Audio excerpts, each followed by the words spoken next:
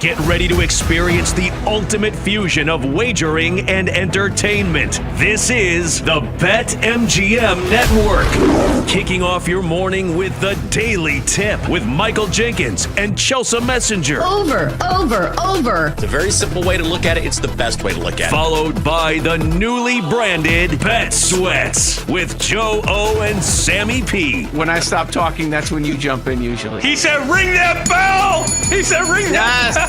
Then it's You Better You Bet, hosted by Nick Costos and Femi Abebefe. Great teams and great players get a whistle. It's happened forever. It will continue to happen. Capped off every night with the electric Brad Evans and Ryan Horvat on BetMGM tonight. Oh, that's a sexy phrase. Quote Dr. Dre, creep with me and walk with me on this one. Welcome to a new era of Wagertainment. This is the BetMGM Network. Please gamble responsibly.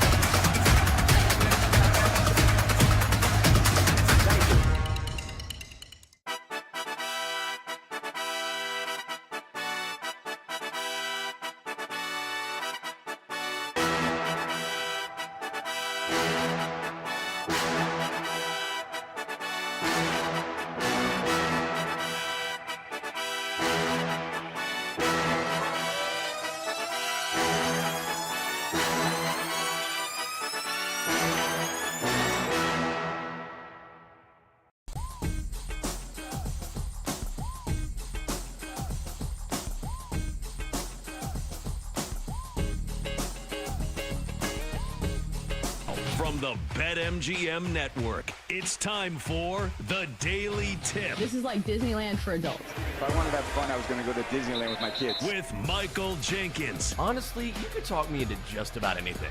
Like, you want to do shots? All right, let's do shots. You want to put together a 10-leg teaser? Sure, let's put some money on it. In fact, I do a parlay with Champions League Soccer and the WNBA. And Chelsea Messenger. Let's try to beat the rest of the network at being degenerates, because maybe, just maybe, we can win in that regard. I do like the idea of a parlay. Hey, Dad, don't forget about me, the dogster. Presented by BetMGM. The sportsbook born in Vegas. Download the app today. Please gamble responsibly. If anyone can be a degenerate, it can be us.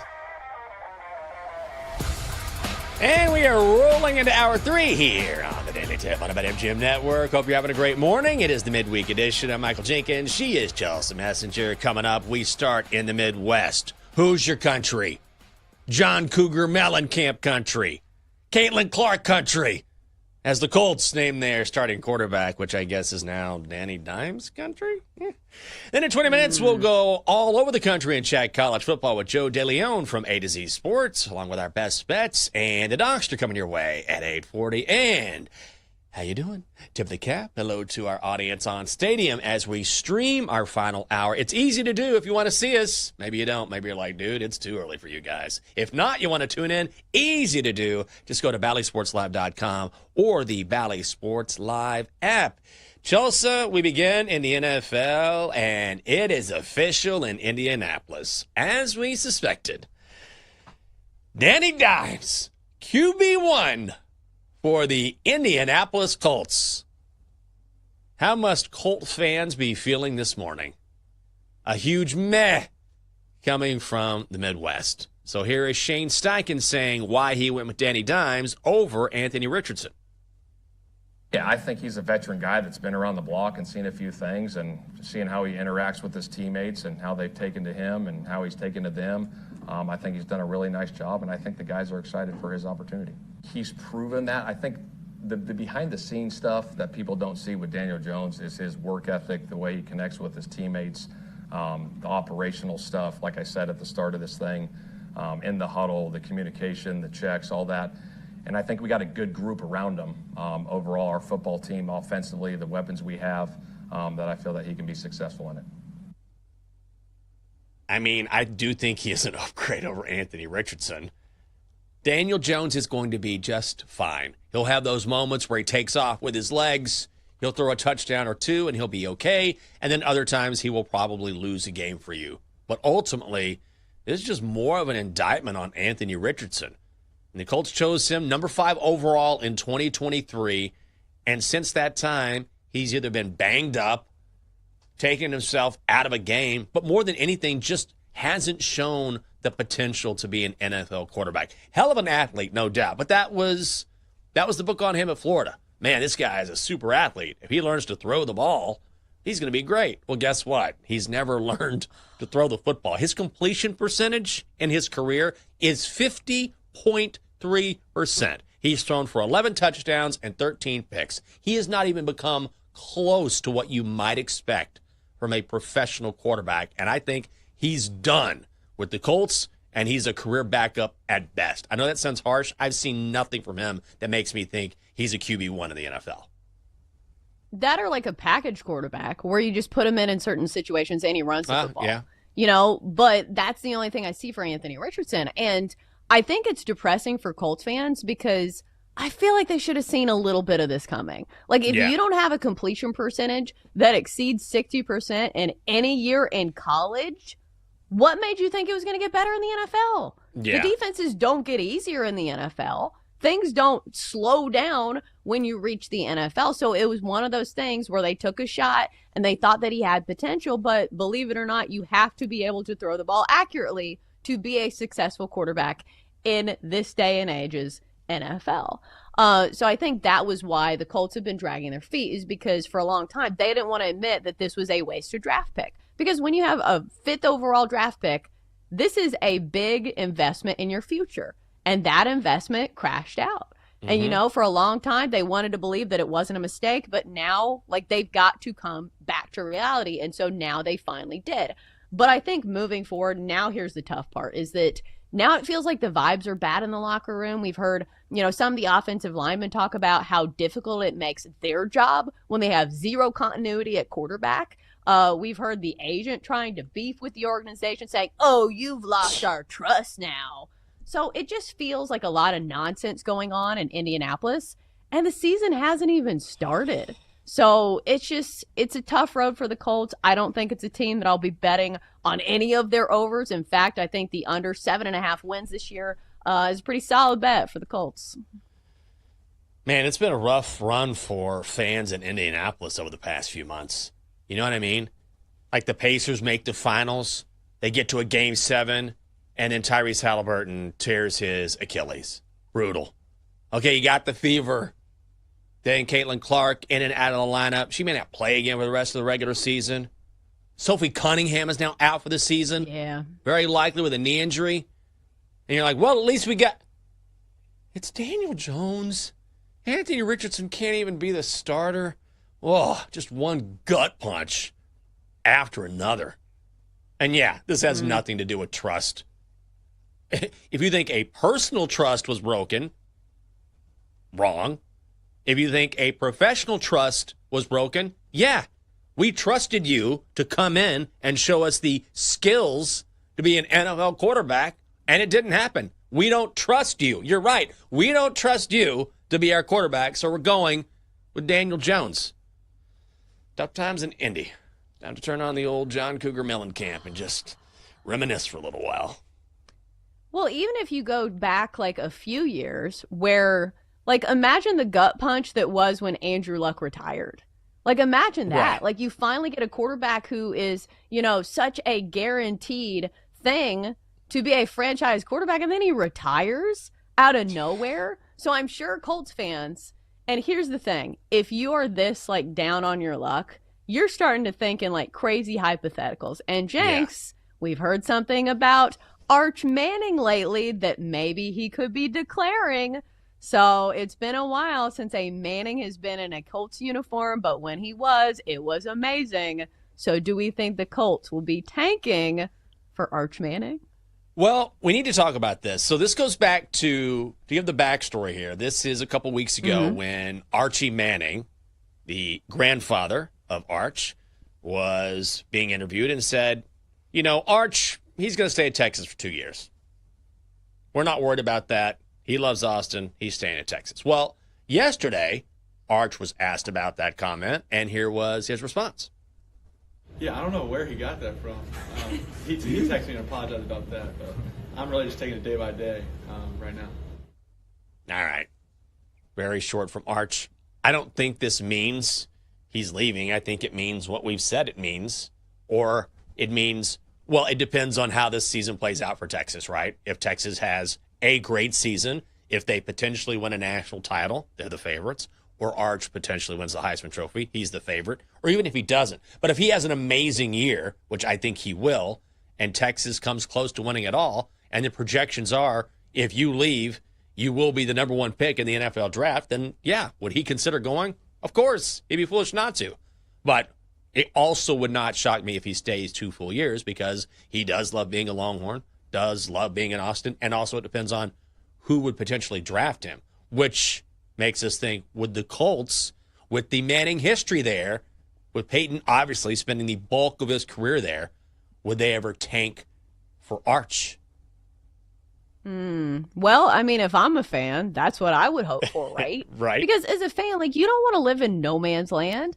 You want hope for a better future, and that better future usually is tied, to the shoulders of a franchise quarterback. Mm-hmm. And Arch Manning already feels like the real deal, even though let me probably pump the brakes a little bit, because he hasn't played that much in college football. Right. So maybe we shouldn't be, talking about tanking for a quarterback who might not even be the first overall pick. It's not a guarantee. And I understand I'm treading lightly because I know you're a Texas fan. No, that's and I do think he's going to be a great quarterback. But, it's a lot of expectations to put on somebody. And I don't think we're at the tanking stage yet, because, the season hasn't even started. Maybe if the Colts start 0-6, maybe you start thinking it. The guys are still going to be playing hard on the field, but, if you're, running the franchise, you say, hey, maybe we need to sit some of these guys and try to ride it out for a franchise quarterback.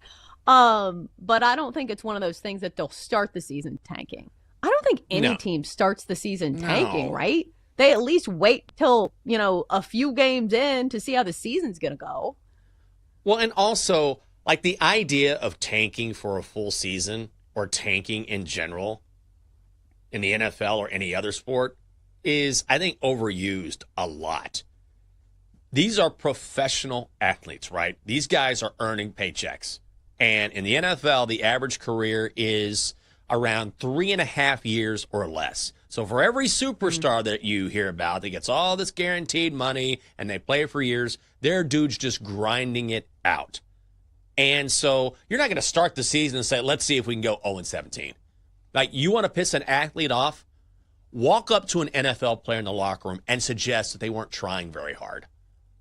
I can assure you it will not go very well for you. I've seen people suggest such things, and it is not fun to watch. These are pros. They're never going to go out there and not try.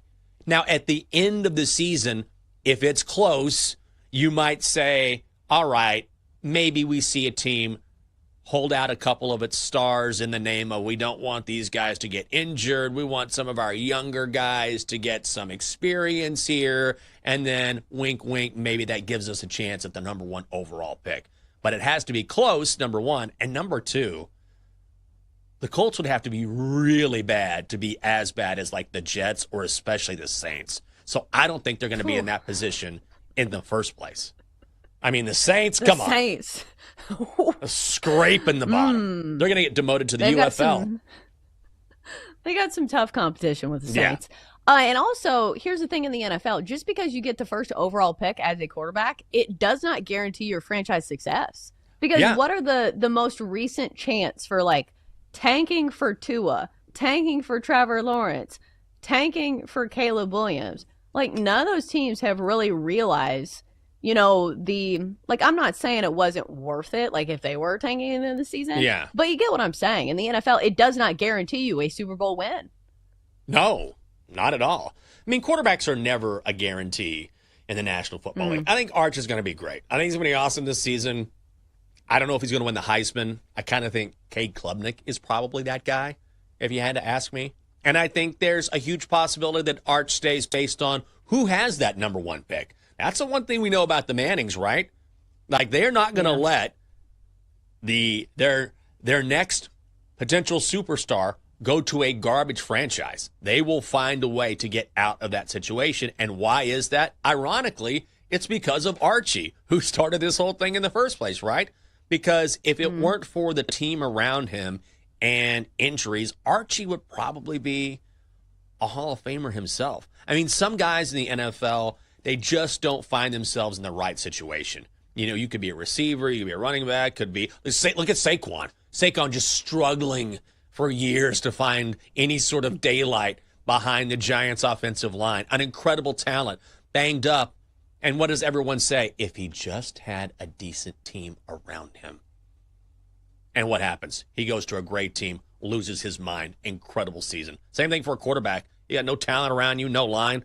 It's just tough being an NFL quarterback. The Mannings are not going to let that happen to Arch. So if you have a team that is going to draft number one overall and all indications are going to be, hey, this team wants Arch, they might just say, you know what, maybe we'll wait another year. Not you guys.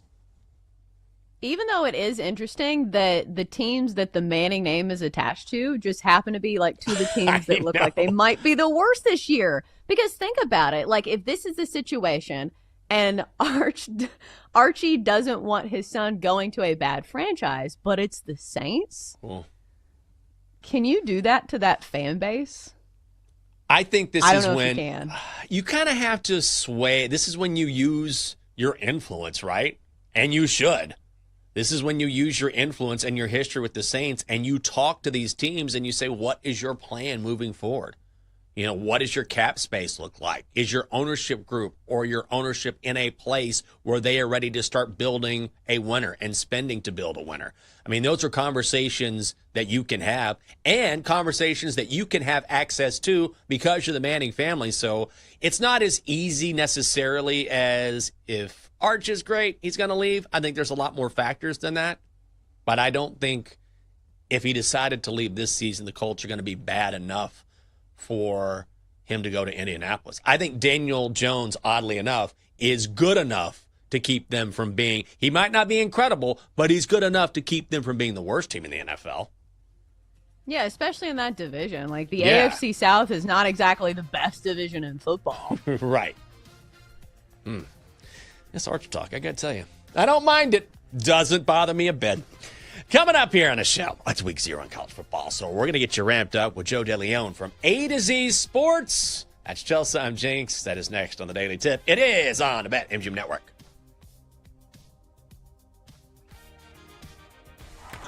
Kate Constable of Bet Sweats here. Wednesday morning at 9:20 Eastern. Can the Packers return to the top of the NFC North on the next Bet Sweats?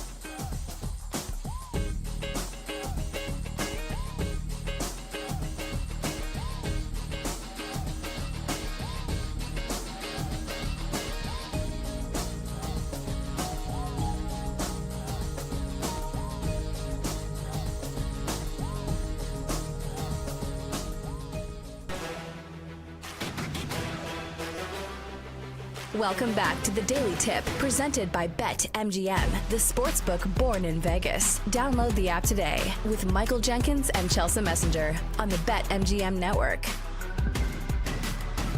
Welcome back to the show. Oh, it is almost here. Week 0 in college football, so we'll get you ready for it with Joe DeLeon, college football analyst for A to Z Sports and also co-host of the Ruffino and Joe show. Chelsea, when are you going to start betting on college football? Because it's here. I feel like we are really into the baseball space because it's been a whole summer full of baseball. But even Double D during the break was like, should I do a degenerate parlay this week, even though it's week 0? And I was like, yes, of course. You were going to do it anyway, buddy. I know you too well. Are you going to start betting on football this week? It depends. It depends on what I find with my research. Because as we know in betting, like sometimes you shouldn't bet on things just to bet on it. Like if you're doing it for fun, that's fine. But like I'm not going to sit here and like force a bet. So like if I do my research and like find some big discrepancy, but I will say college football more than like some other sports, there is so much turnover. And it feels like there are so many unknowns that like I don't feel especially confident even in some of these big name teams because the quarterbacks are so new and there's so little sample size that what are we really supposed to expect? So for me, it just feels like it's not one of those things where I'm going to put like my whole bank account on some of these teams when I have freshman quarterbacks. Yeah, I get it. I like anything else, and I know we say this at the beginning of every season, it's always nice to sort of just kind of see how things shake out a little bit, at least for a week or two maybe, until you start betting. But at the same time, this will be more where I do it personally, just for my own personal entertainment, as opposed to putting out official bets on the show. But, you know, I got to have a little action in the game. I mean, something, right? We have enough games on the card just to where it's like, I'll put a little something here. See how that goes. So I won't put it on the show, but I'll definitely do it on a personal level. Yeah, there's going to be all kinds of promos, too. Like, go to BetMGM. I'm sure they'll have 1,000 promos before college football starts. So I bet you'll get a bonus bet. You'll get a parlay boost token. So you might as well take advantage. Oh, my God. I cannot believe you mentioned that because you are right. You got to get in on the excitement at BetMGM with an any sport, no sweat token. If you don't win your wager, you get your stake back in bonus bets. You can't lose. That's a no sweat bet token at BetMGM. Okay, college football season time. And we bring in Joe DeLeon, who is a college football expert for A to Z Sports. Joe, I think we got you locked in, ready to go. How you doing this morning? I couldn't be doing better. I mean, you guys just perfectly laid out the excitement that's coming up for this Saturday. I know that it's not the exciting Week 1 slate with Ohio State and Texas and Notre Dame and Miami, but, man, I'm going to be sitting on my couch. I am going to be turning off notifications from outside sources that aren't Twitter, and I'm going to be watching this Kansas State-Iowa State game. It is going to be a great, great weekend. Okay, we have you maxed out. We can barely hear you, so we got you, but it's super, super low.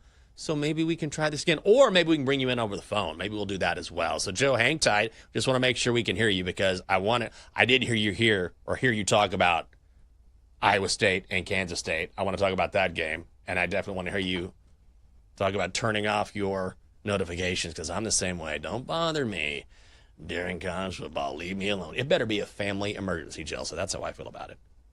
Yeah, maybe he can give us just like one of those signals from the sideline. Like, remember when they used to do those like play cards that had like pop culture things on them? Yeah. Do they still do that? Where they show like, it's like Natalie Portman and it's like, Grimace, and they have like these 4 squares that they call the plays with. Do they still do that? Oh, yeah. It's like there's a McGriddle, Brad Pitt, Jared from Subway. It's like, guys, come on. We got to update these. What are we doing here? Come on. It's 2025. We got to move forward here. So I don't know if they still do that or not because that was all the rage at one point, right? Like every college football team was doing that. And then Connor Stallions came along with all of his interpretations, and it just changed the game. It changed everything. His glasses that had the little light on them. You're like, something looks a little off. Have you been following the installments of that story? Like now there's something with Jim McElwain being involved, and apparently like maybe he knew about it. Like I probably need to read more into it before I just start rumors. but I'm pretty sure there's some involvement there. Oh, man. That story just keeps evolving and keeps getting worse for Michigan. And also, Jim Harbaugh is never going to coach again. Harbaugh, he's never going to coach again at the college level. Like, he's like, care. My title, I am out of here. We are still working on Joe DeLeon. So we're going to call him. We're going to call him on the old landline. I'm sure he doesn't have a landline. Before we get, let me ask you this. When is the last time that you used or got rid of your landline? Or did you ever even have one? Because I'm sold. I remember getting rid of mine. Oh, my mom still has a landline because my mom lives in the sticks. Nice. So she doesn't get cell phone reception at her house. So if you want to call anybody at my mom's house, you are using the home phone. So we still have a home phone. We still have the same number that we've had for the last 40 years. Love that. So, yeah, still in the landline business. Well, we got him on the phone. I think it's a cell phone, unfortunately. I'd love to have a good landline here. Maybe we can get that installed. But I'm just trying to get good coffee. So, maybe my ask is way above the pay grade here. But let's bring him back in. Joe DeLeon, who covers college football for A to Z Sports. All right, Joe, we got you now. So let me ask you again because I want to make sure everyone hears what you said initially. And I know you were talking about the Kansas State-Iowa State game, which should be a really good one. Yeah, no, I was just saying that I could not be more excited for this college football slate kicking off. And I know it's not our usual typical, we've had some pretty good week 0 games, and this week 1 slate of games are going to be fantastic, but I am not going to be happier than I am going to be this upcoming Saturday, sitting on my couch, ignoring all of the outside noise. Doesn't matter who calls or texts me. I'm just going to be sitting on my couch for that noon kick between Kansas State and Iowa State. Yeah, so have you looked at any of these games specifically yet? Have you gotten some initial reads where ooh, I really like this team in this spot? Because it's not just week 0. Week 1, we have some great matchups. We have LSU and Clemson. We have Texas and Ohio State. Have any of those games stood out to you from a predicting standpoint? Because obviously we're a betting show. Yeah, of course. The one game that for week 1 that I've been pushing the most for a bet that I really like taking Texas money line for that first kickoff on Saturday in week 1. The thing that really draws my attention is we're getting a game between 2 evenly matched teams, but one team has a slight edge in the area that Texas is bringing back both their coordinators. They have an incredibly deep defensive line, and we have a quarterback for Texas who has at least played some games and has stepped into difficult settings, unlike Julian Sayin, who was just named Ohio State starter. He does not have any reps underneath his belt. He could be tremendous.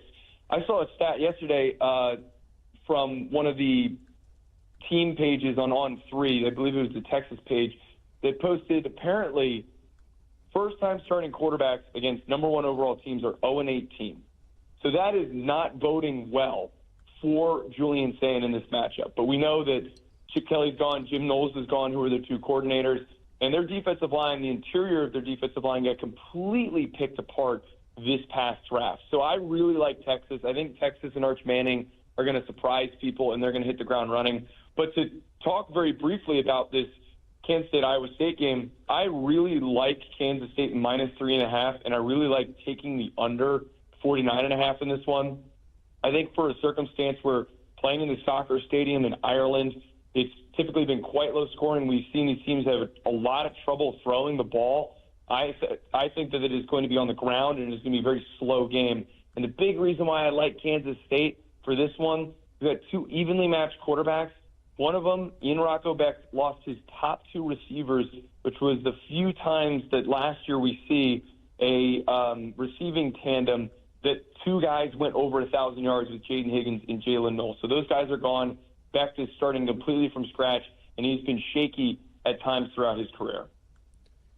Joe, you mentioned Julian Sayin being the starter for Ohio State, and then you have a guy like C.J. Carr, who's a freshman, going for Notre Dame against Miami. How do you bet, or do you bet these young quarterbacks who are either freshmen or who have very little experience at the college level, especially when they start off in big games?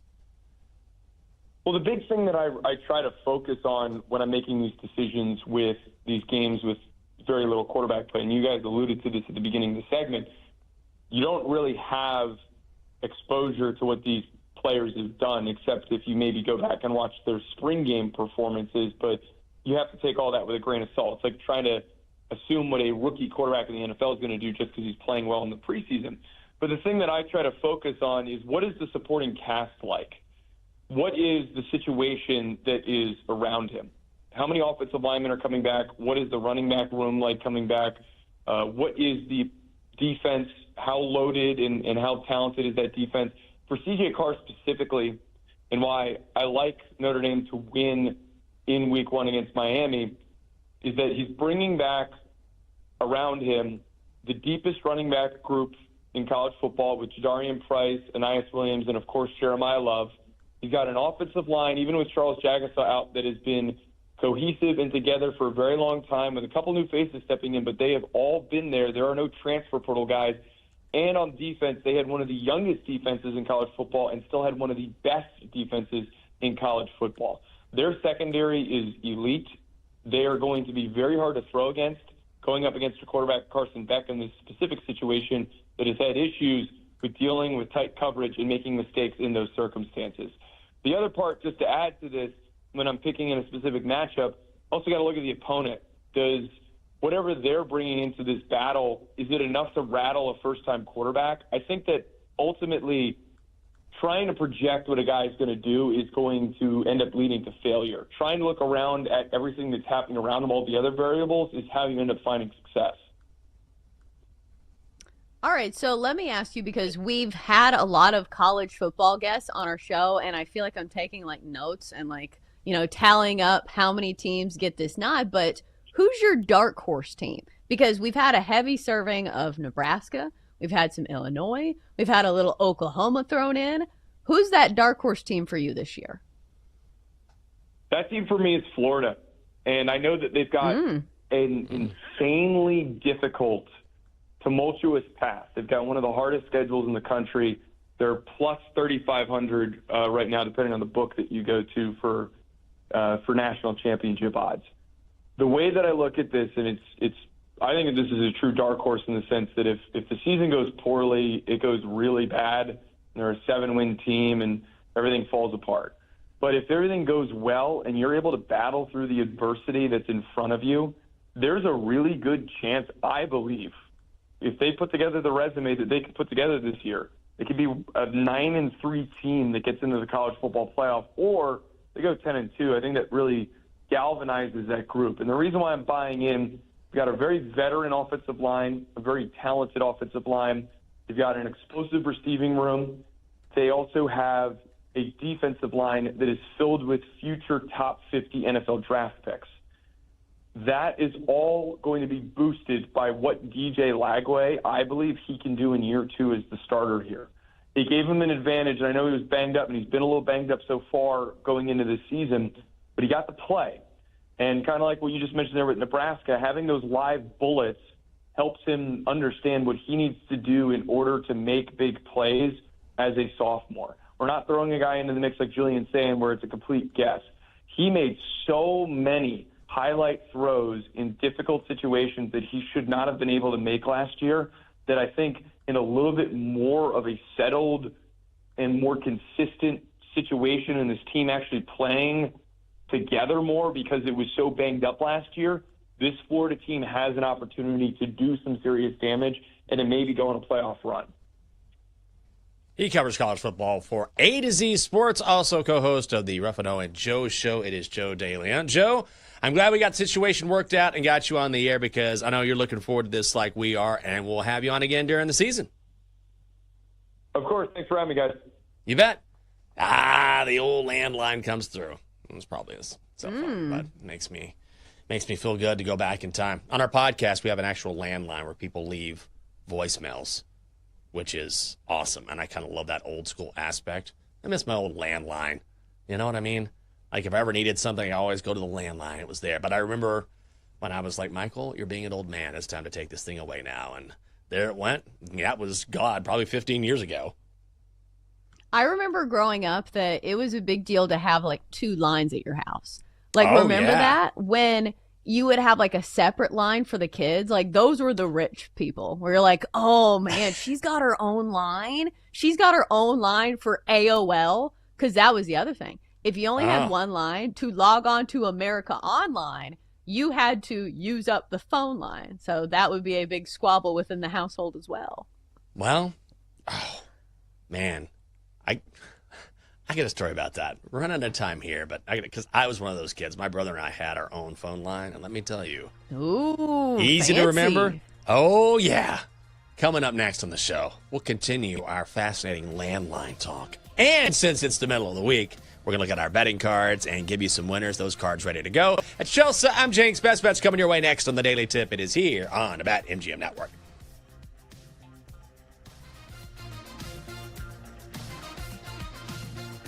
Coming up, Jenks and Chelsea give out their best bets here on the BetMGM Network. Presented by BetMGM, the sportsbook born in Vegas. Download the app today. Please gamble responsibly.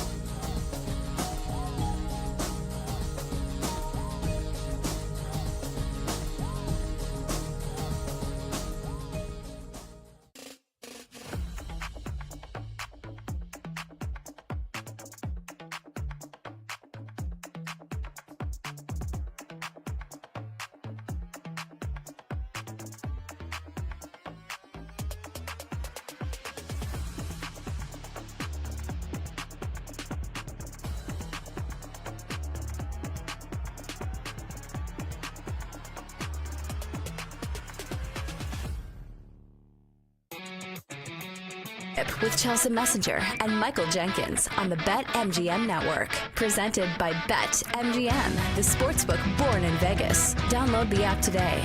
Please gamble responsibly.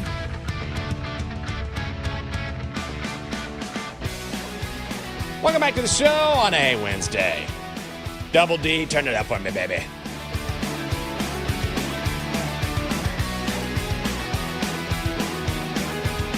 Great to have you with us on a Wednesday, the Daily Tip on the BetMGM Network. I'm Michael Jenkins. She is Chelsea Messenger. Got our card locked and loaded here. A couple squad plays I see. That's always a good thing. So, I said this right before I went to break, but you were talking about how growing up, some kids, during the landline days, got their own line. And my parents got us our own line. We were one of those families. But it was pretty cheap. It was a small town. But the number they gave us was 559-6666. Cool number. Also, the former number of the suicide hotline. So there were times as a kid, I don't want to be too morbid here, we'd get a call. I mean, I'm in 9th grade, and you get a call from someone distraught being like, hey, I don't feel so well. And you're like, I'm sorry. Bye. Like, not good. I didn't know what it was for a long time. It didn't happen a ton. And obviously, this is not something to make light of, but it was just, and this is a small town. I'm like, what is this? And then I figured out, we did a little research. I'm like, oh, they gave us this number.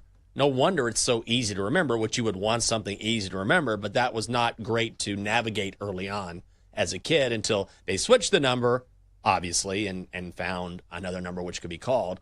But there were a few times early on where my brother and I would answer the phone. We were just kids. We didn't really understand what was happening.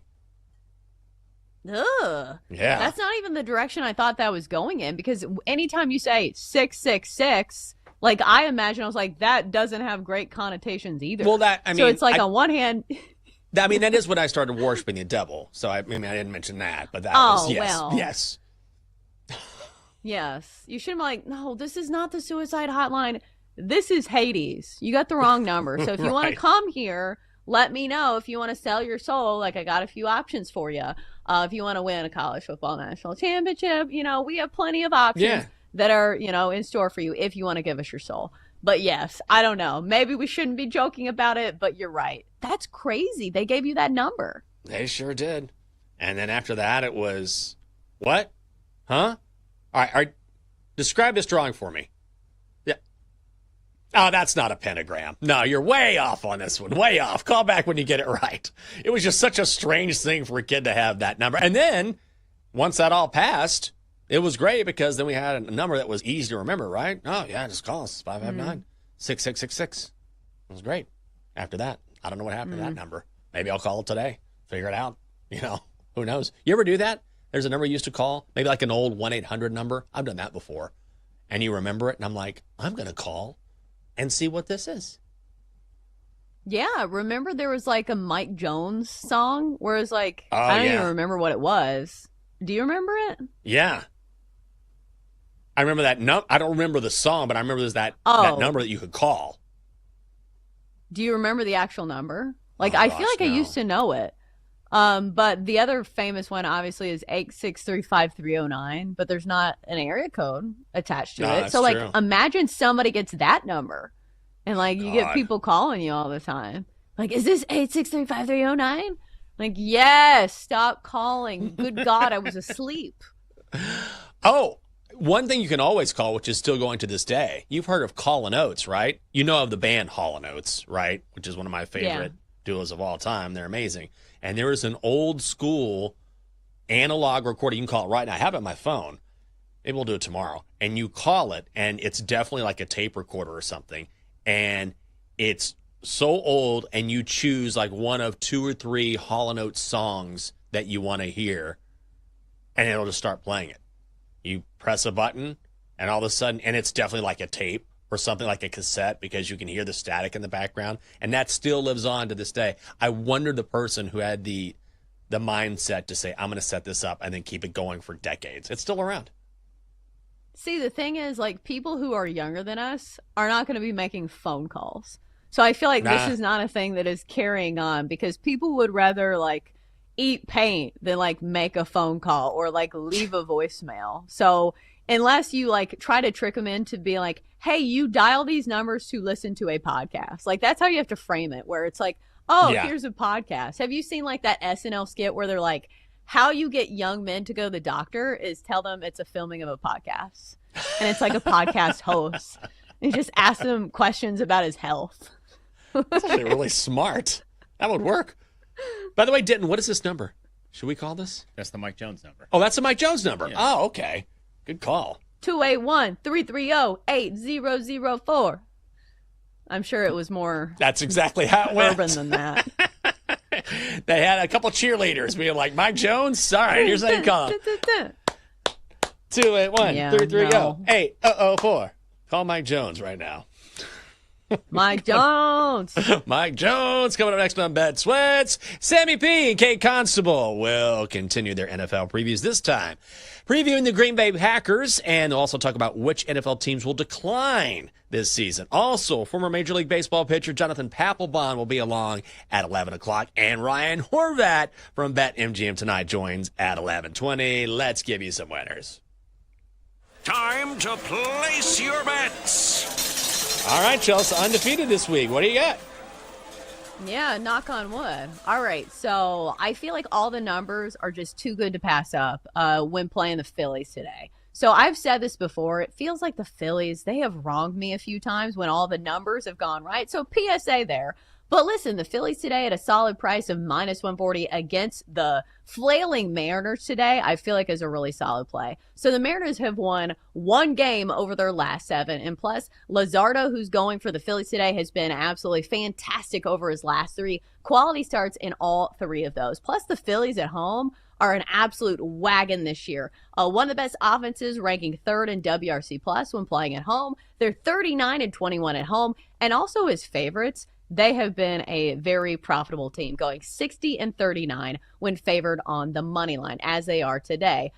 So we've seen the Phillies in a good matchup against the Mariners last night. Yohan Duran came in, and I think he struck out big dumper for the closing out. So I think I'm going to go with the Phillies today at minus 140. Great team, great price. Plus, the Mariners have been bad on the road this year as well. Just 31-34. So let's go Phillies for minus 140.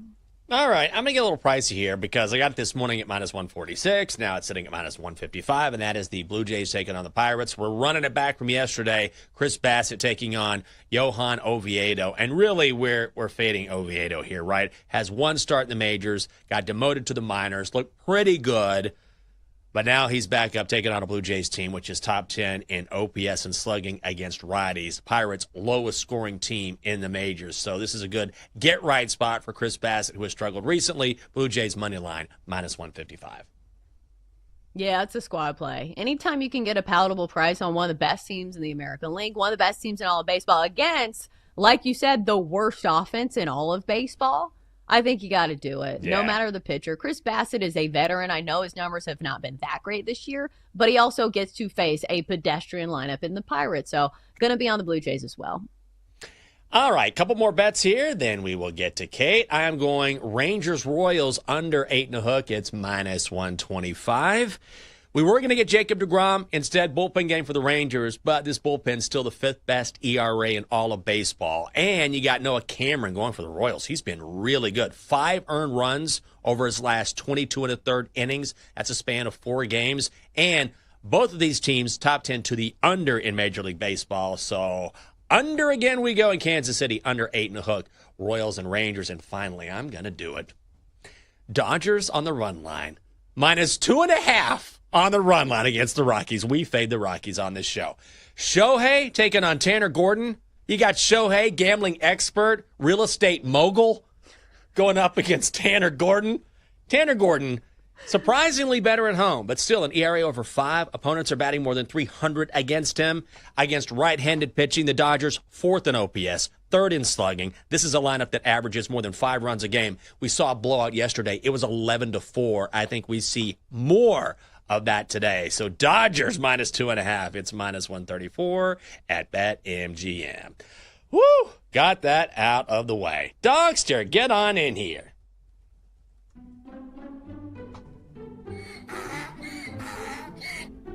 Isn't it crazy? By the way, good morning. Isn't it crazy how all of these places have confusing mascots, but we don't have that problem here at BetMGM? Yeah, you're right. The BetMGM Lion is iconic. Dad, nobody represents our company like me. And let me tell you something about Leo. That guy gets around. Oh. And you don't? Let's just say I'm not the one taking penicillin. Oh, Dogster, gross. All right, give us a bet here. Squad play. Dodgers, run line, taking on the Colorado Rockies. Okay. Well, apparently we scared Kate off. She was here, and then she heard the Dogster, and she was like, you know what? I'm just not doing this. Not today. Not on a Wednesday, and now she's gone. So I see her Stanley. What's that? I saw her cup. I Did you saw see her her cup? cup for a split second. Yeah. Now she came in. She's like, I can't wait to talk to Chelsea and Jinx. And then she hears, good morning. And she's like, oh, God. It's too early for that. There we go. Wait, Here I don't she know. is. Maybe we can squeeze her in at the last second. Maybe. I don't know. She's looking around. She's like, oh, she's there. Hey, good morning. Are you there? Hello, can you hear me? Oh. Yeah. We Is this can. thing on?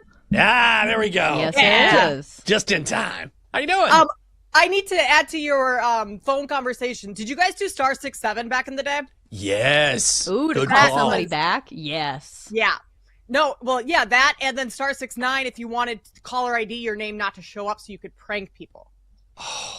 Ooh. That was a good one, too. Skills that have been lost along the wayside. Seriously. What a sad Yeah. day. How many nights did you sit up with your girlfriends and prank call boys? The kids just don't know what that's like these days. Yeah. Me and the girls used to do that all the time. Yeah, Boy, Jenks. can I we figured. call now? I don't know. Let me think about it. Okay, we're glad we got you on even for a few seconds. Have a great show. Looking forward to hearing Bet Sweats. That's it for us here on the Daily Tip. For Chelsea and the entire crew, I'm Jinx. Have a fantastic Wednesday. See ya. You've been listening to the Daily Tip on the BetMGM Network. Download the app today. Please gamble responsibly. If you missed any of the show, listen back anytime on the new and improved Odyssey app.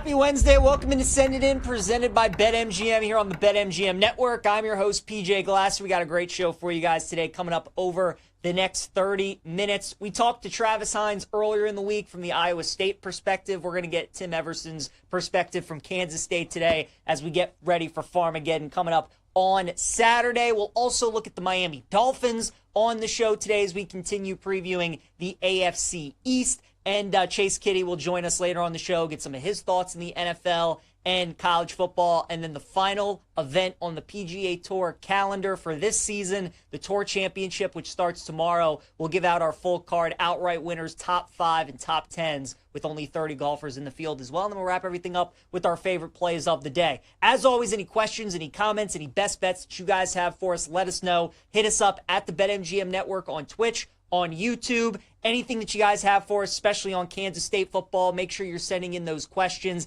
any bets that you have for us. And if you guys miss any part of the show, as always, every episode right there available for you on the Send It In podcast, wherever you get your podcasts. Let's get rolling on a Wednesday. Glasses in session. We go to the Glasser guest line. Check in with Tim Everson, who joins us. Give Tim a follow on X at I am Tim Everson, sports editor for the Manhattan Mercury. Tim, great to have you on, man. K-State kicks off their season on Saturday out in Dublin. What can you tell us about kind of what Chris Kleiman's been saying about this game, right? All the challenges that come with it, going overseas, playing against a ranked opponent in a rivalry game, massive conference game.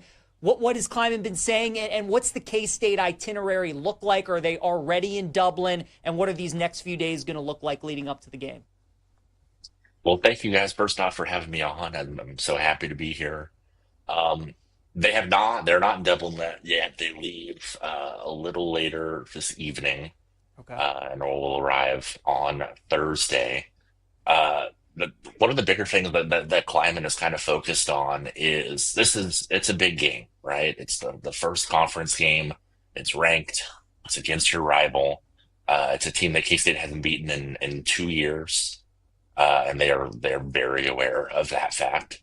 But they can't make it too big. They just can't. They got to treat it like a normal game, even though it is, over 4,000 miles away in Ireland. He's talked a lot about, this isn't a one-game season. They got to prepare like they normally would prepare. And not get caught up. When we were talking to the players kind of over the last couple weeks and kind of asking about what kind of preparations for their bodies, they said that there would be some stuff, but really it's a 6-hour time change there. The jet lag isn't going to be too terrible going there. It's going to be actually a lot worse for them coming back. And so they're, it's very cliche, but they are very much treating this like a business trip. There's not going to be a whole lot of fun to be had. Maybe they'll see 1 or 2 sites around Dublin, but they are 100% going to play a football game. That is the number one priority. And they want to come home with a win. They want to start the season 1-0. And they want to beat Iowa State for sure. No question. They're a 3-point favorite in the game, Tim. As you know, these games usually are close. They're low scoring. 2 coaches that are defensive minded. A lot of familiarity there. You have both teams returning their quarterbacks. What do you expect out of the game? Do you think K-State finds a way to beat Iowa State on Saturday? I do.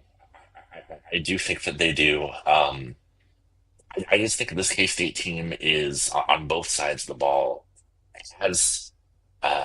has an amount of depth and talent that K-State maybe doesn't normally have. I think that starts with the playmakers on offense. They bring back Dylan Edwards, who is an incredibly talented, was stuck behind a very, very good running back in DJ Giddens last season. Had a breakout game in the Rape Bowl, and really is kind of poised to kind of be that next great K-State running back. They brought in several wide receivers from the transfer portal that they feel very good about. in Jaron Bradley and Jaron Tibbs from Ball State and Purdue, respectively. They've been very high on those guys. You combine that with Jace Brown, who returns from last year. And then they have a tight end room that led the country last year in touchdowns scored with 12, and they return all of those guys. Plus, they add a 5-star tight end who was the first 5-star in school history and the highest rated tight end coming out of high school last season. And then on the defensive end, it's the exact same story. They return a lot. The gaps that they needed to fill, especially in the secondary, they feel very good about what they have. They brought in a couple of transfers that have filled that back end, including a guy by the name of Quay Moss, who is going to be a factor at safety. They have some younger guys at corner that are not quite battle tested, but are incredibly talented. And then the defensive linebacker group is going to be among the best, maybe in defensive line non-Texas Tech division that the Big 12 has to offer. So I just think that the depth and the talent are going to make a difference against an Iowa State team that also has some questions going in. Lost a lot of playmakers from last year, but is still very, very talented and very solid. We're talking with Tim Everson, talking Kansas State here on Sending In, sports editor for the Manhattan Mercury. Tim, just want to touch some more on Avery Johnson and also Kansas State getting a new offensive coordinator, former head coach Matt Wells at Texas Tech and Utah State. Avery, we know the athletic ability, how fast he is, but we all want to see the growth as a passer. Do you think we're going to see that this year? Do you think we see Avery take that next step through the air this season? That's definitely been a priority for sure. It's last year. It's interesting because I feel like the expectations were so high for Avery. It was his first full year starting. He broke the school record for touchdowns thrown. He finished top 5 in school history and yards thrown, but he wasn't consistent enough. And the games where they lost, I think 3 of the 4 games that they lost, he threw 2 interceptions in 3 of those games. And he talked about he put a lot of pressure on himself last year. He was really trying to, he used the example of he's trying to score 14-point touchdowns and trying to get it all back in one throw. And that he was also, I think, wrapped up in trying to prove the fact that he had an arm that was capable of competing in the Big 12 instead of just kind of being himself and letting the game come to him more. The speed is going to be more of a factor, and I think that especially with the targets, the kind of the improvement of guys catching the ball, the level, the quality of those guys, it's going to lead to I believe him taking a jump this coming season, and that's I'm excited to see it because I think that is going to kind of drastically shift what could be a good K-State season to potentially a great one. I totally agree with you. Tim, we got about a minute here. We're all trying to figure out who's going to win this conference because it's just so wide open. The odds tell you that, right? I've never seen anything like this. Texas Tech, Utah, Kansas State, all these teams at the top, Baylor. On paper, in about 60 seconds, do you feel like Kansas State is the best team in this league before the season gets going, or is there another team that you think that is? Do I feel great about it? No, but I do think that they are among the best, if not the best. Just because I don't think that there's another team that outright can hold that mantle right now. I think that with what the talent that K-State has, the depth, which I mentioned earlier, it is on par with any other team in the conference. Would I put a lot of money on it? I don't know. The Big 12 is a wild, wild thing, and I think that we're just kind of seeing the tip of that. But I would not be surprised if they were the team holding the Big 12 championship trophy at the end of the season. What was your prediction for their record this year? Were you at 9-3, 8-4? What was your prediction? I think that if all goes well, they could, I think that 9-3 would be a little bit of a disappointment. I think that 10-2, 11-1 is very, very doable for this team. But they got to stay healthy. They got to stay healthy, and that's the big thing. But I have them at 10-2. All right, there you go. Great stuff. Tim Everson joining us here on Send It In. Make sure you guys are following him on X at I am Tim Everson, sports editor for the Manhattan Mercury. Tim, appreciate the time, man. Enjoy the game on Saturday. Have a great season. Hope to talk to you again soon. Thank you guys so much. Have a good day. All right, great stuff there from Tim on Kansas State. Let's continue previewing the Purple Cats here on Send It In. And you guys see the schedule, and it is not an easy one for Kansas State. We've already seen a couple teams in the Big 12. We're going to look at two more next week. We'll take a look at Arizona State and Utah next week as well. But not an easy schedule. And this game against Iowa State is massive. And what a great Week 0 game. Because, the last couple of years, we've gotten Florida State, Georgia Tech. We've gotten Nebraska, Northwestern. We've gotten like one ranked team against an unranked team. And they play in the same conference, but they're not really rivals. This is a rivalry game. I asked Tim before we hopped on air, outside of Kansas, who's K-State's biggest rival? He said Iowa State. They call it Farmageddon for a reason. So this is a massive game, top 25 matchup. Two teams that definitely should be in the running to win the league. But the win totals tell you a lot, right? Sometimes when you guys are betting games, just kind of look at the preseason win totals and let that guide you a little bit. And I see a Kansas State team with a much more difficult schedule than Iowa State, and a Kansas State team whose win total is higher than Iowa State's is, right? K-State's over 8.5 at -120. Yesterday we looked at Iowa State. They were 7.5, and the over was plus money. And Kansas State's schedule is tougher. Obviously the neutral site game against Iowa State, but then how about road games at Baylor, at Utah, at Kansas? Then you have to play Texas Tech and TCU at home. Look at the Big 12 market. I mean, all these teams are towards the top of who's going to end up winning the conference. So tough schedule for Kansas State, one of the toughest ones that we've seen out of the Big 12. But there is a lot to like about this team. Chris Kleiman's a very good head coach, one of my favorites to bet on because you know what you're getting out of Kansas State. They're going to be physical. They're going to run the football. They're going to be good on defense, well coached. They're going to win the turnover battle. They do have a tough schedule to navigate, though. I do like them in Week 1, however, against Iowa State. The reason I can't bet anything on Kansas State, the reason I can't get to where Tim's at and I can't bet them to go over 8.5 wins, bet them to win the Big 12, go to the Big 12 championship, is Avery Johnson. And that, to me, is where I draw the line. I bet Avery last year to win the Heisman Trophy because I saw him as a freshman in the Pop-Tart Bowl, and he was spectacular. I mean, the speed, the dual threat ability.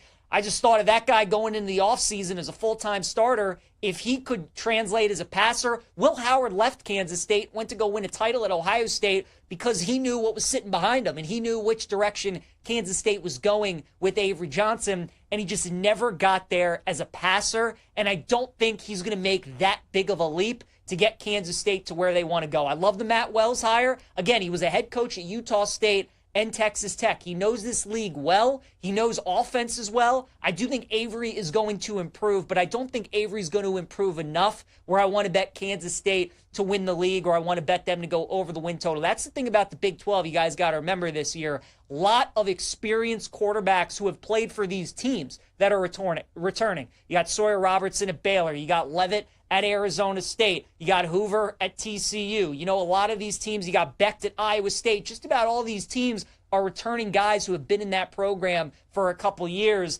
Avery Johnson's in the same boat, but I think some of these other guys, Morton at Texas Tech is another one. They're a little bit more developed. They're a little bit more polished as passers. And at the end of the day, I think that wins out because in a lot of these games, especially when they go on the road, they play Utah, they play Baylor. they're going to need Avery Johnson to make some plays through the air, and I just don't know if he's going to quite be able to do that yet for Kansas State. So I do like this team. I like them week 1 against Iowa State. I think they win the game, but I can't bet anything long-term on the Wildcats for the upcoming season. Let's talk about a team that I am very much down on for the upcoming season, and that is the Miami Dolphins out of the AFC East as we start to preview our final division in the NFL.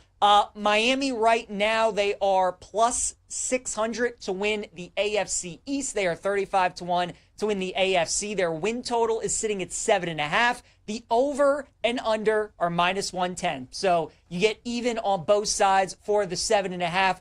A lot of mixed opinions on Miami. I think this team has big-time blow-up potential. The market that I'm looking at with the Dolphins is for them to have the fewest wins in the NFL at 25-1 because I think this thing could get ugly, and it could get ugly fast. We all know Mike McDaniel's on the hot seat this season. Definitely needs to win. Probably need to make the playoffs, and if he really wants to feel good about his job, probably needs to win a playoff game, something that the Dolphins obviously haven't done in a long, long time. The talent's always been there for Miami. That's never a question, right? The reason that so many people have been high on this team the last couple of years is because what they still have on offense. You have Tua, you have A-Chain, you have Waddle, you have Hill. They brought Darren Waller out of retirement to be their new tight end. They have talent on offense, but the offensive line is still very, very dicey. And the defense, even though there may be some things to like at pass rusher, definitely have my concerns, certainly at corner, trading away Jalen Ramsey, and at the linebacker position as well. And for me with Miami, it still comes down to Mike McDaniel. I think people are finally starting to catch on, but if you have watched this show, you know I've been calling Mike McDaniel a fraud for a couple years now. I was never a believer in Mike McDaniel. People wanted to fall in love with the quirkiness, and, he looks like a nerd as an NFL coach on the sideline, and he dials up really cool plays, and the Dolphins score a lot of points. But they're front runners. They beat up on the bad teams in the NFL, and they beat up on those teams at home. You get the Dolphins to play anybody good in the NFL, anybody that's better than them, especially on the road, and they can't win those games. So you look at the Dolphins' schedule, very fascinating, right? They got to open up week 1 against the Colts, who just announced Daniel Jones as their starter yesterday. That game's going to be in Indy with the Colts honoring their owner, their former owner who passed away this offseason in Jim Irsay. Going to be a lot of emotion in that building. I definitely like Indy in week 1. And then how about weeks 2, 3, and 4, all divisional games for the Dolphins, all against each of the teams in the AFC East. If they lose 2 of those 3 games, start the season 1-3, put themselves in a hole, it could get ugly fast in Miami. And as we know, as much as we want Tua out there playing and we want him staying healthy, we always have to consider it a factor that at some point throughout the season, Tua is going to get hurt. If Tua does get hurt, Zach Wilson is the Dolphins quarterback. I think we've all seen that before. We all know what that looks like. So every year in the NFL, there's a team with the win total around 7.5, around 8.5 that turns out to be terrible. That turns out to be one of the worst teams in the league. I think the Dolphins could be that team this season. I would keep an eye on them. I think 25-1 for them to have the fewest wins in the league is a pretty good bet. I like that value. So very, very down on the Miami Dolphins for the upcoming season. All right, let's check in with our guy, Chase Kitty, joining us now on Send It In. Give Chase a follow on X at Chase A. Kitty, BetMGM writer. Chase, let's talk a little college football and a little NFL. Let's start with the Dolphins. I just talked about them. I'm so down on Miami, Chase. I think there is a chance that they could be the worst team in the league this season. Where are you on the Fins?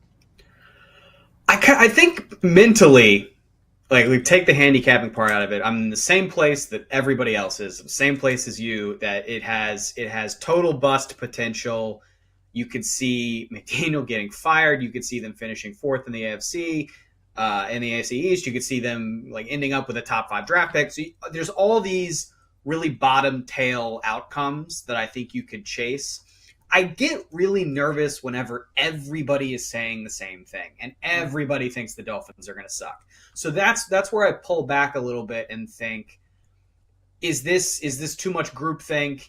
Is there a potential to zag here? I think if you just had the schedule graphic up, I mean, there are a lot of winnable games in there. Even for a team that's sort of average to below average, there's a lot of winnable games. So if you get, if a team that has a lucky outcome, they have some breaks go their way, I think you could see some positive skewed outcomes that are way ahead of where the market is in the general sentiment. So I think the way, this is a betting show. You want to talk about how to bet the Dolphins. I think you attack the tails on the bell curve.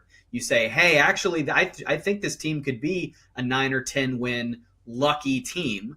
Or I think completely the bottom is going to fall out and they're going to be the worst team in the NFL. I think you go in one of those two directions. The messy middle where everybody thinks, yeah, I think they could be 6-11 and McDaniel gets fired. I just think that's way overrepresented in the market. No, I totally agree with you. I think that's a great way of looking at Miami. What about that division as a whole? Buffalo's a massive favorite, Chase, unless Josh Allen gets hurt. It's hard to see them not winning that division. But I want your thoughts on the pecking order in the AFC East. New England seems to be that team a lot of people like going into this season, think they're going to take a big jump. The Jets, people think could be improved, but still finished last. We just talked about Miami. So give me your 2, 3, 4 in the AFC East this season. Yeah, I mean, again, I'm kind of where everybody else is. I think you're getting fair prices on the Bills. They're overwhelming favorites for reasons. I think the Patriots are going to see a jump. I like some of the skill guys they took. I like a lot of their draft pieces. I think you're going to see a huge boost in terms of the coaching staff that's there this year. So I'm not ready to say they're going to make the playoffs, but I do think they're going to be really competitive and maybe like a 9-8 kind of team. Everybody kind of feels the same way about the Dolphins. And then the Jets kind of just get slotted in there as somewhere between the poles. So I'm pretty much where the market is in terms of the pecking order. I don't personally see a difference there.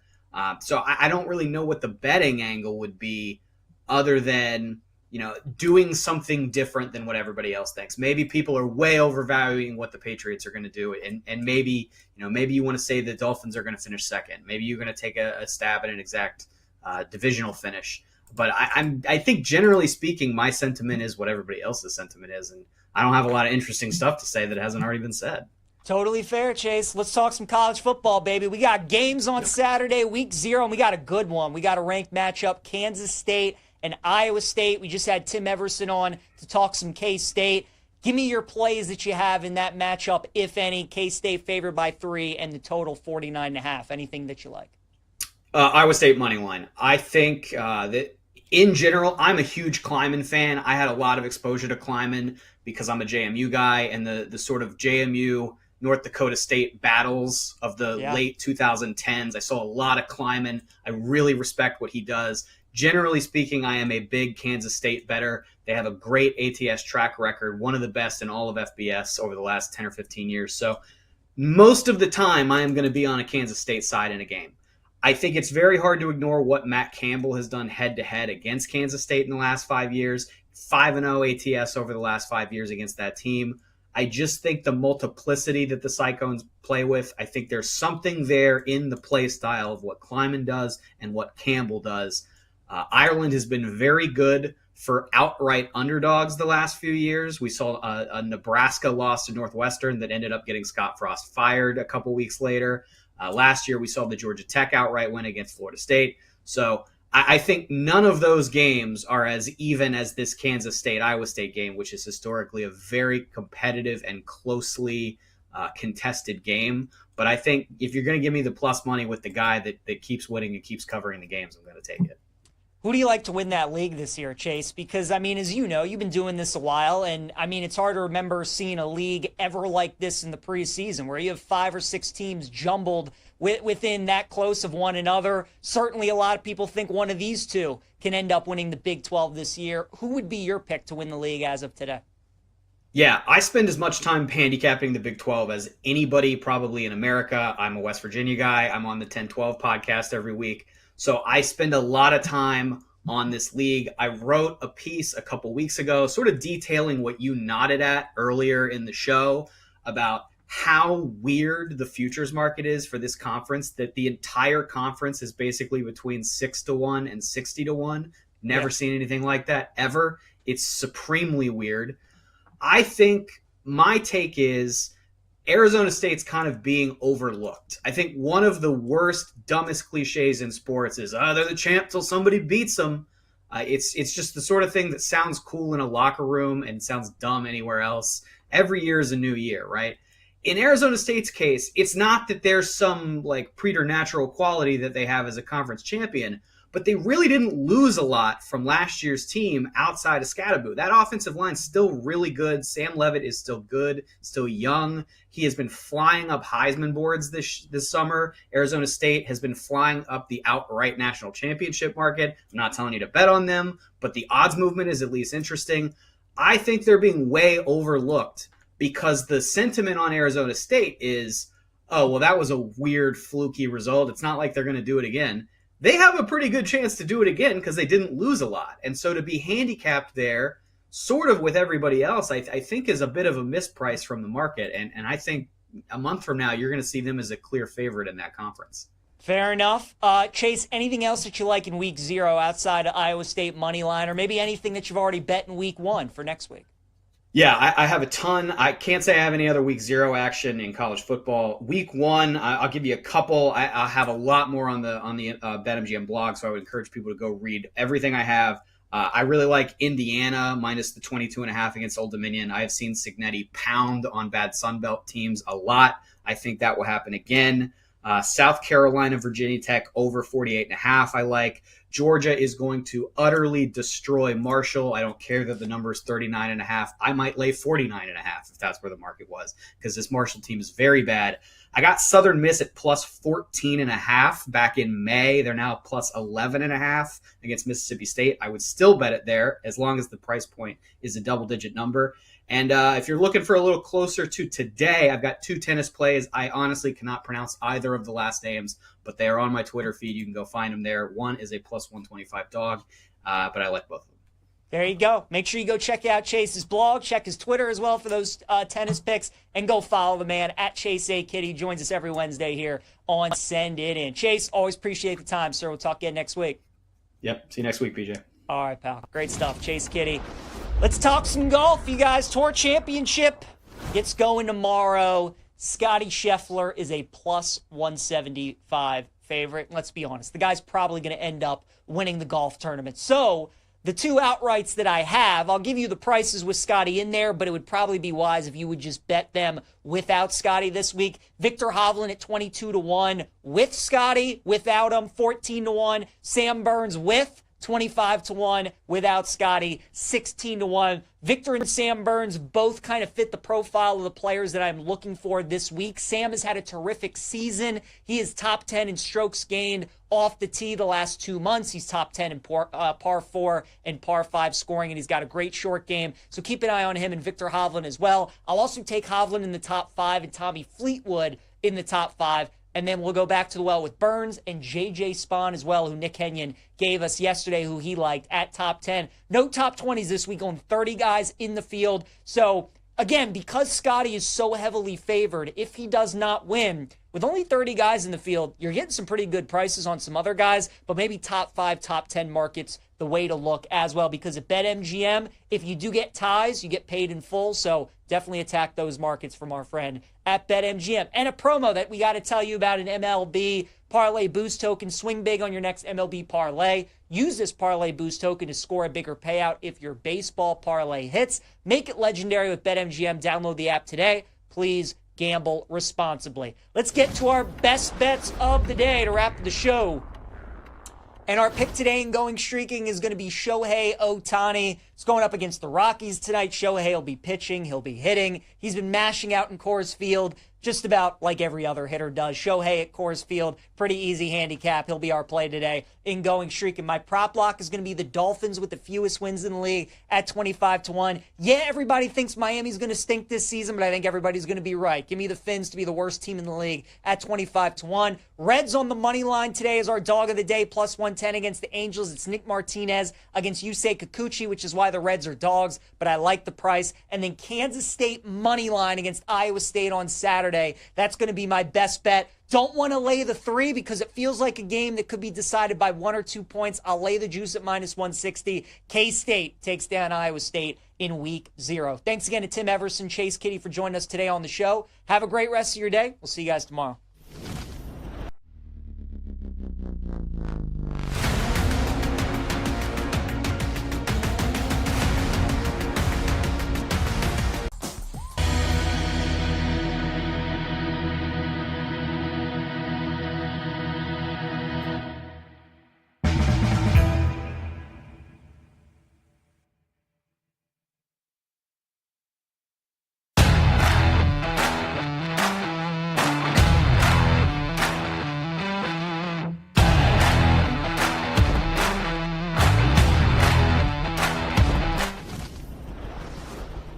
Happy Wednesday. Welcome into Send It In, presented by BetMGM here on the BetMGM Network. I'm your host, PJ Glasser. We got a great show for you guys today coming up over the next 30 minutes. We talked to Travis Hines earlier in the week from the Iowa State perspective. We're going to get Tim Everson's perspective from Kansas State today as we get ready for Farmageddon coming up on Saturday. We'll also look at the Miami Dolphins on the show today as we continue previewing the AFC East. And Chase Kitty will join us later on the show, get some of his thoughts in the NFL and college football. And then the final event on the PGA Tour calendar for this season, the Tour Championship, which starts tomorrow. We'll give out our full card outright winners, top 5 and top 10s, with only 30 golfers in the field as well. And then we'll wrap everything up with our favorite plays of the day. As always, any questions, any comments, any best bets that you guys have for us, let us know. Hit us up at the BetMGM Network on Twitch, on YouTube. Anything that you guys have for us, especially on Kansas State football, make sure you're sending in those questions, any bets that you have for us. And if you guys miss any part of the show, as always, every episode right there available for you on the Send It In podcast, wherever you get your podcasts. Let's get rolling on a Wednesday. Glasses in session. We go to the Glasser guest line. Check in with Tim Everson, who joins us. Give Tim a follow on X at I am Tim Everson, sports editor for the Manhattan Mercury. Tim, great to have you on, man. K-State kicks off their season on Saturday out in Dublin. What can you tell us about kind of what Chris Kleiman's been saying about this game, right? All the challenges that come with it, going overseas, playing against a ranked opponent in a rivalry game, massive conference game. What has Kleiman been saying, and what's the K-State itinerary look like? Are they already in Dublin, and what are these next few days going to look like leading up to the game? Well, thank you guys first off for having me on. I'm so happy to be here. They're not in Dublin yet. They leave a little later this evening. Okay. And will arrive on Thursday. One of the bigger things that Kleiman is kind of focused on is it's a big game, right? It's the first conference game. It's ranked. It's against your rival. It's a team that K-State hasn't beaten in 2 years. And they're very aware of that fact. But they can't make it too big. They just can't. They got to treat it like a normal game, even though it is, over 4,000 miles away in Ireland. He's talked a lot about, this isn't a one-game season. They got to prepare like they normally would prepare, and not get caught up. When we were talking to the players kind of over the last couple weeks and kind of asking about what kind of preparations for their bodies, they said that there would be some stuff, but really it's a 6-hour time change there. The jet lag isn't going to be too terrible going there. It's going to be actually a lot worse for them coming back. And so they're, it's very cliche, but they are very much treating this like a business trip. Mm-hmm. There's not going to be a whole lot of fun to be had. Maybe they'll see 1 or 2 sites around Dublin, but they are 100% going to play a football game. That is the number one priority. And they want to come home with a win. They want to start the season 1-0. And they want to beat Iowa State for sure. No question. They're a 3-point favorite in the game, Tim. As you know, these games usually are close. They're low scoring. 2 coaches that are defensive minded. A lot of familiarity there. You have both teams returning their quarterbacks. What do you expect out of the game? Do you think K-State finds a way to beat Iowa State on Saturday? I do. I do think that they do. I just think this K-State team is on both sides of the ball has an amount of depth and talent that K-State maybe doesn't normally have. I think that starts with the playmakers on offense. They bring back Dylan Edwards, who is incredibly talented, was stuck behind a very, very good running back in DJ Giddens last season. Had a breakout game in the Rate Bowl, and really is kind of poised to kind of be that next great K-State running back. They brought in several wide receivers from the transfer portal that they feel very good about. in Jaron Bradley and Jaron Tibbs from Ball State and Purdue, respectively. They've been very high on those guys. You combine that with Jace Brown, who returns from last year. And then they have a tight end room that led the country last year in touchdowns scored with 12, and they return all of those guys. Plus, they add a 5-star tight end who was the first 5-star in school history and the highest rated tight end coming out of high school last season. And then on the defensive end, it's the exact same story. They return a lot. The gaps that they needed to fill, especially in the secondary, they feel very good about what they have. They brought in a couple of transfers that have filled that back in, including a guy by the name of Quay Moss, who is going to be a factor at safety. They have some younger guys at corner that are not quite battle tested, but are incredibly talented. And then the defensive linebacker group is going to be among the best, maybe in defensive line non-Texas Tech division that the Big 12 has to offer. So I just think that the depth and the talent are going to make a difference against an Iowa State team that also has some questions going in. Lost a lot of playmakers from last year, but is still very, very talented and very solid. We're talking with Tim Everson, talking Kansas State here on Sending In, sports editor for the Manhattan Mercury. Tim, just want to touch some more on Avery Johnson and also Kansas State getting a new offensive coordinator, former head coach Matt Wells at Texas Tech and Utah State. Avery, we know the athletic ability, how fast he is, but we all want to see the growth as a passer. Do you think we're going to see that this year? Do you think we see Avery take that next step through the air this season? That's definitely been a priority for sure. It's last year. It's interesting because I feel like the expectations were so high for Avery. It was his first full year starting. He broke the school record for touchdowns thrown. He finished top 5 in school history and yards thrown.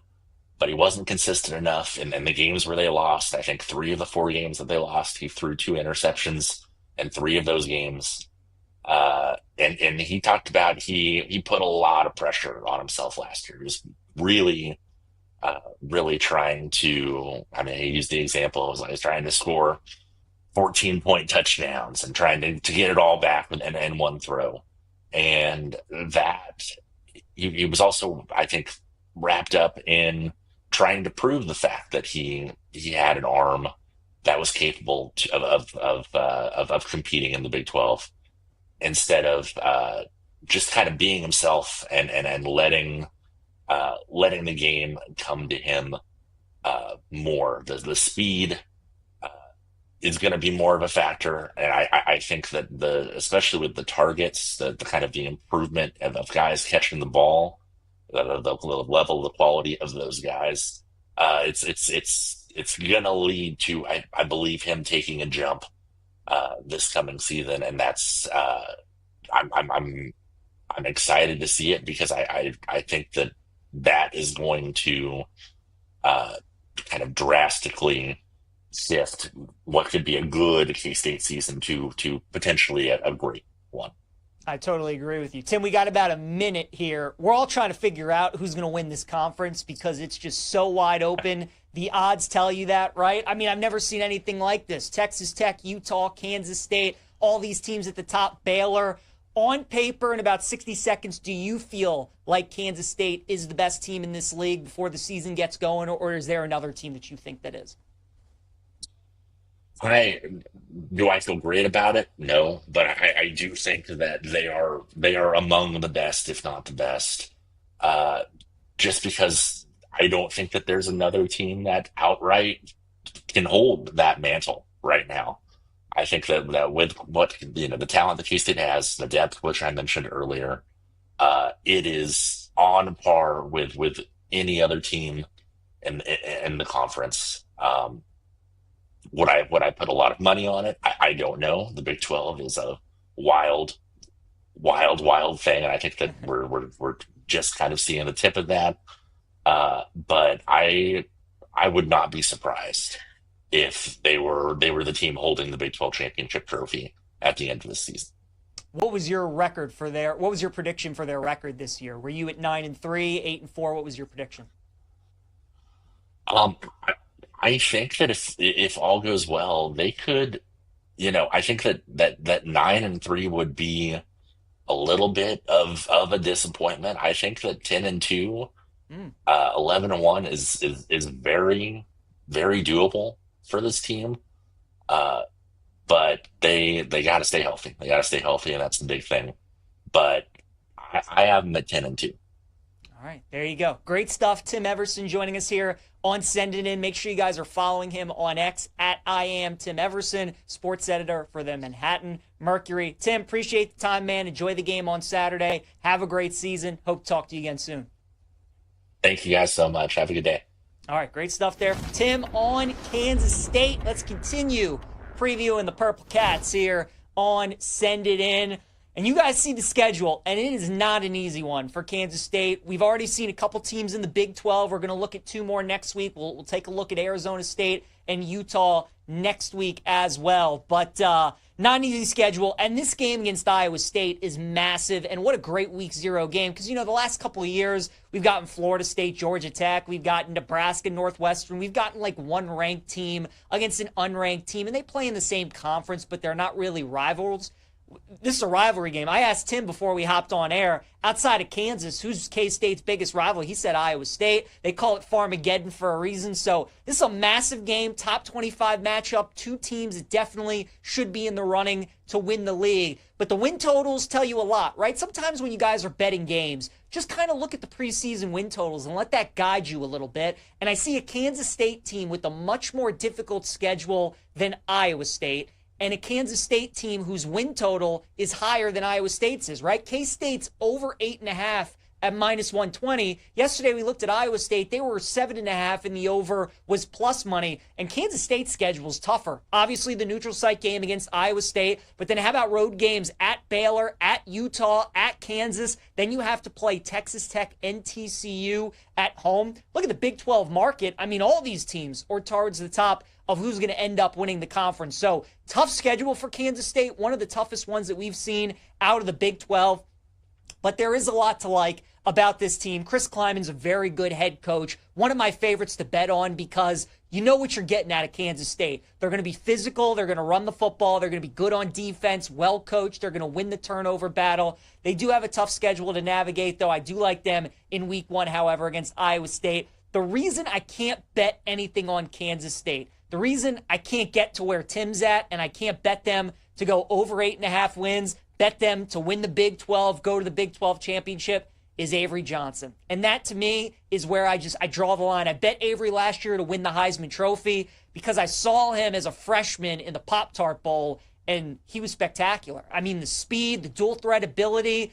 I just thought of that guy going into the offseason as a full-time starter. If he could translate as a passer, Will Howard left Kansas State, went to go win a title at Ohio State because he knew what was sitting behind him and he knew which direction Kansas State was going with Avery Johnson, and he just never got there as a passer, and I don't think he's going to make that big of a leap to get Kansas State to where they want to go. I love the Matt Wells hire. Again, he was a head coach at Utah State and Texas Tech. He knows this league well. He knows offenses well. I do think Avery is going to improve, but I don't think Avery's going to improve enough where I want to bet Kansas State to win the league or I want to bet them to go over the win total. That's the thing about the Big 12 you guys got to remember this year. A lot of experienced quarterbacks who have played for these teams that are returning. You got Sawyer Robertson at Baylor. You got Levitt at Arizona State. You got Hoover at TCU. You know, a lot of these teams, you got Becht at Iowa State. Just about all these teams are returning guys who have been in that program for a couple years.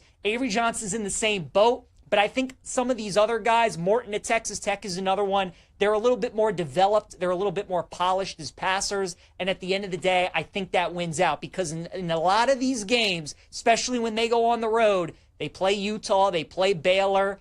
they're going to need Avery Johnson to make some plays through the air, and I just don't know if he's going to quite be able to do that yet for Kansas State. So I do like this team. I like them week 1 against Iowa State. I think they win the game, but I can't bet anything long-term on the Wildcats for the upcoming season. Let's talk about a team that I am very much down on for the upcoming season, and that is the Miami Dolphins out of the AFC East as we start to preview our final division in the NFL.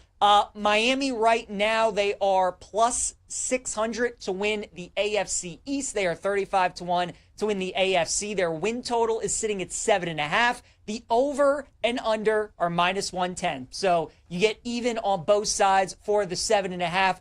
A lot of mixed opinions on Miami. I think this team has big-time blow-up potential. The market that I'm looking at with the Dolphins is for them to have the fewest wins in the NFL at 25-1 because I think this thing could get ugly, and it could get ugly fast. We all know Mike McDaniel's on the hot seat this season. Definitely needs to win. Probably need to make the playoffs. And if he really wants to feel good about his job, probably needs to win a playoff game, something that the Dolphins obviously haven't done in a long, long time. The talent's always been there for Miami. That's never a question, right? The reason that so many people have been high on this team the last couple of years is because what they still have on offense. You have Tua, you have A-Chain, you have Waddle, you have Hill. They brought Darren Waller out of retirement to be their new tight end. They have talent on offense, but the offensive line is still very, very dicey. And the defense, even though there may be some things to like at pass rusher, definitely have my concerns, certainly at corner, trading away Jalen Ramsey, and at the linebacker position as well. And for me with Miami, it still comes down to Mike McDaniel. I think people are finally starting to catch on, but if you have watched this show, you know I've been calling Mike McDaniel a fraud for a couple years now. I was never a believer in Mike McDaniel. People wanted to fall in love with the quirkiness, and, you know, he looks like a nerd as an NFL coach on the sideline, and he dials up really cool plays, and the Dolphins score a lot of points. But they're front runners. They beat up on the bad teams in the NFL, and they beat up on those teams at home. You get the Dolphins to play anybody good in the NFL, anybody that's better than them, especially on the road, and they can't win those games. So you look at the Dolphins' schedule, very fascinating, right? They got to open up week 1 against the Colts, who just announced Daniel Jones as their starter yesterday. That game's going to be in Indy with the Colts honoring their owner, their former owner who passed away this offseason, Jim Irsay. Going to be a lot of emotion in that building. I definitely like Indy in week 1. And then how about weeks 2, 3, and 4, all divisional games for the Dolphins, all against each of the teams in the AFC East. If they lose 2 of those 3 games, start the season 1-3, put themselves in a hole, it could get ugly fast in Miami. And as we know, as much as we want Tua out there playing and we want him staying healthy, we always have to consider it a factor that at some point throughout the season, Tua is going to get hurt. If Tua does get hurt, Zach Wilson is the Dolphins quarterback. I think we've all seen that before. We all know what that looks like. So every year in the NFL, there's a team with the win total around 7.5, around 8.5 that turns out to be terrible. That turns out to be one of the worst teams in the league. I think the Dolphins could be that team this season. I would keep an eye on them. I think 25-1 for them to have the fewest wins in the league is a pretty good bet. I like that value. So very, very down on the Miami Dolphins for the upcoming season. All right, let's check in with our guy, Chase Kitty, joining us now on Send It In. Give Chase a follow on X at Chase A. Kitty, BetMGM writer. Chase, let's talk a little college football and a little NFL. Let's start with the Dolphins. I just talked about them. I'm so down on Miami, Chase. I think there is a chance that they could be the worst team in the league this season. Where are you on the fence? I think mentally, like, we take the handicapping part out of it. I'm in the same place that everybody else is, the same place as you, that it has total bust potential. You could see McDaniel getting fired. You could see them finishing 4th in the AFC.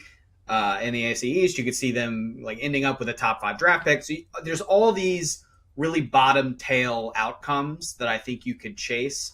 I get really nervous whenever everybody is saying the same thing and everybody thinks the Dolphins are going to suck. So that's where I pull back a little bit and think, is this too much groupthink?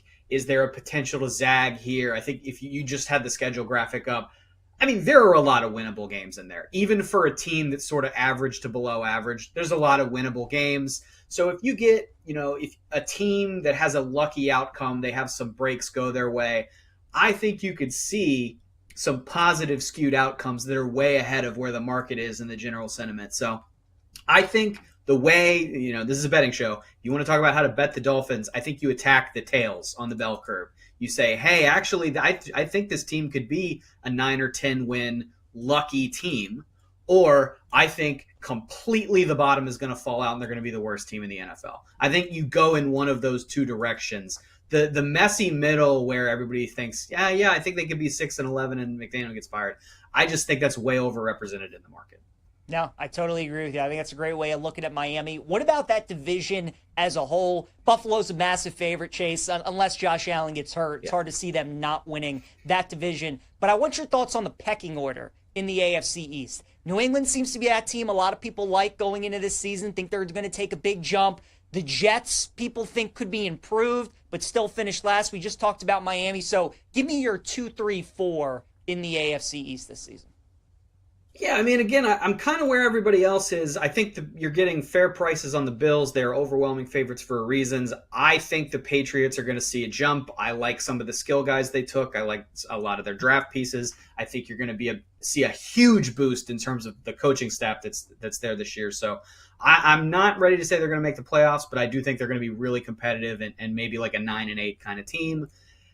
Everybody kind of feels the same way about the Dolphins. And then the Jets kind of just get slotted in there as somewhere between the poles.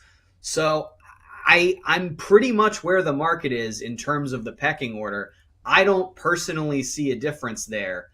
So I don't really know what the betting angle would be other than, doing something different than what everybody else thinks. Maybe people are way overvaluing what the Patriots are going to do. And maybe, maybe you want to say the Dolphins are going to finish second. Maybe you're going to take a stab at an exact divisional finish.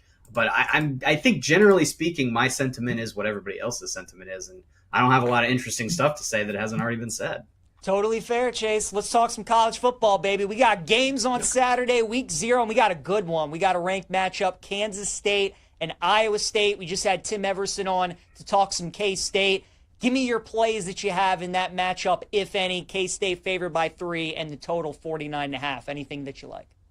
Iowa State money line. I think that in general, I'm a huge Kleiman fan. I had a lot of exposure to Kleiman because I'm a JMU guy, and the sort of JMU North Dakota State battles of the late 2010s. I saw a lot of Kleiman. I really respect what he does. Generally speaking, I am a big Kansas State bettor. They have a great ATS track record, one of the best in all of FBS over the last 10 or 15 years. So most of the time, I am going to be on a Kansas State side in a game. I think it's very hard to ignore what Matt Campbell has done head-to-head against Kansas State in the last 5 years. 5-0 ATS over the last 5 years against that team. I just think the multiplicity that the Cyclones play with, I think there's something there in the play style of what Kleiman does and what Campbell does. Ireland has been very good for outright underdogs the last few years. We saw a Nebraska loss to Northwestern that ended up getting Scott Frost fired a couple weeks later.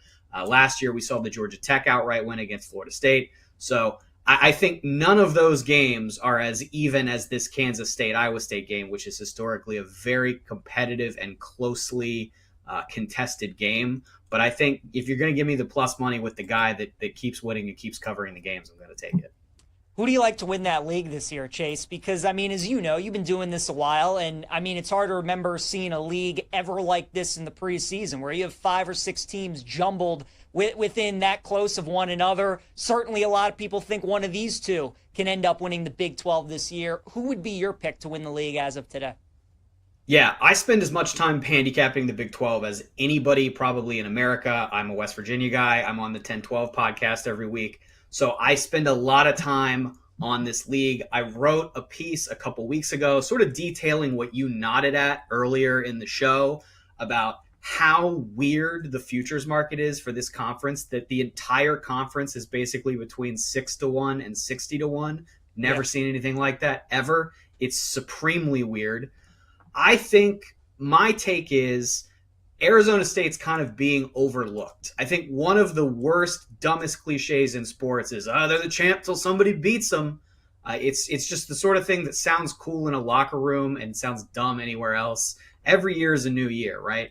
In Arizona State's case, it's not that there's some like preternatural quality that they have as a conference champion, but they really didn't lose a lot from last year's team outside of Scatterbo. That offensive line's still really good. Sam Levitt is still good, still young. He has been flying up Heisman boards this summer. Arizona State has been flying up the outright national championship market. I'm not telling you to bet on them, but the odds movement is at least interesting. I think they're being way overlooked because the sentiment on Arizona State is, oh, well, that was a weird, fluky result. It's not like they're going to do it again. They have a pretty good chance to do it again because they didn't lose a lot. And so to be handicapped there, sort of with everybody else, I think is a bit of a misprice from the market. And I think a month from now, you're going to see them as a clear favorite in that conference. Fair enough. Chase, anything else that you like in week 0 outside of Iowa State money line, or maybe anything that you've already bet in week 1 for next week? Yeah, I have a ton. I can't say I have any other week 0 action in college football. Week 1, I'll give you a couple. I'll have a lot more on the BetMGM blog, so I would encourage people to go read everything I have. I really like Indiana minus the 22.5 against Old Dominion. I have seen Cignetti pound on bad Sunbelt teams a lot. I think that will happen again. South Carolina, Virginia Tech over 48.5. I like. Georgia is going to utterly destroy Marshall. I don't care that the number is 39.5. I might lay 49.5 if that's where the market was, because this Marshall team is very bad. I got Southern Miss at plus 14.5 back in May. They're now plus 11.5 against Mississippi State. I would still bet it there as long as the price point is a double-digit number. And if you're looking for a little closer to today, I've got 2 tennis plays. I honestly cannot pronounce either of the last names, but they are on my Twitter feed. You can go find them there. One is a plus 125 dog, but I like both of them.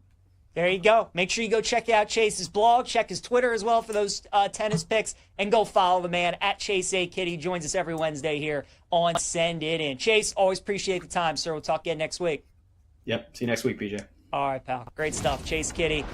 Let's talk some golf, you guys. Tour Championship gets going tomorrow. Scotty Scheffler is a plus 175 favorite. Let's be honest. The guy's probably going to end up winning the golf tournament. So the 2 outrights that I have, I'll give you the prices with Scotty in there, but it would probably be wise if you would just bet them without Scotty this week. Victor Hovland at 22-1 with Scotty, without him, 14-1. Sam Burns with 25-1 without Scotty, 16-1. Victor and Sam Burns both kind of fit the profile of the players that I'm looking for this week. Sam has had a terrific season. He is top 10 in strokes gained off the tee the last 2 months. He's top 10 in par 4 and par 5 scoring, and he's got a great short game. So keep an eye on him and Victor Hovland as well. I'll also take Hovland in the top 5 and Tommy Fleetwood in the top 5. And then we'll go back to the well with Burns and J.J. Spawn as well, who Nick Kenyon gave us yesterday, who he liked at top 10. No top 20s this week, only 30 guys in the field. So,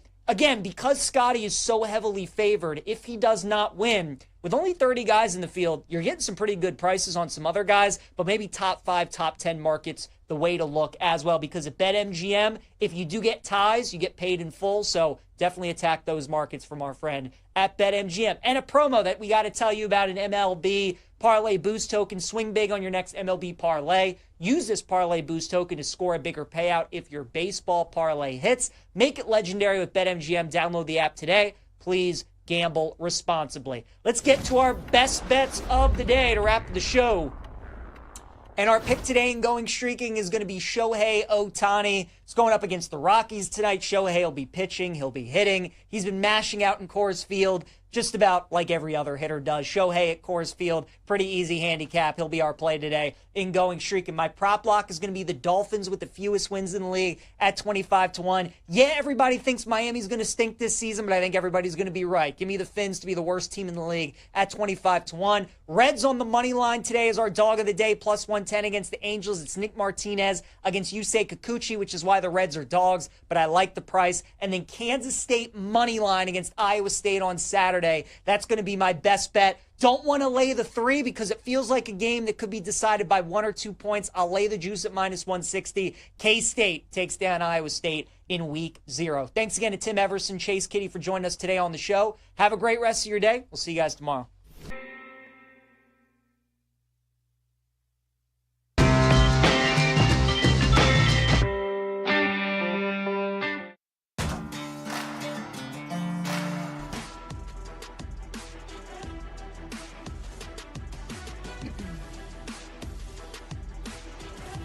Welcome back to Bet Sweats on the BetMGM Network.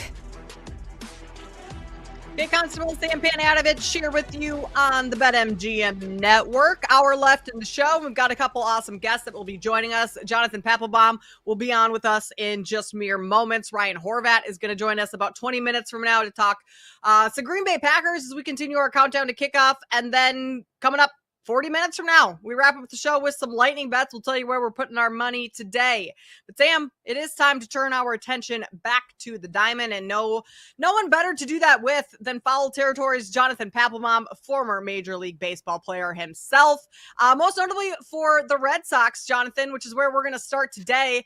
Boston's dropped their last 3 games. Fans are starting to panic a little bit. How warranted is that panic right now for Boston?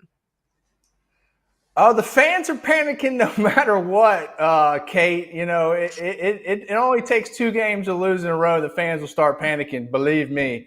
But I'm not panicking. They're still a team that, you know, I believe in. They're still a team that, to me, is starting to get some starting pitching come around for them. Giolito and Bayo have been amazing their last 8 or 9 starts in a row. And that's just a cherry on top when you have Garrett Crochet pitching. So I'm still a believer in them. I'm still taking them to make a playoff and possibly make that wild card spot. I like the wild card spot even better than actually winning the division. I like the opportunity to keep playing. In baseball, you want to keep playing. Those dead games where you get those buys sometimes can be kryptonite for baseball players. You're a guy who finished many games, buddy. How do you feel about Chapman at 37 and a half years old going forward? Man, I tell you what, every playoff team needs a guy in the back end. You look at the Dodgers, you look at the Phillies. Well, the Phillies just had their back end go down in Duran. So I'm not as big as I used to be on them with that injury. But I do like the fact that the Boston Red Sox bullpen has been their backbone all season long, throughout this entire season. And they've been the one thing that you can consistently rely on. They've been the only consistent thing for that team this year. So going into playoffs, I like their chances. And with a back-end guy like Chapman, man, I tell you what, it is impressive to see what he's doing at age 37, still throwing 100, and he still has the ability to go out there and compete. But what's changed with him is his first pitch strikes. He's like 30% more on first pitch strikes this year than he's been in his entire career, which makes me think that he's made a big adjustment this year. And like I said earlier, when playoffs come in baseball, if you don't have a back end bullpen, you will not go to the next round, period. Jonathan, Chicago Cubs right now. They won their last 2 games, the doubleheader yesterday against the Brewers, finally got the bats going a little bit, but their offense has just been awful over the last month or so. What do you kind of contribute that slump to?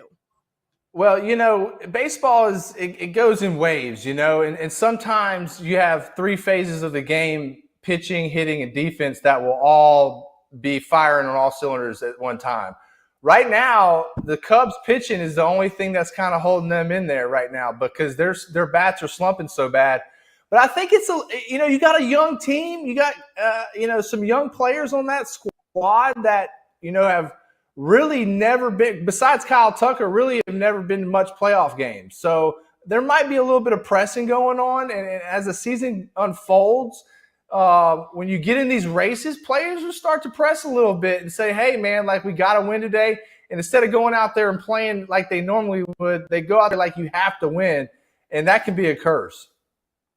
I want to stick in the National League, Pap. This Cy Young race is going to be a doozy down the stretch. Wheeler goes down. So now it's basically a 2-horse race between Skeens and Christopher Sanchez. And Sanchez was mowing guys down last night, 12 more punchies last night. Skeens and Sanchez are basically the 2 guys, and then Matthew Boyd's 40-1. Our guy Jake on the crew has Sanchez at 50-1 before the season.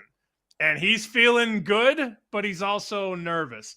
How do you handicap Skeens and Sanchez down the stretch? Well, to me, I've been on Paul Skeens all season, and it's hard for me to get off of Skeens. But Christopher Sanchez is one of those penny stocks that you look at in the beginning of the season. I think it's, he has a shot at it, but when you look at a Cy Young, this is a majority vote with writers, and writers want big names. They love the big names, and they always have, in my opinion. So when you look at this, you got to look at how the writers are going to think, right? Not how a baseball player might think or how you or Kate might think. The writers are going to pick Paul Skeens, and that's why he's so heavily favored here. Now, if you want to take a little, chance on Sanchez, I don't mind that, but I'm not going big on him. All right, so if you channel your writer's mind for AL Cy Young, Scooble -400, Crochet +350. I mean, Scooble had an awesome outing last night. Is he kind of the runaway favorite here? I mean, -400 would suggest that, but there's still a lot of baseball left. Yeah, no, I think that Paul Skeens is more of a runaway favorite than Tarek Skubal would be, because Garrett Crochet, I've seen him pitch. I watch him pitch all year long, right? And they're going back and forth, and they've both had their one, hiccup or speed bump in the road or bad game. Okay, that's going to happen. But where I think that the writers are going to really, really take this in consideration is the strikeouts, right? They're all their numbers are going to be very similar, okay? The Triple Crown numbers are going to all be, but the strikeouts are going to be becoming a huge factor in the way these writers vote. And so if one edges the other in strikeouts, I believe they're going to get it. Are you a bigger believer in the Tigers or the Mariners at this point? Those are both stocks that I don't think a lot of people saw rising the way that they have, especially Detroit. Detroit's win total was 83.5 this year, and look what they've done. But do you believe more in Detroit or Seattle in the playoffs? I believe more in Seattle just because of the fact that I'm getting more odds on Seattle. I'm getting better odds on Seattle, number one. And number two, like, they're in a spot with the Red Sox in this wild card, so they're having to scratch, fight, and claw every night to win games. And the Tigers, yeah, they started running away with it, but I think there's more sense of urgency with the Seattle Mariners. And, man, I really like what the Seattle Mariners did at the trade deadline. I got to take that in consideration as well. Jonathan Papelbon joining us here on Bet Sweats, former major leaguer and host over at Foul Territory. Jonathan, I touched just briefly on the Brewers, talking about the series right now between them and the Cubs. And we've had this conversation on the show throughout the week and even last week a little bit. Are the Brewers peaking a little too early? I know they did lose 2 yesterday, but they're still one of the hotter teams in baseball right now. Yeah, Kate, that's a tough question. I don't want to say they're peaking too early, because we're in the later parts of the season. You want to be playing your best ball right now. But the key for them is, number one, going to be able to, can they stay healthy, right? That's going to be everybody's key, is staying healthy at this time of the season. I think the Dodgers are doing a great job of that and getting everybody healthy at this time of the year. I think they've done that for the past 3 or 4 years, making sure that everybody's healthy at this time of the season. Well, the Brewers are going to have to do the same thing. But the Brewers, I'm afraid, the gas is going to run out of the tank in this magical season that they're having so far. Come playoffs, it's a different story. I want to see how Winkowski pitches tonight. He's going to be a big factor in how they go for the rest of the season, and how many innings are they going to allow him to continue to pitch, being a young guy. So a lot of these guys aren't battle tested either. So I want to see that too come playoffs. It feels like every time Tito's managing a team, they have a chance going into September, right? And you played several years under Tito in Boston. What is it about him that just gets the boys ready and keeps them loose? Because this was a Reds team that had a lot of young talent, but they needed direction. And he's clearly brought that to Cincy. What did Tito do August, September to get the boys ready?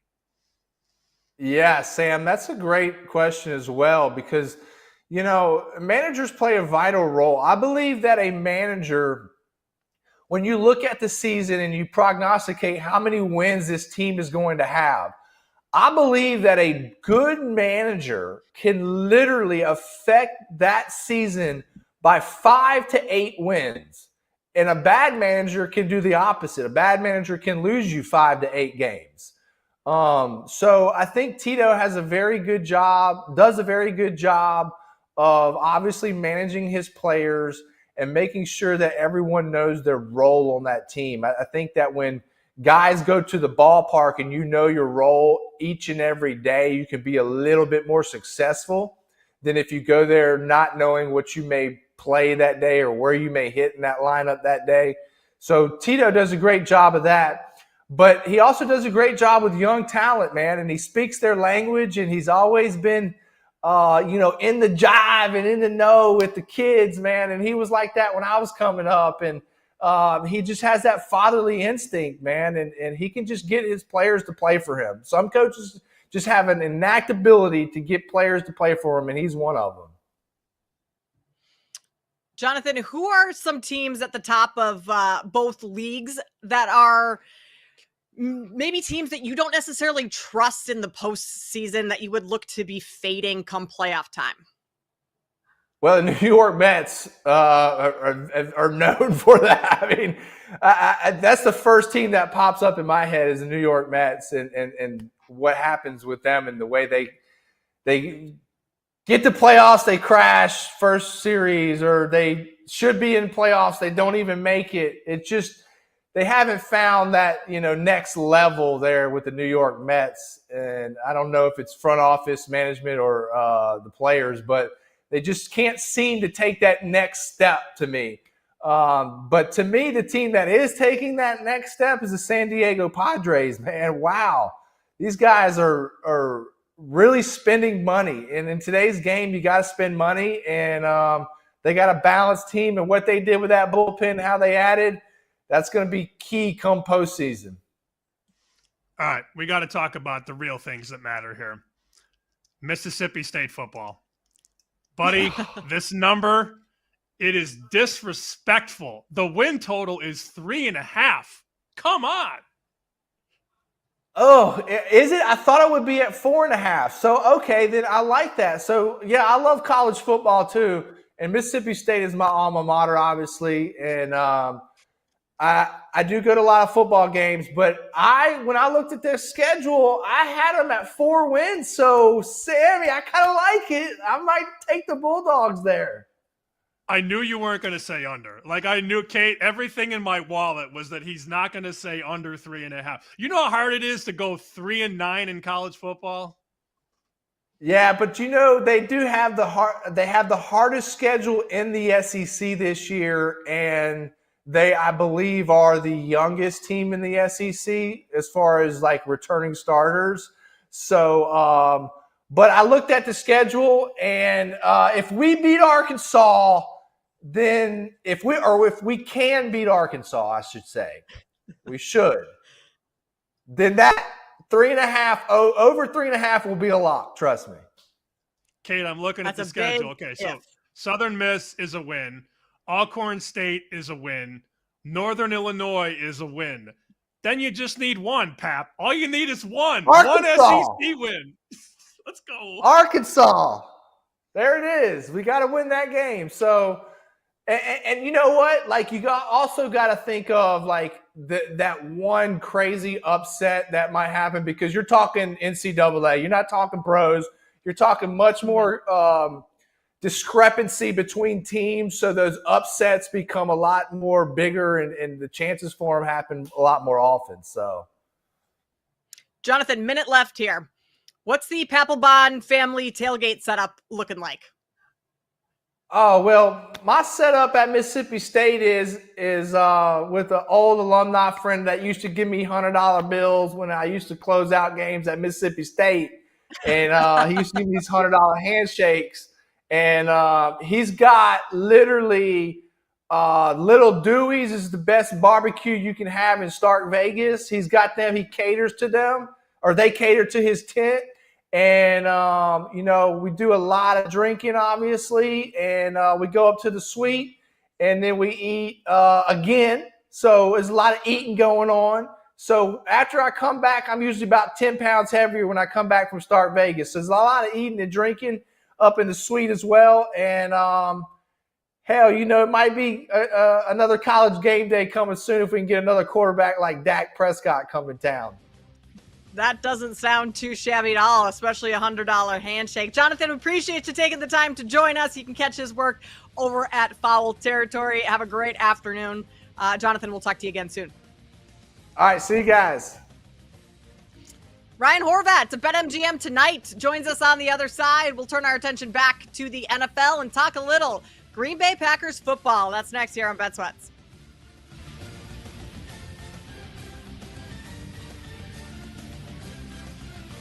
You're listening to Bet Sweats on the BetMGM Network.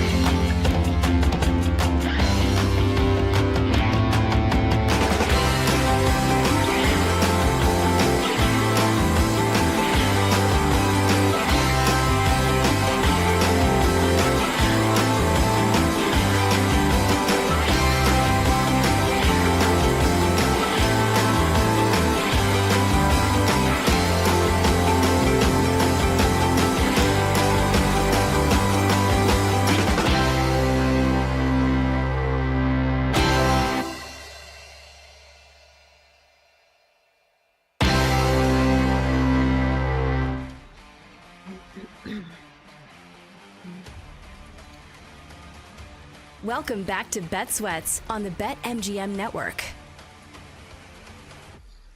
Lightning bets coming your way about 20 minutes from now. We'll tell you where we're putting our money this afternoon. Kate Constable, Sammy P here with you on this beautiful Wednesday afternoon on Bet Sweats. It's time to talk to one of our favorite people on the network, Ryan Horvat.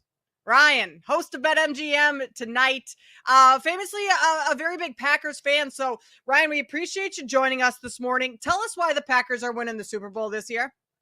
Well, first off, Sammy, always good to see you, buddy. It's been a while, so glad to be in your presence. And then, Kate, I'm really happy to see you. I thought I was going to be forced to talk with Joe. Now, where is Joe? It seems like he's been gone for the majority of the summer, but especially the last 2 weeks. Is he managing a team in the Little League World Series or something? I don't think they made it, but he is in parts unknown. That much I know.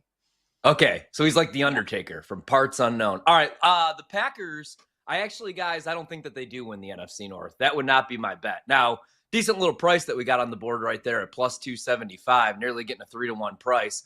My concerns, though, the secondary, you say goodbye to Jair Alexander in the offseason, which I really didn't have an issue with. He hasn't really been the same player the last 3 seasons since he injured his shoulder. But they didn't really address that in the draft, right? Like, I am a little bit worried about the secondary. Right now, they have Bo Melton, who the last couple seasons has been a practice squad and a wide receiver on the active roster. He's playing in the secondary. The other issue I have with Green Bay is their pass rush. They gave Rashawn Gary a bunch of money, and every year he's top 5, in run stoppage. But he hasn't had that breakout season, like 14.5 sacks that we've been hoping for. And then on the other side, it's Van Ness, who they drafted a couple of years ago out of Iowa. Big year for him. So I worry a little bit about the defense.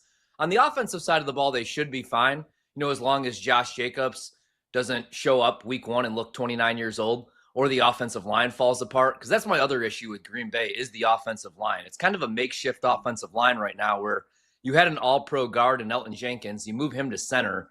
Last year in the draft, they take a guard in the first round, which I never really like. And then this offseason, they spend money on Aaron Banks, another guard. Jordan Love, if he can stay healthy, I think he should have a pretty good season. I don't think 28-1 is a decent price on the MVP. My issue, though, is the wide receivers. They can't catch the football. We keep talking about Romeo Doubs. I think at best he's a number 2. Christian Watson won't even be available till week 12. He's never healthy. Dontavian Wicks could run routes and get open and create separation, but he can't catch the football. And then your best rookie or your best receiver is probably a rookie. I know everybody's excited about Matthew Golden, but he's a rookie, man. He's like 20 years old. So that would be my issue with Green Bay, and that's why I think there's actually better value with some of these other teams in the North. It won't surprise me if they win 11, 12 games. LaFleur's a very good coach. I do like Jeff Hafley, the defensive coordinator, but I just think there's some missing pieces, mainly the secondary, the pass rush, and I'm worried about the offensive line because if Jordan Love goes down, you could survive with Malik Willis maybe for 2 to 3 weeks, but I don't think you could survive an entire season with Malik Willis behind center. See, I thought for sure you were leading us to an under bet at 9.5, but then you throw in the variable that I brought up earlier, and that's LaFleur. He gets them where they need to be, and that guy coaching in December has been one of the best in the NFL since he took over. So I thought for sure you were going to, all the things you were saying, you were throwing them into a pot, and you were going to say under, but then you said 11, 12 wins. Are you leaning over then? I lean over on the win total. Like Matt LaFleur, I'm not comparing him to Mike Tomlin, but since he showed up in Green Bay, I don't know that they're ever going to have a losing season. Now, last year, for the first time, man, they had a losing record in the division. They only won 1 game in the NFC North. We haven't seen that since he's taken over. I think they win probably 10 games. I don't know that that's good enough to win the North. I do think the division probably regresses a little bit. I don't know that we're going to have a 15-win team and a 14-win team. I think Detroit takes a step back. We don't really know right now what Minnesota is with J.J. McCarthy and with all these injuries, although good news, it looks like Justin Jefferson should be healthy week 1.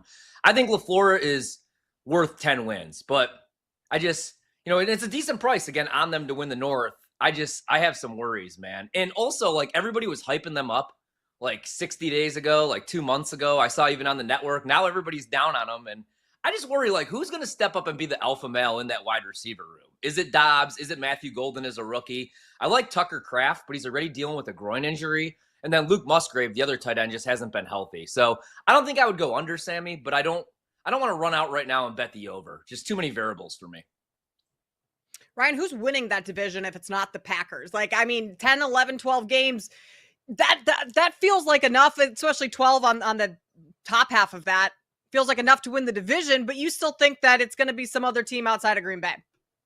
So I'm staying away from Detroit. They could easily win the division, man. On paper, they have the most talented team, especially on the offensive side of the ball. My issue, like most, is they lose both coordinators, Ben Johnson. And we got to remember, like 3-4 years ago, Jared Goff did not look like the Jared Goff that we've seen the last 3 years. He was benched in a playoff game for a man named John Wolford by Sean McVay.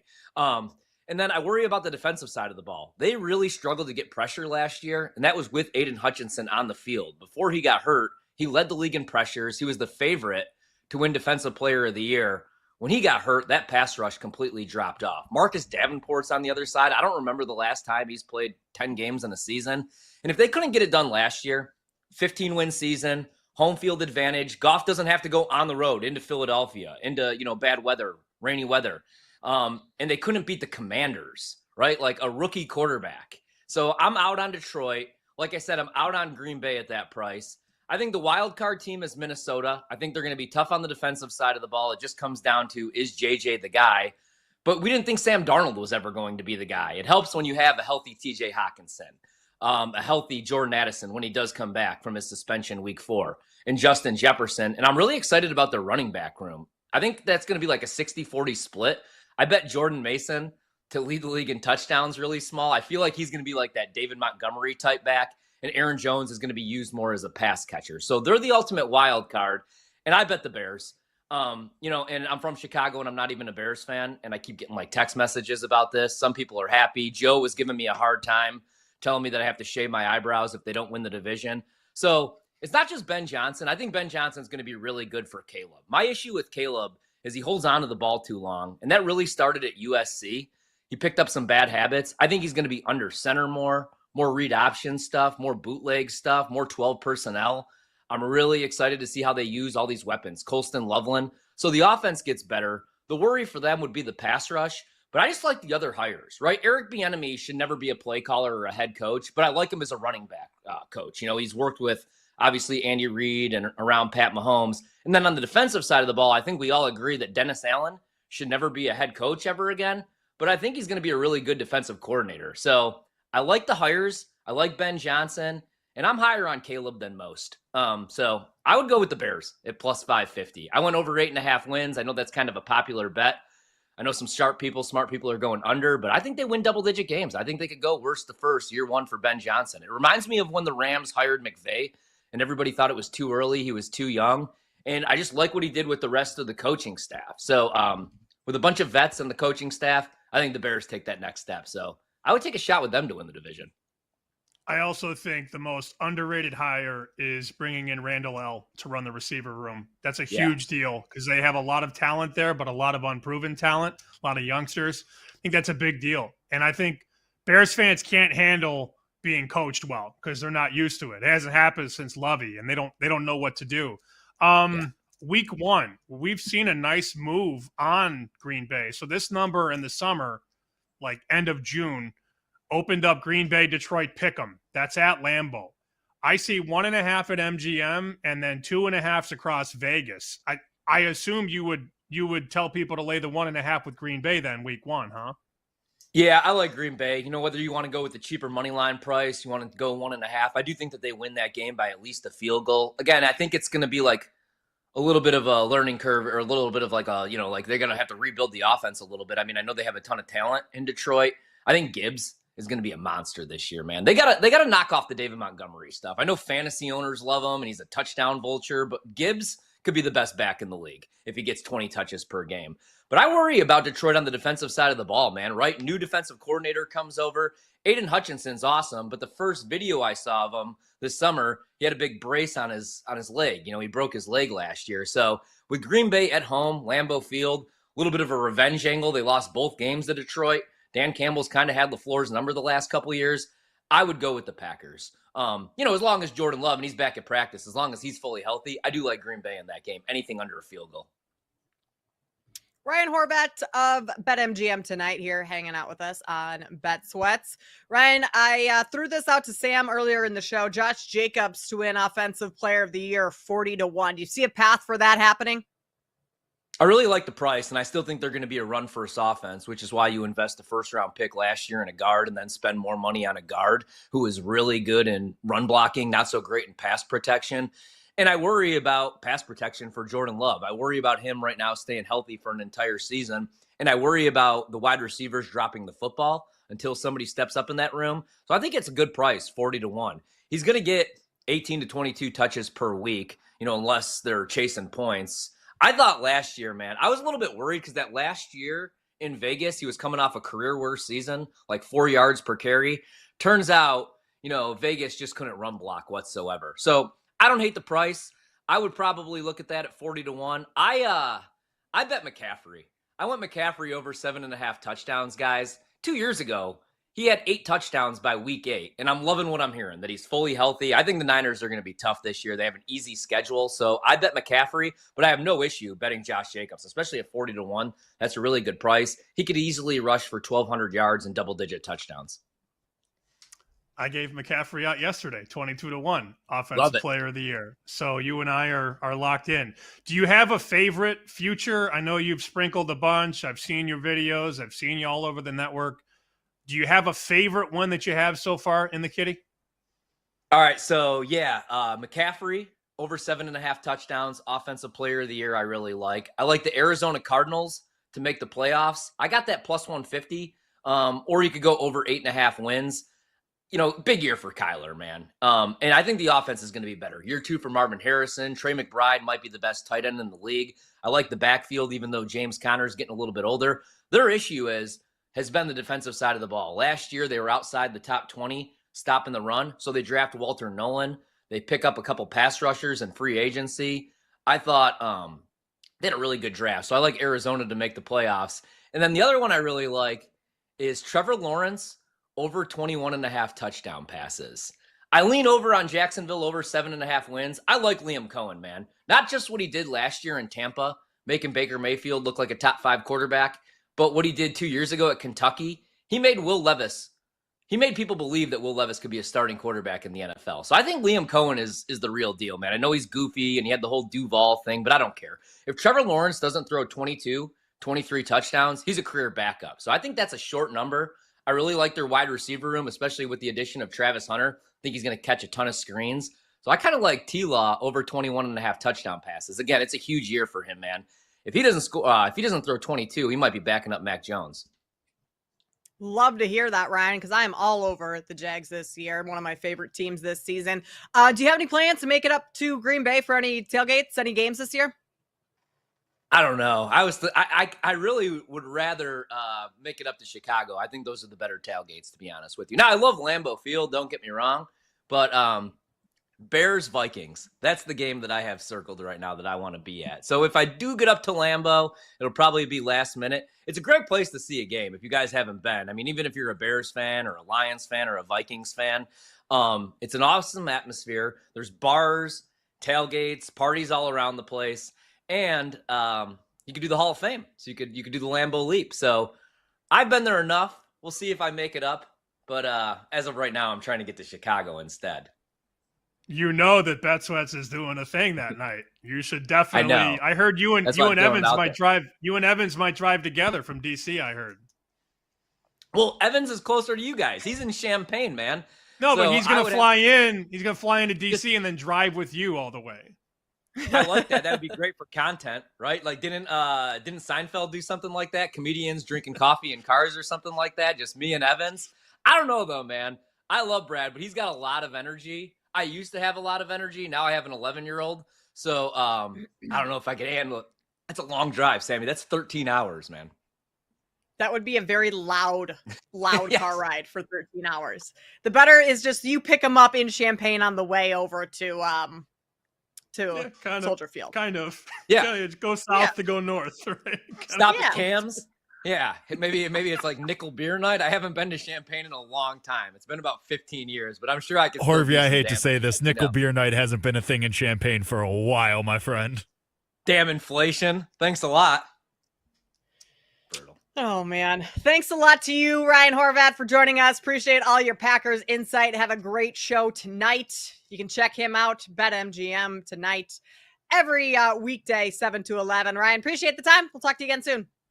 Hey, I leave you guys with this. Avery Johnson, over 41.5 rush yards. Find it right now. He's going to rush for at least 60, and there's a good chance maybe he wins the Heisman. You could get that right now, 50-1. Go Kansas State. Sorry, Kate. Look at that. Oh, I'm an Iowa, not an Iowa State girl, Ryan. So Oh. I'm fine with all that Kansas State talk. We're good there. Coming up on the other side, we'll finish things off here with lightning bets. Tell you where we're putting our money tonight. That's next on Bet Sweats on the BetMGM Network.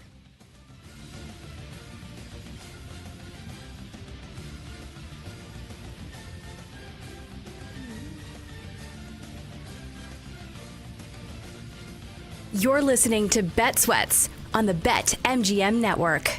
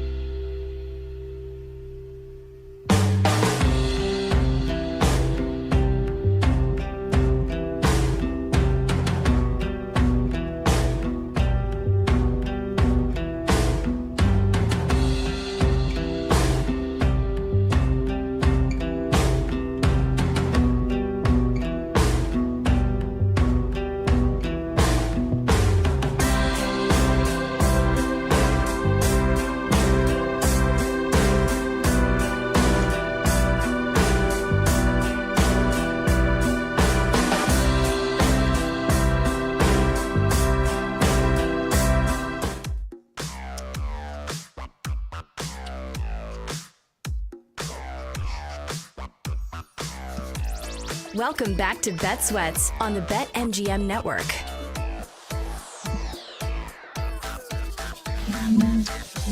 Time for lightning bets as we wrap things up here on Bet Sweats. Kate Constable, Sammy P with you. We'll give you our favorite bets for today in just seconds. But Sam, we kind of got to put a bow on a show-long conversation that we've had going on today. We talked about our favorite Sports Center anchors earlier on in the show. We ranked them in our power rankings. If you missed that and want to go back and listen, you can do so on the free Odyssey app or wherever you get your podcasts. And then that transitioned over into the best Sports Center commercials of all time. And now we got to listen to one of the best Star Spangled Banners. Charlie Steiner, one of the best moments on SportsCenter. Let's take a listen. Dirty Harry said in one of his movies that a man's got to know his limitations. Carl Lewis apparently didn't see the movie. If his rendition of the Star Spangled Banner prior to the Nets-Bulls game last night is any indication, as a public service, we present now only excerpts. Ladies and gentlemen, our national anthem. All right, are we all ready? Here we go.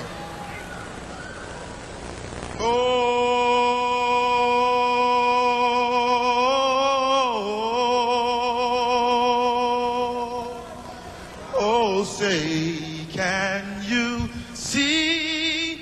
And the Rockets, red flag. Uh-oh. I'll make up for it now. For the land of the free. That was our national anthem.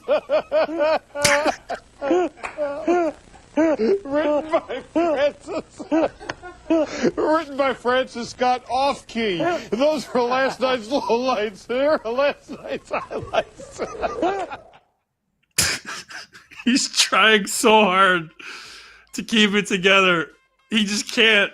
He just can't do it. That's Carl Lewis, of course, singing the national anthem. Charlie Steiner could never keep it together, and he could not there. I mean, we couldn't keep it together here for those watching. You were about to burst out in laughter, Sam. Paul as well. Maybe next we need to power rank the worst national anthems sung, and that might be at the top of the list for many people. When Carl Lewis says, "I'll make it up to you," when he butchers the Rockets' red glare. Oh, it's a classic. Classic. A lot of good moments on that network way back in the day, or from network folks there. Yeah, that's a pretty good one. How does that one rival Fergie's national anthem? Which one's better? I don't remember Fergie's. How bad? Oh my gosh. I think it was the NBA All-Star game, maybe. All the players were literally laughing in their, as they line up for the anthem. She did like a very sexual version of the national anthem. It was really odd. We'll maybe pull that Sam, one up you'll tomorrow. know when you see the clip, like Draymond's laughing like into his warm-up, like Karl Anthony Towns is barely holding it together. To be fair, I do love a sexual national anthem, but I'll have to give it a shot. Paul doesn't remember this either? Wow, Jake, it's just me and you. Look at that. Finally. She's like, all right. So I just started watching it. This is like some Mariah Carey, like sort of vibes going on. Like this is very, yeah. It was good. Yeah, sexual national anthem. Something we didn't know we all needed. All right, we need some bets for today. Yeah, right? America. Sam, start us off with lightning bets. So I hate that this Royals line has moved. During the baseball segment today, I was talking about the Royals at plus 100, even money. And now I see minus 15, minus 120, minus 122 on Kansas City. I'm not going to tell people to bet that. Hopefully somebody was able to get a piece of that earlier. So let's just go to that under in Milwaukee, Chicago. It's Ray and Mizorowski. I'll go under 7 at minus 120, BetMGM. Under 7. All right. I like it. Small card for you today. I'm going to go a little Kyle Schwarber home run going up against Luis Castillo. 6 of 20 with 4 homers against him. Finally kind of got out of his little mini home run slump last night with the homer. I'm going to just take a little flyer here. Kyle Schwarber home run tonight. And then I'm going to go Josh Jacobs 40-1. Although, Sam, you said there was another number out there that was a little bit higher than 40-1. But I'm going to go Josh there's Jacobs. a 60. I'll take 60-1 then. Offensive player of the year. I like that number on him, especially 60-1. So I will be doing that as a little future bet. Jake and Paul and Jake, who wants to start us off? I was just getting through the Fergie national anthem. This is rough. This is pretty bad. Yeah, it's like bad. there were rehearsals for these, right? Maybe not for Carl. That was a while ago. But like for Fergie, there had to be rehearsals, and no one was like, maybe not, maybe change some things. Like, No. I don't know. Yep. You would think. No, I don't have much for tonight, so I'll defer to my guy Jake Hassan, who has fixed the framing on the background. Great work. Oh, well, maybe not there, but in your preview shot, it looks good. Oh. As long as we get those 3 letters in there, it's good. You look good, Jake. Thanks, man. And the MGM work. powder. There it is. Well, there we go. Look at that. BetMGM Network. Gold book, if you will. That's a nice little studio you got there, Jake. It's upgraded. Is it? Is it? It's not, though. It's actually a horrible studio. Yeah, you know, it's a Kate. It's, no, I don't mean that. I've been in it. You got a backdrop. The chairs are from about 1965. Just chewed to bits. It's great. Love to be here. Anyway, as far as the bets go, I don't know why Jesus Luzardo is a minus 145 favorite. He's been absolutely awful. I know the Mariners aren't playing awesome lately, but I'll go against Luzardo. If you're skeptical of the money line, maybe it's just a Mariners team total over. I'll just take them on the money line, especially with that Phillies bullpen as well. I'll be with you, Sam, in the foxhole for the Astros. Everyone wants to bet Charlie Morton. Fine, be my guest. Framber Valdez has been awesome. He's remarkably consistent. And the Astros, after a really tough luck loss last night in extras, I'll go back to them today. Like I mentioned earlier, I'll be on the A's. Just the Twins as a favorite. Are we serious? That makes no sense. And I've been on the White Sox the last couple of days. I will not be doing that today. Braves rookie starter Hurston Waldrop has actually been really awesome in his first couple of starts. I'm going to ladder his strikeouts. The line's over 4.5. That's juiced to the over. Over 5.5, over 6.5. You could get over 6.5 at 3-1. I like that number for him. A White Sox on a getaway day might not be all the way awake, so I'll take his ladders there. And that'll be it. All right. Fairly small cards all the way around. If you want, Tomorrow, Kate, I can give you a play for Saturday if you want. I guess I should why just not? do this now. Well, I mean, if you're number sensitive, I guess it's important to get I don't the best care. number. I was speaking about myself in the third person. Okay. BetMGM has 12.5 on Kansas on Saturday. We talked about this game yesterday. I will be on Kansas. I haven't done it yet. I don't know why. But this number, remember, Kansas opened as a 14.5 point favorite against Fresno. And Kansas underachieved big time last year. They also lost their leading running back, a lot of their receiving core, and they're putting in 2 new coordinators. But people are betting against Kansas because of what Kansas did last year. I think this is a good time to buy, and the number is now 12.5 at Goldbook. I think there's a good chance by the time we get to Saturday, that's 13.5, maybe not 14, but I think this is as good of time as ever to lay 12.5 with Kansas. So let me add that to my Lightning Bets, Kirch. I'll do Kansas on Saturday minus 12.5 along with my under in the Cubs and Brewers. So, Sam, I was actually looking at Georgia Southern in week 2 against Fresno. If they get their doors blown off, so they're catching like 2.5 right now. If they get their doors blown off by Kansas, like how much does that move? Is there a way, what consideration should I or anyone else kind of looking at that take into account, with them obviously having a game against a power team before that? Sure. Yeah, if Kansas wins 35-10, there's a decent chance that game is a pick'em. So you're looking to take the dog? 2.5? Yeah, for sure. Yeah, I don't see why not. Conversely, if Fresno pulls the upset, you're going to have a bad number, right? I mean, we have to play all the sides here. I just think Fresno is so overvalued, and nobody likes Kansas, which means Kansas will kill Fresno. So I would take Georgia Southern now, if you could, at 2.5. Well, you're also probably paying a little bit. What is it? EJ Warner, Kurt Warner's son, the quarterback for Fresno, right? People hear that name and and I probably think get a little high on him. He gets exposed week 1, and it's like, well, I mean, he just won a 3-person QB competition, one probably because he's Kurt Warner's son, right? Sort of thing.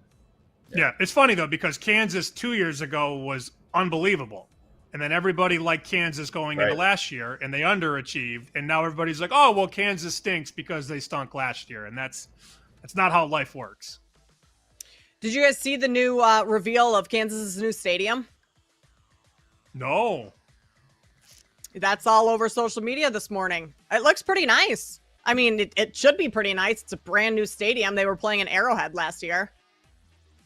See, I didn't even build that into my handicap, Kate. Now I have to add another point for stadium reveal. I have Kansas. I think the number should be 17. So I like them on Saturday. That's this Saturday, boys and girls. This Saturday. Week 0. That's right. Later this week, tomorrow, we'll talk to Katie Mox. We'll do a little 49ers countdown to kick off. And then Kelly in Vegas is going to join us from Ireland on Friday. She's at the K-State Iowa State game. So we'll get her thoughts on that. More week 0 football coming your way. Can't believe it's back. Is anything better than college football? And Brett McMurphy also on with us tomorrow to talk a little college football. So some awesome guests, awesome content coming up here on Bet Sweats. Sam, enjoy your 4-hour train ride that you're hopping on. Hope you got some crossword puzzles or a couple podcasts to listen to.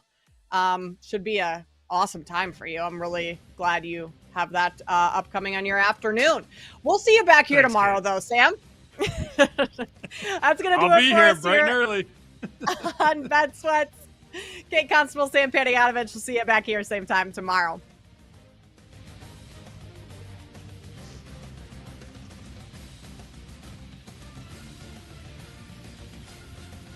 Thanks for listening to Bet Sweats. If you missed anything on today's show, make sure to listen back on the Odyssey app or wherever you get your podcasts.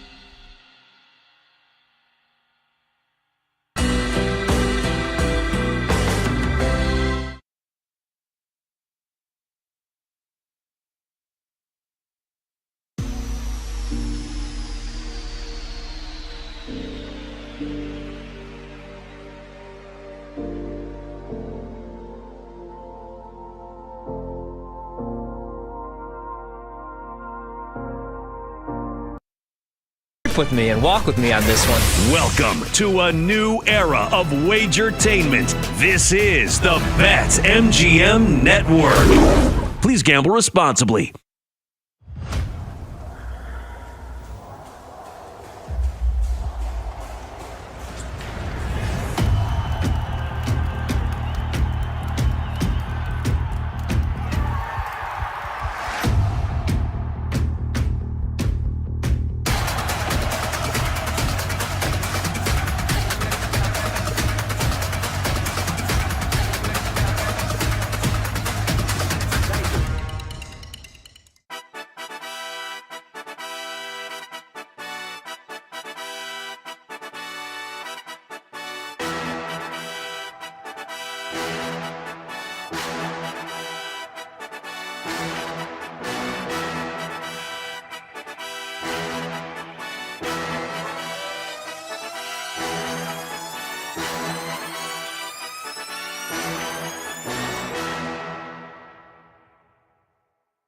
Get ready to experience the ultimate fusion of wagering and entertainment. This is the BetMGM Network. Kicking off your morning with the Daily Tip with Michael Jenkins and Chelsea Messenger. Over. It's a very simple way to look at it. It's the best way to look at it. Followed by the newly branded Bet Sweats with Joe O and Sammy P. When I stop talking, that's when you jump in usually. He said, ring that bell! He said, ring that bell! Then it's You Better You Bet, hosted by Nick Costos and Femi Abebefe. Great teams and great players get a whistle. It's happened forever. It will continue to happen. Capped off every night with the electric Brad Evans and Ryan Horvat on BetMGM tonight. Oh, that's a sexy phrase. Quote Dr. Dre, creep with me and walk with me on this one. Welcome to a new era of Wagertainment. This is the BetMGM Network. Please gamble responsibly.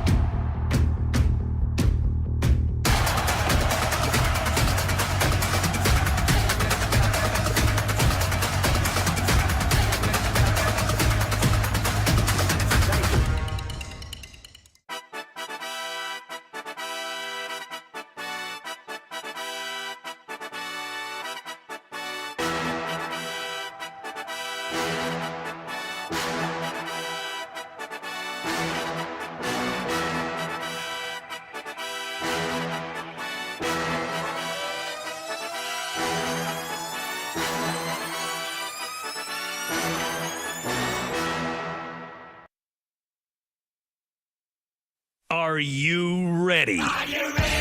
It's time to laugh, to win, and to live the thrill of the action. Hey, baby, let's go out there like a bunch of crazy dogs. What the hell's going on out here? No idea what's going on, but I am excited. Every pick, every play, every game-changing moment. This is You Better You Bet, brought to you by BetMGM, the sportsbook born in Vegas on the BetMGM Network. It's a great day to be alive, and it's a great day to be a better. Welcome to another edition of You Better You Bet, presented by BetMGM, right here on the BetMGM Network. I'm Femi Abebefe, hanging out with you guys over the next 4 hours, where you can find us across a multitude of platforms. Make sure to watch us live 24/7 on the BetMGM Network and directly on the free Odyssey app. You can also check us out on Twitch at BetMGM Network and on YouTube at the BetMGM Network. You can watch us on YouTube TV, Roku, Fubo TV, Samsung TV Plus, and more. And if you want to listen to us, you can go ahead and do so at Sirius Channel 160 and Sirius XM 205. And throughout these 4 hours, make sure you're hitting us up on social media. You can find me on Twitter at Femi Abebefe. You can find me on Instagram, Femi_Abebefe. Check out the show on Twitter at You Better You Bet, and the entire network at BetMGM Network over on Twitter. If you like our show, Bet Sweats, BetMGM Tonight, Daily Tip, all the shows that we have across the network, weekdays and weekend, you know where to find them at BetMGM Network over on Twitter. We got the whole crew hanging with us here on this Wednesday, hump day.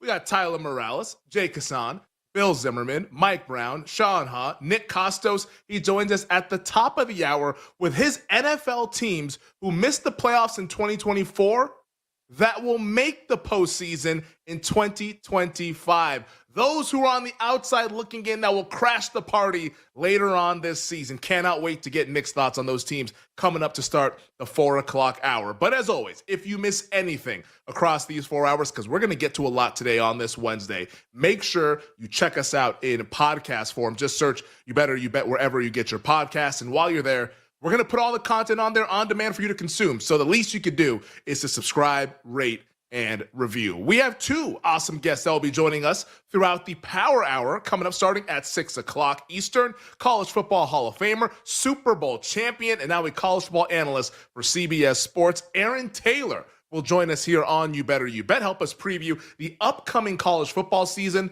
which begins on Saturday. Let's go, ladies and gentlemen. Saturday, week 0. We'll talk maybe about that Iowa State-Kansas State game. Farmageddon over in Dublin.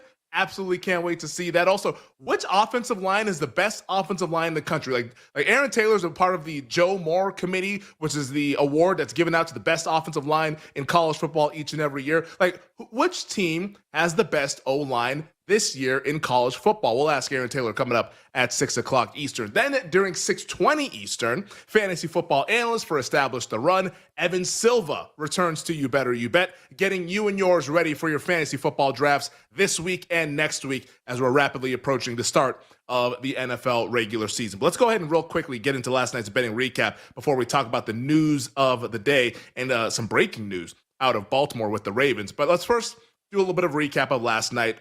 Bet 4 home run props went 1 for 3. Or I guess 1 and 3, 1 for 4 technically. But you know what? When you're betting plus 400s or greater, all you need is 1 to have a profitable night. So shout out to my man, Jazz Chisholm, along with all the other New York Yankees that hit home runs last night against the Tampa Bay Rays. Yankees 9 home runs, which is absurd. But Jazz Chisholm is able to meet the moment, read the room, leave the yard.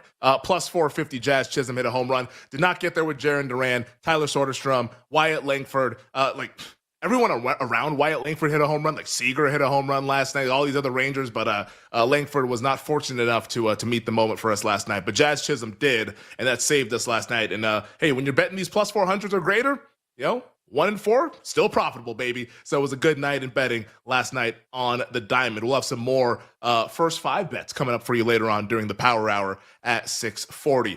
Before we get into the meat of what we want to discuss, though, here in this first segment of the show, wanted to get to the news out of Baltimore because I think we all saw this about 10 minutes ago, and you perk up a little bit when you see this news when it pertains to Lamar Jackson, the quarterback of the Baltimore Ravens, 2-time MVP, 3-time All-Pro. And it's like, is this going to be a problem? But the news out of Baltimore over the last 15 minutes, Lamar Jackson left practice about 40 minutes early with the strength and conditioning coach after he was knocked down while making a throw.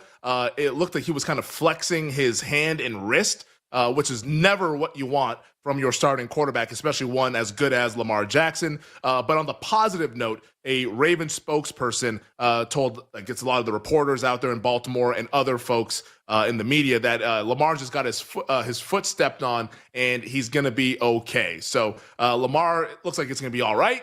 There's no issue there, but we'll continue to kind of monitor this just because, it's like, all right, hey, is he going to be good to go? Is he going to be banged up? What's going on here? Sounds like he's fine, but anytime a player of his stature has some kind of injury scare, it's always noteworthy, especially doing what we do in the betting space. Always want to be on top of all of that news. So that's what's happening out of Baltimore. Sounds like Lamar survived the injury scare, but an injury scare nonetheless earlier this afternoon at Baltimore Ravens practice. But let's talk about some other quarterbacks from around the National Football League. And I call this the most impactful fresh faces in new places. We're talking about some veteran quarterbacks and also rookies as well, who are on new teams and will be starting week 1 in less than 2 weeks. So we have 8 of those guys that will be new starting quarterbacks. There's going to be some more, the Saints. We don't know who their starting quarterback is going to be. Kellen Moore has not announced that, so I didn't include them in on the exercise. The Falcons and the Vikings, those guys were on the team last year. They're technically new. Penix played the final 3 games, was not the week 1 starter, but I don't want to include Michael Penix in this. J.J. McCarthy, I didn't want to include him in this as well because he was on the team last year, so he's not really a fresh face in a new place. He's just a fresh face in the same place. So he does not qualify. So we have 8 guys who qualify for this conversation, and I want to go through how I think these guys will impact their individual teams this upcoming season. So the 8 guys, of course, that we have to discuss in no order. We have Geno Smith, Cam Ward, Aaron Rodgers, Sam Darnold, Russell Wilson, Justin Fields, Joe Flacco, and now newly minted Colts starting quarterback Daniel Jones as of yesterday. So, of course, we'll start at the top and the guys that I really, really like who can be impactful this upcoming season. And it's been something I've been saying since March, so we don't have to belabor the point. But Geno Smith with the Las Vegas Raiders, I think will be very impactful this upcoming season. And I'll say this, too, about the Raiders. Because you guys know me. Once again, I've been saying this bad boy since March. starting to see other people pick up on the Raiders buzz here a little bit. How about our guy, PJ Glasser, BetMGM Network, send it in 1 to 1:30 weekdays here on the network. Also fills in for our guy, Nick Costos. PJ will be hosting the show with me on Friday. The Glass Man is taking a stance on the Raiders, thinking that they can be a frisky playoff team. I was looking on social media earlier this morning. ESPN's Lou Riddick today on First Take saying that he trusts the Raiders more than the Bengals to make the playoffs. I know Greg Rosenthal of NFL Network, friend of the show, he's a little bit higher on the Raiders than most people. Mina Kimes of ESPN in her recent podcast was kind of saying Raiders stock up after what we saw this past weekend in their preseason game against the 49ers. Like, everyone's starting to catch up to this thing. Everyone's kind of getting on board with the silver and black commitment to excellence. Compete Carroll as the head coach. Like, I'm just going to say, remember who was telling you this back in March when Carroll decided to go out there and trade for Geno Smith. Just remember, when this team makes the playoffs, who was on Front Street, who was on the front lines battling for the Las Vegas Raiders. And if they don't make the playoffs and they're bad like the betting market thinks, just remember that everybody else was on the bandwagon and I wasn't involved with it. But all jokes aside, I do like the Las Vegas Raiders quite a bit this year, as we've discussed throughout the offseason. In terms of bets, over 6.5 on the win total. I think Geno Smith is going to be a ceiling raiser for this team in comparison to what they had last year. I like the 3-1 on the Raiders to make the playoffs as well. And a fun bet, and this is one that's really, really spicy when you look at the rest of the division. AFC West straight forecast. Straight like that. AFC West straight forecast. Chiefs first place, Raiders second, 14-1. That's talking about 10 toes down right there, standing on business. That will be a bet in my pending wagers prior to the start of the season. The next quarterback that I want to touch on here that can be impactful for their team this upcoming season. I keep falling in love. The more and more I hear about this guy, the more and more like I hear about what's going on at their training camp, and that's Tennessee Titans quarterback Cam Ward.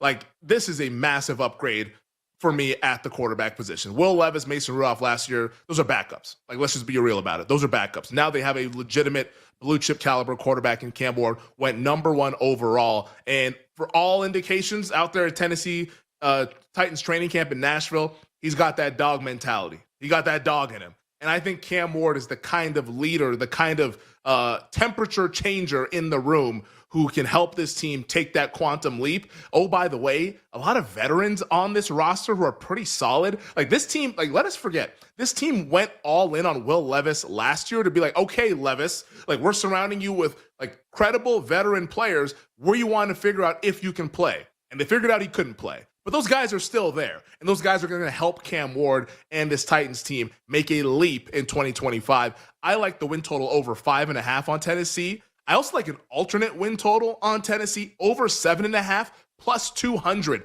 This team screams like 8-9, potentially 9-8 this upcoming season. And because of that, when you look around at the rest of the division, the AFC South straight forecast, which I love these straight forecasts that BetMGM offers. Make sure you check them out and make it legendary for yourself this upcoming NFL season. The AFC South straight forecast, Texans first place, Titans second. And think about what that bet is. All Tennessee needs to do is be better than the Daniel Jones-led Indianapolis Colts and the Jacksonville Jaguars. Now, Jacksonville might be a little bit tricky. Trevor Lawrence is a competent quarterback. They got Travis Hunter, Brian Thomas Jr. But outside of that, I see a bad offensive line and a bad defense. I think Tennessee is a more complete team than the Jacksonville Jaguars. Tennessee to be second place behind Houston, plus 750 AFC South straight forecast over at BetMGM. That is another bet that I like this upcoming NFL season. Let's keep it moving to some other quarterbacks, though, because I got takes, baby, on these new quarterbacks. And I love the new quarterbacks because we know new situations create new opportunities. How about Aaron Rodgers with the Pittsburgh Steelers? The former 4-time MVP, future Hall of Famer, Aaron Rodgers. Now, is he an upgrade? Yeah, like, definitely. He's an upgrade over Russell Wilson and Justin Fields. Is it a massive upgrade? I don't think so. Rodgers last year was like the 20th best quarterback in the league, 19th best quarterback in the league, maybe on a good day. I think, though, it is an upgrade. And because of the stability and because of the culture that's been put in place by Mike Tomlin, this team is not going to be below 500. I don't believe it. Everyone's been saying this for years. Oh, this is the year the Steelers regress. Whatever. I'm spitting in the face of that. Over 8.5 on the win total, -120. Easy bet for me to make. And another AFC's North straight forecast. Ravens first place, Steelers second place. Not as big of a price, but still, enough to kind of get you excited. Plus 300 on the Steelers to finish second behind the Baltimore Ravens. That is a bet that I like. You just need them to be better than the Cincinnati Bengals and to be better than the dreadful Cleveland Browns. I'll take my shot with Aaron Rodgers and the Pittsburgh Steelers. All right, let's get to some other quarterbacks that I'm not as bullish on, but are interesting nonetheless. Seahawks quarterback Sam Darnold coming over from Minnesota, now up to the Pacific Northwest. To me, this is a clear downgrade. Now, they're hoping the scheme change of having Clint Kubiak now be the OC can mitigate that downgrade, but I'm not buying it. I was there talking about Clint Kubiak last year, week 1 and week 2, and it was like, oh my God, have the Saints reinvented football?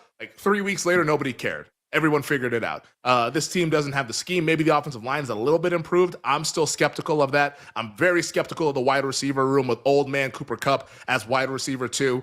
Nothing to me to bet in the market, though, because I think this team is just priced right.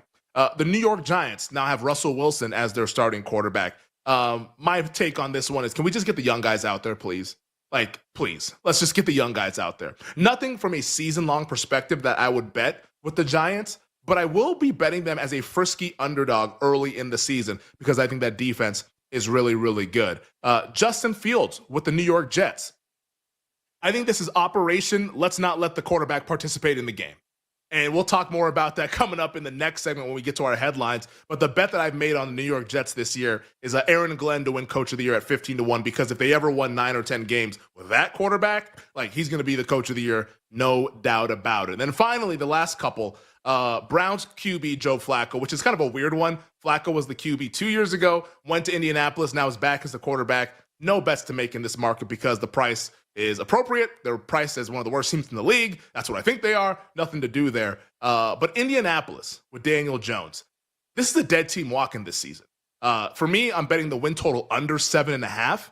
And then also, BetMGM has AFC South finishing position as a betting market that you can bet into. Get your mind out of the gutter. AFC South finishing position, Colts plus 250 to be last place in the AFC South. I think this team is absolutely cooked. You already know how I feel about Tennessee. I like them to be the second place team behind Houston. I think Jacksonville fits in right after them. I think Indianapolis will be the last place team and potentially the team picking number 1 overall in the 2026 NFL Draft. All right, we're just getting started here on You Better You Bet. On the other side, we'll get to the top headlines on a Wednesday here on the BetMGM Network. We'll be right back with You Better You Bet, presented by BetMGM, the sportsbook born in Vegas.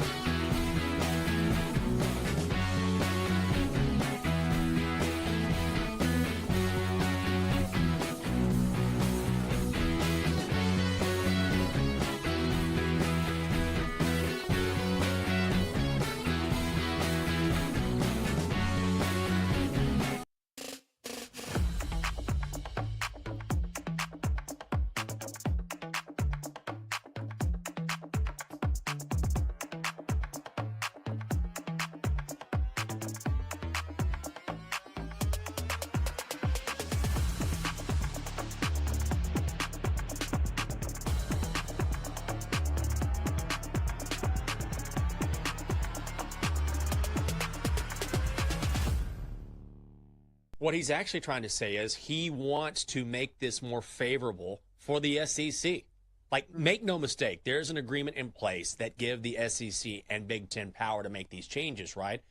That doesn't mean changes should be made. And then you read more of these quotes from Greg Sankey, and they just drive me bonkers. Like this one, I think there's this notion that there has to be some magic moment and something has to happen with expansion, and it has to be forced. It's like, that's right. You don't have to expand. You have to make a decision about how you want this format to play out for 2026. You don't have to expand. So, yeah, there is that notion, but they want to expand. And that's where they're butting heads with the Big Ten, because the Big Ten and the SEC have very different ideas about how that expansion should look. Because what do they want to do? They want to make sure that they get as many of their respective conference teams in this tournament as possible. They don't give a damn about anyone else.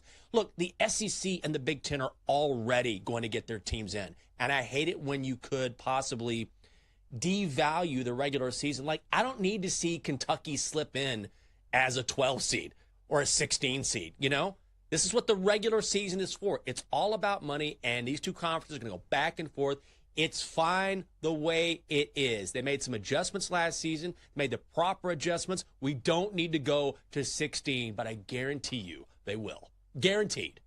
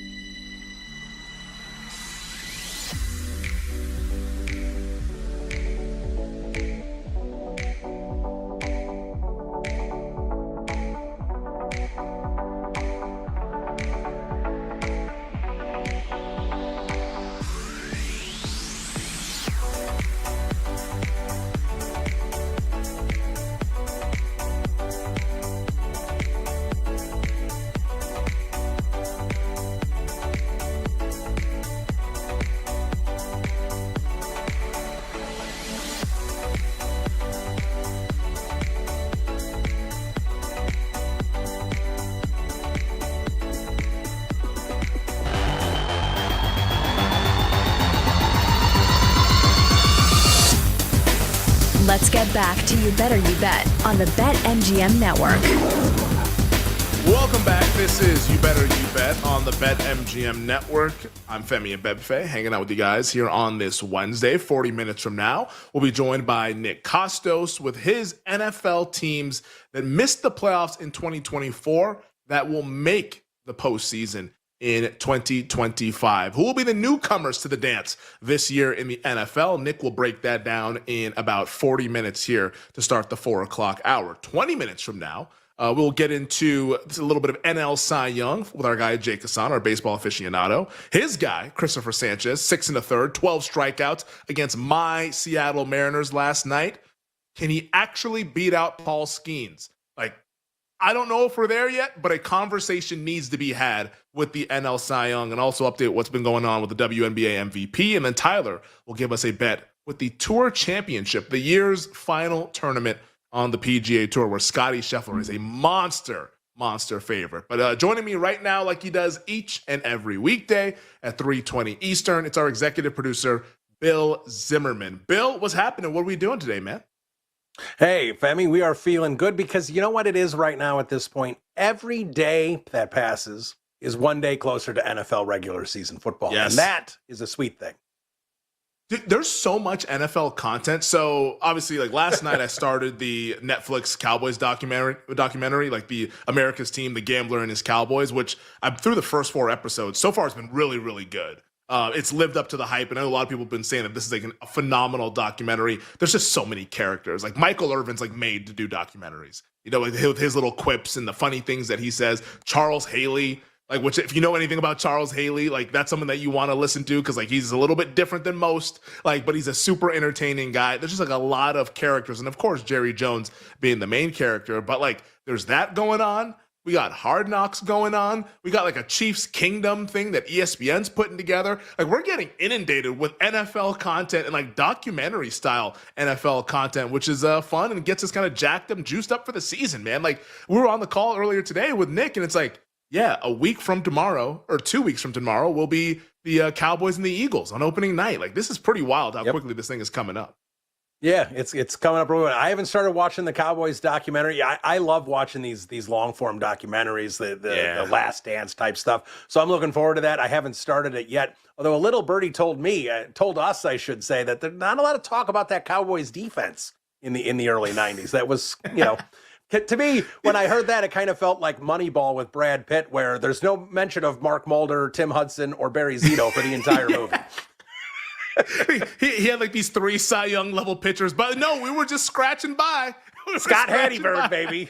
Yeah, it's like Miguel Tejada won like the MVP the next year or whatever. Like, it's like, there was talent. Like, I get it. Like, the sabermetrics were for sure helping them out, and it's why everyone adopted it. But like, let's not act like he just took like the freaking like little league team from around the street and all of a sudden won in like 95 games or whatever. But yeah, it's, I guess some things get left on the cutting room floor. But our guy, Wani, he's prominent. Like, he's shown in there. He's giving sound bites and everything. And so yeah, definitely check it out. It's really, really cool. And like, I think like the Jerry and the Jimmy stuff, they really go into that. Like I think like the 3rd or 4th episode, and that stuff is really well done. And it just like the whole time you're thinking, imagine if this happened in 2025. That's all you're thinking when you're watching it. It's a fun trip down memory lane.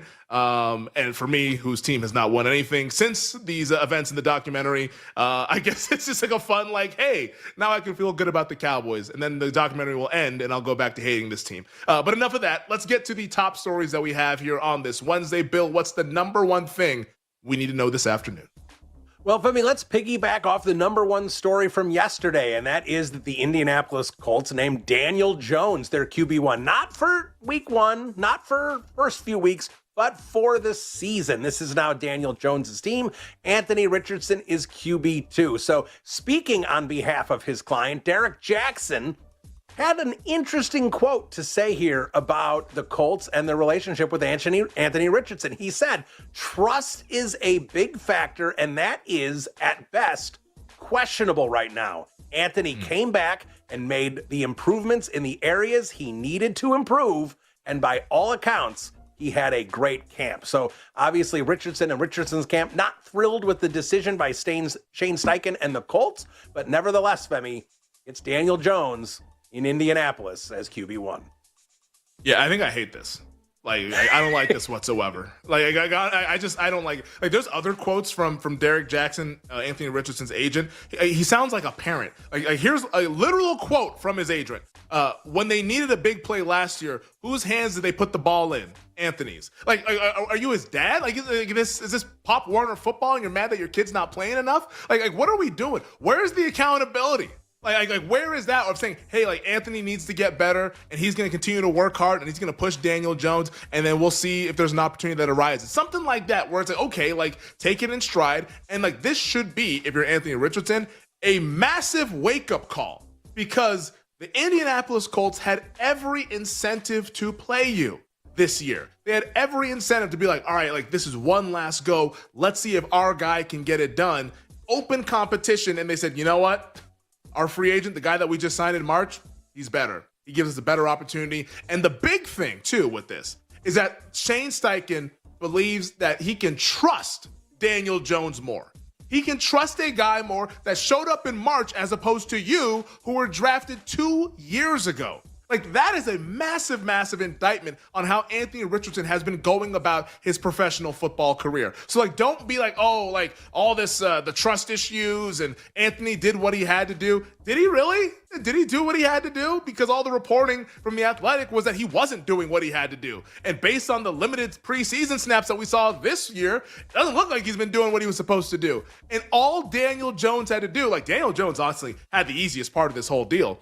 Daniel Jones, as long as he didn't screw up, apparently he was just going to get the job because Anthony Richardson did screw up. So I miss me with this nonsense of, oh, well, like, this team has kind of betrayed Anthony Richardson, and when they need a big play, they put the ball in his hands last year. Like, come on, bro. Like, knock it off. Like, if you want, go ask for your trade. I'm sure somebody out there will probably take a shot on him just because the talent is so immense. I think a lot of evaluators fall in love with those traits. But, like, to not take any accountability as to why Richardson got here and where here is the bench to start the season, that to me says that these guys do not get it, and I hate it for Richardson going forward. Bill, hit me with the next one. All right, Femi, let's stick in the NFL. Let's switch over here to the New York Jets because their head coach, Aaron Glenn, was addressing reporters, and he had something interesting to say about how he views the league. Check it out. Obviously, it's very much a passing league. Is there any concern about your ability to go downfield and whatnot? Who says it's a passing league? The team that won the Super Bowl, what were they in passing? 29th. Yeah. What were they in running?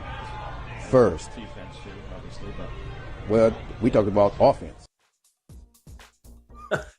There you go, Femi. So Glenn says it's not a passing league and uses the Eagles as the reason to show it's not a passing league, although I think everybody knows it's a passing league. Maybe the Jets won't be a passing team, but interesting view there from Aaron Glenn about how he views the league. I love the reporter being like, well, they were number one in defense. He's like, well, we're talking about offense. Like, I just love that interaction right there. I love Aaron Glenn. Like, obviously, he's wrong about this not being a passing league. It's a passing league. Like Coach Glenn, like, come on now. It's a passing league. It's been a passing league since, like, 2004. Like, so we don't need to, like, go ahead and, like, and act like these facts are infactual. Like, no, like, it's legitimately a passing league. Now, here's where I'll say the Jets are going about this the right way. They get the whole passing league thing. Like, let's spray the ball around. Let's spread things out. Let's throw the ball 30, 35 times per game, sometimes even 40 times per game. You can't do that with his quarterback. Like, that's not going to work. Like, I think the New York Jets, and why I love this New York Jets team and, like, the way they're going about things, they understand who they are. They understand that they need to play boomer ball to steal a line from Nick Costos. Like, it needs to be that kind of football. Run the ball 35, 40 times a game. Try to shorten the game. Try to get the lead, and then unleash your defense on the other side. That's their path to victory. Their path to victory is not letting Justin Fields make the decisions 30 to 35 times a game. Because guess what's going to happen? Turnovers. And when the turnovers happen, the losses happen. So they have recognized this is how we need to play. Now, are they going to be able to execute that every single game? Probably not. There's going to be games where they fall behind 17-3 and it's midway through the third quarter and you know the Jets are just cooked because of Justin Fields. But there's going to be some games, though, where it's, 17-13 and they have the lead and it's the fourth quarter and they have the ball and they're going to salt the game away. So, like, yes, lean into the ground game, lean into the defense, try to make sure Justin Fields doesn't participate in as many games as possible. And then maybe, just maybe, the New York Jets can be a success in 2025. Bill, hit me with the next one. Few more NFL notes, Femis. How about Pittsburgh Steelers defensive lineman Cam Hayward, who has been sitting out looking for a contract extension, as some of these other guys, Trey Hendrickson and Micah Parsons, more notably have. But he did return to practice yesterday, despite no movement on a possible new contract. So, Femi, we don't have any specifics as to if Hayward will continue to practice, if this will spill into week one, but it certainly looks like he's going to be back on the field in September, even without a new deal.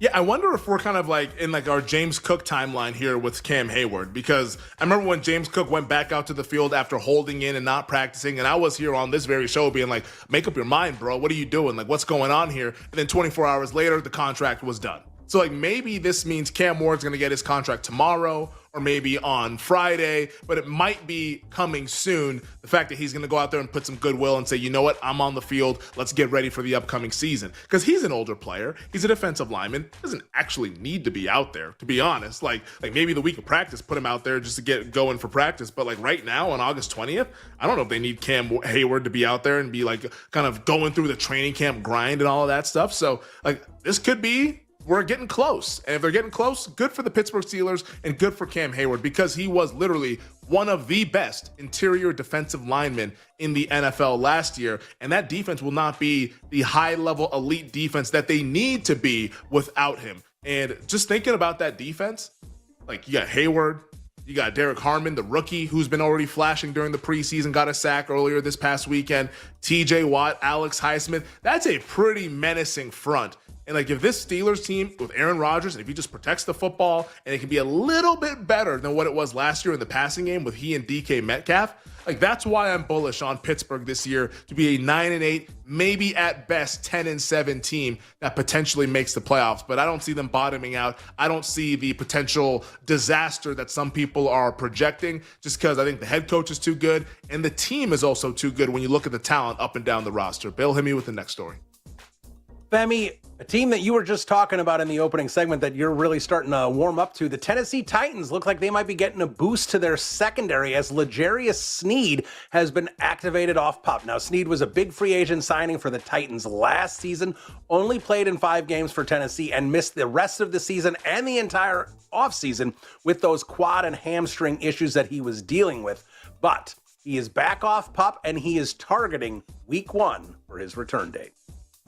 This defense is not as bad as people think. Like, this defense is actually pretty good. You look at some of the guys on the roster, like Jeffrey Simmons, of course, is going to be your headliner as an all-pro defensive tackle. Devondre Sweat was a really good rookie last season, really talented. Arden Key's a pretty solid pass rusher. If you get L'Jarius Sneed to like 85% of what he was when he was in Kansas City, that's now a really good corner. Amani Hooker's a pretty solid safety. Like this, they got some players on this defense and they're pretty strong up the middle, which is why I'm bullish on them. And they had games last year where they were showing some of that prowess defensively. Unfortunately, they were put in a lot of bad spots because of their quarterback play. But like if they can get competent quarterback play, that also improves the defense. That's why I like this team so much, is because the quarterback is the force multiplier. If a quarterback is better, everyone's better, not just on offense, but on defense as well. And in a division where there's a lot of vulnerable teams, like I just got done talking about Indianapolis, just got done talking about Jacksonville in the last segment. Like Houston, I think they're unassailable. They're going to be your AFC South winner. Spoiler alert, they're the team that won it the last 2 years.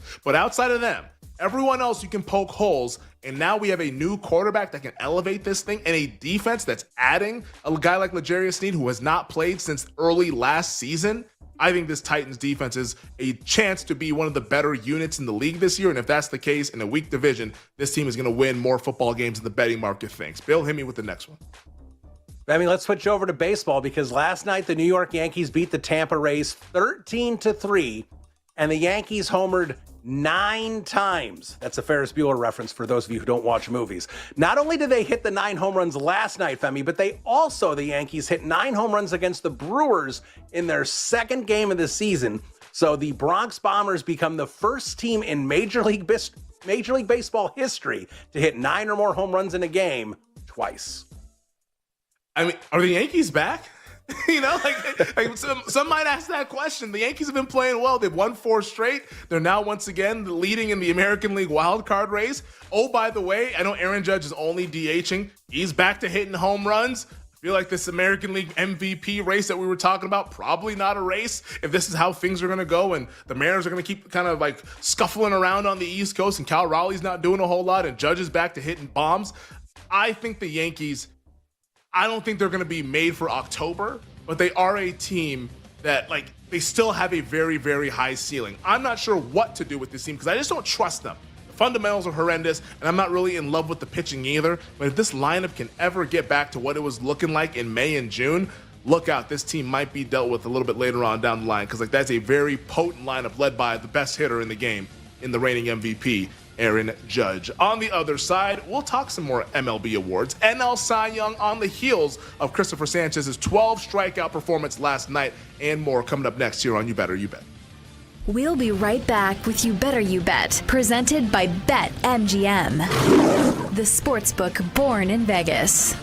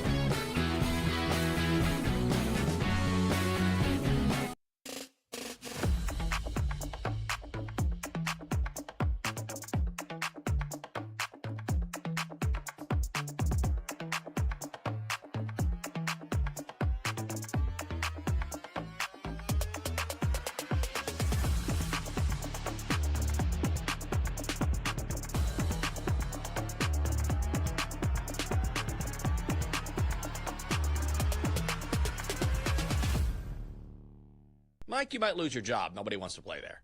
What happened to Miami? Yeah.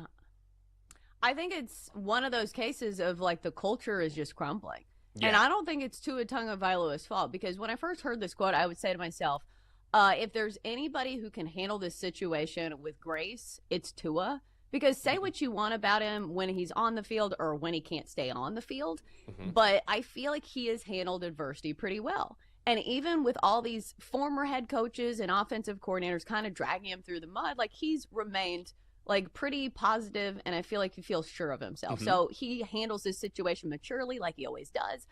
But it just feels like there's not enough leaders in the locker room in Miami. And we saw that was going to be a storyline coming into the season because they lost a lot of their veterans, including guys like Calais Campbell and guys who've just been in the locker room for so long. And we talk about this as an X factor for a lot of teams. A lot of times we don't say it's like one of the top things, but you do need leadership, especially when like one of your top players is Tyreek Hill, who's constantly flip-flopping back and forth between being on his best behavior and making great catches to saying, I don't want to be here and I want to be traded. So it's one of those things where it just feels like they have a culture issue. Like that's what we've seen. And I think that continues to be the problem. And a lot of that falls on the head coach. So whether we like to admit it or not, because a lot of people really like Mike McDaniel, they do have a culture issue. And I think that's one of the reasons why he is one of the favorites to be fired this year.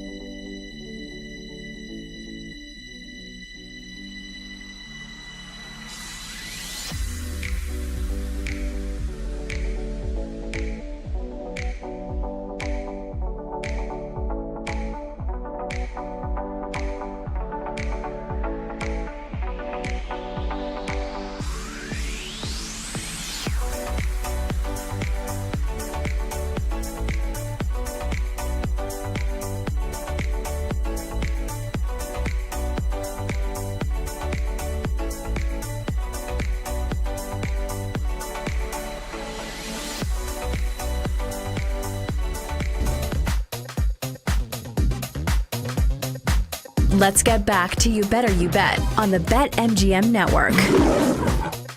Let's get back to it here on a Wednesday on You Better You Bet, presented by BetMGM on the BetMGM Network. I'm Femi Abebefe. We'll be joined by Nick Costos in 20 minutes as he gives us his NFL teams who missed the playoffs in 2024 that will make the playoffs in 2025. Who will be crashing the party this upcoming season? Nick will answer that question coming up in 20 minutes to start the 4 o'clock hour. But let's go ahead and get to some NFL training camp news. Jake Hassan, Tyler Morales, they're standing by. We'll talk some NL Cy Young, also get to the Tour Championship with Tyler Morales. But I wanted to hit a couple of news and notes from the National Football League before we traveled any further here. But the news out of Atlanta with their offensive line is no bueno.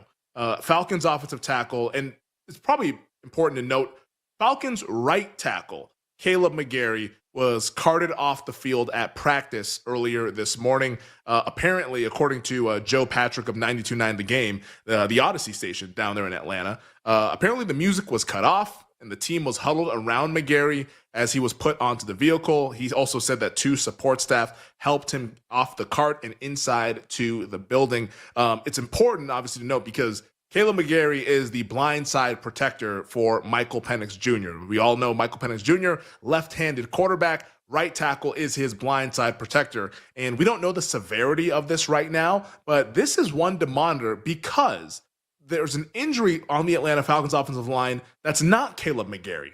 Their swing tackle, Storm Norton, famously of the Los Angeles Chargers, he underwent ankle surgery on Tuesday, and he's now expected to miss 6 to 8 weeks. So Storm Norton's going to be gone for about 2 months, and now Caleb McGarry, who knows what the severity is after he was carted off, but it sounds like it was severe enough to where like the vibes needed to be shut down, music off, and the guys were kind of surrounding him on the cart.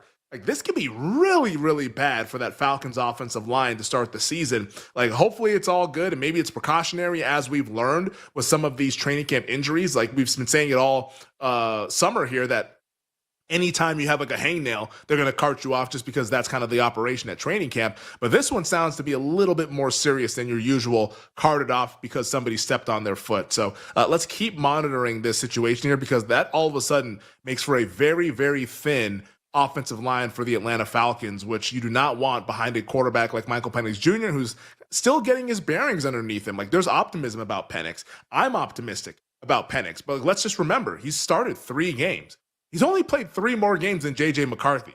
Like, we talk about J.J. McCarthy like he's the great unknown, but then we talk in certainties with Michael Penix Jr. It's only been 3 starts, so we actually don't know with Penix. And this would be a bummer if McGarry has to miss some time. I believe Brandon Parker would be the swing tackle for them if Storm Norton, which we know is going to be done for the next 2 months, and if McGarry can't play, especially in week 1 when they host the Tampa Bay Buccaneers, maybe it's Brandon Parker that's out there at the right tackle protecting Michael Penix Jr.'s blind side. But yeah, this would be a bad, bad deal for the Atlanta Falcons, a team that I'm bullish on to potentially win the NFC South at plus 200 this season. Also, out of Chicago, how about this news? The secret Bagent man, Tyson Bagent, signing a 2-year, $10 million extension to be the solidified QB2 in the Windy City. Bagent's been pretty good in the preseason. Sounds like he's been really good in training camp. There was conversations. I mean, we were playing the sound with Brad Biggs, who covers the Chicago Bears out there in Chicago, saying that, like, hey, there's been days where Bagent's looked better than Caleb Williams. Remember we only had that freak out?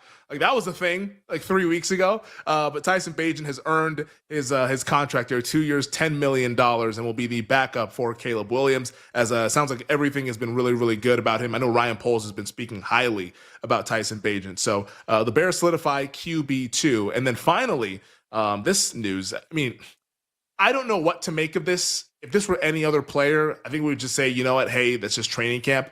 But Travis Hunter, for the Jacksonville Jaguars, of course, wide receiver, cornerback extraordinaire, has been dealing with an upper body injury. Now, he didn't play in the preseason over the weekend, their preseason game, but he did not practice today during team drills.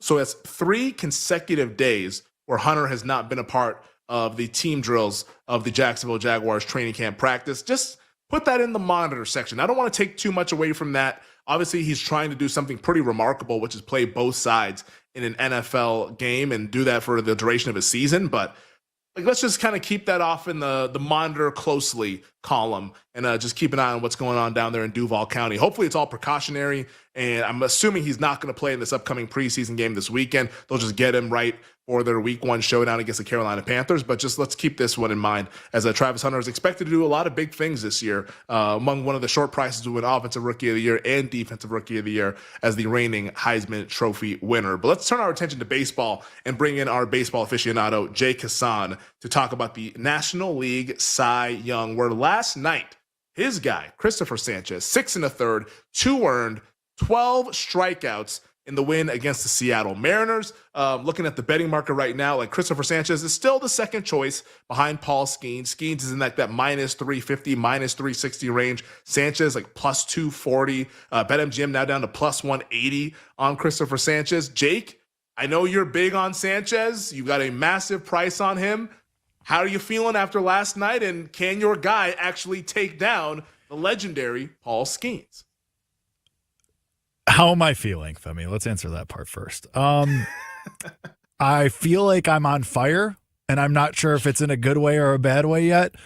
The one thing about me, dear listeners and dear viewers, and it is a visual show, so you should be watching on YouTube and Twitch, everything always comes back around later. For me, like, once I decide something is dead, it always comes back, whether it's months later, years later, a decade later. It always comes back after Jake Hassan has just dumped the last of the dirt on the coffin and moved on. I was so ready to just be done with this after Sanchez's blow-up start against the White Sox. Skeens looked like Skeens, and now I'm just right back in it. We're alive. That is exactly what we needed last night. If you're like me and you're a Christopher Sanchez backer, you have tickets on Christopher Sanchez. Last night couldn't have gone much better, barring him throwing a complete game. Like, that's exactly what you needed from Sanchez. 6 1/3, the 12 Ks match his career high from an earlier start this season in a big spot. Now, the only problem is Skeens gets the Colorado Rockies over the weekend. Famously, the worst team in baseball. But they've been playing a lot better. And Sammy P made this comment to me this morning. It's the Rockies, so if he gets touched up again by them, that might actually be worse, a bigger knock on him. Meanwhile, Sanchez's next start is going to come on Monday at New York against the Mets. Division rival, big spot where they being the Phillies, trying to hold off the Mets for the division. This could get real tight. We could be here 6 days from now saying, all right, Sanchez, I mean, because at certain places, Sanchez is less than 2-1.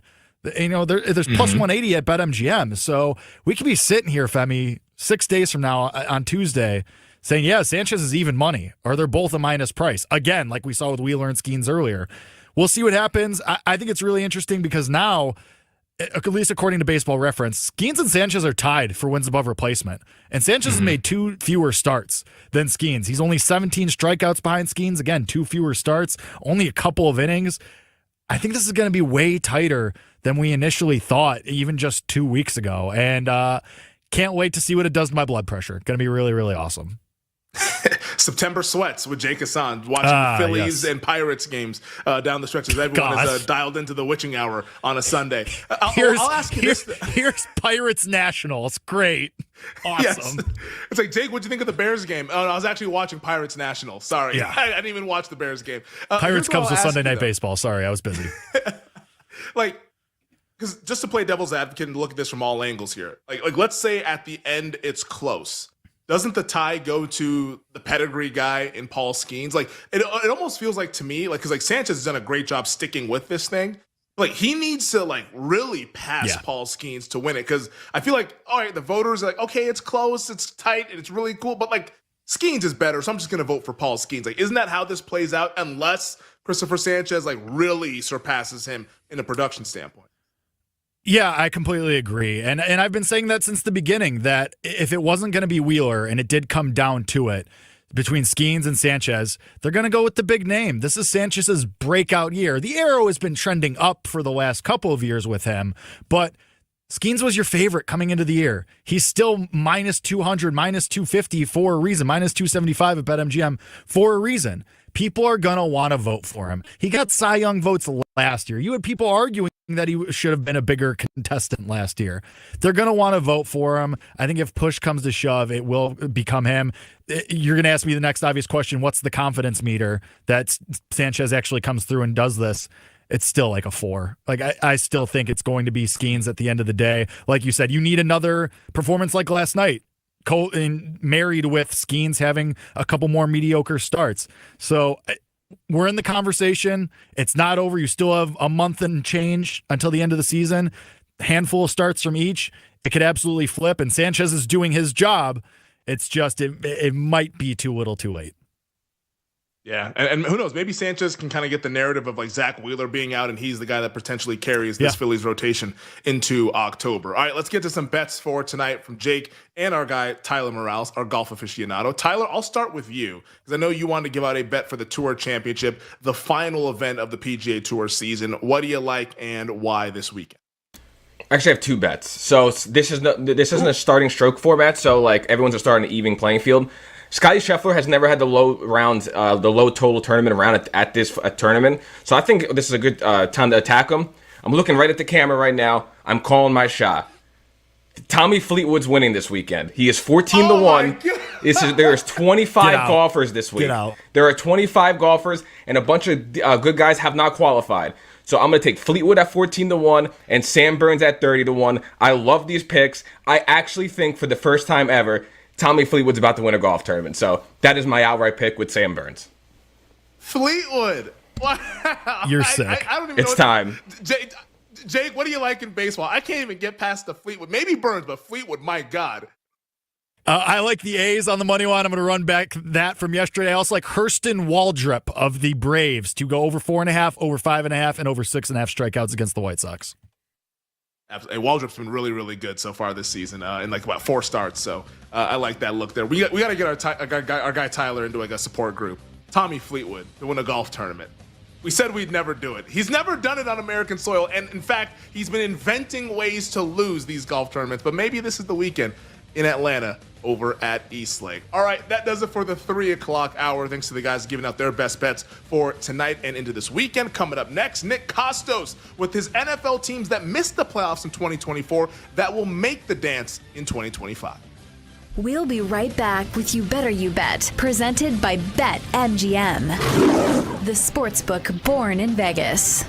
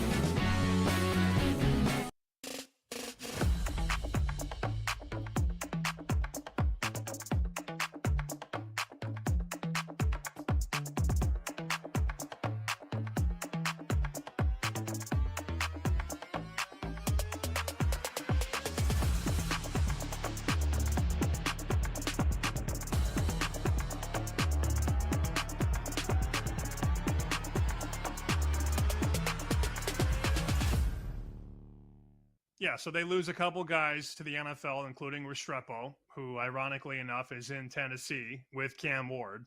So they're going to try and reignite that flame. But I'm being told the portal's been great to Miami, and they've got some young freshmen and sophomores that they really like. So you take that for what it's worth and hope that the hype meets the results or the production. And I really think, look, this Notre Dame defense is obviously it's very good. I'm not saying he's going to throw for 300-400 yards, but if they go up and put points up on Notre Dame, a team that just went to the title game, you're going to see all of a sudden that price because people want to wait and see on Beck. And I wholeheartedly understand it. I get it. But if you wait until after he beats Notre Dame, if, and throws for 303 touchdowns, what's the price going to be that following Sunday and Monday? It's not going to be 37. Well, it's not 37 anymore. The best price you could find right now is 30. BetMGM's got a 25. The low end is an 18 right now. I wonder what that price could look like if they win. And we've talked about this. This is nothing new to our show, as you alluded to. But I finally have the slip on Beck at 37-1. It took a lot of gymnastics to get there, but it's in. All right. Good job. I might be joining you. You mentioned 30 is the best number that you're going to find. And if you wait, if he has a great game statistically, let's say Miami wins, then what? Then what's the number? If they win that game, and now you're staring down at, okay, we're 1-0, huge surprise. That was an awesome start. Carson Beck, first year at the U. Bethune-Cookman's next. Then we go South Florida. Okay, let's mark down 3-0. What are we at that point on Beck if he's still putting up numbers? And you would expect them to put up numbers. This is the number one scoring team in the nation a year ago. So if they're winning all those games and they're putting up numbers, like, is he going to be a top 3 favorite? Probably.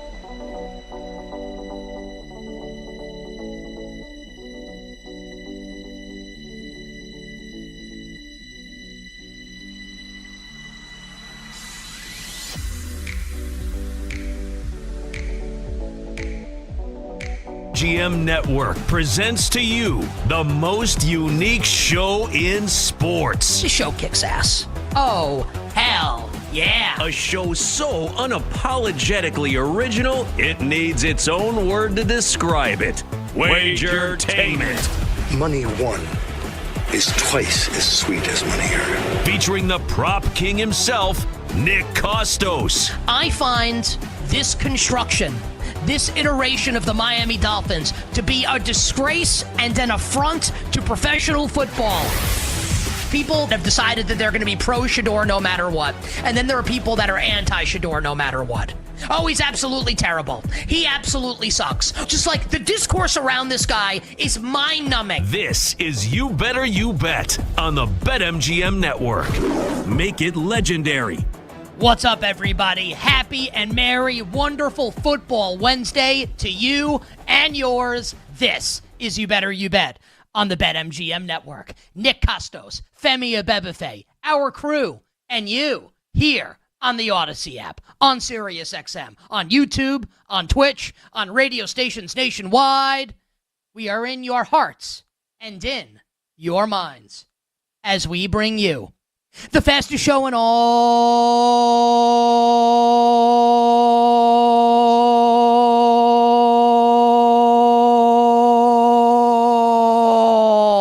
of Wagertainment.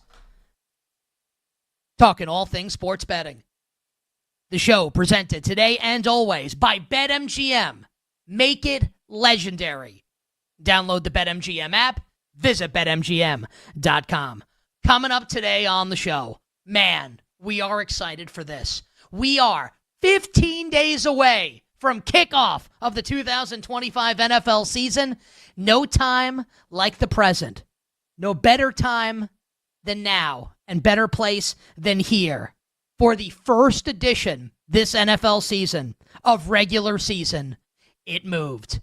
Femi and I are going to give you betting takes on all 16 games coming up week number 1 in the National Football League. We can't wait for it. Where we stand on sides, where we stand on totals. That's coming up next hour on the show.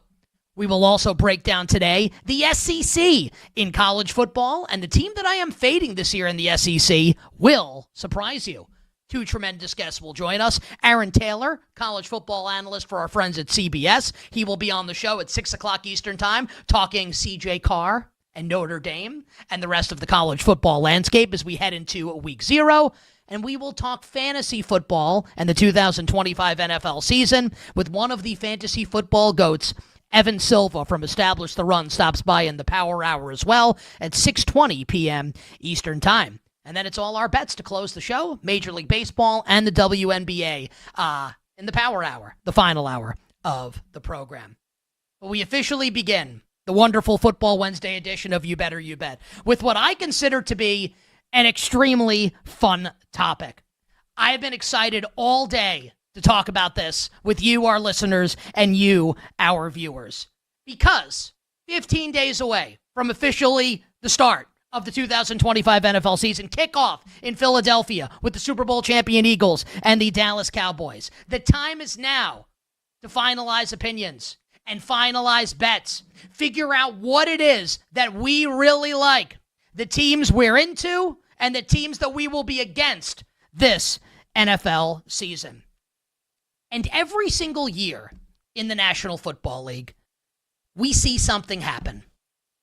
We see a group of teams that made the postseason one year miss it the next.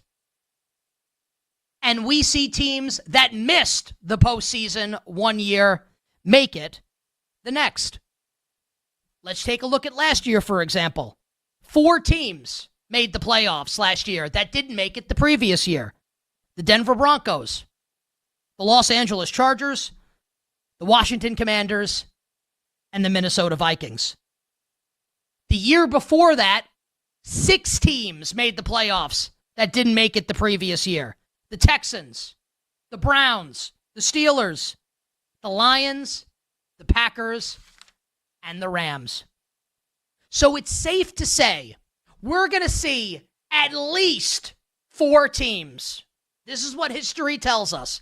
At least 4 teams that didn't make the playoffs last year will make it this year in the National Football League. And that's going to force all of us, when we come face to face with that fact, it's going to force all of us to kind of look at some teams that it may not be easy to say, this team's going to be in the tournament. This is going to be one of the 14 teams, 7 per conference, that actually makes the dance. But it happens every single year. Very few people liked the Commanders last year. Very few people liked the Denver Broncos last year. Now, I'm not going to sit here and make the case that, the teams that will make it this year will come at the expense of the teams like Buffalo and Baltimore and Kansas City and the defending Super Bowl champion Philadelphia Eagles. Those are the 4 teams, 1 in the NFC with the Eagles and 3 in the AFC, the big 3, the Bills, the Chiefs, and the Ravens, that I think are playoff locks as long as the principal players stay healthy. I can't imagine a world outside of injuries just completely destroying those seasons where those 4 teams don't make the playoffs. I think you can look at basically every other team and construct a case why that team will not make the postseason. I can't wait for this year. I think this is going to be an exciting National Football League campaign. So what I've got for all of you, 4 teams, 2 in each conference, 2 in the AFC, 2 in the NFC, that missed last year's postseason, that I am betting, not just saying that they'll make it, putting my hard-earned money on it, that I am betting to make the playoffs this year. And at BetMGM, where we tell you, dear listener and dear viewer, to make it legendary. All 4 at a plus money price. Let's begin in the National Football Conference, better known, of course, to you and yours as the NFC. Last year, right around this time, end of August, beginning of September, as we finalized our thoughts for the 2024 NFL season, I talked about a certain team. And what I said about that team was as follows. This team has got everything you need to cook with gas. Has got everything you could want in a team to be a surprise in a positive way in the NFL. Has all the ingredients to be a playoff caliber club. Except for the head coach and the offensive coordinator. And what I said was, if and when, and you say if just because you want to be nice, when this team fires the incompetent bozos that are in charge and makes a real hire and brings an adult into the room to run the show, I'm going to be on this team to make the playoffs. I'm not scared. I'm ready to win. This team held up its end of the bargain. Now I'm going to hold up mine. My first playoff team this year that missed last year's postseason. Your Chicago Bears. With Ben Johnson now calling the shots in Chicago. And I want to take everybody back 365 days ago when everybody was stupidly saying, and we called it out then in the moment, Caleb Williams walking into the best ever situation for a first overall pick. People ignoring the fact that the head coach, Matt Eberflus, was a bum. Good defensive coordinator. I think he can do a decent job in Dallas running the defense. Just absolutely overmatched as a head coach. And, I mean, Shane Waldron. It wasn't enough that this dude, let Russ cook. Like, not only was the kitchen closed, like there was a power outage on the block for the kitchen.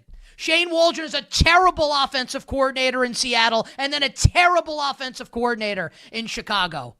Going from Matt Eberflus and Shane Waldron to Ben Johnson, even though we haven't seen Ben Johnson coach a game as a head coach. But going from those two to Ben Johnson is like going from like a broken down jalopy to a Ferrari. And honestly, it's insulting to jalopies.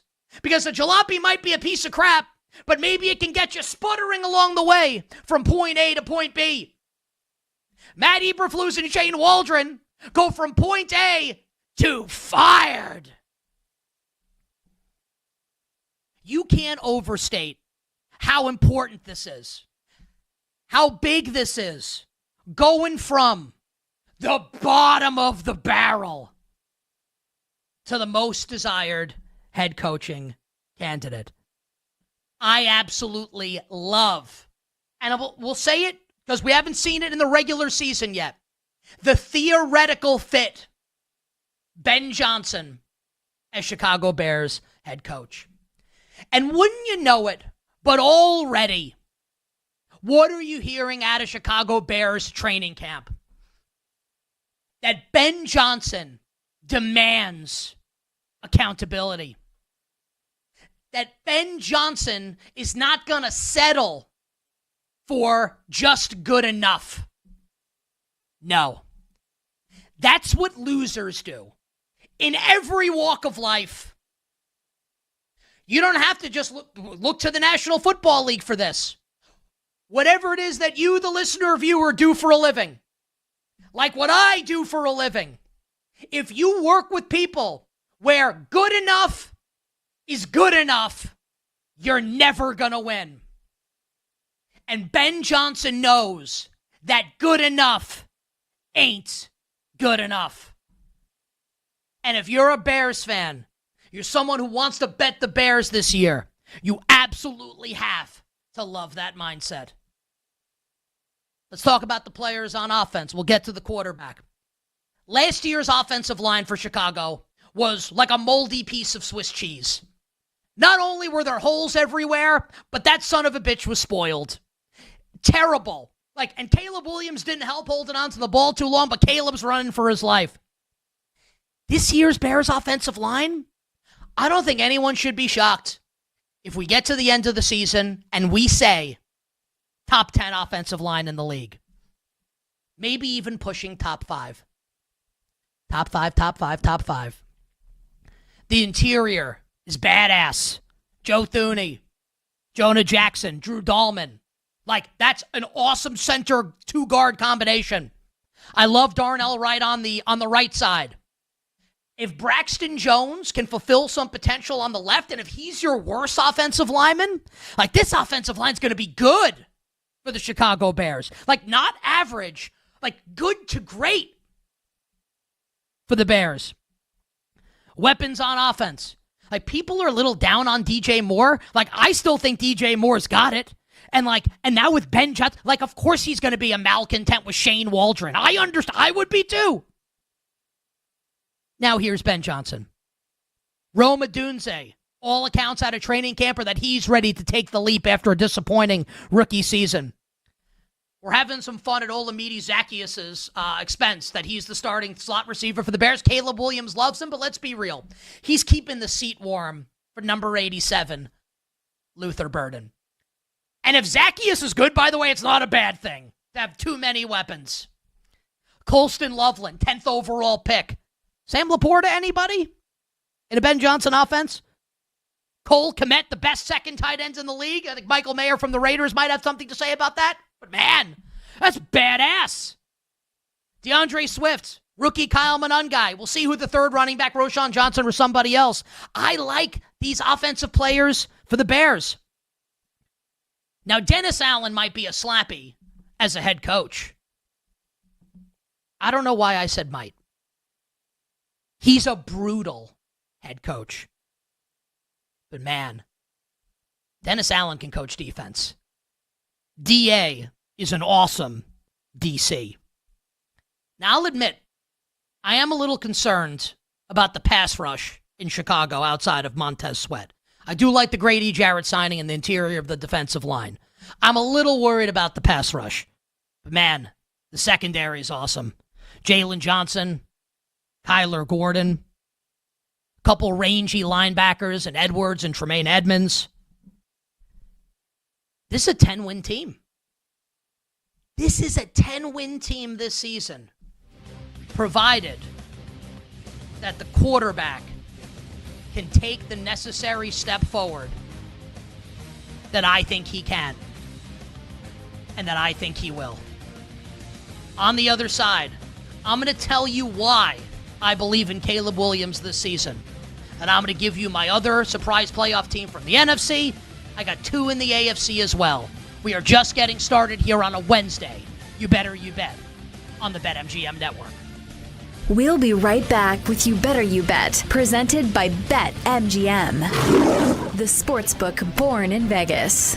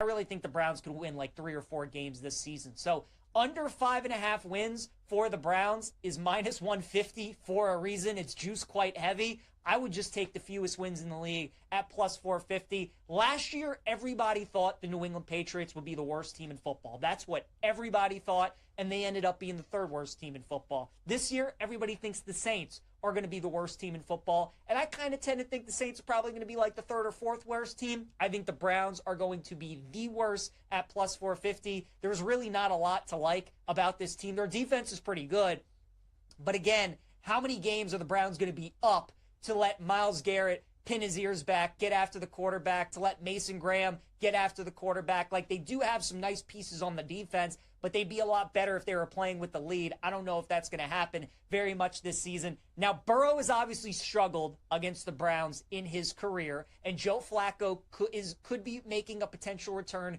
to Baltimore if he is the starter in week 2. So that could be something to look at for the Browns. Maybe they do win one of those games. Maybe they do get off to a better start than I'm imagining. But, I mean, I think it's realistic to say there's a chance the Browns start the season 1-5, potentially 0-6 to start the year. And if that happens, you guys, things could get real ugly real fast for the Cleveland Browns. I could see them making a change at quarterback and just seeing if they finally can find a franchise quarterback. That's really what this season is about. They're starting Flacco, but they're not going to end this season with Flacco. It's going to be Shador. It's going to be Pickett. Maybe Dylan Gabriel gets in there, whatever it ends up being. The Browns are just hoping that they can finally find a franchise quarterback. To me, that's what this season's about. It might start with wins and losses, but it's going to end up being about who their quarterback is. Browns' fewest wins, plus 450. That is the bet I would take.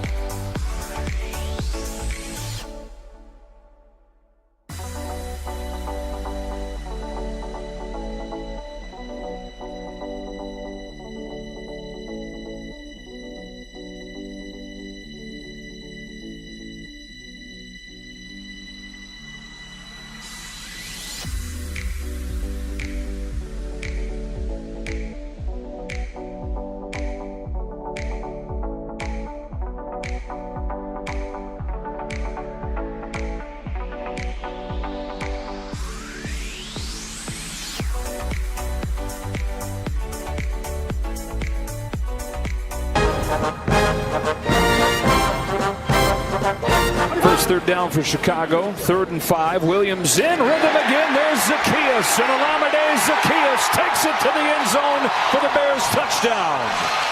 36-yard touchdown to finish off a 93-yard drive to start this game. You're tuned in to You Better You Bet with Nick Costos and the crew on the BetMGM Network. Fox Sports courtesy of the call this past weekend. Did anyone see the rating for the Bears-Bills preseason game? I didn't do the math, but I'm pretty sure that Bears-Bills preseason week 2 did better than every World Series, Stanley Cup, and NBA Finals game of the last 30 years combined. You think people love the National Football League? Here's a billion people tuned in, riveted by the Bears starters against the Buffalo Bills backups. Man, Caleb Williams looked pretty good in that preseason game. Now it's preseason. Totally understand. I get it. Tyson Bagent, the secret Bagent man, also looked great in that game to the point that he got a contract extension today. And I love that, honestly. I think Tyson Bagent's a really good backup quarterback. And every team needs a good backup quarterback. Hey, Lions, I'm looking at you. Here's Kyle Allen a heartbeat away if Jared Goff goes down. Not great. The Bears, at least, you could feel decent if Tyson Bagent has to come in for any period of time. So I get it. It's just the preseason. It's against backups. But it wasn't just the throws for Caleb Williams that I liked. And there were a couple really good ones. The throw to Zacchaeus, the throw to Cole Kmet. He was great. Like I know the throw itself to Luther Burden was great, but Burden, man, I'm into this offense. I'm into it. The thing that struck me about Caleb Williams in that preseason game, procedural. Cool, calm, collected. Getting to the line of scrimmage. Getting the play called. No penalties. Everything looks normal. You might be out there watching and listening and saying, well, I mean, of course, like that's what should happen. I know. My counter. Did you watch the Chicago Bears last year? Like, yes, the bar is extraordinarily low when your head coach is Matt Eberflus and your offensive coordinator is Shane Waldron. Let's get the little things right with Caleb Williams. And that's what Ben Johnson's been preaching. Now, I'm not here to tell you, because none of us have the answer to this question yet. And it's not necessarily fair to Caleb Williams, but it is what it is. We have to acknowledge reality. Caleb goes first in the draft. Then here's Jaden Daniels, who I think is already a top 5 quarterback in this league. And like I actually don't even think it's close, and I think the whole debate is stupid. Like, it's your 4 guys in the AFC, and it's Jaden Daniels. Like, there's your top 5. Done. Period. End of story. I love me some Drake May. I know the Patriots didn't make the playoffs last year and, like, had a down season, but, I mean, who wasn't impressed with Drake May? Bo Nix goes to the playoffs. Michael Penix Jr. looks good at the end of the season. So all of a sudden, you've got people, and I understand why with the way the season went last year in Chicago. Is Caleb Williams going to be a bust? Should the Bears have picked Jaden Daniels instead? And look, the answer to that question might just be yes. Like maybe they should have picked Jaden Daniels.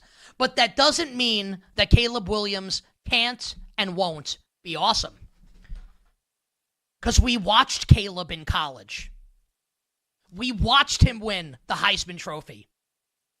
We see the tantalizing physical ability, the arm, extending plays, like creating magic out of absolutely nowhere. He's a frickin' stud. It was the little things that eluded him last year. And look, and some of it's on him, for sure.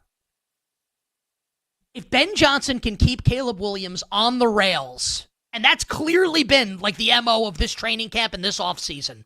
Let's get the fundamentals right. Procedurals. No penalties. Get up to the line of scrimmage. High completion percentage. Get the ball out quick. His natural talent's going to take over. One other thing to consider on Caleb Williams. Think about what we all said and thought about Ben Johnson the last few years. You know, I don't want to say he's like the most desired head coaching candidate in a long time, because this happens every couple cycles where it's like, wow, like this is the next guy. He was that guy.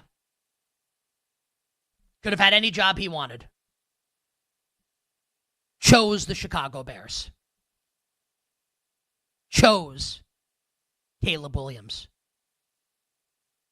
Do you think Ben Johnson took that job because he likes deep dish pizza at Lou Malnati's?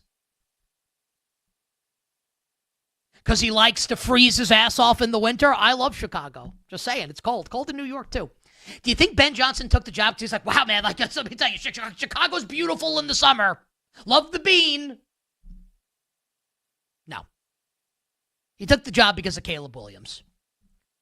And if you're one of the people, and I know you are, because everybody thought it, that Ben Johnson was the next big thing as far as an NFL head coach is concerned, then you have to trust him when he wants to work with Caleb Williams. The Chicago Bears right now at BetMGM, plus 165 to make the postseason. Bear down. Let's go. The Chicago Bears will make the playoffs this year with an adult in the room in Ben Johnson and a step forward from their young, talented second-year quarterback, Caleb Williams. You bet on this Wednesday. Let's stay in the NFC. Another team that didn't make the playoffs last year that I think is going to make it this year.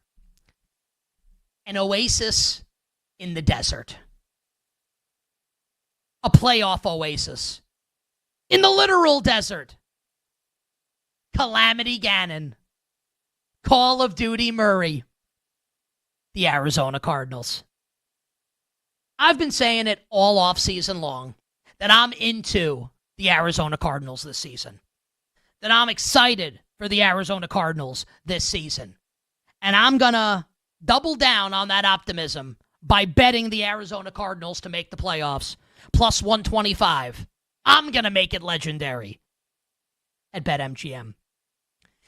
Last year, with basically no defensive talent, very little defensive talent. They have some, but not a lot. Very little defensive talent. Jonathan Gannon, like Frankenstein's, a decent defense basically out of nothing. Took like a bunch of crap, literal crap, maybe not literal, threw it against the wall, and it somehow managed to stick. 14th in defensive DVOA last year with very little talent. This guy can coach his ass off when it comes to defense. Now let's talk about the new defensive pieces added to Arizona, because this was clearly their MO this offseason, was let's infuse this defense with more talent for our mad scientist head coach / defensive coordinator. I know he's not the DC, but he's in charge of this whole deal, right? And let's see what he's able to fashion out of some more talented players.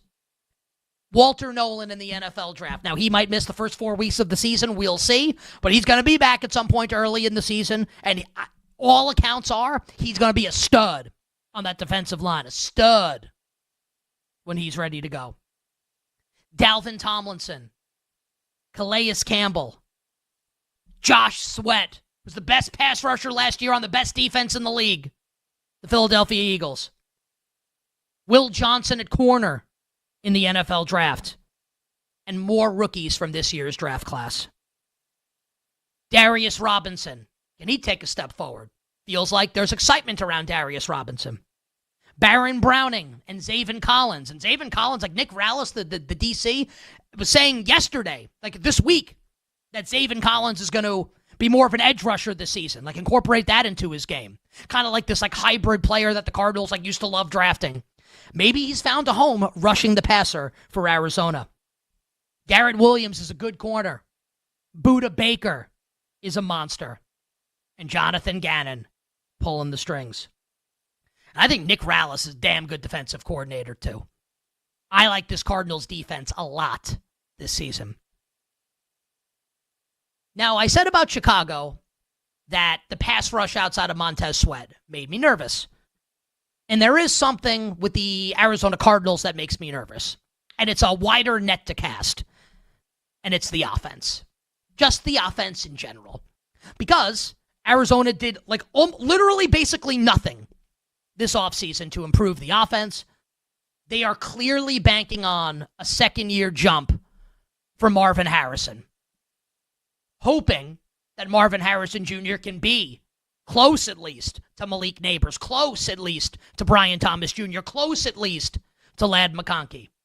Because it was a disappointment. It's like on average, a good rookie season for a wide receiver, what MHJ had last year. But when you compare him to the other studs that were drafted early, let's call a spade a spade. He's a big-time disappointment. We won't know until the games start. So like week 1, Sunday, September 7th, on the road at New Orleans. We won't know for sure until then. Reports seem pretty good out of training camp. All the highlight videos look really good for Marvin Harrison Jr. And if you think this is a pretty smart front office with Monty Ossenford and a smart head coach in Jonathan Gannon, that's a statement of intent by them. Not doing a ton this offseason. I think it's pretty clear that they think that this offense can cook this season. A vote of confidence in Marvin Harrison Jr. Trey McBride's a stud. Love Trey McBride. We don't have to say much more there. I like the running back combo of James Conner and Trey Benson. Paris Johnson, I think by the end of the season, we'll be talking about as an elite left tackle in the NFL. And I think the offensive line has got a chance to be good. Average to good this year. So really what it comes down to, in an offense that is going to funnel the ball to the tight end, so Trey McBride's going to be the focal point. What's going to matter for this offense, and what's going to matter for you, the listener or viewer, when you decide, hey, do I like the Arizona Cardinals this season? Do you trust Kyler Murray? And I would understand if people out there said, no, I'm out on Kyler Murray. Like, missed some easy throws last year. Like the Rams game towards the end of the year, which like we were very happy with the outcome of that game with our Rams bets, but still, like Kyler left a lot on the field last year. Do you still believe in Kyler Murray? I do. I do. I still like Kyler Murray. And I like Marvin Harrison, and I like Trey McBride, and I like the run game. And I think this offensive line's got a lot of potential. And if that's true, and if it's also true that Jonathan Gannon's a kick-ass head coach, and I think that is true, and I like both coordinators, Drew Petzing and Nick Rallis, maybe both will be future head coaches in the NFL, then hell yeah, I like the Arizona Cardinals to make the playoffs this year. That price right now at BetMGM, plus 125 for Arizona. Start in the AFC now. I got two teams in the AFC. So Chicago and Arizona in the NFC. Two teams in the AFC for the rest of this hour. And before I give you the first team in the American Football Conference, let's take a trip in the time machine. Let's go back in time. 40 years ago. Bill Zimmerman, our executive producer, his sophomore year in college, as a diehard fan of the Chicago Bears, got to watch his Chicago Bears destroy the New England Patriots in Super Bowl 20. I've got the Bears as a surprise playoff team this year in the NFC. Give me the New England Patriots as a surprise playoff team in the AFC. I'm going to take it a step further from where I was last week when I told all of you, and what I must say, I thought was a pretty compelling case, why the Patriots are the second best team this year in the AFC East. That's going to get them into the postseason. I talked about a lot of the reasons last week. Improved offensive line. Love Will Campbell, especially in the run game. And I think this offense will run through the run game with Ramondre Stevenson and the absolute monster known as Travion Henderson. Intriguing pass catchers. Rookie Kyle Williams. DeMario Pop Douglas, who Jamie Eisenberg is obsessed with, told us that on the show yesterday, and Jamie's one of the best with fantasy football. Stephon Diggs, when he gets out on the field, maybe week one, maybe not. Tayshaun booty, rocking everywhere. And Josh McDaniels, an overmatched head coach, but a great offensive coordinator. On the other side, more on why the Patriots will make the playoffs and the other team in the AFC that didn't make the tournament last year that will make it this year. We'll be right back with You Better You Bet, presented by BetMGM, the sportsbook born in Vegas.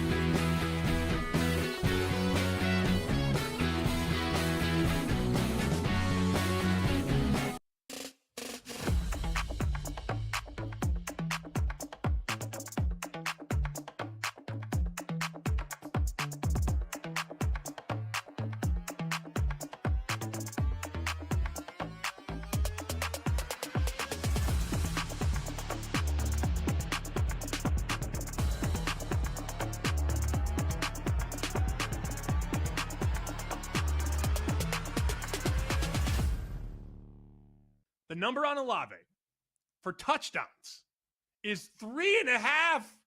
That's it. Is he not catching 4 touchdowns with Kellen Moore running the offense? He should. And if you're a rookie quarterback, what are you going to do? You're going to look to the one. You're going to look for the most talented receiver on the field. Maybe he can come save me. If it's not the outlet guy, if it's not going to be Kamara, I would think he would be looking to Olave. But Olave's injury history, like that's something.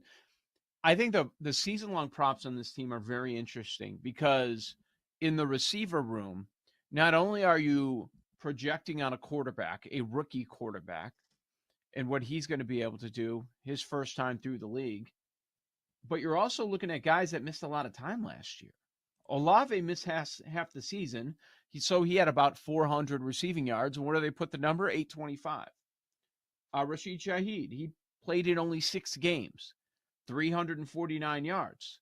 So they bump it up to 700. Okay, let's double it. Rookie quarterback, numbers won't be the same. Probably closer to when the backup was in, not Derek Carr. So these numbers, maybe you can find some value in Olave and Shaheed because they're not quite sure where to place them because they don't know what they're getting with the quarterback. And we haven't seen these guys play a full season in a while.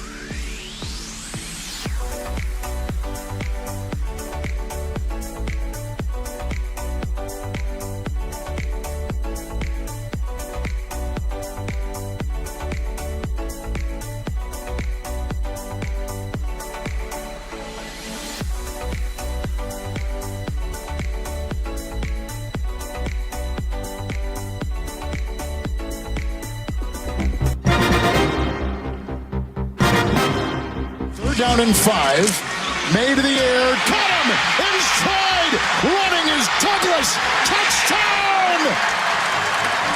What a play! 3rd Drake May touchdown pass today. You're tuned in to You Better You Bet with Nick Costos and the crew on the BetMGM Network. Friend of the show, Kevin Harlan with the call last season. We love the Drake. He started from the bottom. Now he's here. And after what he did his rookie season with Gerard Mayo and Alex Van Pelt, people still don't believe in Drake May. He keeps telling you to stay, but you're leaving him. Leaving him. Love that. Nokia's a good song. For some reason, some of you people, you still don't love the Drake.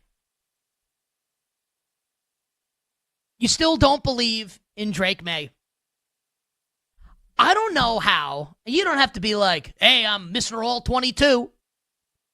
I'm grinding the film. Here's my opinion on the A gap.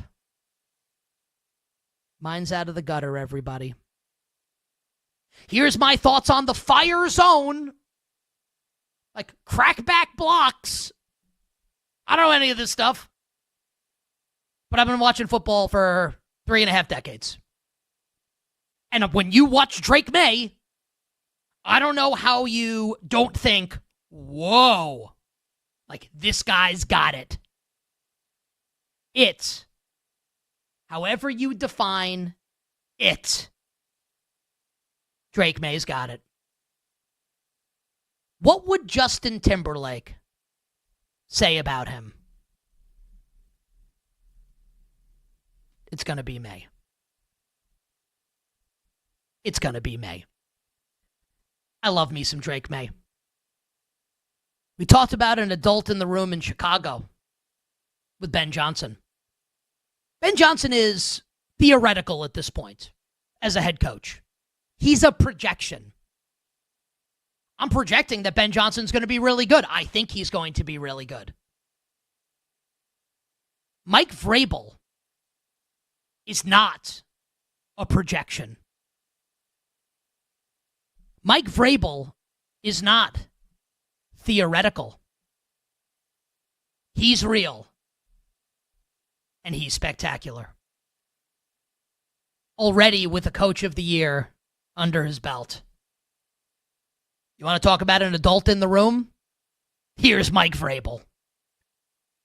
And I think this defense is going to be way better this year in New England. Milton Williams, Harold Landry, Robert Spillane, Carlton Davis, alongside Christian Gonzalez. Got to get him right and totally healthy. But man, Patriots team way better than it was last season. I think that the New England Patriots are better coached and have a better defense than the Cincinnati Bengals. The floor might be higher for the Los Angeles Chargers, but the ceiling is higher for the New England Patriots. I like the Patriots more than both. And that might sound like sacrilege, and you might think I'm nuts. Ask yourself this question, though. Again, am I wrong when I say the Patriots have a better defense and are better coached than Cincinnati? Am I wrong when I say the Chargers, the floor for the Chargers is to win more games than New England, but the Patriots' ceiling is higher than the Chargers' ceiling, especially with Rashawn Slater out for the season? Every year, teams come out of nowhere and surprise us and make the playoffs. I'll bet on the New England Patriots, plus 150, to be one of those teams this season. And finally, the last of the 4 teams that didn't make it last year that I think will make it this year. I should have asked Jake to grab the sound. This is my bad, because in my head I was thinking that I'm going to do this, and then I didn't ask Jake that this is my fault. So I will do it instead. The last team, Duval. It's my Liam Cohen impersonation. I don't know how good it was. Yeah. The Jacksonville Jaguars. The Jacksonville Jaguars. Now, I will admit that the reason why I like Jacksonville to make the playoffs this year has more to do with the division than me really loving the Jacksonville Jaguars this season. Because I take a look at the other 3 teams in this division. Tennessee Titans. I love me some Cam Ward. And honestly, I think that there's a case to be made, if someone wants to make it, that the Titans could be a surprise playoff team this year in the AFC. I don't think it's going to happen, but you could make that case. I think Cam Ward's going to be awesome. I'm a huge Cam Ward fan. But more than likely, Tennessee's going to struggle this year as they look to get that thing ramped up now with Cam Ward as the franchise quarterback. I spent 20 minutes yesterday talking about why the Colts are going to be terrible. I don't know if I need to do it. Daniel Jones is the starting quarterback. Enough said, in the words of the late, great Stan Lee. Also, Excelsior. And then there's the Houston Texans, the 2-time reigning defending champions of the AFC South. We had Brian Baldinger on the show yesterday, and Brian Baldinger said that on paper, the Texans are the best team in this division in the AFC South. And he's right. I'm not going to argue that point, that the Texans on paper are the best team in the division. But the Texans have a couple things that I'm worried about. First is something general. And it could easily go the other way, and I acknowledge that. And everyone says it every year. It's not an original thought by me. That defensive success year over year is harder to predict and harder to replicate than offensive success. So, the Texans got some badasses, man. Got some dogs. D-A-W-G. Got some dogs on defense, man. They do. What happens if the defense takes even a little step back this year? Are people aware of what's happening with this Houston offensive line? That it was so bad last year that they said, you know what? Let's trade the good players and get rid of the good players, and let's throw some stuff at the wall. Like, you've heard of a poo-poo platter? You go to a restaurant, you get a poo-poo platter, you might be excited about it. That's spelled P-U-P-U. This is P-O-O. P-O-O. And man, it stinks. I think this offensive line could be a train wreck. And look, maybe Jaden Higgins is awesome, the rookie second-round wide receiver. Maybe Jalen Noel is awesome. Maybe the running game gets cooked up. Maybe it's Woody Marks. Maybe Joe Mixon comes back. Maybe not. I got concerns about this offense. And in theory, like Nick Caley could be a good offensive coordinator replacing Bobby Slowick. They may be hamstrung by maybe the worst offensive line in the league. We'll see. So I'm willing to take some shots at the Houston Texans. And I don't want to do it with Tennessee, and I don't want to do it with Indianapolis. Now we can get to Jacksonville. And we'll see how Liam Cohen is as a head coach. Was obviously a smashing success last year as Tampa's offensive coordinator. I'm willing to say this right now without having seen Liam Cohen coach a single game as a head coach in the National Football League. That Trevor Lawrence going from Urban Meyer and Doug Peterson, this is would be like you enter the dating world as a young man, right? And your first two girlfriends are cheat on you with your best friend. That's Urban Meyer. That would be the first one. The second one stands you up because she loves golfing. That's Doug Peterson. And now, I don't know if Liam Cohen is, a 10, where he's hotly desired coming out of the college game like Urban Meyer, or got a Super Bowl trophy like Doug Peterson. But Liam Cohen, going to be steady for my guy Trevor Lawrence. And just like I still believe in Kyler Murray, I absolutely still believe in Trevor Lawrence. Now, he's got to do it. He's got to go out there and he's got to prove it. Does have the playoff comeback against the Chargers. Probably should have beat the Chiefs the next week. Shout out to Chad Henne for that game. I still think Trevor Lawrence has got it. I felt like he had it the first time I watched him play at Clemson. And I was like, why? When did Clemson get Thor to play quarterback? When did that happen? I still believe. Brian Thomas Jr. and Travis Hunter. Preposterous. I think BTJ is a top 10 fantasy pick this year in drafts. I love Brian Thomas Jr. Travis Hunter. We had Pete Prisco from CBS Sports, my buddy, on the show prior to the draft. Asked Pete Prisco, what's Travis Hunter's ceiling? What's his pro player comp as a wide receiver? Pete's response, Justin Jefferson. It's going to be electric. And I think sooner rather than later, and I've been saying this since the draft ended, this backfield will belong to rookie Bashal Tutin. Brenton Strange is ready to emerge, the doctor, as a real deal NFL starting tight end with Evan Engram now in Denver. Now, the offensive line is no good in Jacksonville. The best case scenario is average for the offensive line. How do you mitigate that? Did anyone watch Travis Hunter make Shadur Sanders look like the greatest quarterback of all time in Colorado, taking screen passes to the house? Here's the quick game with Hunter and Brian Thomas. Did you watch Tampa's run game last year? Let's get inventive with Tutin and maybe Tank Bigsby. We'll see if ETN makes the team. I love this offense in Jacksonville. I'm so bullish on the Jaguars offense. Defense makes you a little queasy. Couple blue chip players. Josh Hines Allen. Did you know that Josh Allen and Josh Allen have the same name? Travon Walker looks like he's finally, I don't know if he's ever going to be Aiden Hutchinson, but he a good player at this point. Pro Bowl caliber player. Not a ton there on defense. But that's why I preface this by saying my love for the Jaguars this year is less that I love the team and more that I love them in this division. Because I want to take shots at the Houston Texans, and it ain't with the Colts, and it ain't with the Titans. I love me some Trevor Lawrence. I love BTJ. I love Travis Hunter.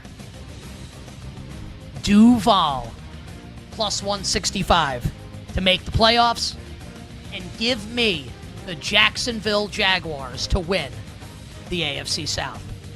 Hour 1 done. Hour 2 for you coming up on the other side. And we start hour number 2. Femi Abebefe and yours truly going through every game week 1 in the NFL. We'll be right back with You Better You Bet, presented by BetMGM, the sportsbook born in Vegas.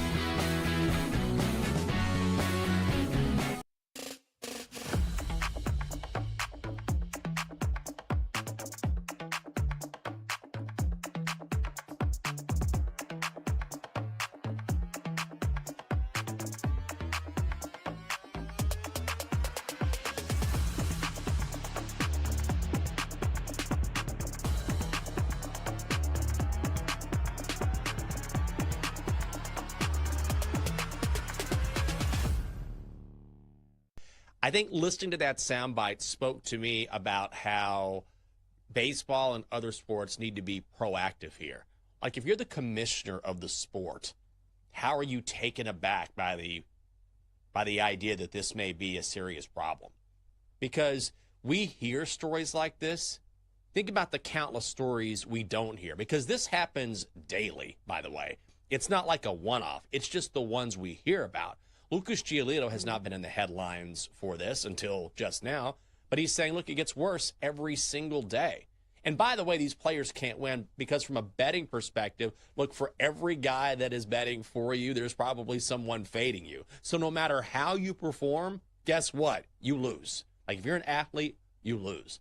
And Rob Manfred and other commissioners, they need to be really proactive here as far as their cybersecurity in going after people who are guilty of this and putting something really punitive in place, because as Lucas was saying, you can't wait until someone gets hurt to do something, because as empty as some of these threats may be, there are some crazy people out there, and we don't need someone finally stepping over the line and hurting an athlete before we say, oh, I guess we need to take this seriously. It's already a problem. It's been a problem for a long time now. So it's time for these leagues to step up. And I don't know how much more they can do, but whatever they can do to increase the number of people really honing in and punishing the fans, taking them to court, putting them in jail, doing whatever they need to do to slow down these threats or at least mitigate them a little bit, it needs to be done.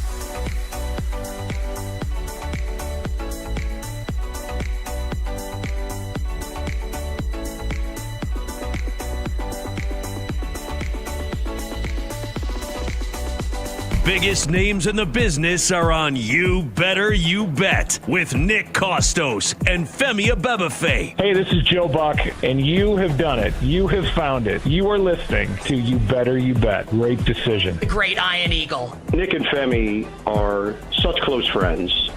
I would even consider getting divorced, even though I'm very happily married, just to get remarried, to have them as groomsmen. That's how much they mean to me. Hi, this is Kevin Harlan of CBS, Westwood One, and TNT, and I'm listening, as you do every day, to You Better You Bet with the most handsome single man in the radio business. A man who, if I was not married for 38 years, I might consider myself the kind of guy that can electrify a listening audience and a crowd of bystanders watching him do what he does so well each and every day. Continue to listen right here on You Better You Bet. This is You Better You Bet, brought to you by BetMGM on the BetMGM Network. The wonderful Football Wednesday edition of You Better You Bet rolls on. Nick Costos, Femi Abebefe, our crew, and you here on the BetMGM Network. Femi Abebefe, 15 days away from the Eagles against your Cowboys. How you feeling, my man? Woo! Let's go. America's team in the spotlight once again. Against the team that won the Super Bowl. Whatever. Doesn't matter at all. But I'm excited. I love the NFL season every time. Like, there's optimism. Not as much for my team, but like just like in general, like it's like all of our opinions that we have. I think it's fun to kind of see those play out in real time. And I'll admit this too. Week 1 is probably the most nervous I am every single year because like we spend 6 months talking about this stuff of like, oh, I like this team. I hate this team. I like this player. I'm looking to fade this player. And then 1 o'clock Eastern, 10 o'clock West Coast time hits, and you're just like, God, I hope I'm right. Yeah, I have a lot of money invested in these opinions. And then Titans Bear. And then like I spend the entire offseason saying how you love the Titans in week 1 against the Bears. And Will Levis turns it over 9 times in stupefying fashion and you lose. Surrender Cobra from the it's quarterback. on the field like, during a play. Going on? While a play is happening, surrender Cobra. Related story, the Titans took Cam Ward first overall in the NFL draft. Before we get to, and I'm so excited for this, to roll through, and this is going to be a Wednesday in-season content staple for us, as it's been for years. It moved, talking that week's games in the National Football League. So we're going to talk all the games in week 1 here. As many as we get to. This hour on the show. If not, we'll carry some over into tomorrow. But I did want to ask you this first because I think we were talking about this a little bit off air yesterday. And I keep seeing people in the people in the NFL media that I follow. I've actually I don't want to overstate it. Maybe like 5 to 7 people have tweeted that the Jerry Jones Cowboys documentary on Netflix about the 90s Cowboys is like next level, better than The Last Dance. I actually think I'm going to start it tonight, and I'm going to watch it. You should. I Have you watched the it? first 4 episodes last night. So not the whole thing. Because there's 8 episodes. So I'm halfway through. It's tremendous. It's really, really good. Now, like, I don't know if it's like as good as The Last Dance because you have to put yourself back into like 2020 when we were starving for anything. But like, if it happened in that place and that Cowboys documentary hit then, I think it would be seen on like the same level. It's really good, really entertaining. I mean, like they talked to a bunch of like the star guys, like obviously Emmett, Michael, Aikman, but then they also have Nate Newton, Charles Haley, who's of course a character. Everybody, if they're familiar with Charles Haley's background, like James Washington, the safety, like they had like a bunch of different guys all throughout. Our guy Dave Wanstead, Wani, he's in it, and of course Jimmy and Jerry are in it. And it's just really, really fun trip down memory lane for like you. I know you obviously were like a big '90s football fan. I grew up kind of more in like the latter portion of the decade, but it's a really fun time of year to kind of reminisce on and kind of see the preeminent franchise in the league back in their glory days and how it all came about when Jerry took over the team in 1989. But yeah, it's awesome. You should definitely, if you like football, like I'm a Cowboys fan, so I'm gonna love it. But like if you just like football or sports in general, you'll love the documentary. Yeah, I love sports, so I'm gonna watch it. I watched The Last Dance. It's just like, when I think about The Last Dance and like those Bulls teams, I just think about like them just it's tough. Like that, they actually like ruined like portions of my childhood. Now, the Cowboys beat the piss out of my Giants in that period, but like it never happened in the playoffs. Like the closest one, and we talked about it with Emmett Smith on Radio Row at the Super Bowl, was the final game of the 93 season. Separated shoulder, destroys the Giants, wins in overtime. Dallas gets home field. The Giants end up losing in Phil Simms' final game to the Niners 44-3. But it never happened in the playoffs. Man, like, I don't know if I'm still not really over 93. Knicks were the best team in 93. They would have beaten Charles Barkley and the Suns if they had made the finals. And, of course, here's Charles Smith under the basket, yada, yada, yada. Yeah, that's a story for another time. Smith. Yeah, it's... I cried after so many of those Knicks games in the 90s. The Ewing finger roll in 95 against Indiana was That one I remember that one I was I remember aggressively crying. Just I was angry and tears pouring out of my face. Just really bad. Aggressively crying. Aggressive tears. Yeah. Yeah. As opposed to aggressive tears. as opposed to I would like to drink Clorox tears when the Giants blew the wild card game 38-14 against the Niners. There's different stages of cry. There's fetal position cry, which was me going home from the wild card game in 97 against Minnesota, up 22-13 with 2 minutes to go and losing 23-22. That was fetal position in the backseat of my parents' Plymouth Voyager. There's aggressive crying, which was Knicks Pacers, and then when Jay Feely missed the kicks against Seattle in the 2006 regular season, which my sister told me afterwards. Your sister called you out. Yeah. Yeah, she said you're 23 years old. I cried in 99. The Giants beat the Bills. Carrie Blanchard, they won 19-17. Carrie Blanchard hit 4 or 5 field goals in the game, including the game winner. And Doug Flutie was the quarterback for the Bills. And it looked like Buffalo was going to win. And I was crying because I thought the Giants were going to lose. My grandfather, God rest his soul, turned to me and said, I don't actually remember what he said verbatim. It was something to the effect of kid, you got to get it together, man. Something to that effect. It's tough, man. I've never cried because of my teams. Now, there have been there's of course the losses where you don't say a word for 3 hours. There's been a couple of those where I'm just nobody talk to me. I don't want to talk to anyone. I don't even want to watch sports television. But the last time I was truly heartbroken because of the Dallas Cowboys was the Dez catch game. That's the last time. I legitimately thought that team was going to win the Super Bowl. That's the last time. The Dak Zeke team, it was they were so young, and it was hey, this is a magic carpet ride. Let's see how far they can take it. And Aaron Rodgers rips their hearts out. But the Dez catch one, they had already beaten Seattle earlier that season. I was oh man, we're not scared to go up to Seattle, NFC title game. We'll beat Seattle again. The Patriots, yeah, it's Brady, whatever. The way that Romo was playing that year too, that was the best ball of his career. And Desmond was in his peak. DeMarco Murray was humming along, won OPOY that season. That one, I was I don't want to talk to anyone. And I had to work later on that afternoon at my Fred Schmaltz job in Bend, Oregon. And that's I love it. And look, we don't have to talk about the game, but the Romo snap against Seattle was so bad that Bill Parcells retired. Brutal.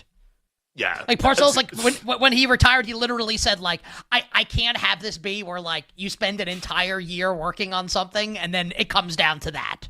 It's to that. He literally, now imagine me in high school with all my friends being Seahawks fans and going to school on that Monday. Yeah. That was not a fun experience. That was not fun at all. All right. Well, let's talk about another bad experience for you, which is going to be when the Eagles kill the Cowboys in the season opener. With the first... Betting market might think otherwise. Yeah, well, we'll see. With the first regular season edition, even though we're not in the regular season yet, a bit moved.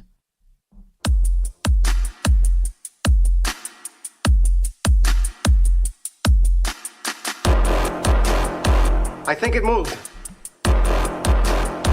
I think it moved. I think it moved. It moved.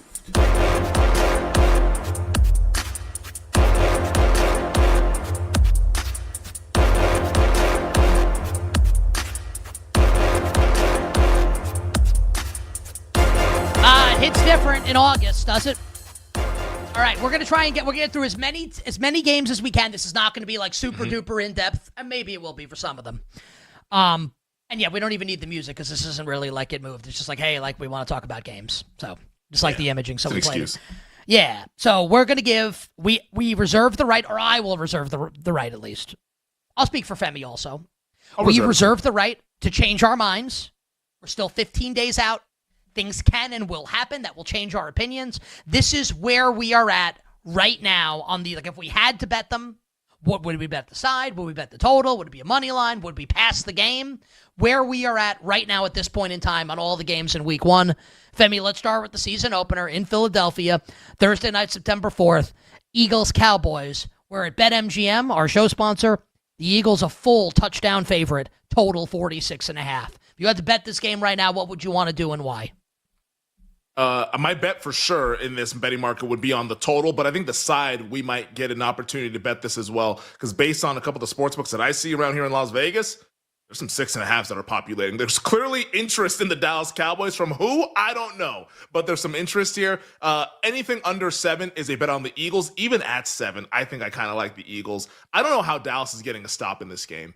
That Cowboys defense is so bad. The over, I feel like, is way good. I'm surprised it's still sitting here at 46. Now, maybe the Philly pass rush just dominates the Dallas offensive line, so the Cowboys can't get anything going. But I think the Cowboys O-line will be good enough with the passing game with Dak and Lamb and Pickens to be able to at least generate, 20 points in the game? And then Philly, I mean, why can't this be a 40 spot for the Eagles? Honestly. Like, with the way Dallas is playing run defense these days. It's really bad. And if Micah Parsons is, he showed up the Wednesday before the game starts, or not the Wednesday since it's a Thursday night game, but let's say he shows up the Sunday before or the Monday before the game, maybe he's on a little bit of a pitch count. It's not the full Micah Parsons experience. I think Dallas is going to struggle mightily to get stops. So maybe Eagles team total is a great bet, but for me, for sure, the total on the over, and I do like the Philadelphia Eagles. I think I'll end up laying the points. Let's see what the injury report looks like, but I think the Eagles are pretty good here at these prices. Yeah, it's just, the over is a strong look. I wonder if that's going to keep going up, Femi. Will it go up to 47, which is, I would imagine. I'd imagine that it's going to go up. And I've been saying this offseason that I think if you wanted to poke holes in the Eagles, you'd look at the defense. They lost a good amount, like a lot of Super Bowl champions do, right? Still have good players, obviously. I've got concerns about the secondary. Who's the number 2 corner opposite Quinyon Mitchell? Is it Ja'Cory Bennett? They just brought over in a trade from the Raiders. Is it Ringo? Is it Adoree Jackson? I think George Pickens should be able to eat against one of these guys, and CeeDee Lamb should be able to do well also. Let's see the health of the Cowboys' offensive line. I do like Dallas's offense to score some points. To your point, man, I don't know how this isn't 150 yards for Saquon Barkley, right off the bat. Yeah. Now let's see about the health of the Eagles' offensive line, the interior. Let's see about that. But I'm with you on the Eagles here. I think if I had to take the side, I'd lay Philly, but I will join you, I think, on the over. Not yet, but that's where Femi and I are both at right now, would be over 46.5. All right. Friday night in Brazil. Ooh. Game on YouTube. We're excited for that, are we? The Chiefs almost out to, at BetMGM, a 3.5-point favorite against the Los Angeles Chargers. Now, this number was a juiced 2.5 the entire offseason for the Chiefs, and then Rashawn Slater's lost for the year, and immediately the Chiefs get bet. Femi, we're almost at 3.5 for the Chiefs against the Chargers. Total 45.5. Remember, this is a neutral site game. Technically a Chargers home game, but obviously the game is being played in Brazil. What would you do right now if you had to do something, Chiefs and Chargers? I think for me at 3.5, it's a bet on the Chargers. And there are a couple of those out there. I think BetMGM is maybe at some point, next week or the game week, we get there with 3.5. And even it might be heavily juiced towards LA. Maybe you have to lay minus 120 or minus 115. But I think getting the hook is important in this game. I think this will be a lower scoring game relative to what we saw last year in Brazil. Now, if the field surface is going to be really bad, maybe things get off the rails. I don't know. But just based on how these two teams play, Chargers a little bit more conservative. Chiefs, they talk about wanting to be a lot more explosive, but they also talked about that last year as well. And guess what it was? It was dink and dunk down the field. Mahomes just managed the game, and the defense will bring us home. I think this Chargers defense is still really good. I think this is a lower scoring game. I like grabbing the points with Jim Harbaugh and Justin Herbert. That's still a dominant head coach and quarterback combination here. So for me, I think it's Chargers plus 3.5, and I'm going to leave the total alone just because it's hard to predict what the surface is going to be like out there in Brazil.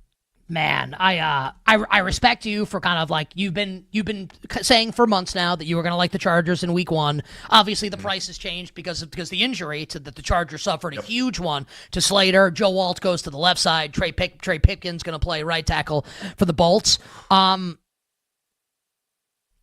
current price, man, what I'm trying to decide is,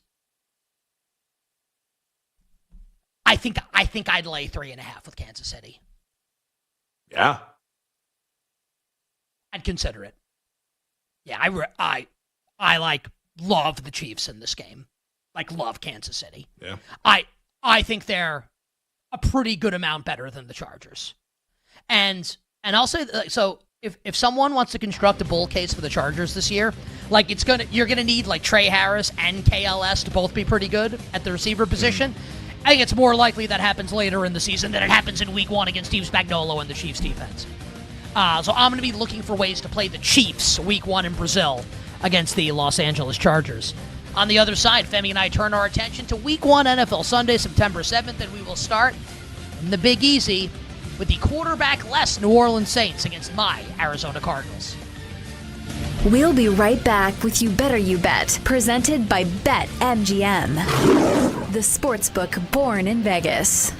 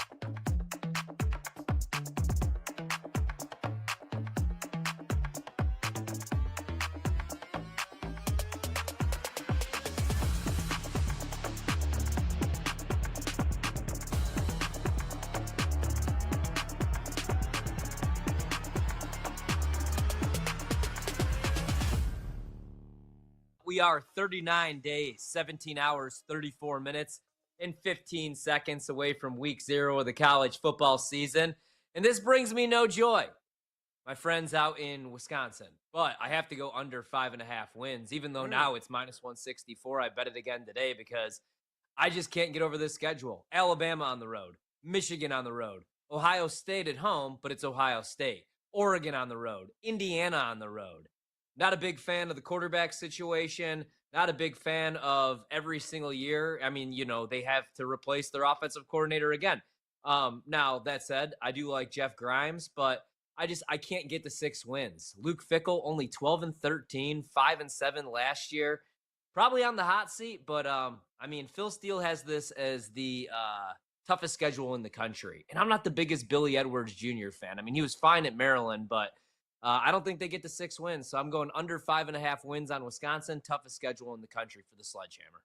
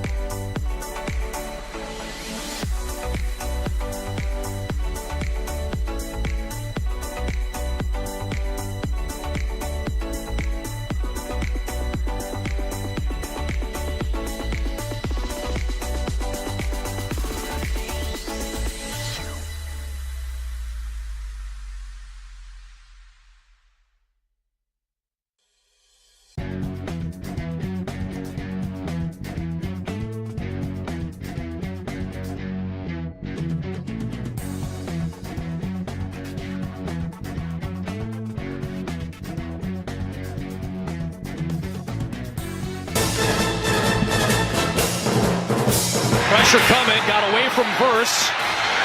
Still on the move, still on his feet, throws to the end zone. It is caught by Elijah Higgins for the touchdown. Magic from Murray. This is You Better You Bet with Nick Costos, Femi Abebefe, and the crew. Presented by BetMGM. Fox Sports courtesy of the call. It's a good call. Magic from Murray, a little alliteration. I don't know if like Elijah Higgins would have been my... I don't know if Elijah Higgins would have been my first choice as like the touchdown recipient, but hey, Trey McBride didn't catch any last year, so I might as well go with another tight end. Exaggerating slightly. All right, let's continue, Femi, breaking down week 1 in the NFL, 15 days out. Here's where we stand, pencil, not pen, for our betting thoughts for week 1. Let's go to the Big Easy, where we still don't know who the Saints starting quarterback will be. Kellen Moore just announced at Saints training camp like moments ago, it's Wednesday, 5:21 p.m. Eastern time, August 20th, that both Tyler Shuck, obviously, and Spencer Rattler will play in the third preseason game, and presumably Kellen Moore will make the decision after that game. So we don't know who it's going to be yet. Arizona, a 6-point road favorite at New Orleans. Femi, totals 42.5. It looks like the 6 could drop down to 5.5. What do you think about Cardinals Saints? Yeah, I'm curious to see like if this is just waiting on who the starter is going to be. Like if it's Shuck, is it for sure going to stay at 6? And if it's Rattler, do the 6s get bought? If it's Rattler, I will bet the Saints +6. Like, and this is I'm just like right on market with Arizona and like how I think about this team. Like I know there's like you were making the bull case in the last hour about the Cardinals potentially being a playoff team and being a team that replaces one of the teams that made it from last year. I just think that they're just a middle-of-the-road football team, and the betting market has them at that with a win total of 8.5. I'm just kind of right on line. And New Orleans, I think, is probably the worst team in the league, but 6 in week 1 in an early window kickoff, like we see weird results all the time in week 1.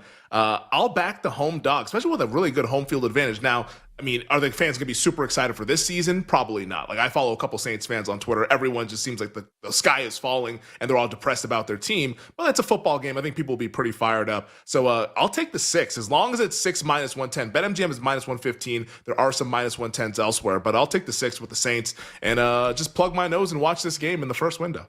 I said, a couple months ago when week 1 schedule was announced and the line started to populate at BetMGM. What was this? It was 4.5. It was like, it's like this ain't closing 4, everybody. The time was then to bet Arizona. I think it's probably just a pass at this number. If I had to, I would only lay Arizona. I think this could be like bloodbath potentially.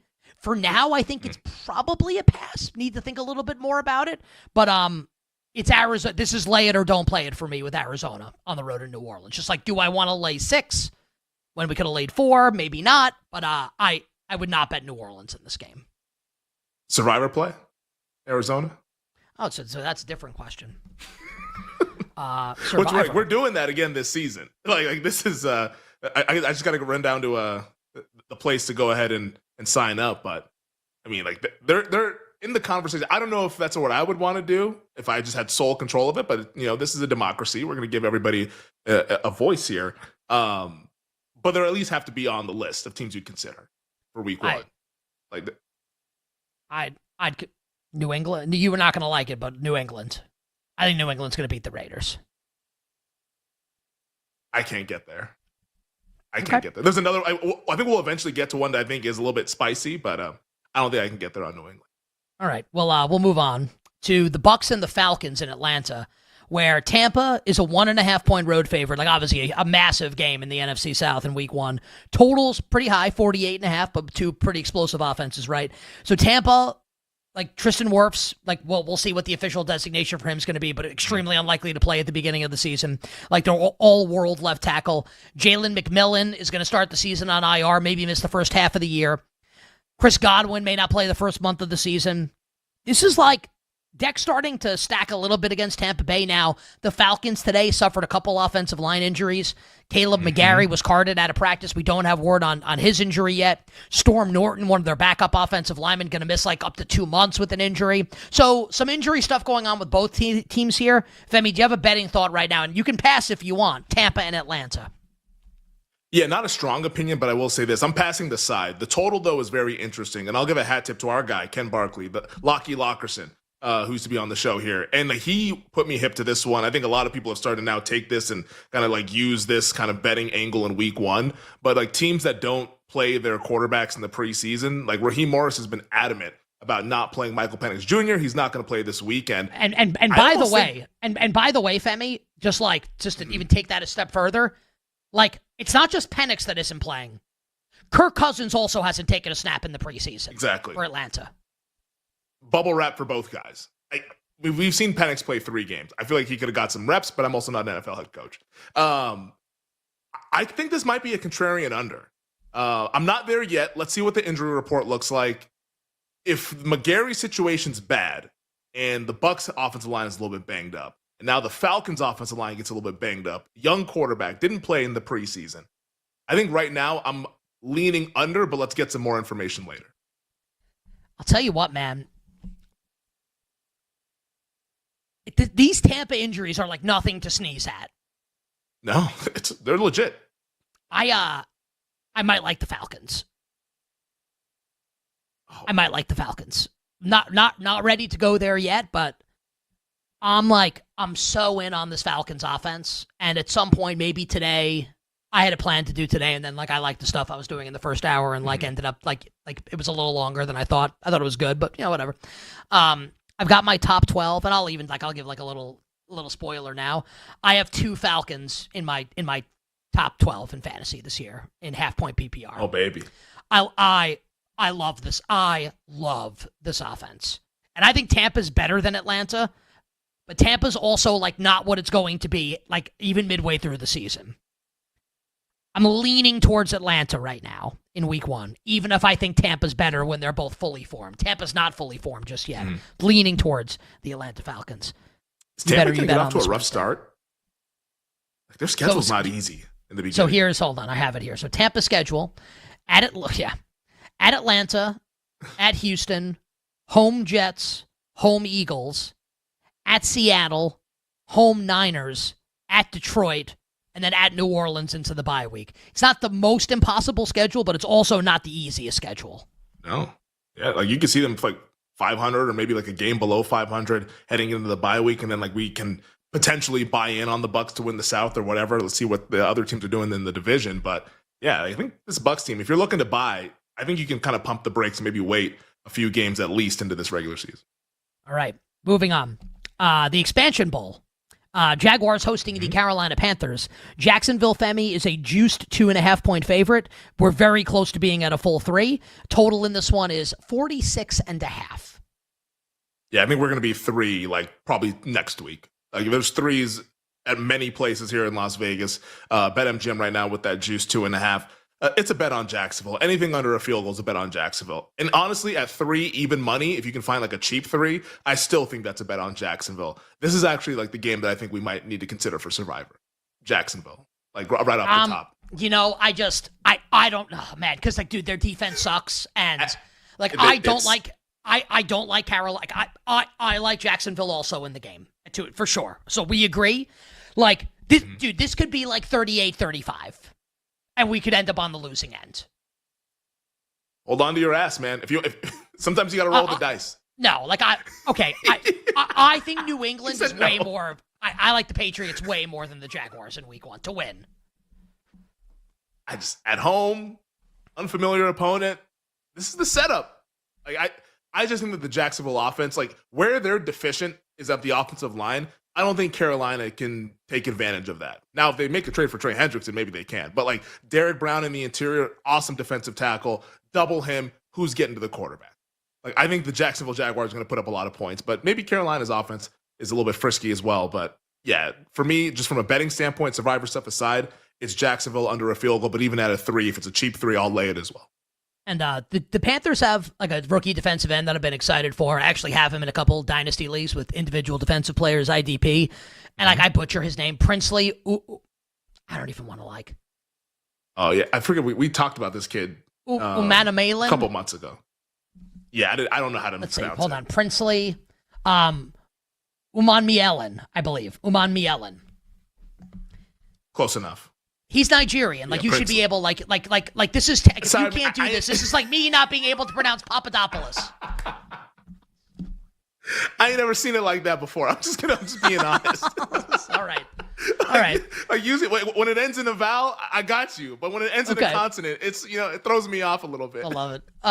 Anyway, like he hasn't looked great by all. I'm not grinding the film. Just saying. Like, has not looked great. Dude, I think the over's the look in this game as long as it's below 47. Like, I like Jacksonville. I think Jacksonville's going to win, but like both defenses are bad. And like I'm bullish on like I love the Jaguars offense. Bryce Young can absolutely carve up this Jaguars defense. So over, if I had to bet the side, I would lay Jacksonville. Okay. I think we're going to be oppo on this game, which is the Bengals 5.5-point road favorites at Cleveland. Totals 45.5. We talked about it yesterday on the show that Denzel Ward got hurt at Browns practice with a shoulder injury. I think the official designation from the team is day-to-day, so it feels like he's going to be good for week one. I think the Bengals are going to wreck Cleveland's world here. I think I'm going to end up laying Cincinnati in this game. I don't think the Bengals are capable of wrecking anyone's world. Not with the defense that we saw last year, not with the defense that we've seen thus far in the preseason. Now, I know they're saying, hey, like, we're not showing everything and this and that. It's like, all right, great. Show us your best stuff. It's probably still not going to be impressive. Like, I just don't believe this defense can pull away from teams. Burrow and those guys are going to put up points because they always do. But in this particular matchup, I know they've started fast in other years or whatever. They've been out there in the preseason trying to start fast this year. But in this particular matchup, this one has given them a lot of problems with Myles Garrett and what he can do at edge rusher. He can destroy this game against that bad Bengals offensive line. I actually like the home team. Like, I'm going to wait because I think we're going to actually get to 6. There's a 6 right now at a pretty sharp sports book here in Vegas. Like, I think this is going to end up being 6 once we get to game week, and I will be there to bet the Cleveland Browns with Joe Flacco. I'll be wacko week 1. I think the Browns keep this competitive and maybe even pull off the upset. Oh, man. So, but Femi is right about one thing for sure, no matter what side of the game you fall on. If you like Cleveland, wait for a 6. If you like Cincinnati, lay a number below 6. So I think we'll be opposite on this game. Again, we're at pencil, not pen right now, with still 15 days to go until week 1. You've heard of the Super Bowl. This is the toilet bowl. 2 teams that we are very against this year on You Better You Bet. Unfortunately, one of them's got to win. And that is Danny Dimes and the Indianapolis Colts. I mean, a tie would be funny. Hosting, in which case the Dolphins would cover. Hosting Mike McDaniel and the Miami Dolphins. Indy, a 1.5-point home favorite. Total 46.5. And basically what this means is that the betting market thinks Miami is better than Indianapolis. Colts have a good home field, which gets them to be a small favorite in the game. I just think that's the stuff like that's just interesting to mention. What do you think about the Colts and the Dolphins, Femi, in the You Better You Bet toilet bowl this in week 1? Yeah, toilet bowl, hot seat bowl, had to issue in a statement saying the coach is coming back bowl. Like, these 2 teams are just bad. If I had to bet the game, small lean to the Dolphins at plus money. I think this should be like right at pick as a coin flip. And right now, if we're going to say it's 1.5, if I can get even money, maybe that's how I'd play it, but like not a whole lot of interest. I want to fade both these teams. Hard to do that when they're facing each other. So I think I'm probably just going to pass the game. I really wanted to bet Indianapolis. Oh, why? You know what? It's a really strong follow-up question. If Anthony Richardson had won the job and they were like, we're so impressed with what he's done, like I would love to bet the Colts here. Like, I'm not doing it with Daniel. I actually think Miami's going to win. Yeah. You're all the Dolphins pass rushers against Daniel Jones, who's dying to fumble the football. Yeah. You know what? Let's move on. You know what? The total's 46.5. Feels like, does that feel a little high or a little low to you? I don't know what to expect with the Colts offense. I think Miami's offense could be okay. It's usually pretty solid early in the season. I think we're probably just right at 46.5. I don't really have a strong feeling either way. I think it might be over. It's indoors. You get perfect conditions. Colts just signed. Open the roof, at least it's sunny outside. I liked the Xavier Howard signing for for Indianapolis, the former Dolphin, because they need some cornerback depth. I mean, if Tua gets even a little bit time to throw, like I think they're gonna score. they're going to score some points. And on the flip side, like, I like the Colts offensive line. And if you can hold up, we're going to talk about this all season when it comes to the Miami Dolphins. If you can block their front, like even with a modicum of success, and the quarterback has some time to stand in the pocket, they're the worst secondary in the league. Here's Josh Downs and A.D. Mitchell and Michael Pittman and Tyler Warren. I might like the over. I might like the over with the Colts and the Dolphins. Do you want to do like? Do you want to do any other games, or you want to go to college football next? Let's finish the early window, and then we can save the late window and the primetime games for tomorrow. Sounds good. On the other side, a couple more games for Week 1 in the NFL. Then we'll talk the SEC, and the first game we discuss will be Jaden Daniels and the Commanders against my New York Football Giants. We'll be right back with You Better You Bet, presented by BetMGM, the sportsbook born in Vegas.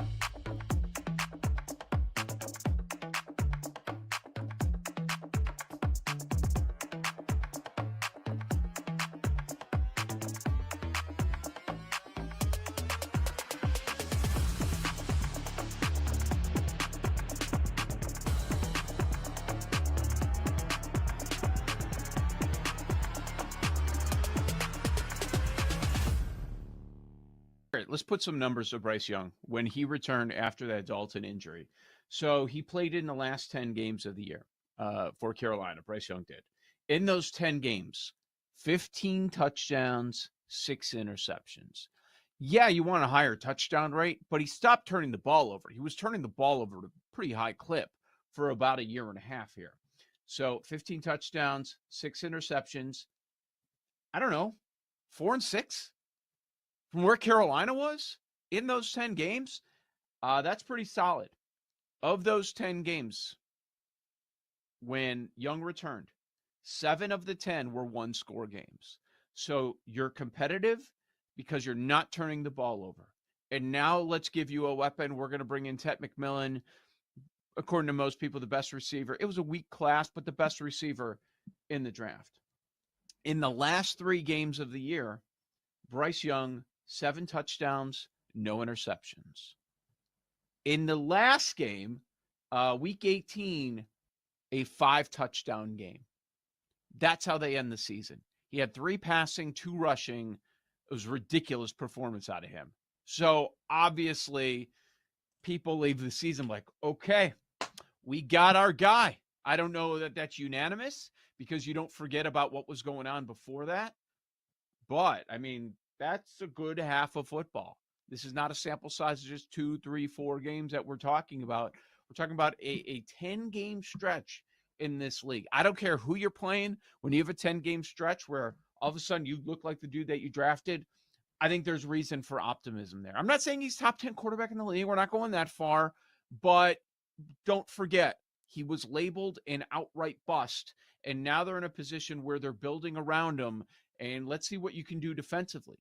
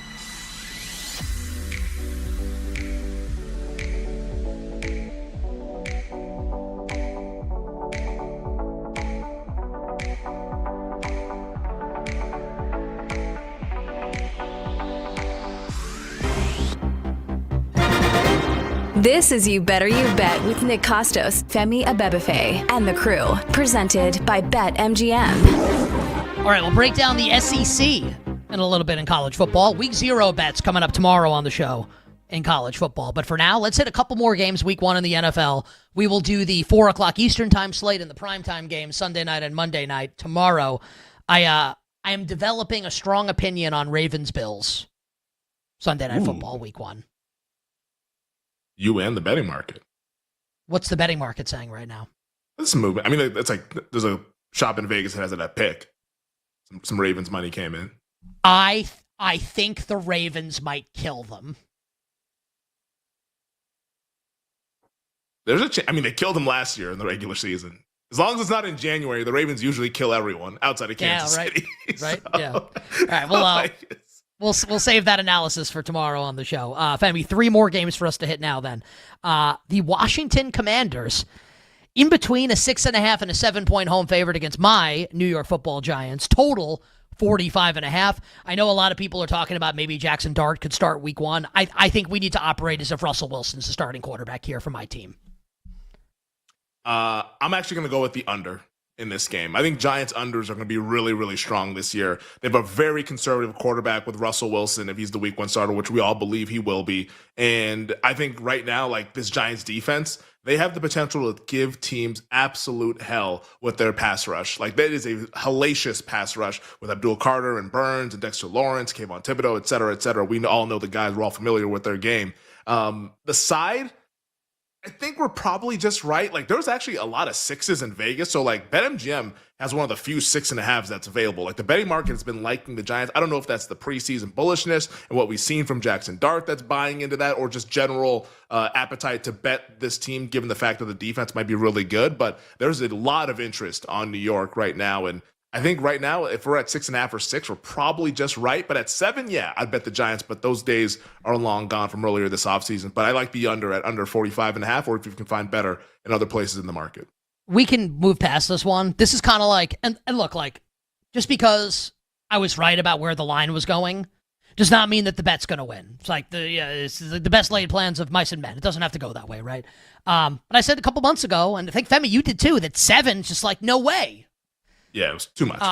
Like Giants 7 was the bet, and if it's still, you can still find one. I think that's a good bet. Anything less than that would be uncivilized. That's a reference to a commercial from the late 80s, early 90s that no one probably gets except for Bill. So for you now, like the total?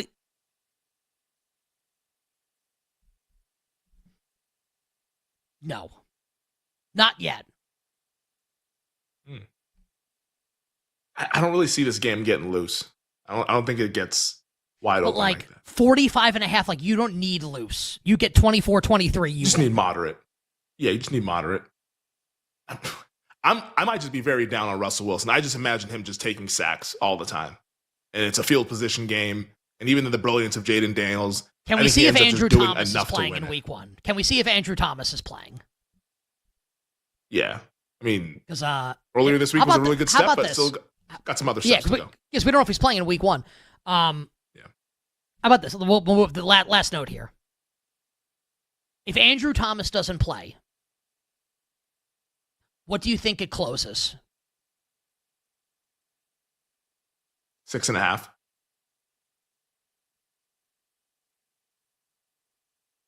I actually think it might be 7. I think it should close 7 if he doesn't play. But we can have that conversation as he makes the offensive line, if he's healthy and he's right, he makes it passable. Yeah. If he's not there, this is like the worst or second worst or third worst offensive line in the league. And I don't know if there's even a debate to be had about that. If he's not there. All right. From one New York team to another, and they all both play in New Jersey. The Aaron Rodgers Bowl, the Justin Fields Bowl, however you want to call it. The Steelers visiting the New York Jets. Steelers in between, Femi, a 3 and 3.5 point road favorite at BetMGM. The total, a sky high 38.5. Yeah, I do think there's going to be a little bit of an adjustment period with Rodgers and Arthur Smith. I know they've been practicing, but let's just remember this offseason, Aaron Rodgers didn't get there until mini camp? I believe it was when he finally showed up, and then that was only 3 days and they got into training camp. I think it's going to take some time for them, those two guys to mesh. I like the under quite a bit. Like, I know this is very low, and it's been bet under throughout the offseason from 39.5 to 38.5. I don't think it's low enough. Like this to me feels like it's like 17-14, 17-10, something like that. Like, this is going to be like your absolute lowest scoring game of week one, and that's why it's priced that way, but it's not priced in enough. Give me the under for everything between the Steelers and the Jets. I'd love to like make a case on why that's like not going to happen, but it feels pretty good on the under there, so I'm not going to disagree with you. I wonder. I actually think that the Jets are going to get bet as we approach kickoff. Like, I don't think this is going to close 3.5. I think this might close like in between 2.5 and 3. I think the Jets are going to get bet. Like 2.5 heavily juiced, or like 3 even money on Something the like Steelers side. Yeah, and I like Pittsburgh a lot. I mean, especially under 3. Like, yeah, if it's under 3, I like Pittsburgh. Honestly, like I'll lay 3 with the Steelers minus 110 if I have to. And I will admit to everybody, hey, look, like sometimes I'm like, hey, I think we have a potential like edge here. I think like the spread is wrong. No, I don't think this is probably right. I like Aaron Rodgers and I want him to beat the Jets. So just being honest with everybody. Like I'm going to bet this because like I'm going to be rooting for the Steelers in that game. Like it's like Game 7 of the World Series, like Yankees against the Mets. Oh yeah, give me the Steelers. And you know what? We'll save Patriots Raiders for tomorrow. Okay, yeah, let's do that. So we'll do a little Steelers Jets. It's gonna get the main TV in the Costos household. The Giants game will be on an iPad. Can't wait. We'll get to the SEC in a second, but we want to remind all our listeners and viewers that no matter where the action is, we're going to supercharge the odds on your next sports bet. Use an odds boost token to boost your potential payout from a winning bet. So I got to log into your BetMGM account, use the odds boost token, make it legendary with BetMGM, and as always, please gamble responsibly. You bet on this Wednesday. All right. Let's give some thoughts here, Femi, on the SEC. We'll give our Week 0 bets tomorrow on the show. So title odds in the Southeastern Conference, so national championship. Texas is the favorite, period, at plus 450. Georgia is 7. Alabama 10. LSU 14. Ole Miss and Florida 25. A&M 30. Tennessee 40. As an aside, Nico Iamaleava will not be the starting quarterback for UCLA to begin the season. He was beaten out. It's like, what are we doing here? Wow. That's insane. It is. A listener sent that to me. I was like, I couldn't even believe it. SC, I'm also like, I said this to Femi on the phone earlier. Look, like, you can't know who the 6th wide receiver on the Tennessee Titans is and also be up on every training camp battle in college football. There just aren't enough hours in the day. SEC prices: Texas plus 275, Georgia plus 320, Bama 4, LSU 7, A&M 14, Ole Miss 17, so on and so forth. Femi, what are your big picture thoughts on the SEC this season, either conference, title, playoff, etc.? Yeah, I think there's like 3 teams that are pretty clear cut above the rest. That's the Texas, Georgia, Alabama group. Texas, I think, is a rightful favorite. And I say that with Arch Manning kind of being sight unseen. We've only seen him play against bad teams and kind of mop up duty. I think they're just their way that they have built their defensive line and even the offensive line as well, but specifically on defense. It's going to be a nasty, nasty defense. Like, Sark has really done a great job recruiting, bringing guys in, and they've proven that they can handle the rigors of the SEC. So I think they're a rightful favorite. I think Georgia, of course, has to be in the conversation. If you want to bet it, maybe it's a small bet on Alabama at 4-1 playing into the upside of a Ty Simpson, because I truly believe, like, I don't think the Kalen DeBoer, Jalen Milroe marriage was one that made sense. Like, Milroe is not like your traditional pocket passing kind of guy. Like, he's not your sort of like, hey, I'm going to stay in structure. He's an athlete. He's a dynamic athlete at that too. But like, it would never really fit. But what was Kalen DeBoer going to do in his first year at Alabama? I do think he has this guy now with Ty Simpson. So if you wanted to bet the conference, 4-1 would be how I would do it. But here's a team that I want to bet. And I think this team is like a dark horse team that not enough people are talking about in the SEC. And it's actually the place where Nico Iamaleava used to play. It's Rocky Top with the Tennessee Volunteers. I thought you were going to say something else there. I'm curious your thought. I thought you were going to say Florida because of DJ Lagway. Why do you like Tennessee? I got some thoughts on Florida. But Tennessee, I like them quite a bit because I think Josh Heupel is a really good coach. Nico losing the job at UCLA, which is wild, but also like I think Heupel, it just speaks to how good his system is. Like, Nico was able to thrive in that system. Hendon Hooker, has anybody been watching the NFL preseason, how he's been looking? He was thriving in that system. This is a quarterback agnostic system. And I think this Joey Aguilar, who they just got from UCLA, by the way, in the little trade with Nico Iamaleava, I think he can succeed. And the schedule is pretty manageable too. Like, their toughest road games, it's Bama and Florida. I think they can beat Florida. Tennessee can go ahead and take care of Florida. Bama, that'll be tough. But then the tough home games, Georgia and then Oklahoma is the other ranked opponent that they play at home. They're better than Oklahoma. Georgia can probably beat them because the Bulldogs are really good. But as long as they don't kind of stub their toe in the SEC, like, it's a very manageable schedule. They could be 10-2 and a potential playoff team. So I like the win total over 8.5 at plus 130.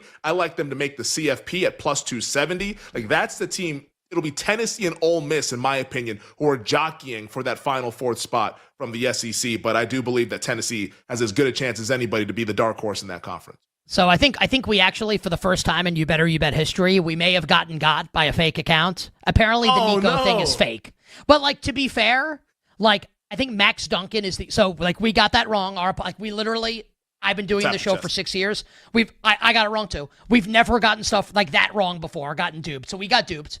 That happened. To be fair, because I searched this on Twitter, like, Max Duncan, I think, is the other quarterback, has been taking first-team reps along with Nico. So, like, it's not like this completely came out of nowhere, but we have that wrong. Like, Nico is going to be the quarterback for UCLA to start the year. So we got that wrong. Apologies. Just letting everybody know, like, Nico is slated to start for UCLA in week 1. We think. Unless we're getting got again. So apologies, everybody. That kind of took us off track a little bit. I have a bunch of SEC betting thoughts. Maybe we do it at the end of the show. Yeah. I said yesterday I'm betting Ohio State against Texas in week 1. I'm looking forward to that. I'm liking the Florida Gators the more I think about it. If it's true that DJ Lagway's upside is to be the best quarterback in the country, why wouldn't we be into Florida at long prices to potentially do great things? We'll talk more about it coming up next hour and tomorrow on the show. Power Hour, final hour on the other side. 2 great guests will join us. Evan Silva second. First, Aaron Taylor, college football analyst for CBS. We'll be right back with You Better You Bet, presented by BetMGM, the sportsbook born in Vegas.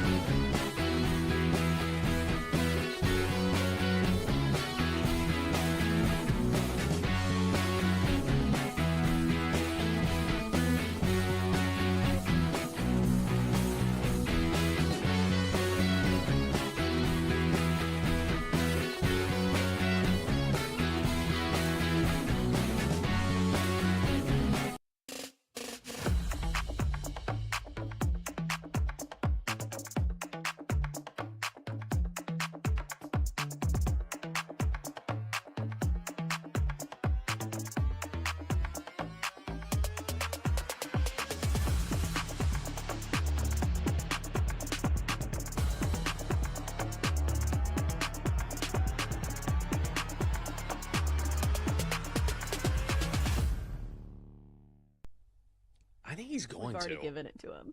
I think he's gonna do it. I really do. It's like me and Paul Feinbaum on the same page for the first time ever. I think the problem with Arch is because of the hype, this number is shorter than it should be. And already I understand it. As a Texas fan trying to take a step back, You're looking at this, you're like, all right, enough with the Arch Manning hype. I get it. If the back of his jersey said Johnson or Smith or Williams or whatever, we would not hear this hype. He hasn't done anything. He started a couple games. Yeah, he's got some wheels. He's got some talent. But the thing is this, Arch is really that good. He really is. Watch when he's played for Texas. Watch how he throws the deep ball. Look at the receivers he has on that offense between DeAndre Moore and remember the name Ryan Wingo. He's going to be an absolute stud this year, a sophomore who has a deep connection with Arch on the long ball. I'm telling you, Arch is that good, and the fact that he's playing in Sark's offense, which is going to be able to utilize him in ways that they couldn't use or utilize Quinn Ewers, is going to be a difference maker because Arch can run and because he can go down the field. I just think he's going to be that good, and he's going to get a ton of opportunities because the Texas defense should be a top 10 defense.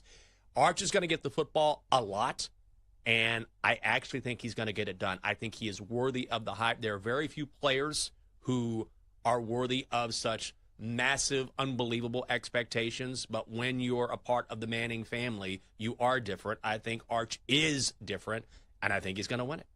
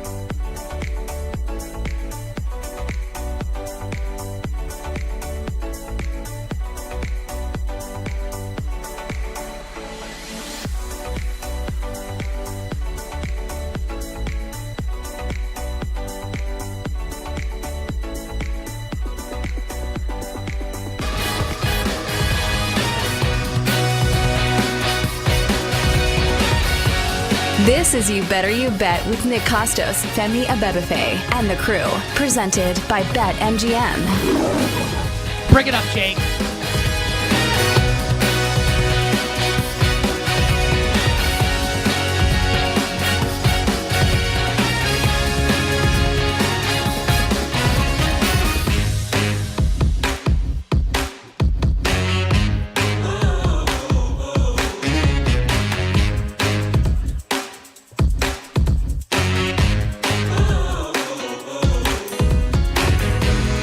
Final hour.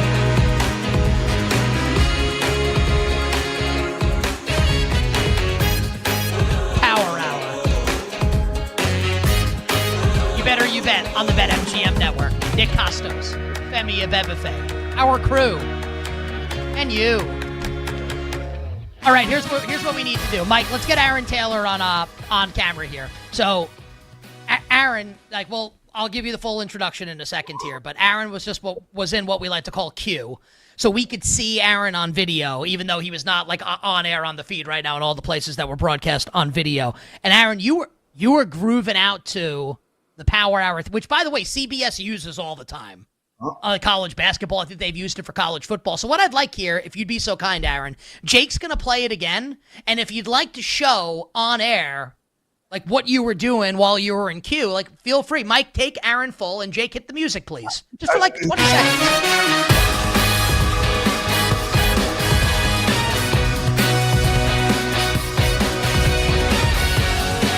Oh, yeah. All right. That's excellent. You love the music, huh? I'm a dancer. I'm a diva, baby. Yeah, you are. Yo, you can't come on a show with that sort of music and not get hyped, especially with college football only a couple days away. The only thing higher than my excitement is my cholesterol right now. So I'm fired up, boys. I think I got my blood work. I'm 42. A couple months ago, my cholesterol was a little high. I wasn't as excited about it as you seem to be. I mean, it is what it is. I'm eating cleaner than I've ever ate before. I've lost 45 pounds since January 1st. Thank you. I'm doing it the old-fashioned way. Not AKA not Ozempic. Yeah, not Ozempic is what you mean to say. No, no free advertising. But, yeah, man, it's feeling good. Maybe that's why my ass has energy in the afternoon for once. I absolutely love it. So our guest right now, starting off the Power Hour on this Wednesday, getting us set for college football, Aaron Taylor, college football analyst for CBS Sports. You'll watch him nationally on CBS all season long. We absolutely love that. On Twitter at Aaron Taylor CFB. I'd ask you how you're doing, but I can tell that you're doing great. So let's get right into it here, my friend. What is the game early season that you are most excited for and why? Week 0 or week 1, dealer's choice. Man, it's got to be the behemoth Big 12 top 25 matchup between Iowa State and Kansas State. Interestingly, this is a week 0 game, and earlier than I can ever remember it, with August 23rd being the kickoff date. But this, interestingly, was the last game of the regular season last year. So this year, these two teams are beginning where they ended the season last year. And Kansas State, oh, poor Wildcats, they're usually a sure bet, a physical team that doesn't make many mistakes. But they started that game last year with a fumble on play 1, and that was a bad omen the way the rest of the game would go, because they had 5 total turnovers, 2 of which were fumbles. The other 3 were turnovers on down where they got stopped on downs, had a field goal blocked. It was just an absolute disaster. But they outgained Iowa State. But this Iowa State team was gritty, and with Rocco Becht coming back at quarterback, he is the straw that stirs the drink, and he always gives them a chance. And a lot of us over the years with Matt Campbell have wondered why he stayed so long and didn't take a money grab when he had a chance to go. Some of the fans after that, when the program dipped a little bit, was wondering why he didn't leave. And now here they are. Many have them favorited to win the Big 12. I've got Utah for whatever that's worth. But it's a behemoth game right out of the gate where both teams are away from home, and just virtually impossible to have a real sense of what's going to happen with all the new faces. But I think that's what makes it so exciting, fellas. And the Big 12 Conference should be an absolute roller coaster ride this year. For all those people that like the entertainment like you guys and your listening audience, it's going to be either painful or a payday, or probably both for most of the season. Yeah, I think it's a really fun game coming up later on this week in Dublin there with the point spread. Kansas State, a 3-point favorite across the pond against the Iowa State Cyclones. I think you kind of threw us for a little bit of a curveball, though, because when you said the big behemoth, I think most of our listeners and us, we were probably thinking, all right, here we go with Texas and Ohio State, because that's going to be the game week 1 that everyone is very much looking forward to. Have 2 new quarterbacks. I know, like, Arch Manning, relatively new. Like, he played a couple games last year, but we've never seen him play for a full season. And on the Ohio State side, the defending national champions, here's Julian Sayin, who just got named the starting quarterback this week. What are your expectations for those two teams with these new quarterbacks, and how do you kind of see the game playing out a couple weeks from now? Well, first of all, in my defense, I take it one game at a time, fellas. I mean, y'all are already looking way ahead to week 1. I'm here with week 0, okay? So this week 1 features maybe the most exciting slate of matchups we've ever seen in college football, certainly in my lifetime, and I'm 52. 3 top 10 matchups, and the one that you mentioned is the one that we're all got our eyes on, because the chosen Messiah, Arch Manning, is coming. Give him the Heisman right now, most people say, but I don't think it's going to be as easy of a start for him. A lot of new faces on that side of the football, most notably on the offensive line. Their O-line coach, Kyle Flood, does a remarkable job. But Arch Manning's mobile, and he may need that mobility on the road against a defense that's got a new defensive coordinator and a lot of new pieces in its own right. So there's a lot of newness here. They're both starting brand new quarterbacks. Is Ohio State hungover after what they did running the table in the national championship? They certainly have a ton of talent. The best wide receiver we've maybe ever seen in college football, certainly coming out of that place, and he's only a sophomore. So a lot of intriguing storylines. But here's something I was thinking about. Regardless of outcome of this game, and I've got Ohio State winning at home, regardless of the outcome of the game, we know for a fact, for a certainty right now, that whoever loses that game isn't out of it. That's part makes me sad because college football never used to be that way. There was so much pressure. We're excited to watch this game, but the reality is you can afford to lose a regular season game even against a behemoth matchup like they are in week one. So whoever comes out of that with a loss, like the future is still very bright. And it's more the NFL model, which we get is exciting and we all love. But the old school part of me that used to wear 3/4 inch spikes and double tape my shoulder pads is a little bit sad that that's the case early. And no one was epic, Femi, also. People lost weight the old-fashioned way. And none of that. Oh, yeah, We're putting our hand in the dirt. Hand in the dirt to lose the weight here. You better. No shortcuts. So obviously that's like the early game coming up on the 31st. But like the game in the middle of the window that I know you guys will all be a part of in the broadcast, CBS, you guys do a tremendous job. We always love the theme music for CBS every single year. We always bring it up. I mean, it'll be you and Adam Zucker and Rick Neuheisel, Brian Jones on the pregame, and of course, Brad, Gary, and Jenny on the broadcast for Nevada and Penn State. Not going to ask you about the game because I think a lot of people expect Penn State to handle their business. But what do you make of the Nittany Lions this season? I think this is their year finally, and I've been someone who's been anti-James Franklin. Is this the year for Penn State to finally get over the hump and get it done and win the title? Yeah, I don't know if they win the title. I do think they get there. I think Clemson's going to come out of nowhere and surprise a lot of people this year. They're built exactly like they were in, 2016 and 2018 when they had that run. It's incredible with what they bring back at the quarterback position, the defensive line. They got a cornerback in Terrell who's just a lockdown corner. They got a running game and probably the best offensive line they have. I digress.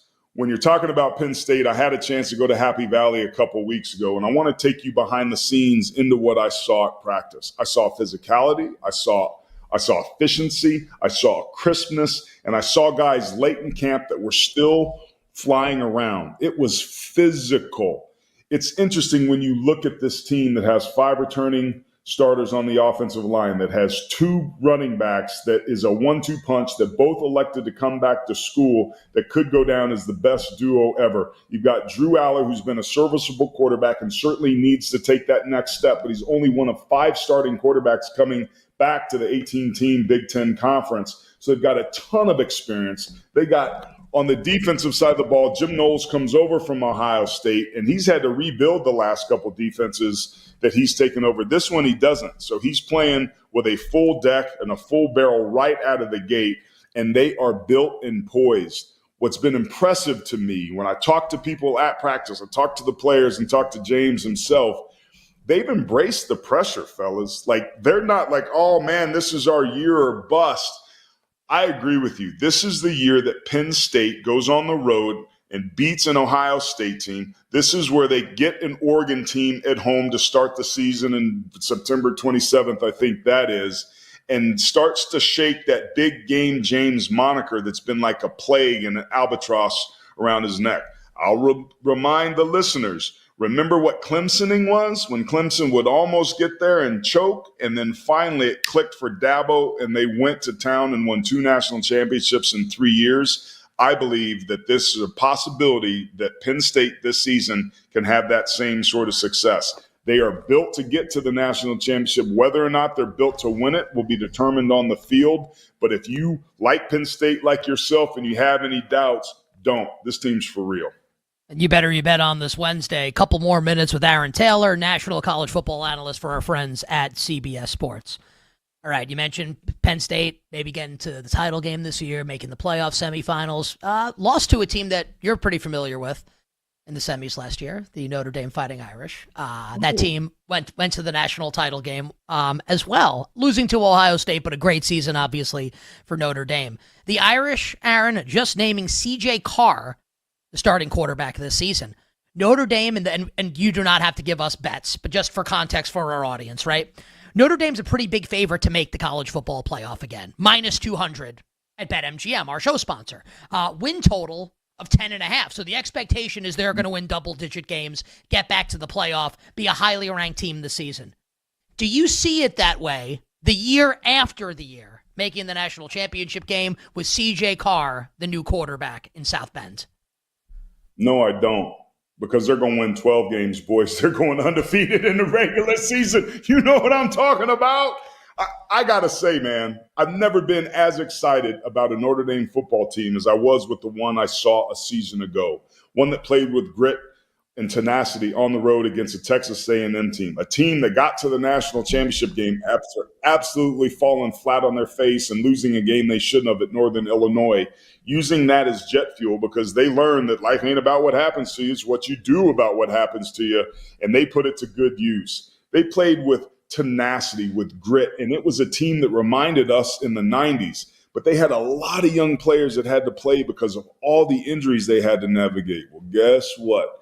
Those younger players are now older. So now they're equally as talented, but more experience in key positions, quarterback not being one of them. But with Jeremiah Love and this offensive line coming back, and C.J. Carr, from everything I've seen a little bit in the spring and from everything I've heard since, they're going to be way okay offensively, and defensively, they're still going to be bringing that monster noise. So a very navigable schedule. They've got a couple challenging contests, but I think they're one of a handful of teams that has a legitimate shot to go undefeated. And I know a lot of eyes will be in that week 1 matchup against Miami on the road, but I don't think that game's going to be close as some people think. Notre Dame is going to have a hell of a season, and Marcus Freeman, who's had the fastest start to any Notre Dame coach in history, going 33-3. Sorry, Rockney. Sorry, Leahy. Sorry, Parsegian. Sorry, Holtz. Marcus Freeman will continue his lore in this incredible run to get Notre Dame back to where it's been a long time since we've been there and where we deserve to be. I think the Irish go undefeated and get to the national championship game, and it starts week 1 beating Miami. I did not think we were going to get a sorry Rockney reference on the show today. That was that was sensational. I'd like to sneak in one more college football question if we can, Aaron, but we're running out of time. I want to make sure I give you enough space to talk about the Joe Moore Award. So tell us and tell our audience about that. Well, the Joe Moore Award, I played for Joe Moore at Notre Dame, and he sent 52 dudes to the NFL in 18 seasons. That's basically 3 per year. But beyond being a damn good O-line coach, he taught us to be the best versions of ourselves. So we created an award to celebrate the principles of toughness and teamwork. But more importantly, we've nailed the award. We recognize the most outstanding offensive line unit in college football, and it's the only group or unit award out there. So this year, in conjunction with that, our YouTube channel, Trench Life, is dropping tomorrow at Joe Moore Award 2015. Don't close out of this window. Open a new one. Go over there, subscribe right now, because we're going to bring you inside the unsung heroes in the trenches in a way that's never been done before, to celebrate the brotherhood that binds us, give us breakdowns, and to evaluate line play so that you know what to do on Saturdays and have an insider's approach to both sound smarter than you are and maybe win a little bit of money. So Trench Life coming tomorrow, every Thursday, midday, here on YouTube, and it's just going to be an extension of the incredible work we've done celebrating the Big Uglies. That was great. I was going to, because we follow each other on Twitter, Humble Brag. I was going to send you a message, but I'm going to do this. I'm going to put a little pressure on you. I'm sorry. I'm going to do this on the air. You're awesome. We need to do this more often this season. Dude. I'm married. I'm sorry. Oh, what were you going to say? We need you on the show, my man. We got to get you on the show this season, please. Okay, yeah. All right. Well, you just committed on the air, so there you go. And please say hi to your significant other.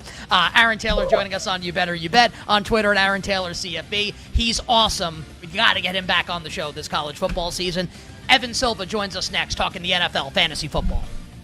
We'll be right back with You Better You Bet, presented by BetMGM, the sportsbook born in Vegas.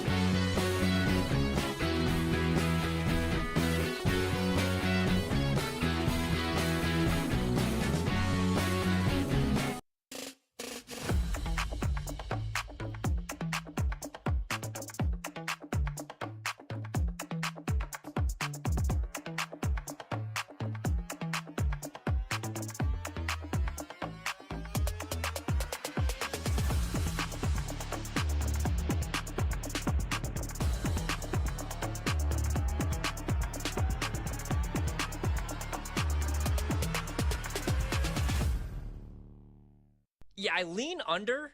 If Scott Satterfield doesn't win at least 7 games, I think he's out, man. He's 8-16 in 2 years as head coach. Last year was a weird year. They started 5-2 and looked pretty good. They were on their way to a bowl game. All they needed was one more win. Instead, they lost their last 7 games of the season, and their offense only averaged 19 points per game. They bring back their quarterback, Sorsby. They bring back their top running back, Evan Pryor. He rushed for 418 yards and had 118 yards receiving last year. The wide receiver room is pretty much all new. It's a bunch of dudes from the portal. Cyrus Allen from A&M, Jeff Caldwell from Lindenwood, Caleb Goody from Colorado State. Their tight end's back, Joe Royer. He's pretty good. He had 50 receptions last year. Defense is decent. I don't like the schedule, though, even the non-con. They kick off their season against Nebraska, who I'm pretty high on this year. So I lean under, and I think Scott Satterfield is probably fired after next year for Cincy. Oh, Hemi and Lindenwood. Go Lancers! Yeah.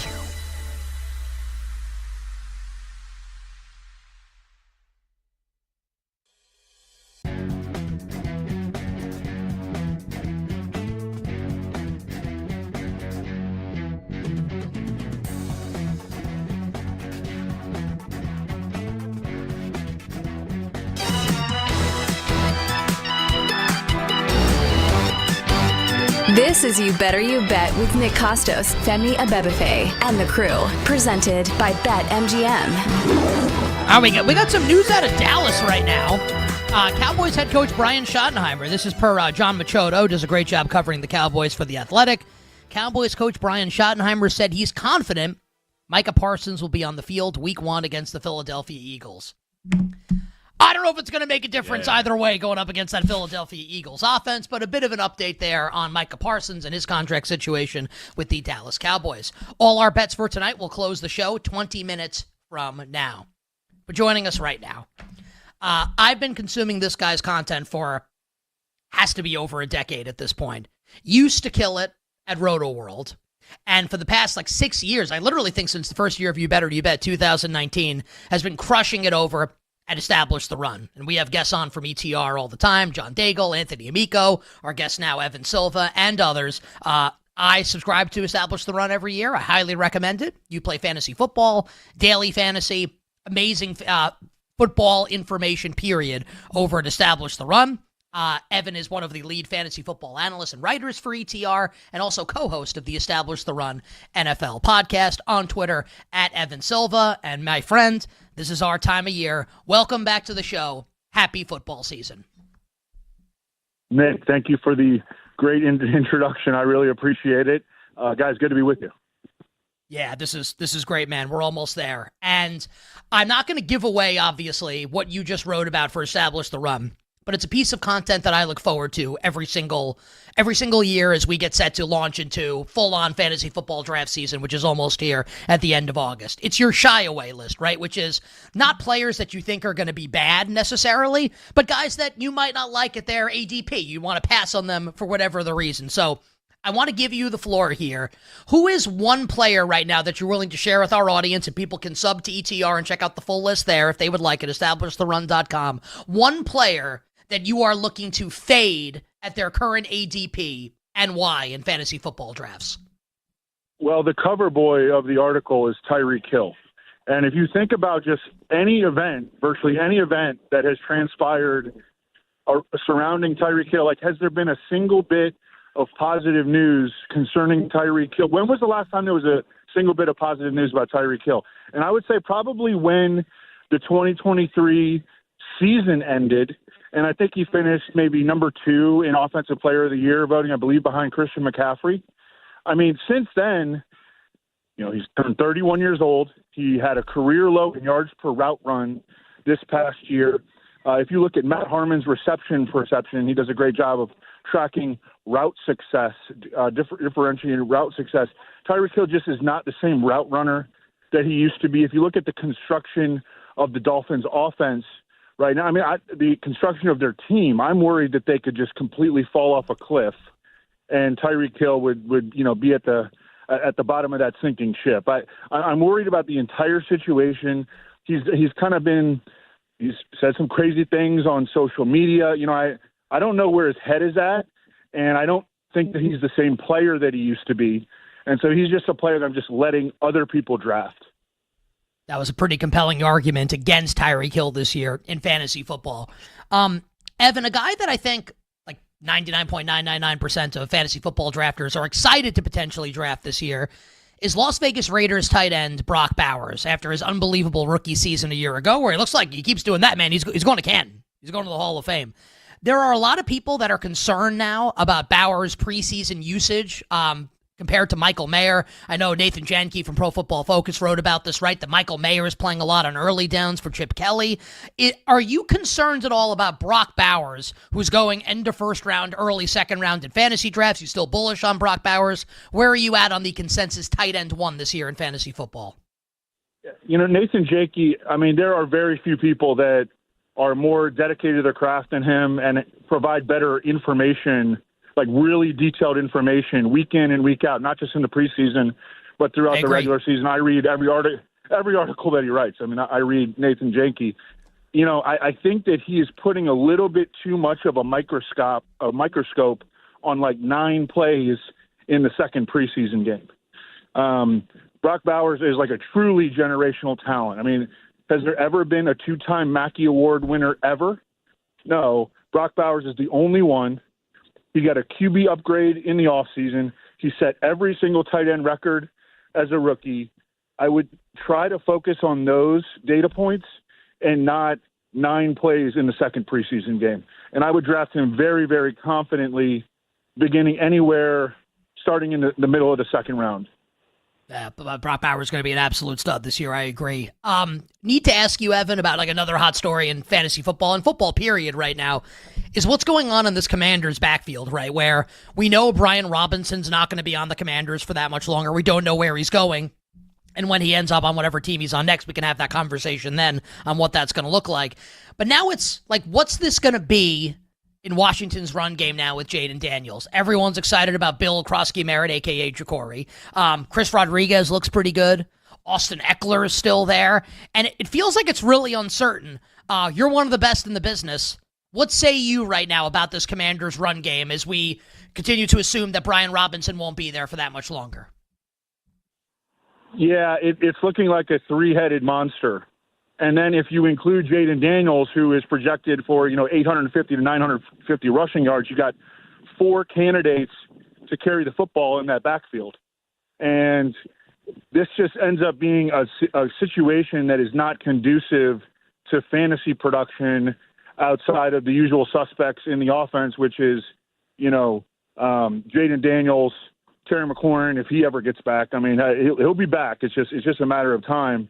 And then I think Zach Ertz to a lesser extent. I think Austin Eckler is okay. I think that he will lead the Washington backfield in snaps played. But these two guys up top, Chris Rodriguez is like a goal line finisher, and Ja'Cory Krosky-Merritt is a 7th-round pick who didn't really even play a lot of college football. He had 2 seasons at Division I, and he had 7 career receptions. I think he's talented, but he's going to share time with Chris Rodriguez and Austin Eckler, and in effect, Jaden Daniels, and it's just kind of a fantasy situation to avoid. I know a lot of people are excited about Ja'Cory Krosky-Merritt. I think when push comes to shove, he's really not going to help anyone this year. I mean, I think he'll be a fun player to watch week in and week out, but it'll be like 8 to 11 touches, and that doesn't really help in fantasy. You bet on this Wednesday. Our guest is Evan Silva from Establish the Run, the Establish the Run NFL podcast. One of my favorite fantasy football analysts. So check out establishtheRun.com and follow Evan on Twitter at Evan Silva. Evan, I think, it's easy to say, I think the Philadelphia Eagles offense is going to be good this year. I think it's pretty obvious that that's going to be the case. I would love for you to give, selfishly me, and of course our audience as well, maybe an offense that is flying maybe even a little under the radar that people don't think is going to be an absolute smash this year. An offense that you are bullish on entering the season that the betting market or the fantasy community might not be as high on as you are.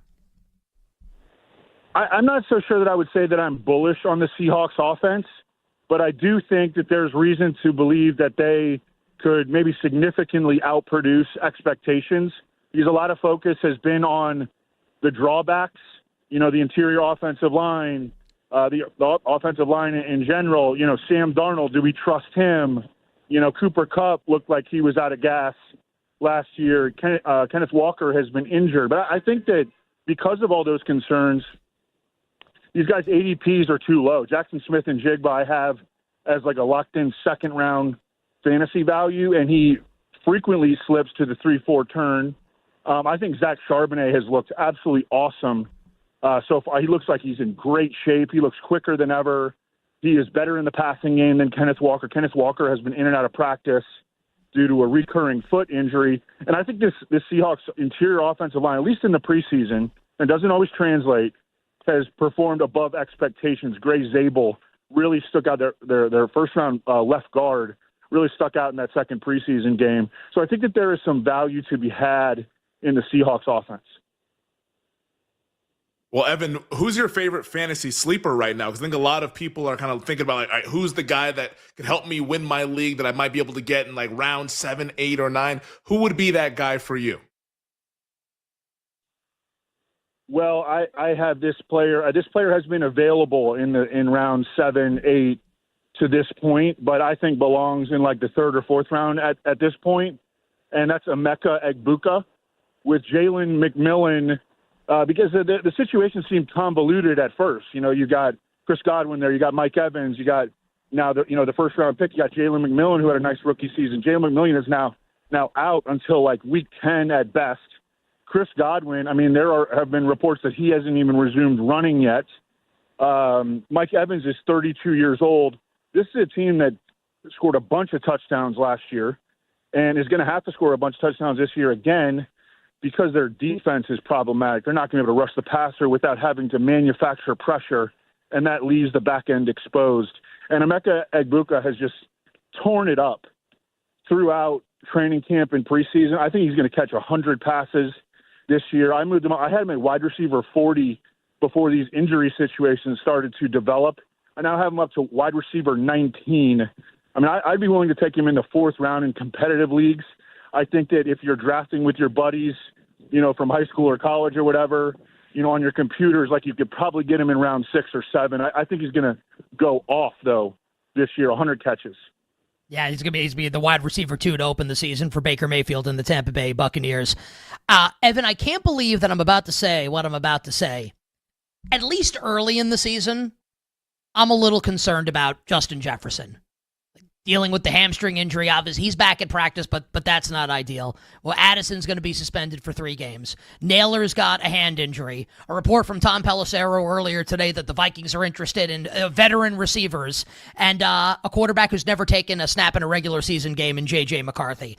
Am I making like a mountain out of a molehill here? Is there reason to be concerned about Justin Jefferson, who's obviously going in like the top 8 picks of the majority of fantasy football drafts? Yeah, I would say that, and he goes in the top 6 of the majority of fantasy football drafts. And I still believe that he belongs in the top 6, but I think he's the number 6 player. You know, you got 3 running backs ahead of him, and you got CeeDee Lamb and Jamar Chase ahead of him. But I think that Justin Jefferson is the clear 6. I think you could make an argument for Christian McCaffrey over him if you're willing to take that risk. But I'm with you. I mean, the hamstring is, I think, largely a mild concern. The design of the offense, how are they going to run this offense? Because historically, Kevin O'Connell has been quite pass-centric, but he's got a quarterback that was played on a run-dominant college team, has never been a high-volume passer, and the reports on J.J. McCarthy have been a little bit shaky. He's coming off a pretty serious knee injury it has never played a snap in the NFL. So that's where my concerns stem from, and why I believe Justin Jefferson should be the 6th or 7th pick and not, in line with his talent, maybe the 3rd pick. Final question, Evan. About a minute for the answer. And I can't wait for the Bears-Vikings game in Week 1, Monday Night Football. I think it's the most intriguing game in all of Week 1, even more intriguing than the other NFC North game, Packers-Lions, on the opening Sunday. I opened the show today talking about, I think the Bears are going to be a playoff team this year, with Ben Johnson now as the head coach, and I think it's going to be a bounce-back year in year 2 for Caleb Williams. Do you see the Bears being like a good fantasy offense this year, with Caleb, obviously, DeAndre Swift, like the 2 rookies, Burden and Loveland, Moore, Odunze? How do you feel about the Bears offense this year? We have about a minute for the answer. Yeah, I almost don't even trust myself to make Bears predictions because I was so off about them last year. Because I thought that they were going to be pretty good last year. They had an easy schedule, the number 1 pick in the draft, wide receiver core looked good on paper, et cetera, et cetera. For a boatload of reasons, that did not work out. But I'm just kind of throwing my hands up with them. I mean, there are so many options in the offense. Even Olamide Zaccheaus looks like he's going to have a significant role. We don't know who the number 2 running back is. I think Rome Odunze is going to emerge as their number 1 receiver, but I don't know that for sure. They've got 2 tight ends they can play. The Caleb stuff has just been all over the place. I live in Chicago. I listen to the radio. You never know what's going to come out of Bears camp on a given day. And the offensive line is still unsettled. I mean, I'm not even sure who their starting left tackle is going to be right now. So I don't know. I'm actually kind of avoiding the Bears offense in fantasy. Fascinating answer. I think people that have watched and listened to the show for any period of time know that, like, I love fantasy football. I consume a ton of fantasy football content. And the guests that we have on the show, I think, are the best. So Jamie Eisenberg on yesterday, CBS Sports, does a great job. Like John Daigle comes on the show from ETR. I've been consuming Evan's content literally for over a decade since he was at Roto-World. Like, this is real deal, incredible stuff. EstablishTheRun.com is the website. Evan, sincerely appreciate the time, my friend. Stay well, and we'll catch up again soon. Yeah, man. Thanks. Good talking to you guys. Evan Silva joining us here on You Better You Bet. I think that he's got that's like he's in Chicago, so maybe he's a little nervous about it for that reason. Femi, I'm into the Bears this year. Yeah, you seem to be all the way in. The division is so tough, and I think all of the teams, you have to respect their coaching staffs. I think I'm out. I think the team will be much improved, but because the other teams in the division, I think it's going to be tough for them to fulfill some of those high expectations that you have for them. So are you doing the Randy Jackson, that's a no for me dog, or the Shark Tank, and for those reasons I'm out? And for those reasons I'm out.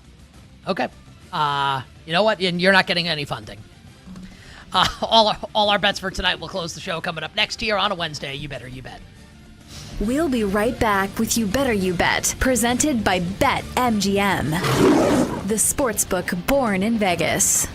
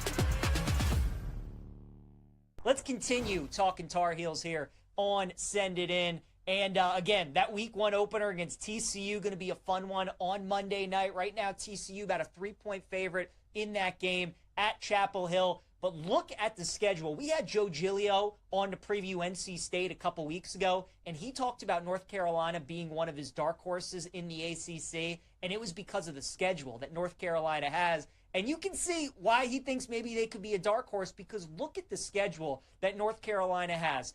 All they really play is Clemson. There's no Miami. There's no Louisville. There's no Georgia Tech. There's no Florida State on that schedule. They pretty much play all of the bottom teams in the conference, and then the one good team they do play is Clemson, and they play them at home. So really favorable schedule for Bill Belichick and company in year 1. I think Andrew's right. There are probably going to be some games that they lose that they'll probably be favored in, that people maybe don't expect them to lose in. But that's a really favorable schedule for Bill Belichick and company in year 1.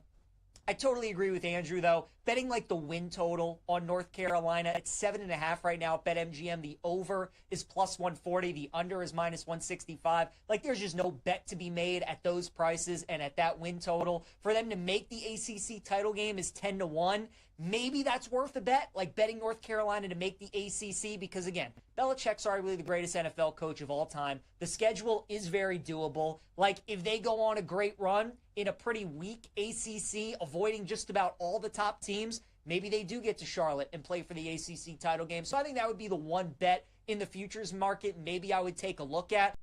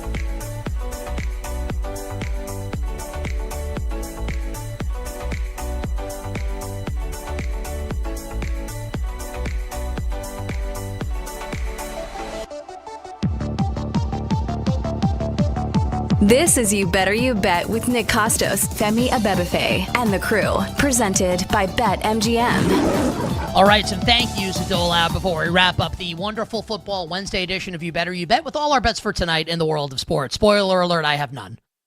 I'm done betting baseball until October. I'm done. Wow. Unless, dry betting card. Yeah. You've heard of, dry January? This is, dry end of August for me. I'm just, I don't like it. I want to save my bankroll. I'm going to be betting football heavy as per usual. I'm making tons of fantasy football payments for leagues. I'm on how about this? If you guys really, how about this? Because Femi, in the 3:00 hour of the show, you, Tyler, and Jake give out bets for the night. If there's a consensus baseball bet, I will ride with you guys. I'm done handicapping baseball until October. I'm done. I'm saying You've closed Fangraphs. No more tabs. Yeah, no more tabs. I'm done. I have a kid, and there's a ton of other. I just moved, and I can't be in the Fangraph streets. I'm not interested. So if you guys like stuff, I'll bet it. I'm just saying, I'm not putting the work in. I will bet whatever you guys want, and we will be big into every other sport. I can't deal with baseball for the next 2 weeks, and then that's it. So just saying, there you go. I'm being honest with everybody. Two tremendous guests on the show today. Aaron Taylor from CBS Sports talking college football, who was awesome. Danced to the Power Hour music. Love Aaron Taylor. He needs to come back on the show. So I asked him on the air. to back him into a corner. And our friend Evan Silva from Establish the Run, one of my favorite fantasy football analysts, giving us great stuff to get you, dear listener and dear viewer, set to bed. You could bet also, set for your fantasy football drafts. And if you missed any of the Wagertainment today that started at 3 o'clock Eastern, all you have to do is search You Bet wherever you find your podcasts, Odyssey app, Spotify, Apple, iHeart. Subscribe while you're at it. Leave a 5-star review. I haven't asked you to do that in like 2 years, so please oblige us if you like the show. Subscribe. Leave a 5-star review, write something nice or not. Say I have nice hair or don't, whatever. Thank you very much. Our executive producer, Bill Zimmerman. Our technical director, Tyler Morales. Our engineer, Jake the Snake Hassan. Our video producer, God's Perfect Creation. Downtown, Mike Breezy.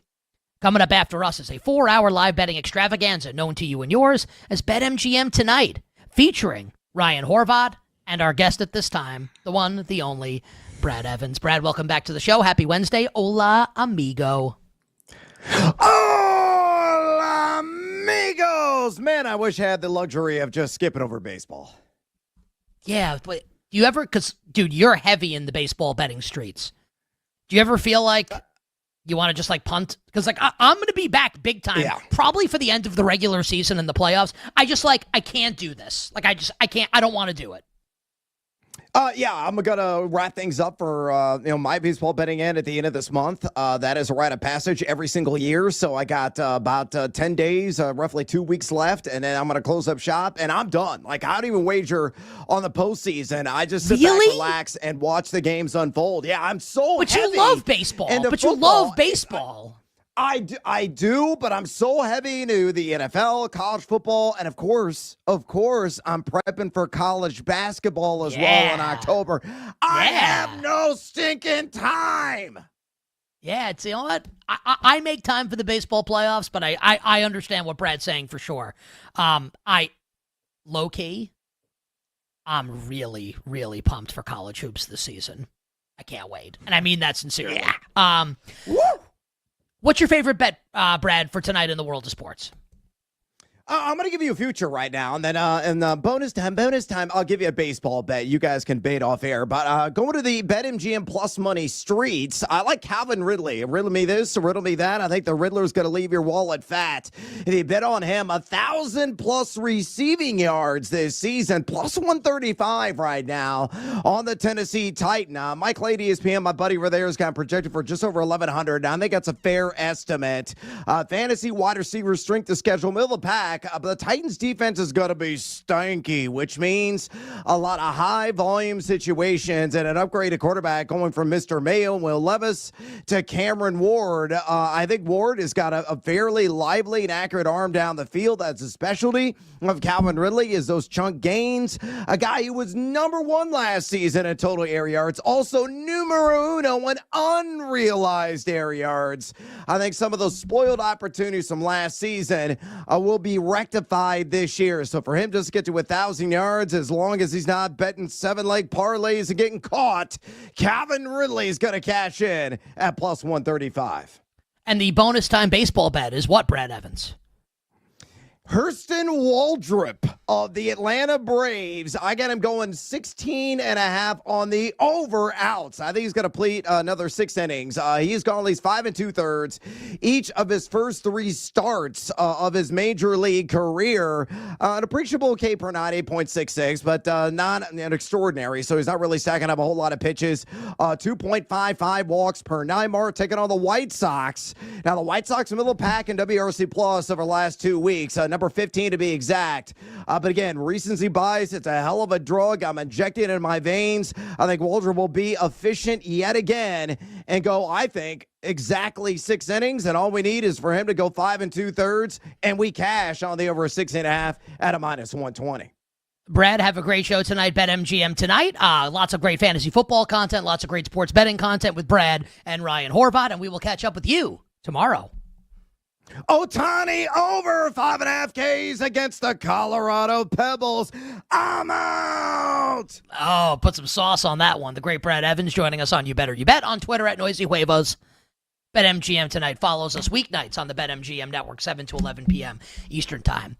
Before we get to the bets for tonight, which I'm putting my feet up.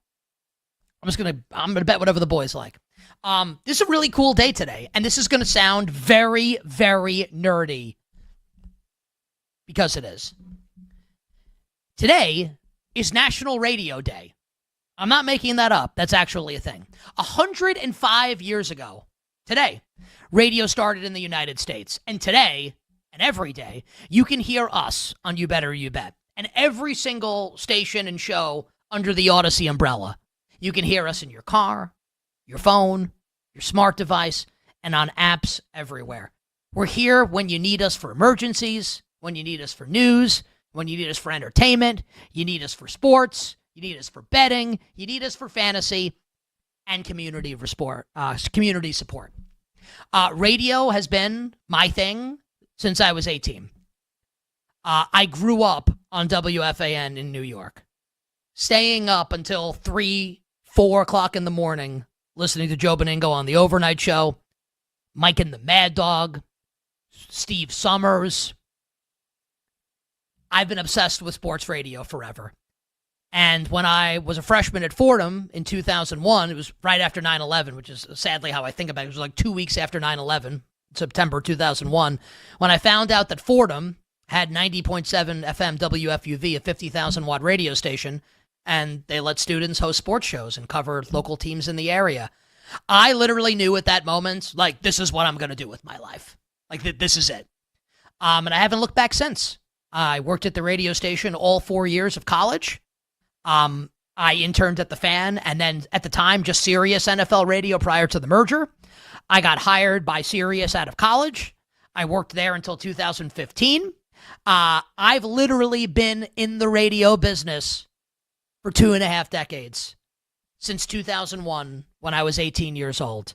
And I hope to be in this business for the rest of my career, because radio is absolutely the best. Radio, despite what anyone says, is never going away. And I feel like, with Odyssey thriving right now, that radio is the strongest it's ever been. So happy National Radio Day to everybody that celebrates, including yours truly. Let's get to the bets for tonight. Jake, please drop the dope-ass beat. I don't know if when people that founded radio 105 years ago were like, hey, I wonder if in over a century they're going to be dropping the dope-ass beat. No matter where the action is, dear listener and dear viewer, we're going to supercharge the odds on your next sports bet. Use today's Odds Boost token to boost your potential payout from a winning bet. Make it legendary with BetMGM. Download the BetMGM app and please gamble responsibly. All right, Femi, tonight's baseball card headlined by my New York Yankees, who hit not 1, not 2, not 3. You don't have time to get through it. 9 homers last night against the Tampa Bay Rays. That was really it for me. I'm not betting baseball anymore because I bet the Yankees and they hit 9 home runs. Femi, what are your bets for tonight in Major League Baseball? And is there a community bet that I can tell? I'm not sure if there's a community bet. I know Jake did like wall drip tonight, and Brad Evans likes wall drip, so maybe you want to go ahead and do a little bit of wall drip in your life for the Atlanta Braves. But I'll go ahead and take the Yankees-Rays first 5 over 4.5. That's at even money. I'm just going to go ahead and look to fade both of these young pitchers. Cam Schlittler for the Yankees had some solid outings, but I think we're going to get a little bit of regression. And Drew Rasmussen for the Rays, this guy's been like Greg Maddux in the month of August. That's not real. That's not what he usually is. His ERA is like 0.85. Come on, knock it off. Over 4.5 in the first 5. Also play the over 4.5 in the Brewers-Cubs game. It's at, over 3.5 in the first 5 in the Brewers and the Cubs games. Jacob Mizorowski used to have all the juice, no longer has it, was terrible in his start coming back from the IL. I don't think he'll ever be that bad again, but he has not been good since June.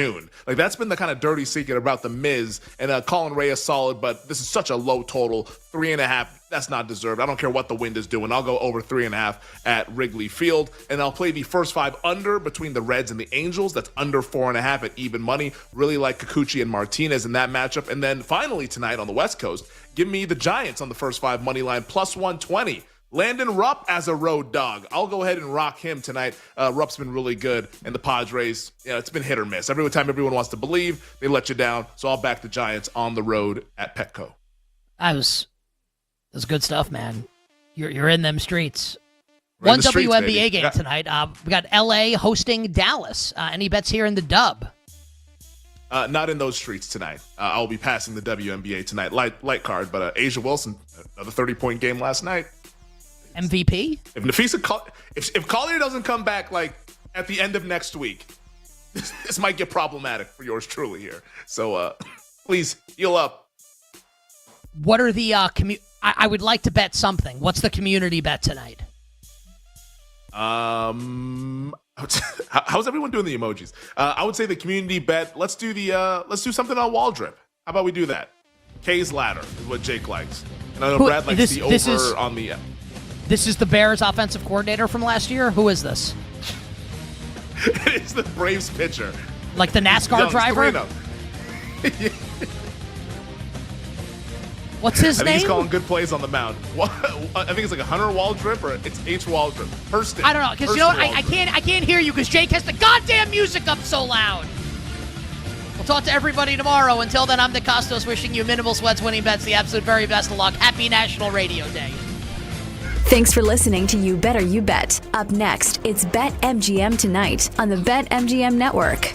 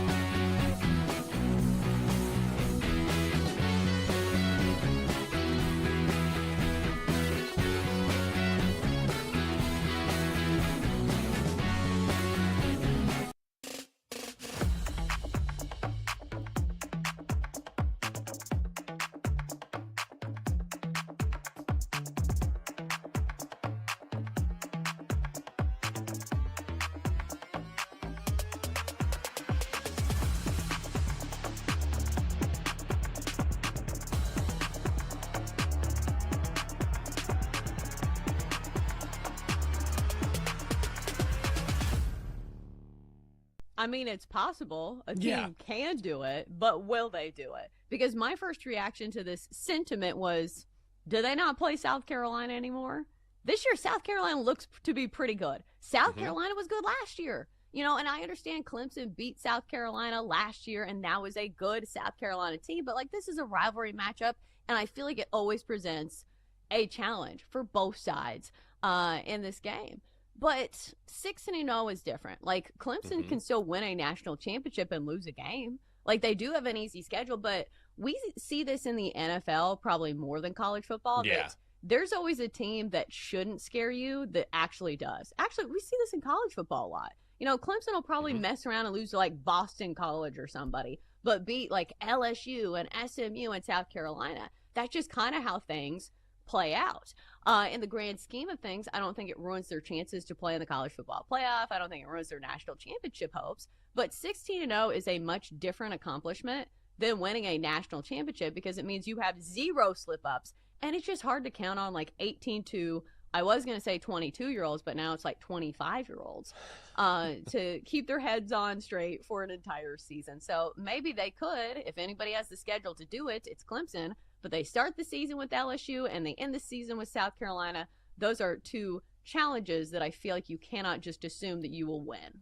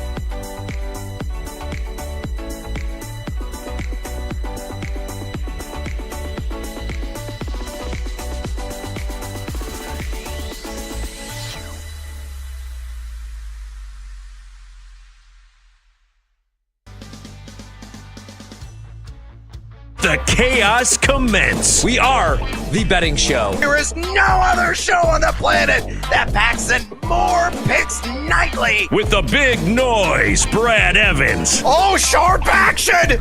They gotta listen to the sharps! Get the heck out of here with that nonsense. I'm on JMU as well. Drake, hate the Drake. Love the Drake, hate the Drake. No, you never fade the Drake! And the mad better, Ryan Horvat. The Keep the Points special. I'll keep cashing tickets around here on Odyssey. Yeah, put me at night, baby. That's where we cash tickets. They're bringing the heat and helping you cash in big. It's a lock! It's over! It's a guarantee! It's easy money! Nobody wants to bet Seattle U, except for this guy. They're going to win this game outright, but I'll be safe and take the points plus 6.5. And delivering the late night sweats. And it's gone! It's gone! Oh, and it's gone! No way! It's gone! Holy God! It is gone! I need to celebrate tonight with my family! Do it for my kids! Do it for my boy! It's BetMGM tonight on the BetMGM Network. Hola, amigos! It's time to bring the noise. Another ballistic edition of BetMGM tonight. I'm Brad the Big Noise Evans, and on this hump day edition of the show, my guy is going to be riding with me. Shotgun as always the entire show. That is the one, the only, Ryan Horvat. And boy, do we have a dandy for you this evening. Of course, we're going to be revealing our top 3 bets on our cards here momentarily in the world of sports betting. From there, Parlay Pete's got to strut on over, get his parlay of the day on the board. We're going to say hello to our little friend, roll the shoulders and get seduced by the juice, and working some bonus time wagers as well. Then we're going to take hacks at the dish, another edition of Better Up. We got another handful of games out on the left coast in Major League Baseball. Going to try to make you some money under the primetime lights. From there, Paul Schwartz is stopping in. We're talking nothing but G-men. Ain't nothing but a G thing, baby. The New York Giants. How long will Russell Wilson hold on the job? What is the health status right now, Malik Neighbors? And what is that backfield going to look like now that Cam Scatterbo is finally back at practice? Again, Schwartz is going to be breaking all of that down for us in Seg 4. From there, Percent Play, a brand new segment we introduced late last week. We're going to look at 4 player props from BetMGM and then give a percentage chance, channeling our inner weather person on each one of those. So if you like the player prop action, if you're thinking about your fantasy football drafts, that is a segment for you. Speaking of fantasy football, in Seg 6, our all undervalued team is going to reveal guys that we can really get on the cheap right now at quarterback, running back, wide receiver, and also the flexy sexy position. Not a super flex, but a standard flex. We're going to feature 4 guys apiece in that segment. And then Eric Edel, my old teammate at Yahoo Sports, he's going to be popping in, and he's going to be breaking down everything in the National Football League. Can't wait to reconnect with him and discuss what is going on in his mind and what he's seeing and reporting in the NFL ahead of opening night, just a couple of weeks away. Then Hump Day Hail Marys, bringing that out and dusting it off. All plus money all the time, whether in the NFL or college football, has to be pigskin related. But we're going to fire off more plus money bets in that segment. And 2, we want to talk to you, the 2.02 average listeners and viewers of this fine program. If you have any fantasy football questions for us, maybe you want to reveal your all undervalued team ahead of the peak draft weekend of the fantasy football season. Maybe you want to talk futures bets, the NFL, college football, action on the diamond, action on the hardwood, the WNBA.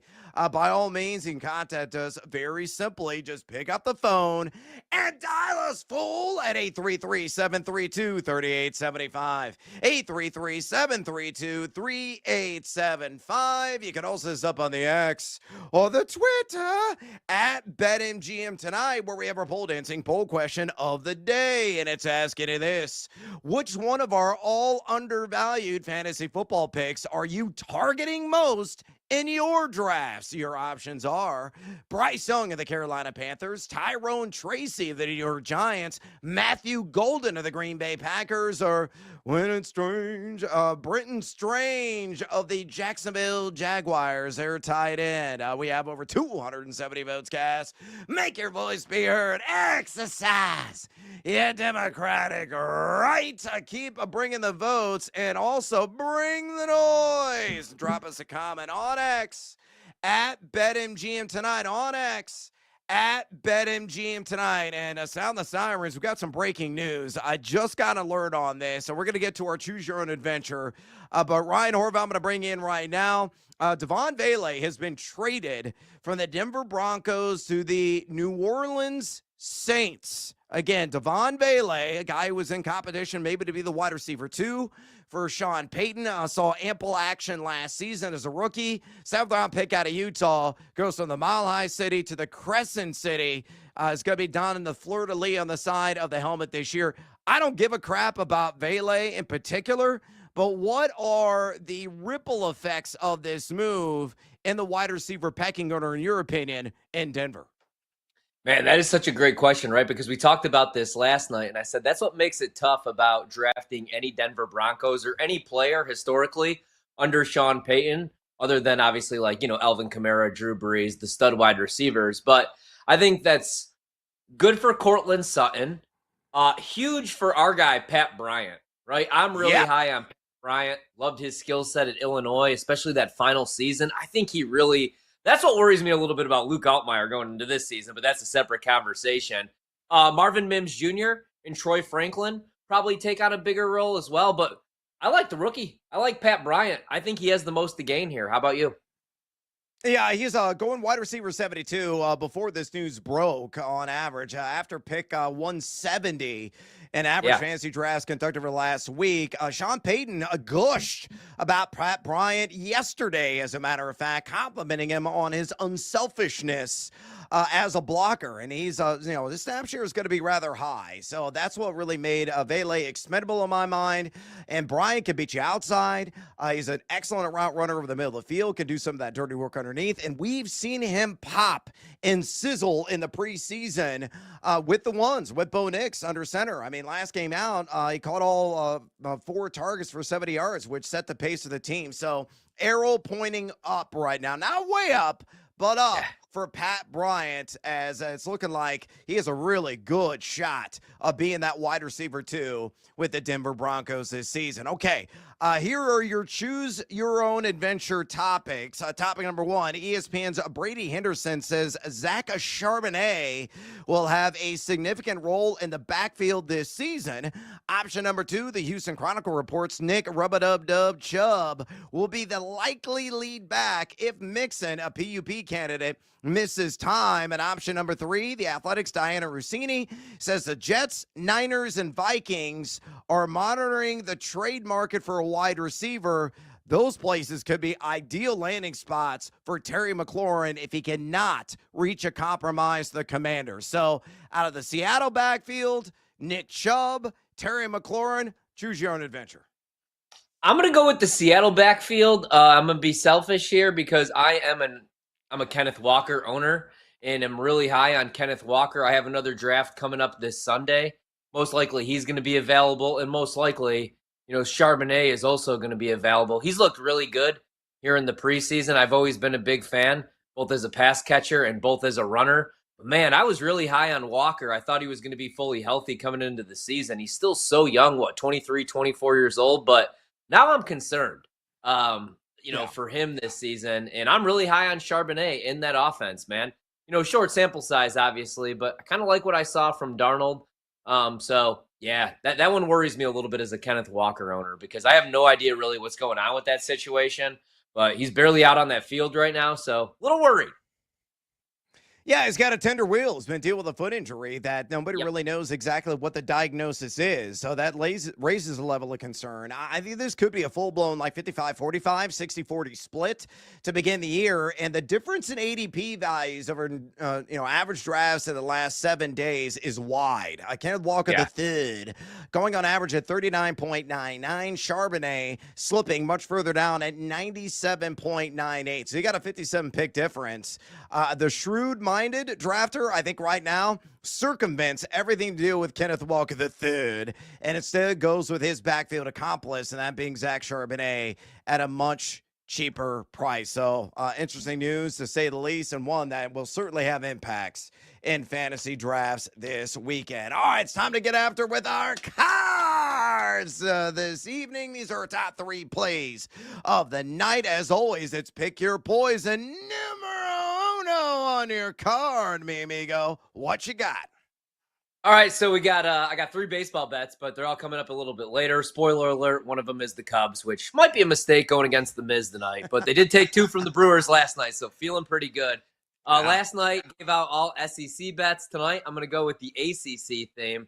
This one I bet today. I wasn't going to do it because I love Rhett Lashley, 29-12 in his 4 years at SMU, but I went under 8.5, man. It's just, they got stomped by Penn State in the playoff 38-10. They lost to Clemson in the ACC championship game. I like the offensive side of the ball. I like Kevin Jennings, but I worry a little bit about the offensive line. Even though they had 9 straight wins to close out the year and the offense averaged 40 points per game, they were 8th in the FBS in scoring for the entire year. They bring back Jordan Hudson, RJ Maryland, but it's the defense, man, right? Like the final 9 games of the season look pretty good statistically. They only gave up 19 points per game, but then they step up in class against 2 powerhouse teams, and they gave up a combined 72 points in those losses to Penn State and Clemson. Tougher schedule, non-con games against Baylor, on the road against TCU. In an ACC play, I'm not sure they're going to sneak up on anybody. They get Clemson, Miami, and Louisville, like the 3 best teams in the ACC. So I think they win 8 games. I think they go 8-4. So under 8.5 on SMU, and it's a good price, -102 right now at BetMGM. All right, not going to saddle up the Mustangs. Numero uno on my card this evening. Let's do the same game parlay. Give me the Bravos, the Braves on the money line, and give me Ozzy Albies to get ahead. Simple 2-legger +105 there at BetMGM. We got Waldrop going against Martin Perez. And you look at Perez, Ozzy Albies has had his number. He's 7 of 9 lifetime. 7 of 9 lifetime. And gets Perez with a pair of doubles and a pair of homers. He's got a hit in 7 of his last 9 games. He's batting .313 over the last 2 weeks. Meanwhile, you look at Atlanta, they're all of a sudden catching fire. They won 8 of their last 10 games straight up. The White Sox have lost 7 of their last 10. And Walters has been damn good in his first 3 starts. So again, same game parlay for me. Top of my card. Give me the Braves on the money line and Ozzy Albies to get a hit at a cool +105. Numero dos on your card. Please share. All right, so Clemson right now still +120 to win the ACC, so got to throw it out one more time. I only worry about Clemson when they play against the SEC. Last year they were 0-3. This year they do open with LSU. They're 4-point favorites right now. They've actually taken a little bit of money. Then they close with South Carolina, but I think the offense is going to be great with Klubnik back. 36 passing touchdowns last year, only 6 picks, 40 total touchdowns. I think the defense is going to be really good. And I like the Tom Allen hire. They give him a 3-year contract. He comes over from Penn State. So Clemson to win the ACC, +120. I'm not there with Miami. This is my favorite bet right now. Numero dos on my card. I'm going to go with the Miz, Jacob Mizorowski. I'll take the over on 5.5 strikeouts against our beloved Chicago Cubs. Even money right now at BetMGM at +100. The Miz has done this in 5 of his last 7 starts. Outstanding 12.98 K per 9 on the season. 29% flat call plus swing and strike rate. He's already faced the Cubs back in late July. Punched out 7 in that one. I understand the Cubs have the 4th lowest K rate in the bigs the last couple of weeks, but screw the matchup. Miz is on. He's downright nasty. I think he strikes out a half dozen Cubbies tonight at +100. Numero trace on your card. Harvey, bring it home. All right, we're all in this year on Pitt, man. So we actually bought a 3-game package to go check them out 3 times this season. Now, selfishly, one of those games is November 15th against Notre Dame. But I like the OC, Cade Bell, in his first season. The offense went from outside the top 115 in the nation in scoring to 31st. They bring back their quarterback, Eli Holstein, dual threat as a freshman, 2,000 yards passing, 2,228 to be exact, 328 on the ground, 20 total touchdowns.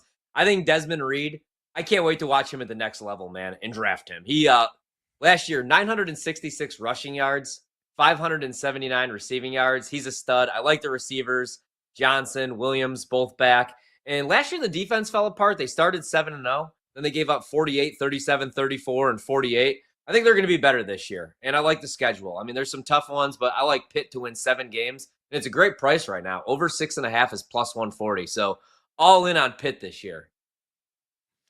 Numero trace on my card. Same game parlay. Give me Nick Kurtz on the over 1.5 total basis. And give me the A's 3+ runs. Also at plus 105. Kurtz is swinging one of the hottest sticks in the bigs. He has hit the over on total bags 4 of his last 6. And he's batting .404 with over a 1,200 OPS over the last 30 days. He's got to face Bailey Ober, who's given a 4.57 ERA. And the A's have scored at least 3 runs in 8 of their last 9. Absolutely love that same gamer. All right, we got to take a little siesta here on BetMGM tonight. We come back. Bets, and more bets. Parlay Pete, Sledgehammer Special, Seduced by the Juice, and bonus time. Don't go anywhere, fools. This is BetMGM tonight on the BetMGM Network.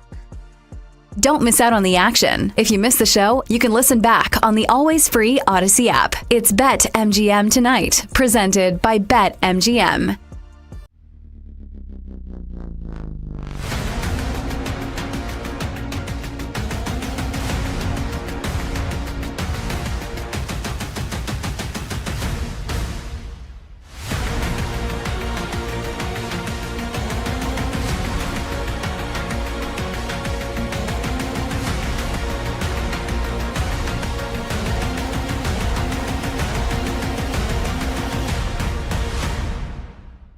I love me some Drake May.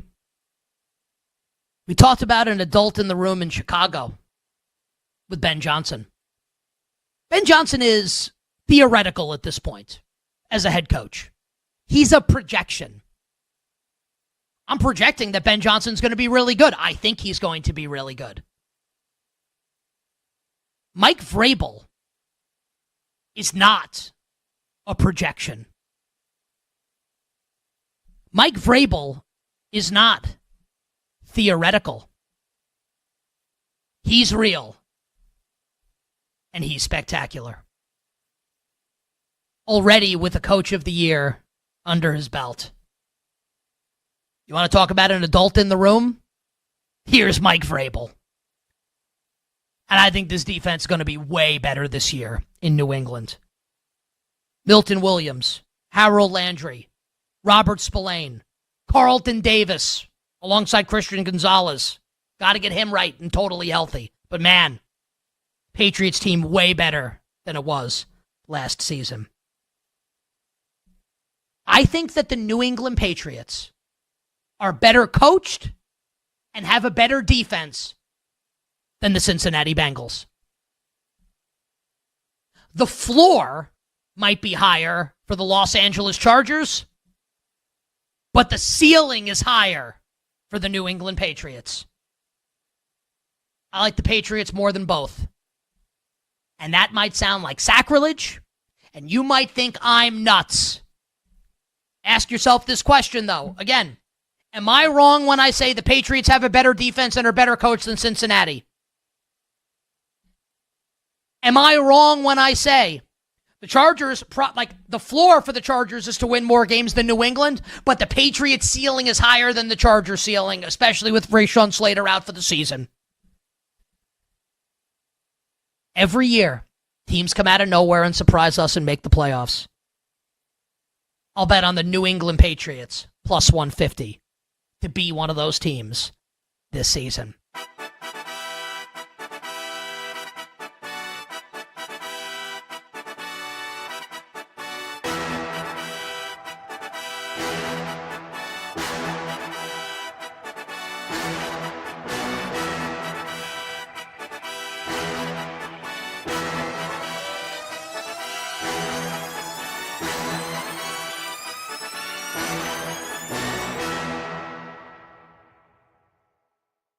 I think for Notre Dame, it's who brings the higher potential. Because obviously this is a program that's been very much in contention for the past couple of seasons. So their aspirations are national championship level. Like, I don't think they're looking for somebody who is middling. But I think the surprising part of this was Kenny Minchie, I think a lot of people thought was going to win the starting job because he is more of a dual threat quarterback.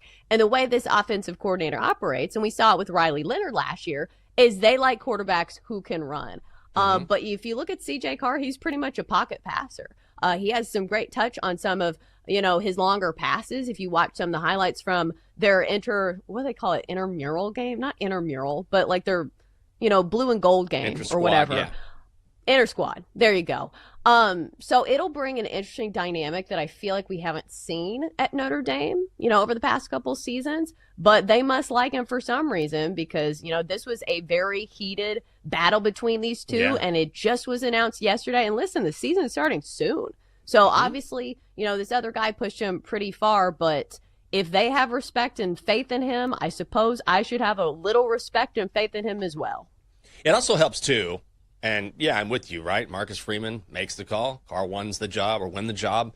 And they have Jadarian Price. They have Jeremiah Love. I mean, he's a preseason All-American. He was a beast last year. So when you have that line, that's one of their strengths, right? They have that offensive line. They have those running backs. So I think early on, you sort of let Carr, feel things out and lean on that running game and let him progress as the season moves on. Now, Brad Evans and Ryan Horvath bring out their sledgehammers on BetMGM tonight. Presented by BetMGM, the sportsbook born in Vegas. Welcome back to BetMGM tonight. Brad the Big Noise Evans here. Ryan Horvath in the house on this hump day edition of the show. And yeah, Camel, you're going to be coming out to play a little bit later on as we're bringing back with a vengeance a little Hump Day Hail Marys in hour 3 of the show. So you want to stick around for that, especially like plus money. But don't worry, we're going to give you a little plus money appetizer coming up in this segment. Parlay Pete's got to mosey on over here from the bar, get his parlay of the day on the board. We're going to say hello to our little friend, the Sledgehammer Special. We're going to get seduced by the juice at plus money and then working some bonus time bets as well. Friendly reminder, we have our poll question today posted on X right now, and it's asking you this. Which one of our all undervalued fantasy football picks are you targeting most in your drafts? Your options are Bryce Young of the Carolina Panthers, Tyrone Tracy of the New York Giants, Matthew Golden of the Green Bay Packers, or Brenton Strange, of the Jacksonville Jaguars. So far, over 270 votes cast. Make your voice be heard. Exercise your democratic right. Keep the votes a-coming and drop us a comment, aka bring the noise on X at BetMGM tonight. Again, on X at BetMGM tonight. And pardon me for a second, I gotta yell at this strange-looking cat at the bar. Hey, pirate dude, get over here! Yeah! Shiver me timbers, I'm here to make some booty. Yeah, Parlay Pete is indeed in the house. Cashed in last night, so he's hoping to run it back with back-to-back victories. And he's going to go to the Diamond tonight, and he's going to the land of thin air, that being Denver, Colorado, and the LA Dodgers and Colorado Pebbles matchup. Leg numero uno on the same gamer, Shohei Ohtani to knock an run. And leg numero dos. Oh, let's just run it back with Shohei Ohtani, the pitcher version. Under 4.5 hits allowed. I'll reserve the juice. Let me give you the reason straight from the cold, dead hand of one Parlay Pete. Again, leg numero uno, Shohei Ohtani to knock in a run. So one or more RBI. Ohtani, he just tortures the Colorado Rockies. So far in his career at Coors, in 19 games, he's got 20 RBI. He knocked in a run last night. I mean, that just is kind of rinse and repeat for him every time he gets in that thin air. In his career, a 384 batting average and 1,212 in terms of OPS. And a guy, too, it's just absolutely badgered The Rockies this season batting .333 with a 1,209 OPS and 9 RBI and 33 at-bats. He is going to light up. Doesn't matter if it's a starter, doesn't matter if it's a reliever. Any Rockies pitcher is going to get downsized in a hurry by Shohei Ohtani. So partly Pete believes he's going to not get a run tonight. Meanwhile, leg numero dos, Shohei Ohtani, the pitcher on the under, partly Pete likes, 4.5 hits allowed. Now you look at the last couple of starts. He went over once against the LA Angels, gave up 5 in a revenge game scenario. But the start before that against the St. Louis Cardinals only gave up 2 hits in 4 innings. In Colorado, only number 26 in WRC plus the last couple of weeks. They're batting just .249 over that stretch. So partly people believe Shohei is not going to scatter 5 or more hits. That under 4.5 hits allowed cashes in. So to recap, yeah, shiver me timbers. Parlay Pete on the same gamer. Wrong with Ohtani, 1 or more RBI, and Ohtani under 4.5 hits allowed. That works out to a cool plus 150 at BetMGM. All right, it's time to pivot, and say hello to our little friend, Ryan Horvat. What is a phrase that pays? Daddy wants, daddy needs, daddy's got to have it. Give me the sledgehammer, Brent. Ooh, yeah. I'm gonna need another theme song. I'm gonna need your finger on the button because we're changing picks here. We were talking during the break, just us boys. Which this is what I love about being home with you guys. I can actually communicate during the commercial break and talk to my co-host. So anyway, yeah, guys, Bears money line, even money. Bears plus 1.5. We're gonna go to week 1. No more preseason bets. We're going to week 1 here. Injuries can happen, but I'm not worried about that. We're just going to bet it right now. We're going to hit click. And I'm so confident that the Bears beat Minnesota, Brad, week 1, that I am also in one entry, not both entries, in one entry, going to use them as my survivor pick. And Monty said something interesting during the commercial break. He goes, why worry about Brian Flores? Usually I do too. You know, in the last 2 years, the last 2 seasons, Brian Flores with the Vikings, his defense has given up over 30 points just 7 times.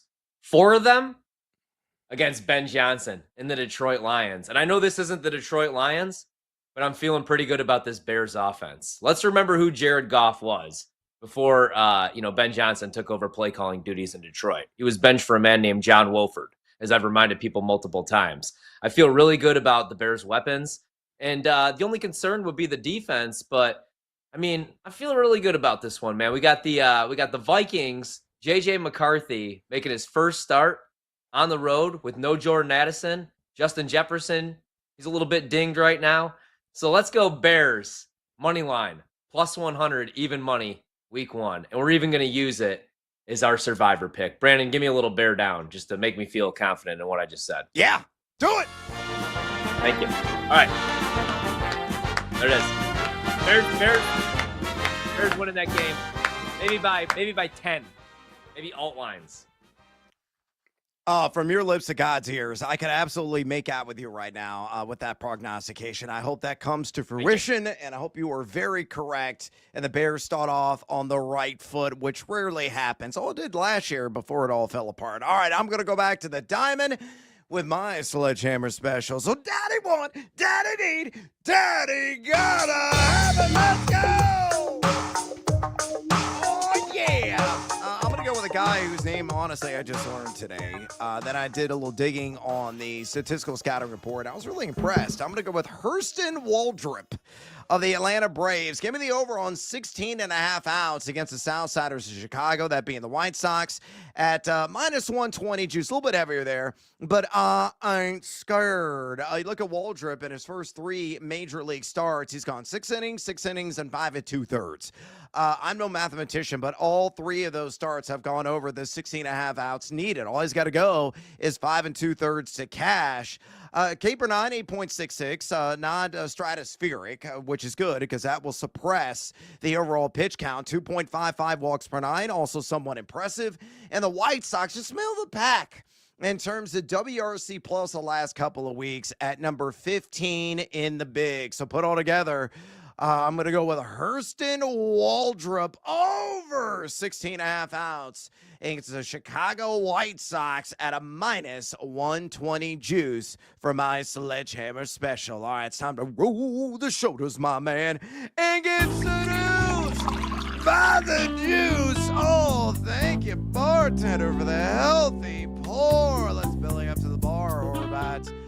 We're going to slug back a few shots, catch a buzz, and hopefully cash in at plus money. What you got for me tonight? All right, we got to get back on track here. It's ACC theme night, but damn it, do I love the Bears week 1 against the Vikings. All right, Carson Beck to win the Heisman right now at BetMGM is 22-1. I don't trust Miami. It's not really that I don't trust Miami. I don't trust Mario Cristobal, but I really do like all the other hires, man. I think they're going to be much better on the defensive side of the ball. But if they're going to win the ACC, I would rather bet Carson Beck to win Heisman at 22-1 than Miami at 4-1, just because that's how good I think Clemson is. I think when they meet, if they meet on a neutral field, Clemson's going to win that game by at least a touchdown. You know, the concern with Beck would be he's coming back from elbow surgery on his throwing arm, but 24-3 as a starter at Georgia. If he puts up 30 touchdown passes, limits the interceptions. Last year before he got hurt, threw way too many picks, 12. But if they run the table in the ACC, he's going to at least be invited to New York. So let's go Carson Beck, 22-1 to win the Heisman. Last Heisman bet for me this year. You're getting crazy with the cheese whiz, to quote another famous Beck with that one. So we'll see if that one comes to fruition for you, mi amigo. Big Beck fan. Saw him at Red Rocks a couple of years ago. Me that too. Dude puts on a whale of a show. You saw him at Red Rocks? Were you at the same No, I show didn't in see him. Denver as I was? I saw him at the House of Blues. I wish I saw him at Red Rocks. That would be bucket list stuff right there to see Beck at Red Rocks. Oh, it was utterly outstanding, and not gonna lie, I caught a buzz off the second hand. It's Denver, folks. I mean, come on, that's kind of a rite of passage when you go to Red Rocks. All right, my seduced by the juice at plus money. I'm gonna go WNBA tonight, and I'm gonna work a little same game parlay with the ladies. Give me the LA Sparks on the money line, and I'm gonna parlay that with Paige Beckers of the Dallas Wings to score 18 or more points. Put those hands together, plus 110 juice. I'm rather shocked I got this at plus money. Look at what Beckers did last time she faced LA. She dropped 29 on him, and that was like a week ago. That was on August the 15th. She has hit the over on 18 or more points in 4 of her last 6 games. And you look at LA, they beat the Dallas Wings, their only matchup earlier this season. Only won by a point in that one. But LA, a team that has 5-5 in the last 10 straight up at home. But Dallas is 3-7 in their last 10 on the road. So put all together, seduced by the juice for me tonight. Same game parlay, Sparks, money line, Paige Beckers, 18 or more points. Shakes out to a nice plus 110 there at BetMGM. All right, it's bonus time. Bonus time. Whether in college football futures, the NFL futures market, Major League Baseball action tonight, WNBA action this evening as well. All I ask is for another bet. So give it to me, Horvat. Give it to me. All right. Here's a little 2-for-1 special right here. So I already talked about how I'm fading Stanford this season pretty much every week, but we're going to go under 3.5 wins. But maybe you don't want to tie up your money. Maybe you don't like futures. Maybe you don't want to pay the juice. So what I'm going to do is just fade them this week. If they lose this week, they're definitely not winning 4 games, man. Frank Reich takes over at head coach. They do have a former 4-star, Elijah Brown, who most likely is their starting quarterback. They got CJ Williams in the portal from Wisconsin, but they've only won 3 games, 4 straight seasons, and I don't feel very good about them. In fact, they're underdogs on Saturday, week 0, 7:30 p.m. kickoff Eastern time here. You get your Hawaii game. Unfortunately, it's way too early. 7:30 on CBS is way too early for the Hawaii game. But I'm not betting the over at 50.5. But give me Hawaii on the money line. I'm not even going to play with the spread, 2.5. Minus 126. Timmy Chang and the boys are going to get it done. They're going to start the season off the right way with a victory, and they're going to knock off Stanford. So Hawaii on the money line, minus 125. A little 7:30 p.m. sweat on a Saturday night, week 0. Pour one out for one of my buddies, Tank Williams, who is an assistant coach on that Stanford team and just got inducted into the Stanford Hall of Fame. Way to go, Tanklin Williams, a guy that played for a number of seasons as a safety in the National Football League, and just an awesome dude, one of my closest friends in the business. All right, bonus time for me. Give me Emeka Egbuka. Emeka Egbuka is a guy I think is going to just tear up the early season, and maybe that's going to carry over the rest of the first year for him. I'm taking the over 800.5 receiving yards at a -125. Now, this is shot up. Just like 2 weeks ago was at 650.5. A much lower number, but this is still a soft number at 800.5 in my mind. Remember, Jalen McMillan's deal with that severely sprained neck. I don't think we're going to see him until at least midseason. Chris Godwin, who the hell knows when he's going to return? Likely going to start the year on the PUP, but he is not going to necessarily be good to go by the time he gets off of it after missing 4 games. That would be in week 5. So it's going to come down to Mike Evans, Egbuka, and Cade Otton. Really, those are going to be your 3 main weapons vertically and one of the more prolific passing attacks in the NFL, spearheaded by a guy that's had a renaissance in one Baker the touchdown maker, and Baker Mayfield. So I think Egbuka is going to crush the over on 800.5 receiving yards. I'm invested in him everywhere for fantasy football devices. I have so many shares in him, it's ridiculous. McMillan averaged 4.5 targets per game last season. Godwin, 8.9 targets per game.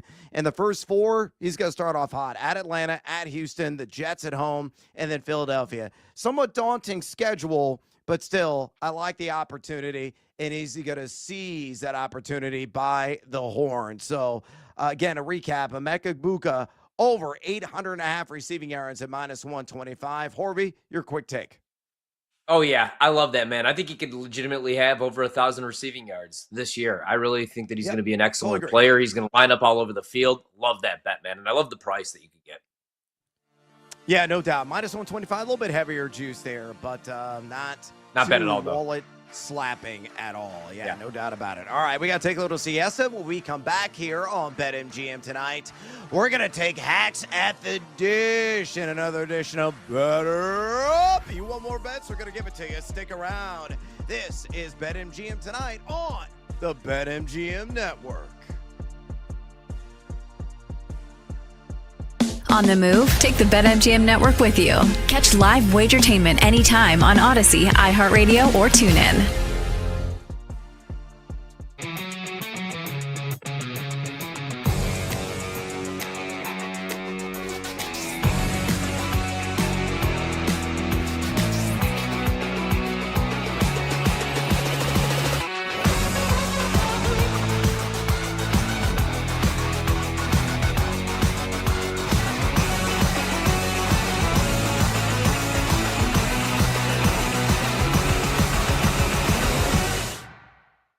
So to give a numerical comparison, this Thunder team coming into the next season is priced the same, basically, as Kobe and Shaq were after their first title.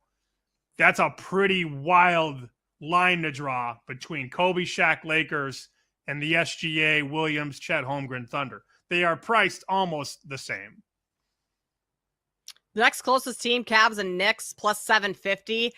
I mean, Sam, I don't think it's crazy to think that the Thunder can run it back again this year because of how wide open the East is this year. I mean, do you think the Thunder can't get past the Knicks if they meet in the finals? The Cavs? Yeah, I think I don't think that price is going to get any longer. If anything, that's going to shorten as the season gets going. Don't you think? I would agree with that, barring injury where, a star player goes down and then maybe it floats up a bit. But it's very obvious. And this is what I told Sam. I said, look, nobody wants to give you away.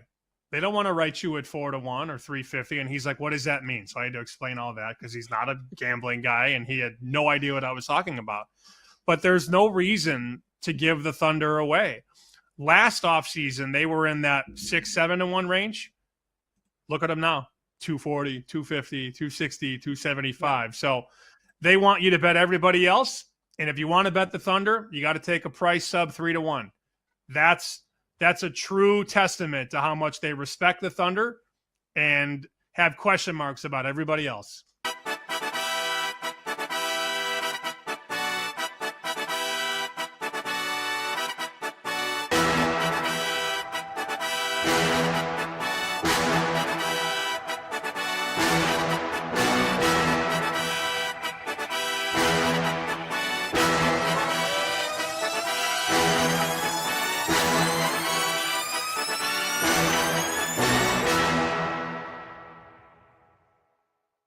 But Jenks, sometimes I feel like in baseball, not everything is decided by the numbers. And as uncomfortable as that sounds with all these stats and sabermetrics when it comes to baseball, it's super analytical. We've seen this before, where just because you are the best team in baseball, it does not guarantee you a World Series win. We've seen this with the Dodgers year in and year out. In fact, they've had 5 seasons where they've won over 100 games in the last since 2017. How many World Series have they won in those seasons where they've won more than 100 games? 0. The seasons in which they've won World Series, they won 98 games, not last year, but the year that they won the World Series. And then they, of course, had the COVID year where they won the World Series. And so that was kind of an outlier. But my point being is that just because you are a regular season juggernaut, that's not the way baseball works. Momentum is such a huge deal. And there's always a team that gets hot down the stretch and, wins a World Series. So sometimes, the Dodgers will win and they're the best regular season team, but it's not a guarantee. So I'm not looking at the Brewers and saying, oh, it's guaranteed that they're going to win the World Series. Chicago Cubs right now. They won their last 2 games, the doubleheader yesterday against the Brewers, finally got the bats going a little bit, but their offense has just been awful over the last month or so. What do you kind of contribute that slump to? Well, baseball it goes in waves, and sometimes you have 3 phases of the game, pitching, hitting, and defense, that will all be firing on all cylinders at one time. Right now, the Cubs pitching is the only thing that's kind of holding them in there right now because their bats are slumping so bad. But I think it's you got a young team, you got some young players on that squad that have really never been, besides Kyle Tucker, really have never been in much playoff games. So there might be a little bit of pressing going on, and as the season unfolds, when you get in these races, players will start to press a little bit and say, hey, man, like, we got to win today. And instead of going out there and playing like they normally would, they go out there like you have to win, and that can be a curse.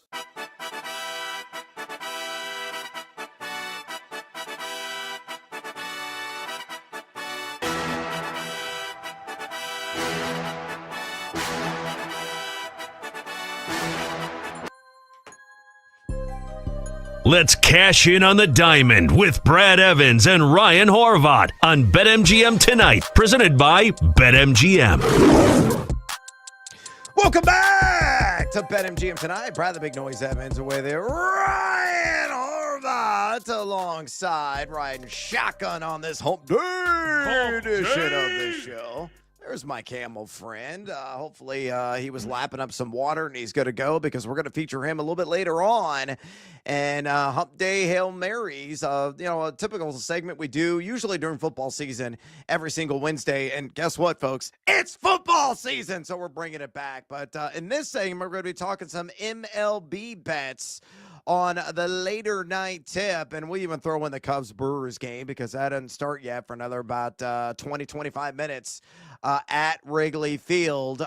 Before we get into that, friendly reminder, we would love to hear your all undervalued selections in fantasy football this year. We would love as well to hear your questions in fantasy football as well. If you have any of those, or you want to talk some sports betting with us or share some of your best bets of the night or in the immediate future, by all means, contact Ryan Horvath and I via the telephono and dial the number 833-732-3875.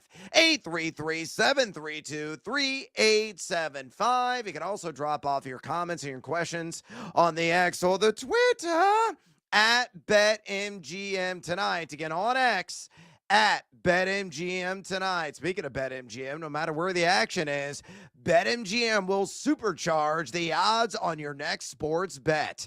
Use the Odds Boost token to boost your potential payout from a winning bet only at BetMGM. So opt in right now and maybe parlay some of these selections we're about to give you right now. So let's go ahead and get after it with another edition of Better Up. Let's cash in on the diamond. Ryan Horvath and Brad Evans are swinging for profits. It's Better Up on BetMGM tonight.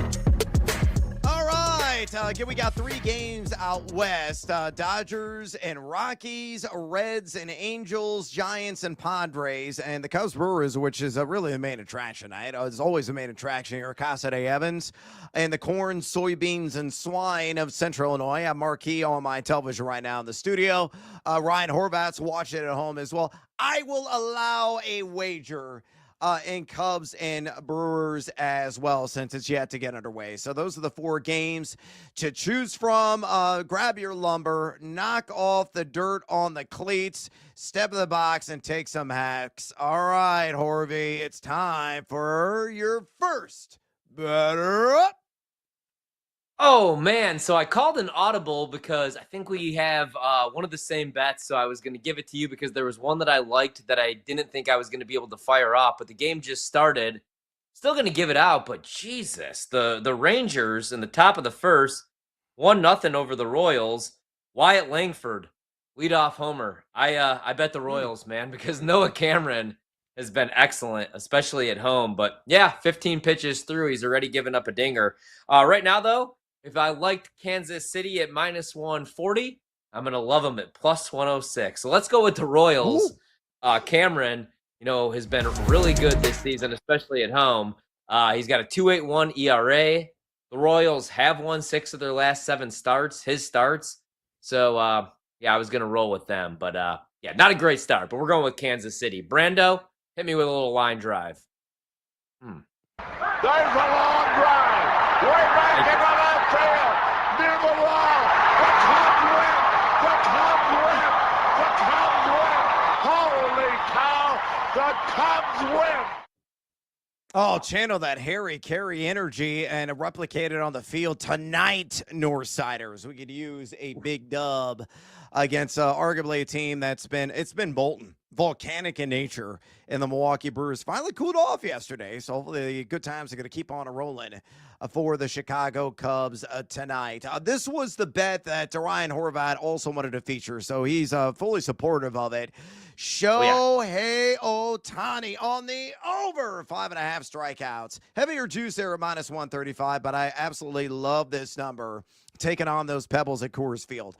Ohtani's A+ stuff is back, folks. He is blowing pitches by the competition. He's fooling guys again. His last 2 turns of rotation, 8 Ks and 7 Ks, coming against the Cardinals, and revenge game against the LA Angels. He's up to 12.34 K per 9 on the year, an outstanding 31.5% call plus swinging strike rate as well. Now, Colorado has been more judicious at the plate. They're not as free swinging in nature as they were earlier on this season. They have the 7th lowest K percentage of any team in Major League Baseball last couple of weeks, punching out on just 20% of their plate appearances. But Ohtani is living in an alternate dimension right now on the mound. I think he's going to go at least 4, maybe even 5 innings. He gets there, he's going to strike out at least a half dozen. So give me the over. Shohei Ohtani, show me the money on that over 5.5 Ks at a -135. Brando, let's play 2.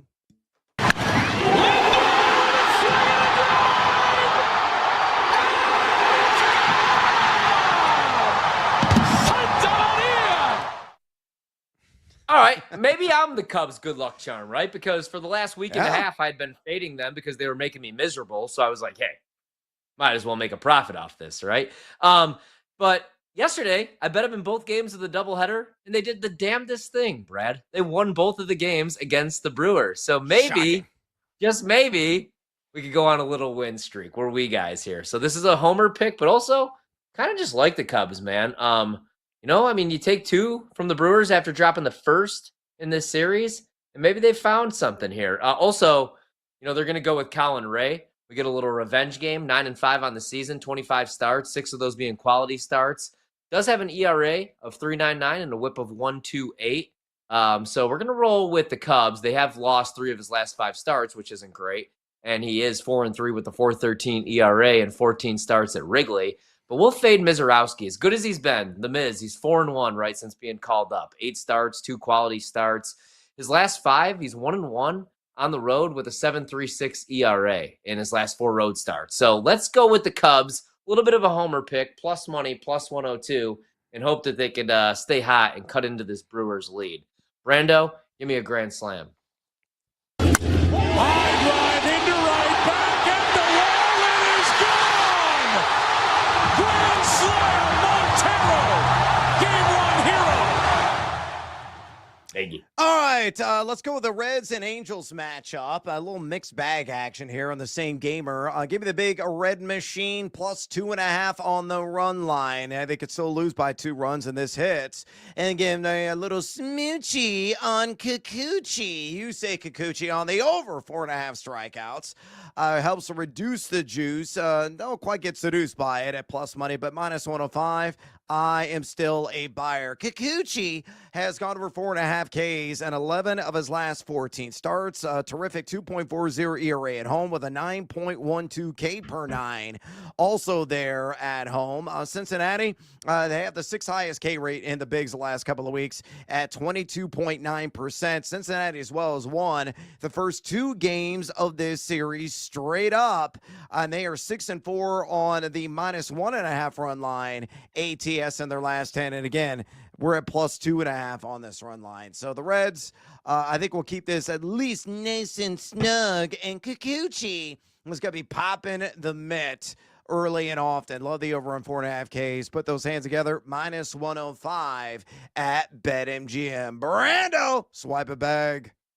And Bonds hits one high. Hits it deep. It is out of here. 7:56. Great calls tonight. All right, I'm gonna ride too, man. You say Kikuchi. I'm gonna pay the juice though, over 4.5 Ks. Minus 140 is where I grabbed it. He only had 3 in his last outing, but before that had 7 Ks back-to-back outings. You just broke it down. The Reds have really struggled. They've especially struggled against lefties really all season. They got a 731 OPS against righties, but against lefties a 646. Over the last 10 days, they have a 685 OPS, an 87 WRC plus against lefties. So I like Kikuchi as well, over 4.5 Ks. And so I'm rolling with you on that one. Brando. Yeah. I mean, eater. Ortiz into deep right field. Back is Sheffield. We'll see you later tonight. Joe Buck. All right, my last play before we get to the crew to cash hot hit parlay of the night. Helio Ramos, give me the over 1.5 total bases at plus 110. A guy who is, just 2-9 lifetime, but he does have an extra base hit against JP Sears. Came over from the Athletics, now pitching for the Padres. You look at Ramos on the road, been terrific this season. 285 batting average, 828 OPS. A guy that's been over on 1.5 total bags 6 times this month. And you look at Sears, he's got roughed up. He has allowed a 40.2% hard hit rate on the year. And my buddy Monty, working the video board here on BetMGM tonight on his site, batters-box.com. Ramos has an elite rating, so I am tailing it. I think he's going to split a gap and cash in on that over 1.5 total bases at plus 110. All right, it's crew to cash time. Our picks to click, guys, to get just a hit. I'll bat lead off. I'll go Ramos and double down. He's got a hit of any variety in 4 of his last 6 games. And again, terrific matchup going against the Southpaw and JP Sears. Horvey, who do you got? All right, the other night I went with Rafael Devers, and I bet him to also have an RBI at plus 190, and on the first swing he homered. So I'm just going back to the well. Give me Devers again tonight. All right, going with Rafi Devers. Brando, EP and work of the board here on BetMGM tonight. Who is your pick to click? I'm going to be a homer tonight. We're going to go with PCA, and I'll start it again. MVP, baby. MVP. Let's go. Let's beat the hell out of the Brewers. Don't do that. Don't do that. I got to feel it's going to be like a bloop double. He gets those seemingly every other game. Just like a shallow fly ball into the outfield. It drops, and then he collects a couple of bags. So love that call there. Monty, again, the purveyor of batters-box.com. Also working the video board here. Who's your guy? Teoscar Hernandez. I've got an elite matchup for him against Tanner Gordon. Right-handed hitters are hitting .423 against Tanner this season, and Teoscar is getting a hit in 77% of games on the road with an elite matchup. Outstanding. All right, Ramos, Devers, PCA, and Teoscar Hernandez. A cool plus 330 at BetMGM. All right, we got to take a little siesta. We come back. We're talking Giants with Paul Schwartz. Don't go anywhere, fools. This is BetMGM tonight on the BetMGM Network. Sammy P from Bet Sweats here. Thursday morning at 9:20 Eastern. Why I can't.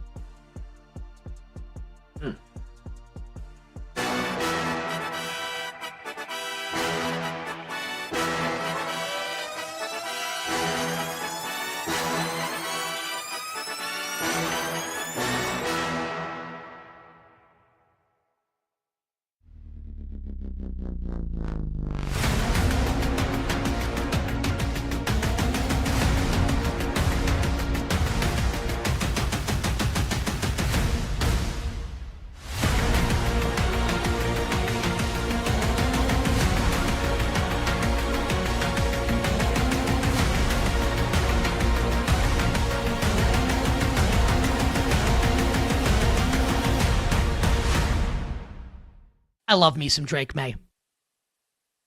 We talked about an adult in the room in Chicago with Ben Johnson. Ben Johnson is theoretical at this point as a head coach. He's a projection.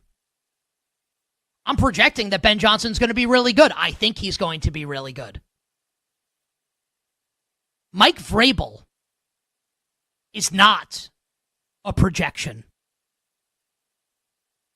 Mike Vrabel is not theoretical.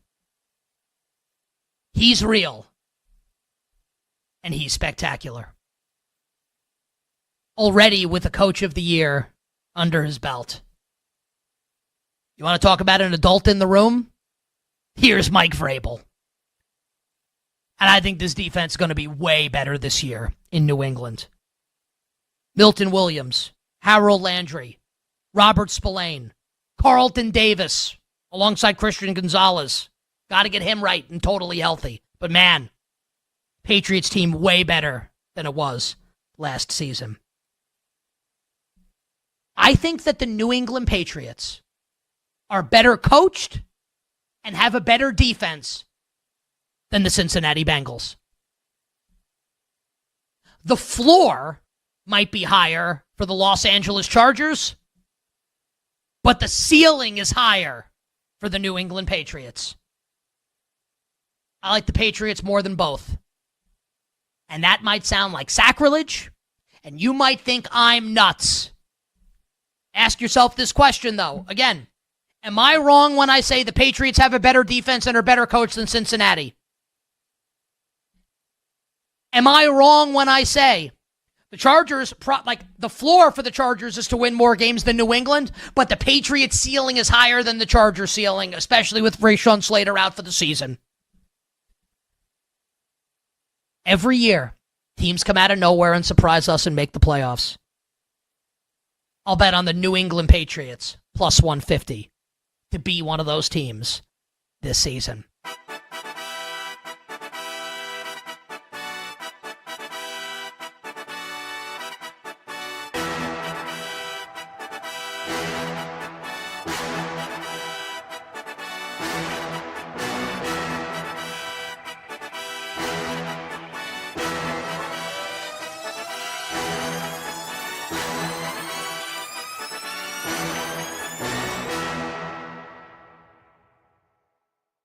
I think for Notre Dame, it's who brings the higher potential. Because obviously this is a program that's been very much in contention for the past couple of seasons. So their aspirations are national championship level. Like, I don't think they're looking for somebody who is middling. But I think the surprising part of this was Kenny Minchie, I think a lot of people thought was going to win the starting job because he is more of a dual threat quarterback. And the way this offensive coordinator operates, and we saw it with Riley Leonard last year, is they like quarterbacks who can run. But if you look at CJ Carr, he's pretty much a pocket passer. He has some great touch on some of, his longer passes. If you watch some of the highlights from their what do they call it? Intramural game? Not intramural, but like their, blue and gold game or whatever. Yeah. Inter squad. There you go. So it'll bring an interesting dynamic that I feel like we haven't seen at Notre Dame, over the past couple seasons. But they must like him for some reason because, this was a very heated battle between these two, and it just was announced yesterday. And listen, the season's starting soon. So obviously, this other guy pushed him pretty far, but if they have respect and faith in him, I suppose I should have a little respect and faith in him as well. It also helps, too. And, yeah, I'm with you, right? Marcus Freeman makes the call. Carr wins the job or win the job. And they have Jadarian Price. They have Jeremiah Love. I mean, he's a preseason All-American. He was a beast last year. So when you have that line, that's one of their strengths, right? They have that offensive line. They have those running backs. So I think early on, you sort of let Carr, feel things out and lean on that running game and let him progress as the season moves on. Chaos commence. We are the betting show. There is no other show on the planet that packs in more picks nightly. With the big noise, Brad Evans. Oh, sharp action! They gotta listen to the sharps! Get the heck out of here with that nonsense. I'm on JMU as well. Drake, hate the Drake. Love the Drake, hate the Drake. No, you never fade the Drake! And the mad better, Ryan Horvat. But keep the points special. I'll keep cashing tickets around here on Odyssey. Yeah, put me at night, baby. That's where we cash tickets. They're bringing the heat and helping you cash in big. It's a lock! It's over! It's a guarantee! It's easy money! Nobody wants to bet Seattle U, except for this guy. They're going to win this game outright, but I'll be safe and take the points plus 6.5. And delivering the late night sweats. And it's gone! It's gone! Oh, and it's gone! No way! It's gone! Holy God! It is gone! I need to celebrate tonight with my family! Do it for my kids! Do it for my boy! It's BetMGM tonight on the BetMGM Network. Welcome back to BetMGM tonight. Brad the Big Noise Evans with you. Ryan Horvat in the house on this hump day edition of the show. We're going to be talking to Paul Schwartz, all things New York Giants, all the damn time here momentarily. But we got some breaking news. Breaking news, and you better hold on to something because it's earth-shaking. Not really. Sky Moore traded from the Kansas City Chiefs to the San Francisco 49ers, according to ESPN's Adam Schefter. Don't do anything in Fantasyland. Yawn. Nobody really remotely cares. But Sky Moore getting dealt from KC to San Francisco, just breaking moments ago. By the way, if you want to talk fantasy football with us, if you want to talk sports betting as well, whether in the futures market, maybe some MLB bets tonight, or the lone game in the WNBA, phone lines are wide open. Some way to contact Tori and I. Just pick up the phone and dial us fools at 833-732-3875. 833-732-3875. You can also drop in your all undervalued picks on the X or the Twitter at BetMGM tonight. Again, on X at BetMGM tonight. Now, without further ado, let's head out to the phone lines right now and talk to Paul Schwartz, Giants beat writer for the New York Post since 1994. Man, I had so much hair in 1994. It was glorious. It was long flowing. It was downright sexy. Bye-bye. I no longer exist. Make sure you follow him on X at NYPost_Schwartz. Again, on X at NYPost_Schwartz. Paul, welcome to BetMGM tonight. Straight away from me, Cam Scattaboo returned to practice yesterday, I believe, after missing several days with a hamstring setback. What do you envision the workload split at running back looking like in week one in Washington? What do you think the carries distribution is going to look like, say, around week 10 if everybody is 100% healthy? And are people underestimating Tyrone Tracy? So give us your general thoughts on what this backfield distribution is going to be, or maybe what it could look like come mid-season, and also on Tracy in general.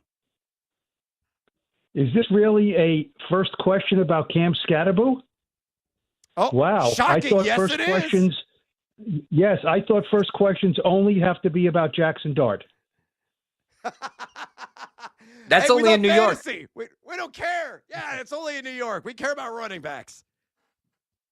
Running backs. Well, the Giants aren't going to use either of those running backs this year, so you got the wrong guy. No, it is amazing because every time I talk to somebody, it's always about Jackson Dart, and you have to tell them, well, Jackson Dart is not going to play right away, so it's not really relevant right now. Yes, the two running backs you mentioned are relevant. You also forgot to mention Devin Singletary, who probably is ahead of Cam Scatterbu right now. Look, Scatterbu had a hamstring. It'll be interesting to see if he plays tomorrow night against the Patriots. I think that would be kind of a quick turnaround. He just came back to practice on Tuesday, so that potentially could be a little bit of a slow start for him.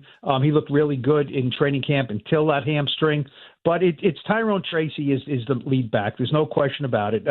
He's built like a lead back. He can handle a full load. I don't think it's like the old days where he's the lead back and the other guy just gets 5 carries. I do think there is a game plan for Tyrone Tracy, Cam Scatterbu, and Devin Singletary. And the good thing about it is Singletary can be a third down back. Scatterbu, I think, definitely can be a third down back because he catches the ball really well out of the backfield. He did that tremendously at Arizona State. And Tyrone Tracy was a former receiver, so he can catch the ball out of the backfield. So, but I think it's Tracy one, definitely. And then I'm not sure yet. I think eventually Scatterbu will probably overtake Motor Singletary, but with that hamstring, maybe right now it'll be Singletary, then Scatterbu. Paul, if we don't see Jackson Dart at all this season and we see Russ Wilson and this team doesn't make the playoffs, Vegas right now is projecting them to win 5 to 6 games. Their win total's 5.5. If they win 5-6 games, is Brian Daboll, is that coaching staff back next year to coach Jackson Dart? Well, that logic doesn't hold up because if they win 5 or 6 games, Jackson Dart's going to play. You know what I mean? If they win 8 or 9 games, maybe Russell Wilson can keep them above water and they can be on the fringe of playoff contention, and then he can kind of stave off Jackson Dart. But if they're only winning 4 or 5 games this year, then at some point Jackson Dart's going to play. I mean, he looked tremendously good this summer.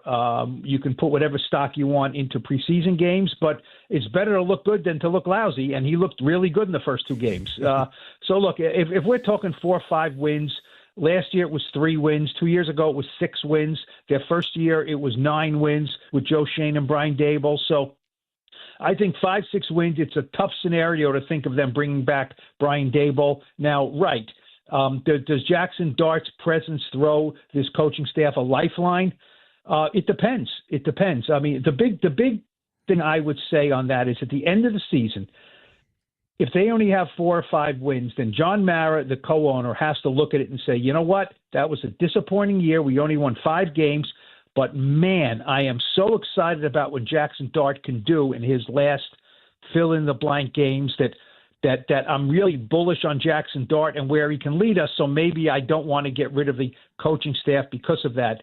But I think if Jackson Dart looks really good, they're going to win more than 4 or 5 games. So it's Russell Wilson's ball until they're out of it or they just want to make a change. And I don't think it'll be a quick hook, but I don't think put it this way. When they drafted him, they said it'll be fine if he sits all season. I'd be stunned if he sits all season. Stunned.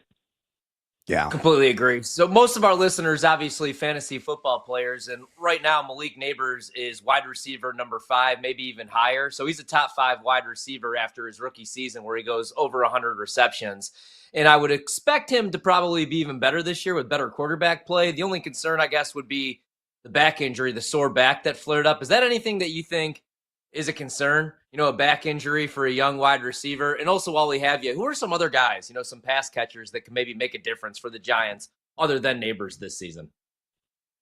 The back, it's not really an injury. He had some tightness. That's zero concern. Zero for Malik Neighbors. The concern is, though, he does have a lingering toe issue. You know what I mean? He's not practicing a lot. He said he had it at LSU. He definitely missed time in training camp. So that is something that it's not going away. It's something he manages. And so I would expect once a week he will not practice during the season.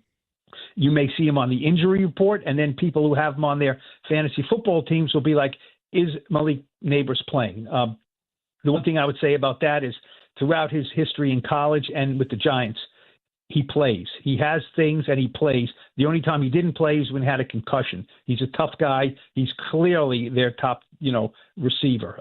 Clearly. I mean, yes, I would feel good about anybody taking him high in the first round. Now, Russell Wilson may spread the ball out a little better than Russell Wilson and Drew Lock did because he's just a better quarterback. Otherwise, I mean, Wan'Dale Robinson last year had 91 catches for like no yards, 7.5 yards. And not a lot of touchdowns. So, he's a guy who'll have receptions. I don't think he'll have 91 this year. I think that'll go down. And Darius Slayton is literally exactly what his numbers say he are. He is a steady, 700 yards, 50-something catches, 4 or 5 touchdowns. I mean, look at his stats throughout his career. He's that literally every year. Will he have a few more long receptions from Russell Wilson? Perhaps, because he's a really good long ball thrower, better than Daniel Jones was. So I think after Neighbors, it's a really steep decline. Yeah, we're talking to the great Paul Schwartz, Giants beat writer for the New York Post since 1994. Make sure you follow him on X, where he's always giving it to you there at NYPost_Schwartz. Again, on X at NYPost_Schwartz. Paul, let's talk about another pass catcher you didn't bring up, but I'm curious about. Do you foresee tight end Theo Johnson making a noticeable impact this season? Give the fantasy masses who are listening and watching BetMGM tonight a final line prediction for Theo Johnson this year. Well, I think after that first group of tight ends, that first however many one of you have, 4, 5, whatever it is, 6, Theo's in that next group. I mean, he was just starting to get it last year when he got hurt, and he was, you could just tell he's had a terrific summer. Guys, he's 6'7". He is really a massive target. He can run. He will be a red zone threat. He caught a beautiful touchdown pass from Jackson Dart last game against the Jets. If he stays healthy, I could see him 50 catches, definitely. I mean, it's a natural throw for a quarterback. I could think 50. I could think he could average 10 yards a catch. I could see 6 or 7 or 8 touchdowns. I mean, I am more bullish on Theo Johnson than I am on Wan'Dale Robinson and Darius Slayton at this point. Wow. Yeah, that's muy interesante. 6 to 8 touchdowns will certainly move the meter for the fantasy masses that are out there if that does indeed come to fruition. Paul, we'll get you out of here on this. How many games do you project in the G-Men to win this season? Currently at BetMGM, the over-under sits at 5.5 wins, and it's juiced to the over at -120. So where do you stand, over or under 5.5 wins for the Giants this year? I like over. I mean, look, 6-11 is a really bad team, right? 6-11 is a bad record, but it beats 5.5, right? So it's not like I'm saying I think the Giants are going to be a terrific team. They're clearly a more talented team than they were last year. This team has no business winning 3 or 4 games. None. Their defense, which we didn't even talk about, has Abdul Carter added to Dexter Lawrence and Kayvon Thibodeau and Brian Burns. They should be able to get after the quarterback. They improved their defensive backfield with Paulson Adebo and Javon Holland. They should be a top 10 defense. And some people have no regard for what Russell Wilson can do anymore. I get it. But I think he's better than Daniel Jones. I do. I just think, on his worst day, he's probably better than Daniel Jones at one of his best days. I think he has something left in the tank. I think this team, can they win 7 or 8 games? That's probably stretching it. The schedule is a bear. But they're a better team than they were last year. So this team has no business only winning 5 games this year. All right, terrific stuff. We appreciate it from the one and the only Paul Schwartz, a man that you got to follow on X at NYPost_Schwartz. Again, on X at NYPost_Schwartz. Paul, we appreciate the insights. Please come back and visit when Jackson Dart does indeed get those snaps. We'll see when it is. Week 4, 7, 12. We'll see. Thanks, Paul. Thanks, Paul. We appreciate it. There he goes, Paul Schwartz of the New York Post. I thought really the most interesting takeaway from that interview is the fact that he believes that Devin Singletary is ahead of Cam Scatterbo. And what's funny is in fantasy circles right now, people love the shiny new toy. They get, seduced by the upside, and they're just like, hey, I saw that guy play here in Arizona State. He is going to be a tractor trailer and a very difficult cat to contain at the next level. It may be the case down the road, but with the hamstring setback and the number of days that he missed, he's way behind the 8 ball now, and he's third in the pecking order. So this is all Tyrone Tracy, and I think it's going to be predominantly Tyrone Tracy for at least the first, third, maybe half of the regular season. Yep, totally agree. I'm a big fan of his, and that's why I'm pumping the brakes a little bit on Scatterbo, especially because, at the collegiate level, man, at Arizona State, he was a cult hero because every week he was, willing that team to victory. They almost lost to Texas State last year. They only beat them by a field goal. He's throwing up on the sidelines. He's playing hurt, but when you're a rookie, you're dealing with an injury or you're dealing with a suspension or off-the-field stuff. I mean, it's hard to get back on track right away for week 1, so pump the brakes on Scatterbo or any of these guys until maybe week 4, because it's a completely different offense that he has to learn. And when you're missing time, you're not getting the reps, and you have veteran type players, even if it's a guy like Devin Singletary, it's hard to just jump them in the depth chart right away until an injury happens or until you get your chance to shine. So yeah, always great to get information like that. Yeah, so just tremendous and valuable insights from Paul Schwartz. All right, we got to take a little siesta here on BetMGM tonight. When we come back, our all undervalued fantasy football picks at quarterback, running back, wide receiver, and flex. Don't go anywhere, fools. This is BetMGM tonight on the BetMGM Network. Sammy P from BetSweats here, Thursday morning at 9:20 Eastern. Why I can't stop buying stock on the San Francisco 49ers. Talk about it then.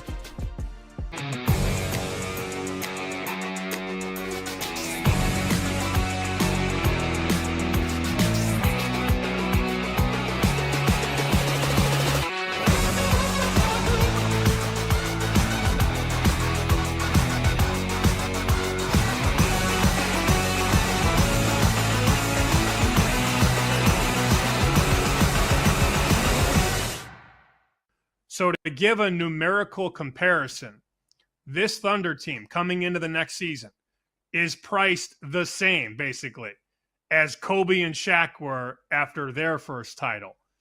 That's a pretty wild line to draw between Kobe, Shaq, Lakers, and the SGA, Williams, Chet Holmgren Thunder. They are priced almost the same. The next closest team, Cavs and Knicks, plus 750. I mean, Sam, I don't think it's crazy to think that the Thunder can run it back again this year because of how wide open the East is this year. I mean, do you think the Thunder can't get past the Knicks if they meet in the finals? The Cavs? Yeah, I think I don't think that price is going to get any longer. If anything, that's going to shorten as the season gets going. Don't you think? I would agree with that. Barring injury, where a star player goes down and then maybe it floats up a bit, but it's very obvious. And this is what I told Sam. I said, look, nobody wants to give you away. They don't want to write you at 4-1 or 350. And he's like, what does that mean? So I had to explain all that because he's not a gambling guy and he had no idea what I was talking about. But there's no reason to give the Thunder away. Last offseason, they were in that 6-7-1 range. Look at them now. 240, 250, 260, 275. So they want you to bet everybody else. And if you want to bet the Thunder, you got to take a price sub 3-1. That's a true testament to how much they respect the Thunder and have question marks about everybody else.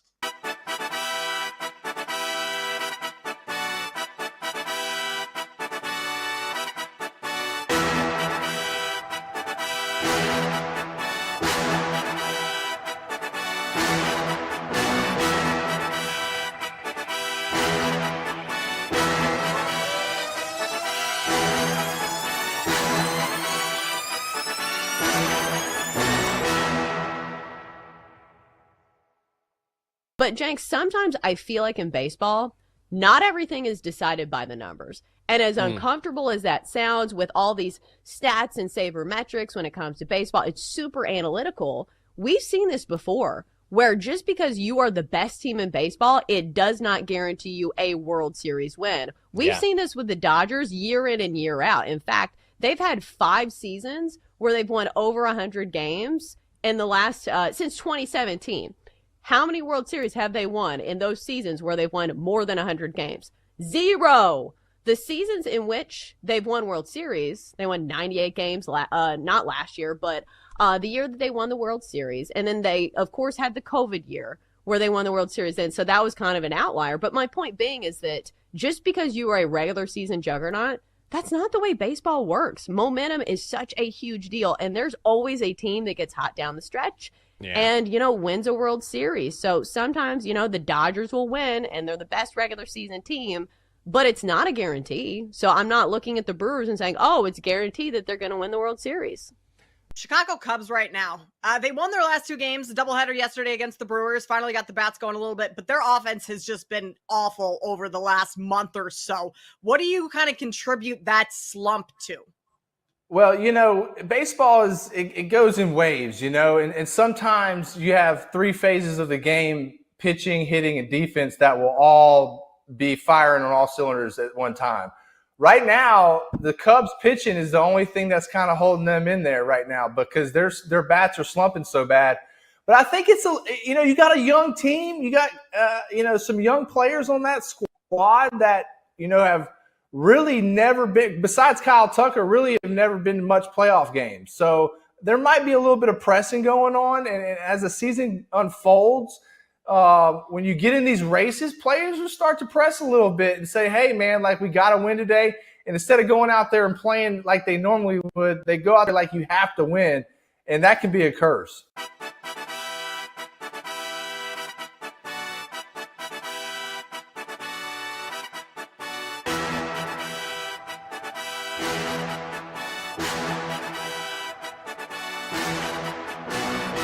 It's time to place your bets. This is BetMGM Tonight on the BetMGM Network. Welcome back to BetMGM Tonight. Brian the Big Noise Evans with you. And on this Hump Day edition, my guy, Ryan Horvat, along for the ride. We're going to be talking our all undervalued teams in fantasy football momentarily. But a friendly reminder, we got our pole dancing poll question of the day posted right now, and it's about this exact subject. It's asking you this. Which one of our all undervalued fantasy football picks are you targeting most? Again, targeting most in your drafts. Your options are Bryce Young, Tyrone Tracy, running back of the Giants. We just heard an awesome report from Paul Schwartz, the New York Post, on last segment. Matthew Golden of the Green Bay Packers, or Britton Strange, when you're strange, of the Jacksonville Jaguars. So far, over 275 votes cast. Make your voice be heard.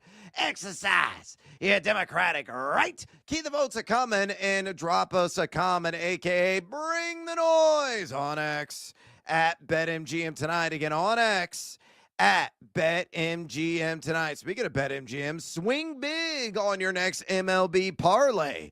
Use a Parlay Boost token to score a bigger payout if your baseball parlay hits. Only at BetMGM. All right, let's get after and build a team. Our all undervalued squad in fantasy football. I need a quarterback. I need a running back. I need a wide receiver, and I need a flexy, sexy, ooh la la selection.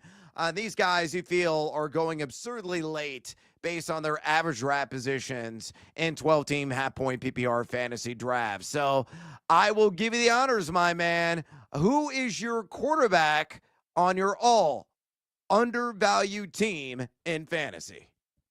All right, I think when it's all said and done, Drake May this season, year 2, is going to be a top 10 fantasy quarterback. So I'm looking to draft Drake May this week. I'm going to get him. Stephon Diggs, Kyle Williams, a way better wide receiver room. Diggs last year, I know he's 31 and coming off an ACL injury, but was on pace for his 6th consecutive 1,000-yard season before he got hurt. It's an easier schedule for the Pats. I have him projected to have the second easiest schedule this season, the seventh easiest jump in opposing passing defenses from last season. And I know I've talked about this a couple different times because I bet him over 475.5 rushing yards, minus 110. But I like Drake May's legs. I think he's going to use his legs more. I'm like ZZ Top over here. But the 10 full games that he played last year, man, he averaged 36 rushing yards, 223 passing yards. Like we said, we don't like to do this, but if that was a full season, that's over 600 rushing yards, 3,700 passing yards. I like the hire of Josh McDaniels. You go back to when Cam Newton ran that offense, 12 touchdowns on the ground and averaged just under 40 yards per game. Last year for Drake May, his top two pass catchers were Demario Douglas and Hunter Henry. And even with that, in the 9 games that he played, because he got concussed in that 10th game, he averaged 18.7 fantasy points per game. That would have made him QB 11. So I'm pretty high on Drake May. I'll roll with him this year. Yeah, I'm going to go with the shorty, the diminutive one of the Carolina Panthers, and that's Bryce Young. Bryce Young has really impressed me since, coming off the benching they had last year, and a lot of people are thinking, oh, man, the guy's got to be a colossal bust and kind of the Jamarcus Russell vein, right? A former top pick, it's never going to really deliver on the hype, but he recalibrated and really found himself down the home stretch. I mean, he was a top 15 fantasy producer over the last handful of weeks of the regular season, including the fantasy playoffs. He had a number of games, 3 as a matter of fact, where he finished as a QB1 in 12-team leagues over that span, that 5-week span. So I think that's going to be able to carry over. He's looked tremendous with the ones going against large league ones in limited action and meaningless football there in the preseason. So, for whatever that is worth, and I think it's worth something, you can bring in Ted McMillan, a long drink of water guy, can be a supreme possession receiver. Adam Thielen, I know he's ancient and long in the tooth. He's roam with Triceratops in the Cretaceous, but he's still a guy that can get open and be slippery on occasion. Sanders, a lot of people like at tight end. Chuba Hubbard's a guy who can catch the ball cleanly on the backfield. And you like Jalen Coker as their wide receiver 3. Another guy that they've already connected in the end zone in the preseason thus far. So you look at Bryce Young right now going at 122.23, quarterback 22. I think he's grossly undervalued. Clay's got projected for 3,879 pass yards, 22 passing touchdowns, 293 rush yards, and 4 rushing touchdowns. That helps raise the floor, the rushing data.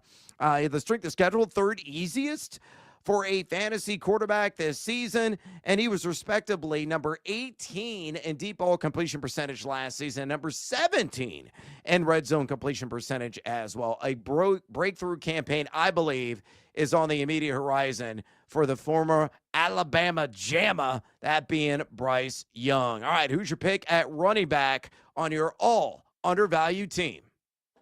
All right, so he was on my man crush team last night, but I wanted to double down because we were kind of up against it. But Jordan Mason, man, I think he's going to score double-digit touchdowns. You look at Aaron Jones, his touchdown prop right now at BetMGM, it's only 3.5. I still think he's going to catch some balls out of the backfield, but he's going to be 31 years old in December. So Jordan Mason's 26 years old. And when he was healthy last year for San Fran, the 6 games that he played 64 or more of the snaps, he was great. 21 touches, 111.8 total yards. I think the Vikings have a better offensive line. I think Kevin O'Connell's one of the better play callers, if not the best play caller and head coach in the league. He's definitely top 3. And last year, Jordan Mason was a top 24 fantasy option. I think this is a better offense as well. I mean, last year, the Niners were all beat up. The Vikings have a healthy Justin Jefferson, TJ Hawkinson, and eventually, after week 3, Jordan Addison. Last year, top 6 among running backs and explosive run rate. He finished 2nd. Missed tackles forced per attempt was 6th. And yards after contact per attempt, he was 3rd. So I think he scores double-digit touchdowns. I think he gets a lot of the goal line work. So Jordan Mason for me. Excellent call, man. I think he's got a decent shot of scoring 10 times this year. And, a guy that I mentioned on my own man crush team last night, who's a similar version, though, in the AFC, is Tank Bigsby. I mean, those guys are cut from a similar cloth. They got shimmy, shake, power, and they're going to be heavily deployed in goal line situations. So excellent call there on the former Niner.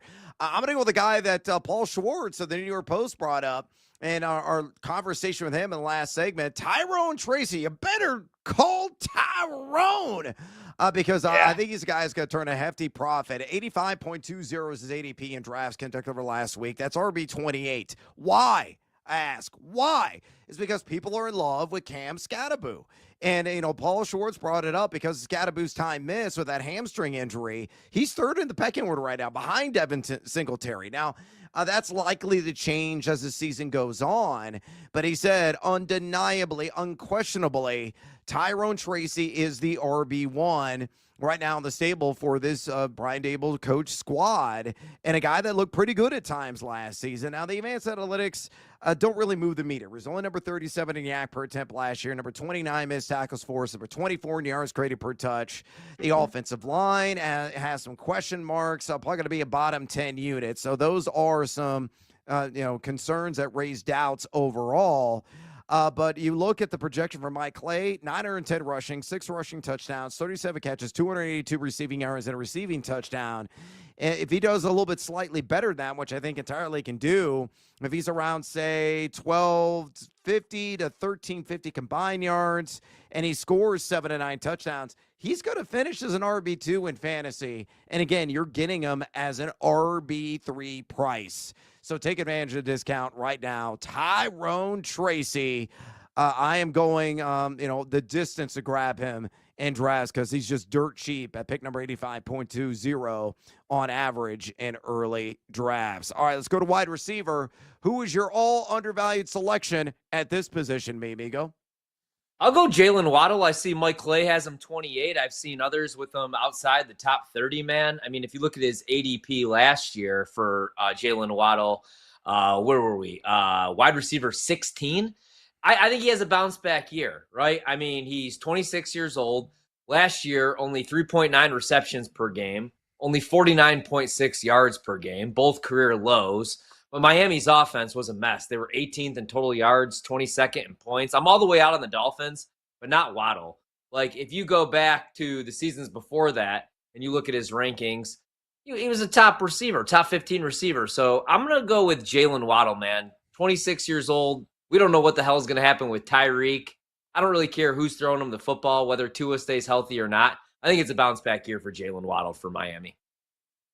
He's going to have like 170,000 targets because the Miami team's going to stink, royally stink. So they're going to be in catch-up mode early and often this year. I don't hate that call at all.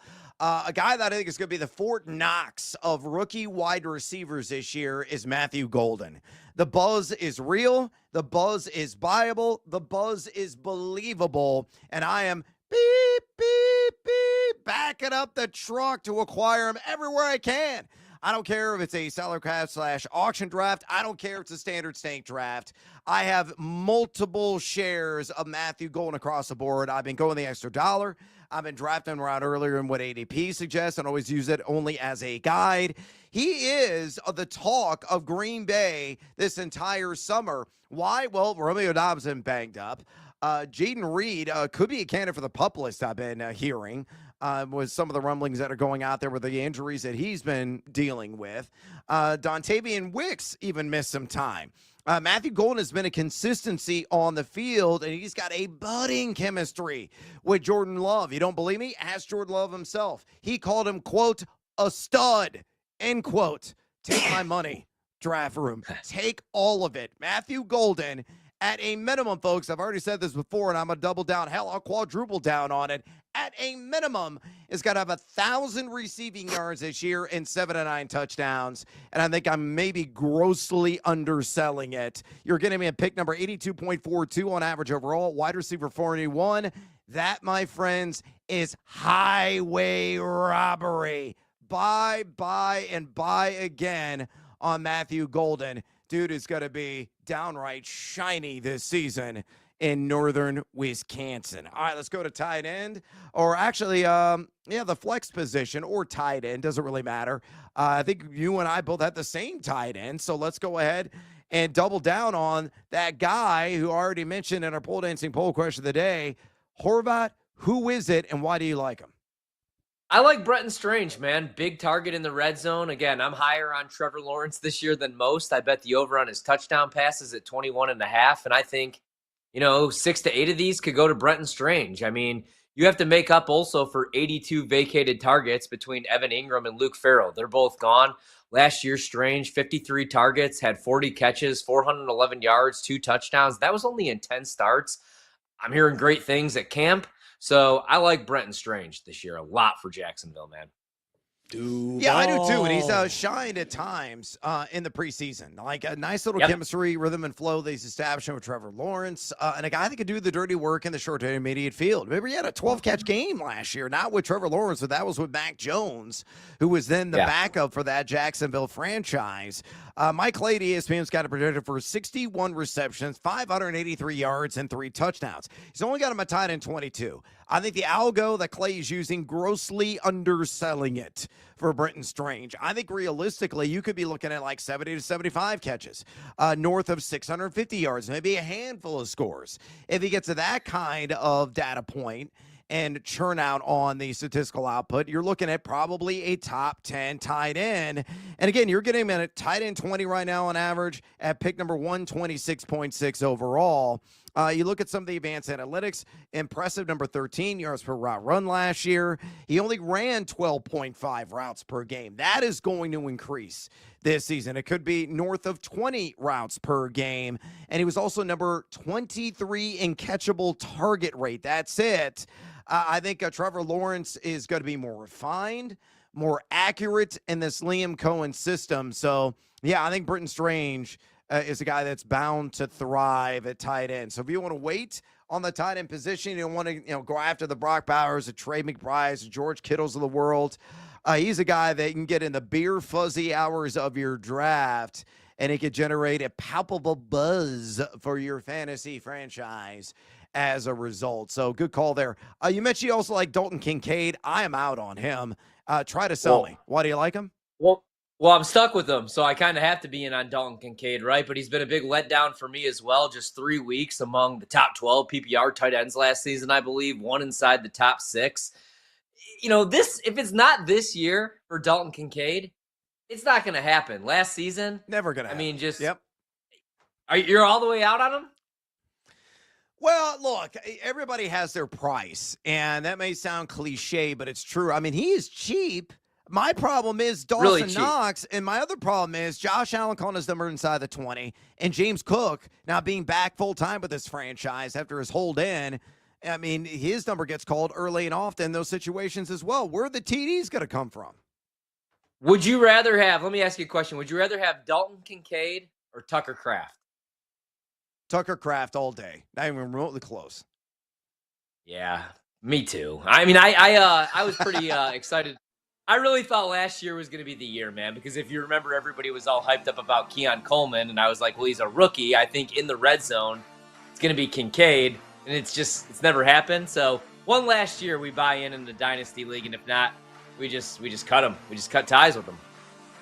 Yep, indeed. All right, and coming up next here at BetMGM tonight, we're going to talk percent play. More Bills include James Cook and rush touchdowns. What's the percentage chance it hits? We'll discuss it next right here at BetMGM tonight on the BetMGM Network. Hump Day! Wherever you go, we're there. Listen to the BetMGM Network live on Odyssey, TuneIn, and now on the iHeartRadio app. Wagertainment for every fan.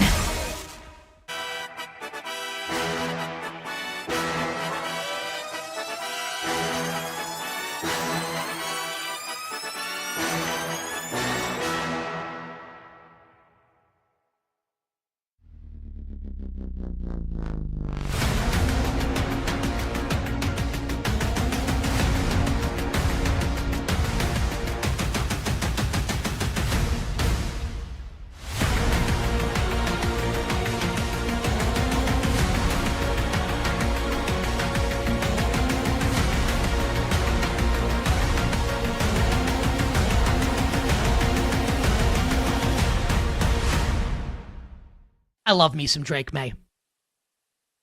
We talked about an adult in the room in Chicago with Ben Johnson. Ben Johnson is theoretical at this point as a head coach. He's a projection. I'm projecting that Ben Johnson's going to be really good. I think he's going to be really good. Mike Vrabel is not a projection. Mike Vrabel is not theoretical. He's real. And he's spectacular. Already with a Coach of the Year under his belt. You want to talk about an adult in the room? Here's Mike Vrabel. And I think this defense is going to be way better this year in New England. Milton Williams, Harold Landry, Robert Spillane, Carlton Davis, alongside Christian Gonzalez. Got to get him right and totally healthy. But man, Patriots team way better than it was last season. I think that the New England Patriots are better coached and have a better defense than the Cincinnati Bengals. The floor might be higher for the Los Angeles Chargers, but the ceiling is higher for the New England Patriots. I like the Patriots more than both. And that might sound like sacrilege, and you might think I'm nuts. Ask yourself this question, though. Again, am I wrong when I say the Patriots have a better defense and are better coached than Cincinnati? Am I wrong when I say the Chargers, the floor for the Chargers is to win more games than New England, but the Patriots' ceiling is higher than the Chargers' ceiling, especially with Rashawn Slater out for the season? Every year, teams come out of nowhere and surprise us and make the playoffs. I'll bet on the New England Patriots, plus 150, to be one of those teams this season.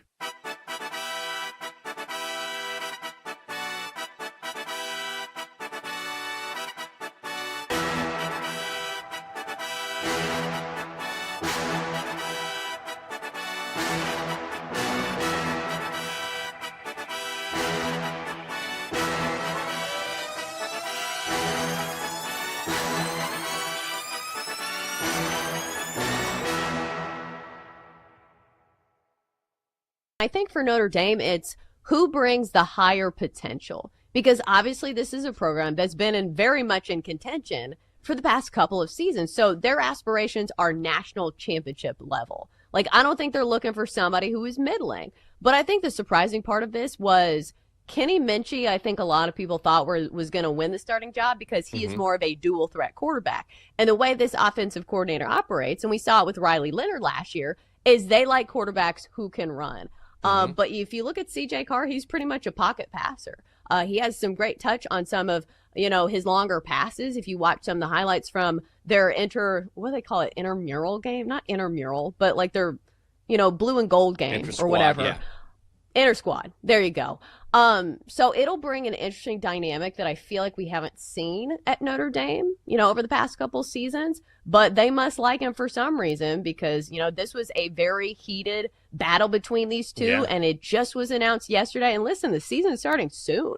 So obviously, this other guy pushed him pretty far, but if they have respect and faith in him, I suppose I should have a little respect and faith in him as well. It also helps too. And yeah, I'm with you, right? Marcus Freeman makes the call. Carr wins the job or win the job. And they have Jadarian Price. They have Jeremiah Love. I mean, he's a preseason All-American. He was a beast last year. So when you have that line, that's one of their strengths, right? They have that offensive line. This is BetMGM Tonight on the BetMGM Network. Welcome back to BetMGM Tonight. Brad the Big Noise Evans with you. Ryan Harvard hanging with your boy on this hump day. Hump day of the show. Thank you, Camel, for the echo there in the background. We're going to be doing another edition of Percent Play, looking at some player props in the National Football League. And what I love about player props more than anything else is it appeals to not only bettors, but of course the fantasy football audience that is out there because it gives you kind of a black and white statistical point of view on our expectations for certain guys in specific categories over the entire NFL season. So it gives you a snapshot when you put some of the pieces together and what their true valuation could be in those fantasy exercises. And I know a lot of you out there are getting ready for your drafts. Hopefully the punishment's not going to be too embarrassing if you finish last in your league and the payoff is yet to come. I know there's like tattoo leagues that exist, and I can only imagine the Coldplay couple being adorned on somebody's like left butt cheek this year with a tattoo, because a lot of those instances I saw, like Matthew Berry's written about this in his book, The Fantasy Life, which I made a cameo in a couple of times because I've known Berry for a number of years. But, there is a legal mandated payoff that Barry wrote about in that book. In a league, I might have been in like Kansas. Somebody is a certified lawyer, and they said, "Hey, listen, if we're going to commit to this, meaning you got to get a tattoo on your body if you finish dead last in the league, you're going to have to pull through. You can't rescind it. You can't back out. This is going to be legally binding. And if you don't do it, we're going to sue your ass. Dead serious." And that's kind of the premise of where this tattoo league came in. And somebody has gotten the Miley Cyrus wrecking ball on a lower ankle was one. There's been a couple of others, and God knows where kind of places that are embarrassing. I mean, you're going all out. That's pushing the entire stack of chips in. If you were fully committed to getting, an embarrassing blight on your body as a result of you finishing last in your fantasy league. And I even saw the Cubs game last week. There was a fan in the bleachers sitting in the front row dressed as a clown holding a sign, I finished dead last in my fantasy football league. And you see that all over the place. I had a friend walking the mall in near your neck of the woods in D.C., and there was a guy sitting down. It was like a 95-degree day, and he was saying, "Please donate to my fantasy entry fee." He was dressed as a clown because he finished dead last as well. So all kinds of unique payoffs out there for people that do end up, rocking the bottom of the barrel in fantasy football. But we're here to help. And if you have any fantasy football questions for us, you want to talk draft strategy, you want to talk sleepers, you want to talk your all undervalued team, which we just revealed in the last segment, simple way to contact Tori and I, just pick up the phone and dial us, fools, at 833-732-3875. 833-732-3875. You can also drop in your comments and questions via the X or the Twitter at BetMGM Tonight. Again, on X, at BetMGM Tonight. All right, let's go ahead and get after it with this another edition of Percent Play. Here's how this game works. I'm going to throw out a player prop, and I'm going to tell you whether we're going to be on the over, the under. I'll give you the associated dues as well from BetMGM. And then you're going to assign a percentage chance that bet hits. Simple as that. So, again, channel your inner Jim Cantori from the Weather Channel. I have a master's degree in geoscience with an emphasis in meteorology. So, finally, I get to actually use what I went to college for to try to, mathematically churn out a percent chance for these bets to cash. Let's go and start off with a man who was under center last year in his 11th year breakout, approximately, for the Minnesota Vikings. That was Sam Darnold, now in Seattle. The over on passing touchdowns is 21.5 at plus 130. Again, over 21.5 passing touchdowns for Sam Darnold, plus 130. Horvat, what percent chance does that bet hit? I'm going to give him a 50-50 chance, man. 50%, right? Just because I like JSN. I like Cooper Kupp, but he's older and he may be a little washed. Jake Bobo, right? Torrey Horton. Then you have the backfield. Kenneth Walker III, if he gets right. Zach Charbonnet, who can catch balls out of the backfield. But I like that backfield. Don't sleep on Davian Martinez, who right now is 4th on the depth chart.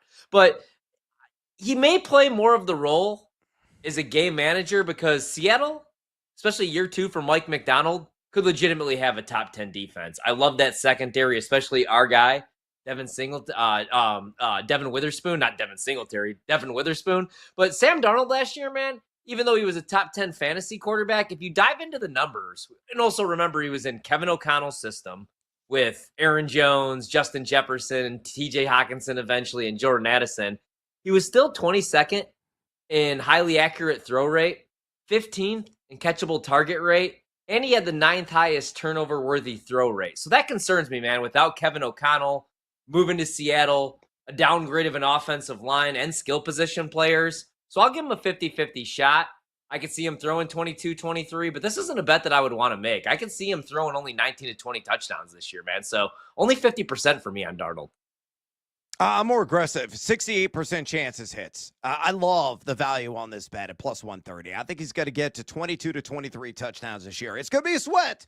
You're going to pull up in all the wrong places. So make sure you have your towels ready because you certainly might need it. Mike Clay's kind of projected for exactly 22, and I think that is an accurate assessment for Darnold. He's got the 10th easiest fantasy quarterback strength of schedule. Last season, I realized he had Justin Jefferson to twirl the rock to there in the land of 10,000 legs. He was number 14 just completion percentage, number 3 in deep ball completion percentage. Where he struggled, this is a concern, was inside the red zone.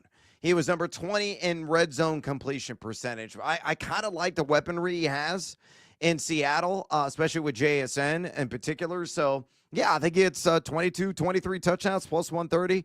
I am a buyer. That's why I'm giving him a 68% chance this sucker cashes. Let's go James Cook, the Chef Boyardee of running backs. Over 9.5 rushing touchdowns, and that's key. Rushing touchdowns got to happen on the ground. Plus 110, believe it or not, on this bet. So what percent chance does this cash?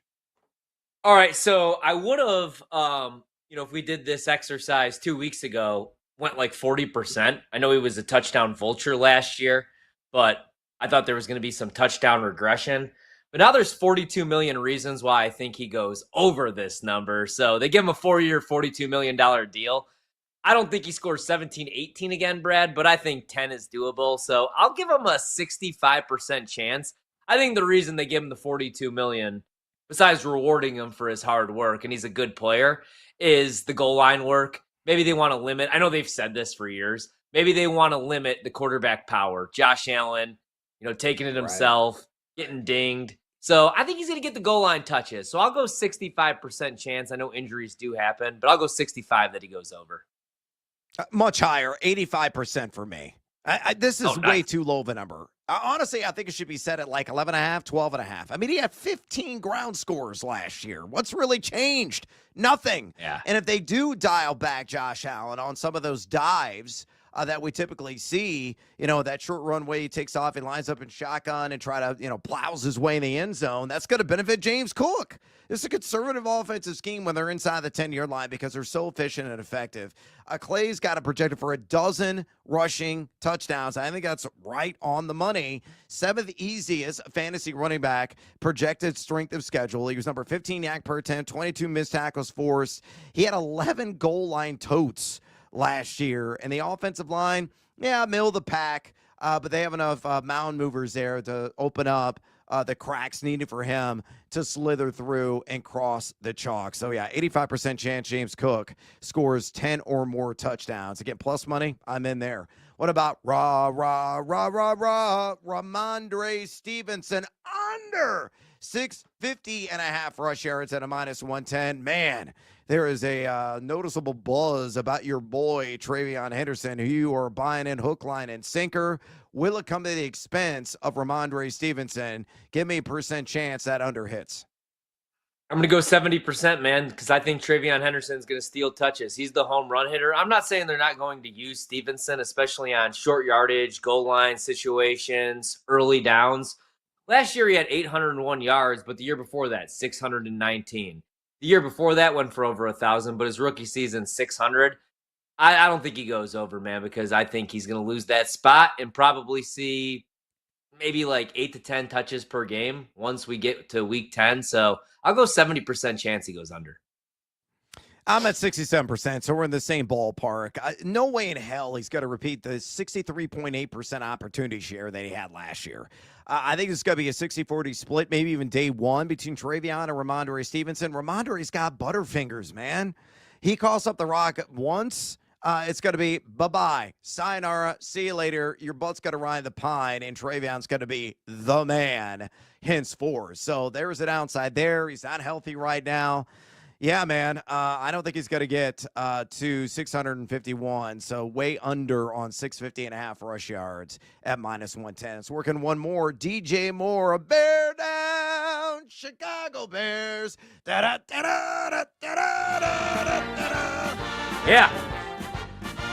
The under is at 9 75.5 on receiving yards at a -115. What is your percent play? On the under, I'll go 40%, man. I think there's a 60% chance he goes over with the hiring of Ben Johnson. I know Colston Loveland gets drafted. I know they draft Luther Burden. I know Roma Dunze enters year 2. But I think he's going to eat this year, man. I mean, last year he was, a top 20 fantasy wide receiver. I think this year he could be top 15.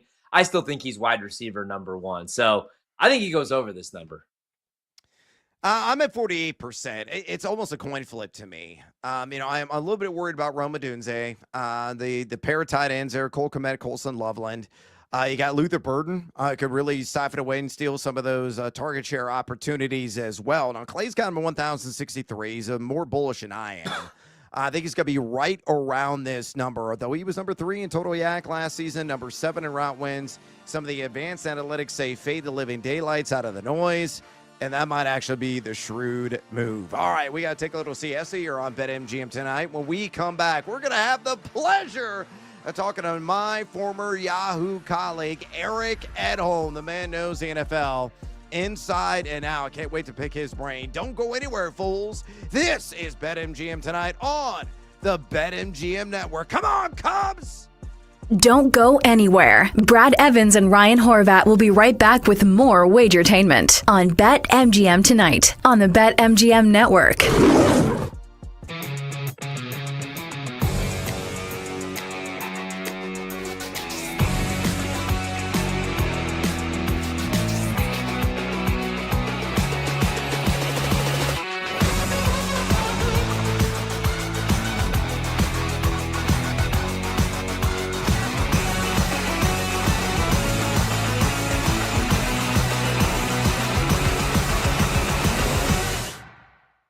So to give a numerical comparison, this Thunder team coming into the next season is priced the same, basically, as Kobe and Shaq were after their first title.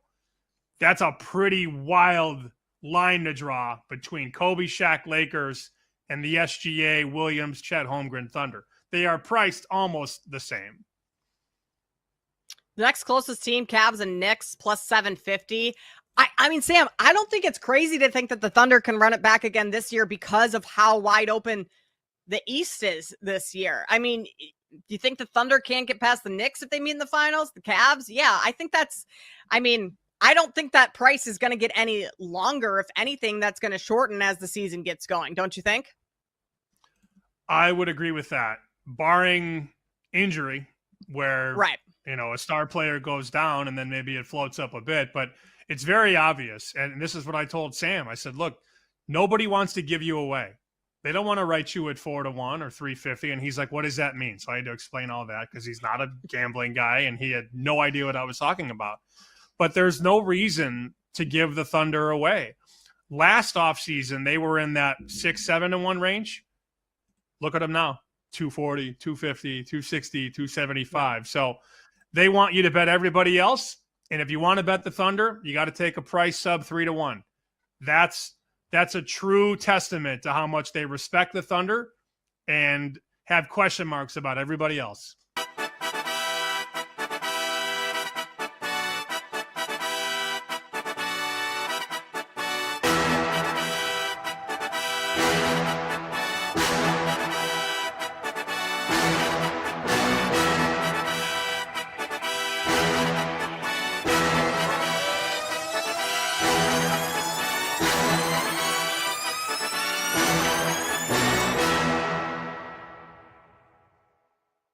But Jenks, sometimes I feel like in baseball, not everything is decided by the numbers. And as uncomfortable as that sounds with all these stats and sabermetrics when it comes to baseball, it's super analytical. We've seen this before, where just because you are the best team in baseball, it does not guarantee you a World Series win. We've seen this with the Dodgers year in and year out. In fact, they've had 5 seasons where they've won over 100 games in the last since 2017. How many World Series have they won in those seasons where they've won more than 100 games? 0. The seasons in which they've won World Series, they won 98 games, not last year, but the year that they won the World Series. And then they, of course, had the COVID year where they won the World Series then. So that was kind of an outlier. But my point being is that just because you are a regular season juggernaut, that's not the way baseball works. Momentum is such a huge deal. And there's always a team that gets hot down the stretch and, wins a World Series. So sometimes, the Dodgers will win and they're the best regular season team, but it's not a guarantee. So I'm not looking at the Brewers and saying, oh, it's guaranteed that they're going to win the World Series. Chicago Cubs right now. They won their last 2 games, the doubleheader yesterday against the Brewers, finally got the bats going a little bit, but their offense has just been awful over the last month or so. What do you kind of contribute that slump to? Well, baseball it goes in waves, and sometimes you have 3 phases of the game, pitching, hitting, and defense, that will all be firing on all cylinders at one time. Right now, the Cubs pitching is the only thing that's kind of holding them in there right now because their bats are slumping so bad. But I think it's you got a young team, you got some young players on that squad that have really never been, besides Kyle Tucker, really have never been to much playoff games. So there might be a little bit of pressing going on, and as the season unfolds, when you get in these races, players will start to press a little bit and say, hey, man, like, we got to win today. And instead of going out there and playing like they normally would, they go out there like you have to win. And that can be a curse.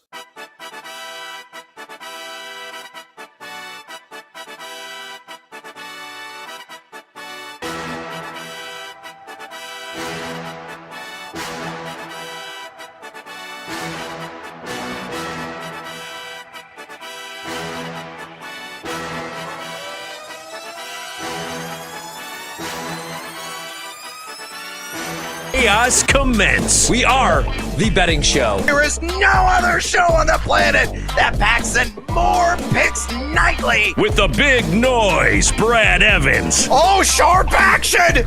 They gotta listen to the sharps! Get the heck out of here with that nonsense. I'm on JMU as well. Drake, hate the Drake. Love the Drake, hate the Drake. No, you never fade the Drake! And the mad better, Ryan Horvat. The Keep the Points special. I'll keep cashing tickets around here on Odyssey. Yeah, put me at night, baby. That's where we cash tickets. They're bringing the heat and helping you cash in big. It's a lock! It's over! It's a guarantee! It's easy money! Nobody wants to bet Seattle U, except for this guy. They're going to win this game outright, but I'll be safe and take the points plus 6.5. And delivering the late night sweats. And it's gone! It's gone! Oh, and it's gone! No way! It's gone! Holy God! It is gone! I need to celebrate tonight with my family! Do it for my kids! Do it for my boy! It's BetMGM tonight on the BetMGM Network. Welcome back to BetMGM tonight. Brad the Big Noise Evans with you. Ryan Horvat in the house on this home edition of the show. We're going to have the pleasure of talking to one of my guys, Eric Edholm, here momentarily, breaking things down the National Football League. Quick reminder, phone line still wide open. I know you got fantasy football drafts that coming this weekend or next, so that is obviously top of mind, and we are here to help. Whether you want to give your all undervalued selections, maybe you got a man crush on somebody you'd like to share with us, or you want to pick our brain on various strategies or players, by all means, pick up the phone and dial us fools at 833-732-3875. 833-732-3875. You can also fire off your comments and questions on the X or the Twitter at BetMGM Tonight. Again, on X at BetMGM Tonight. By the way, Cubs up 3-1. PCA just struck out, but Michael Busch, a bases clearing double, gave him a lead against Mizorowski, who actually loaded the bases with walk, and walk. He's had some control issues at times, but man, his stuff is downright nasty when it's peppering the zone, but he was certainly struggling in that inning. Again, 3-1 Cubs up on the Milwaukee Brewers. All right, let's go out to the phone lines right now. I'm bringing our guy, Eric Edholm, a guy that loves the power rank, does a really good job doing that, and knows the NFL draft and the prospects like the back of his hand every single year. Make sure you follow him on X, would you kindly, at Eric_Edholm. Again, on X, at Eric_Edholm. At all, it's wonderful to hear your voice. Thanks for joining us here on BetMGM tonight. Straight away from me, we both live in the Bears' backyard. Expectations for this franchise have been all over the map, but damn, were they impressive in preseason week 2 against nothing but backups to the Buffalo Bills, but still impressive.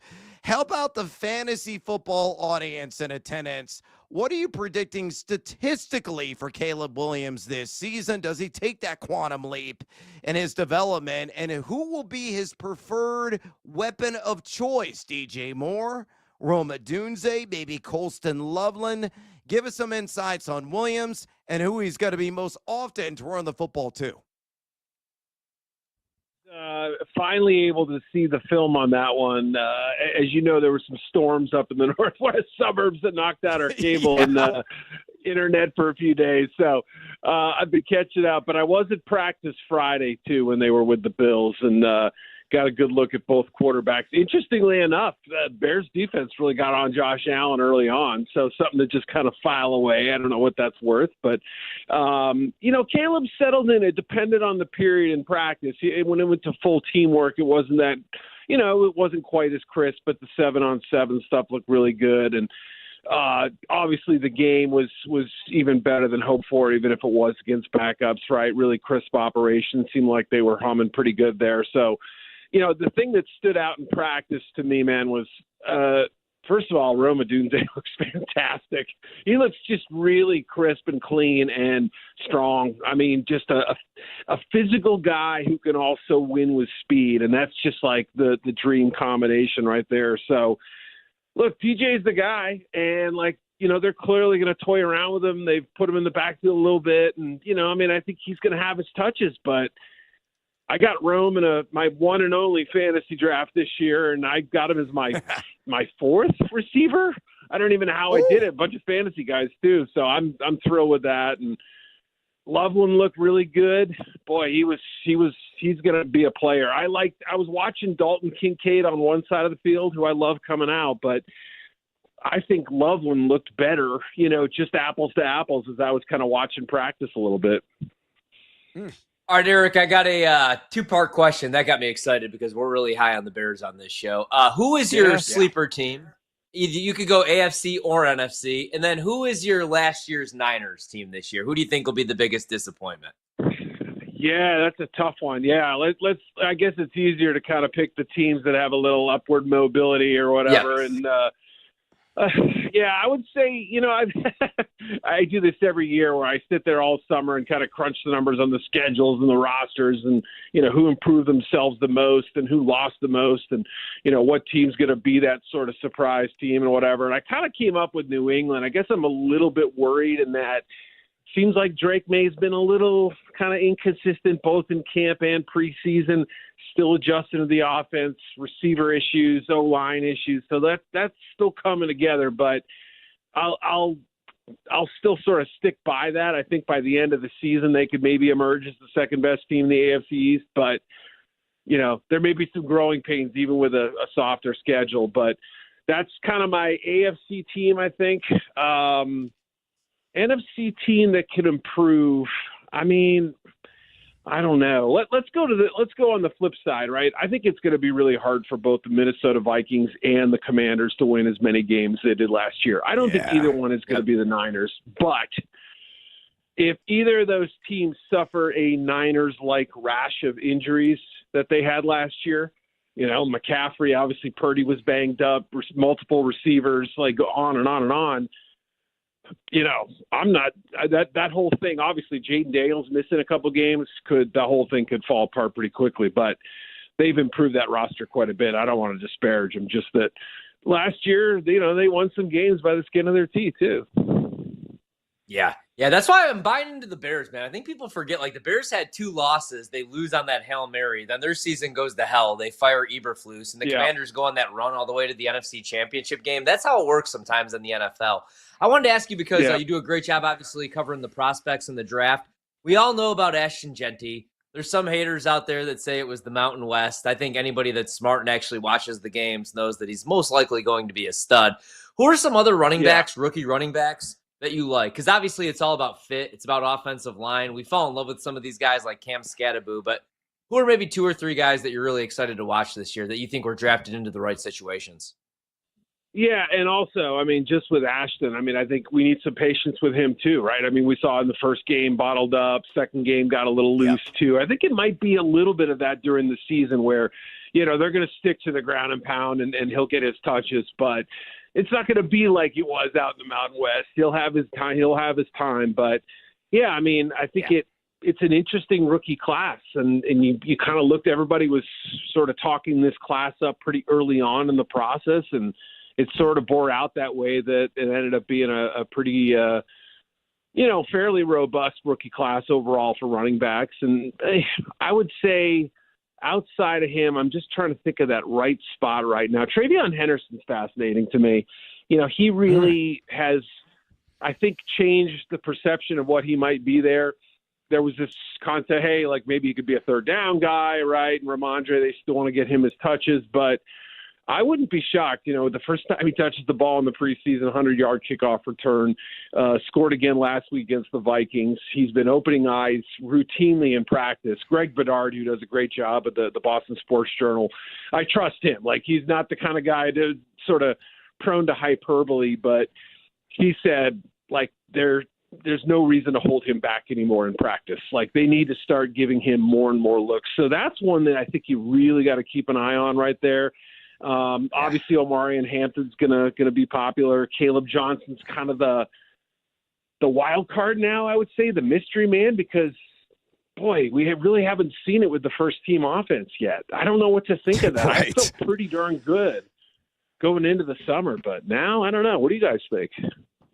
Yeah, I think it's extraordinarily dicey on Caleb Johnson, is my thoughts at home, especially with Jalen Warren also on roster. That offensive line is an absolute mess. And Aaron Rodgers, I think, once worked on a factory line in late 1800s somewhere in England. The guy is ancient, so it's not really working in their favor, to say the least. We're talking to the outstanding Eric Edholm, a man who I shared many appearance with on television and on video back in the days on Yahoo Sports, a tremendous talent evaluator in the NFL, a man who power ranks and is an NFL draft expert to boot. Make sure you follow him on X at Eric_Edholm, on X at Eric_Edholm. Edholm, fantasy players are always love the shiny new toy. You talked about the running backs. Let's focus on wide receivers now. What wideout makes the biggest numerical splash in year one? Travis Hunter, Ted McMillan, Matthew Golden, or Emeka Egbuka? Really interesting group, and they all are catching a ton of buzz right now in fantasy circles. Yeah, I mean, I guess the only thing holding back Egbuka right now is probably Mike Evans, right? I mean, again, earning Baker's trust and all that, but the reviews have been pretty glowing there. Travis, it seems like the split of reps has gone more towards offense, and will probably be at least 60-40 offense. If I had to guess, maybe closer to 70-30. There could come a point in the season where they're doing this little dalliance with the corner thing. I'm not saying you can't play there. I'm just saying, I think at some point they may not scrap it, but they may kind of lean it out a little bit. That's just a guess. This is not coming from anything inside the organization, but just some estimations of what might end up happening. Matthew Golden, man, we look at that situation, crowded, right? A lot of faces, a lot of names, but do they trust Romeo Doubs right now? Is Christian Watson any closer to coming back to the, how many people are truly in front of him? I think he's really going to end up being the guy. I don't know what to make of Jaden Reed. So, boy, Golden just really tempts the heck out of me this year if I'm thinking in fantasy terms. And Ted's not I totally agree. And I've been heavily invested in him in multiple drafts at home. He's going to pick 82-42 right now. That's wide receiver 41. And I am screaming, why? Why are letting him slip that far into drafts? I think he's going to deliver at least 1,000 yards this year. I agree. Ted's a dice roll for me. I mean, I look at Carolina and he could end up being a he'll have his games where he scores 2 touchdowns, and he'll have moments where he's just bigger and can leap higher than the corner who's guarding him. But I think they'll also have some really quiet stretches just because of the limitations of Carolina's offense. So to me, Golden has that kind of best potential to be a number one. Now, Travis Hunter could go score 13 touchdowns and make me look silly, but I don't know that he'll get the volume or the full sort of battery of workload that Golden may. Eric, we'll get you out of here on this. Got about a minute left. What is one big name player you would avoid at all costs in fantasy football drafts this year? Who's a guy that could really suffer if he's taken in round 1, round 2 of league exercises? Yeah, I was just trying to pull up my draft, like the one I just finished, to see if there was somebody who, I was really kind of letting the quarterbacks play out. Like, I was willing to wait at that position a little bit, and I ended up getting Purdy as my starter and then drafted kind of a backup right afterward and felt pretty good about it. And so I don't know if I'm ready to get, like, obviously if you get a chance to get Josh Allen or Lamar or whatever, okay, fine, great, you take it. But I'm not going to rush at that position. I feel like there's just the injury worry is always out there, and I feel like the breadth of talent in the middle is pretty darn interchangeable for me. So for me, it's more about like the star quarterbacks. I'm not going to be as heavy in on them as I would, other star players at other positions. Yeah, I think that's a good call there. You can always wait on a quarterback. Extraordinary values. Somebody's going to be the next Baker Mayfield this year, and there are a number of candidates that could fulfill that kind of description. Terrific stuff, as always, from the shrewd reporter himself, Eric Edholm, a power rankings expert, NFL draft expert. Give him a follow on X. He's awesome. At Eric_Edholm. Again, on X. At Eric_Edholm. Edholm, we appreciate the time. And my friend, please come back. I love your insights always and forever. Oh, yeah, man. Anytime. Absolutely. It's great hearing both y'all's voices. So, let's do it again. Thanks, man. Definitely. There he goes. Eric Edholm, a man who knows the NFL draft. He knows the NFL in general. And he was pulling up his fantasy roster there in real time. I'd be curious to who was actually on his team. But talking up my guy, Matthew Golden, he's on the bandwagon as well. All right, we got to take a little siesta here on BetMGM tonight. When we come back, Hump Day, Hail Marys, we're bringing it back. Don't go anywhere, fools. This is BetMGM tonight on the BetMGM Network. Sammy P from BetSweats here. Thursday morning at 9:20 Eastern. Why I can't stop buying stock on the San Francisco 49ers. Talk about it then.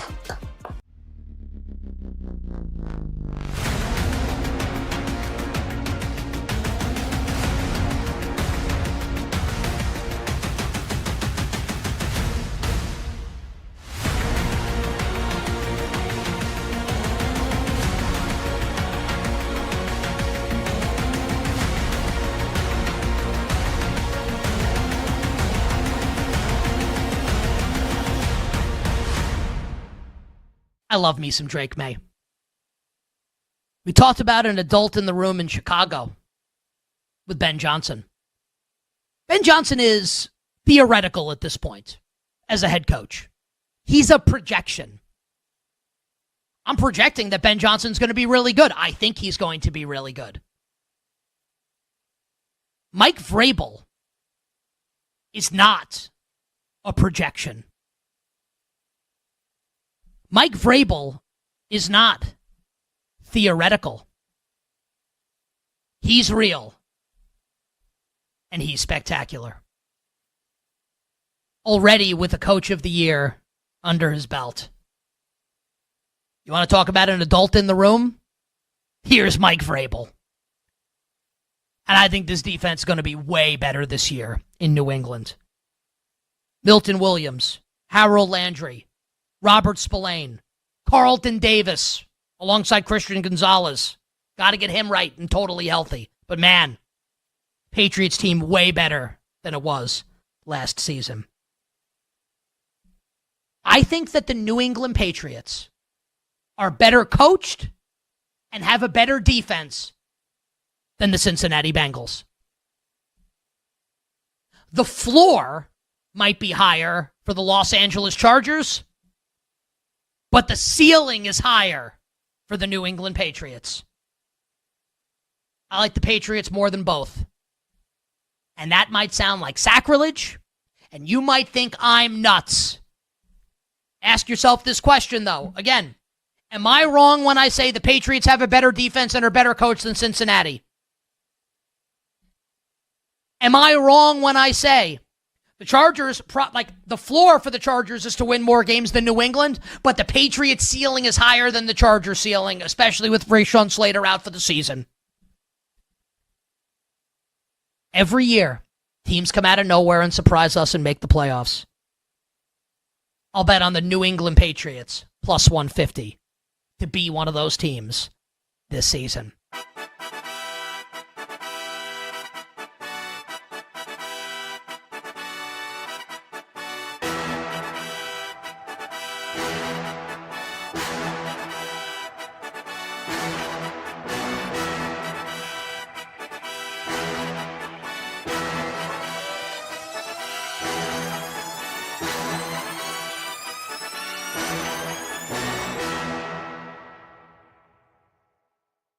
I think for Notre Dame, it's who brings the higher potential. Because obviously this is a program that's been very much in contention for the past couple of seasons. So their aspirations are national championship level. Like, I don't think they're looking for somebody who is middling.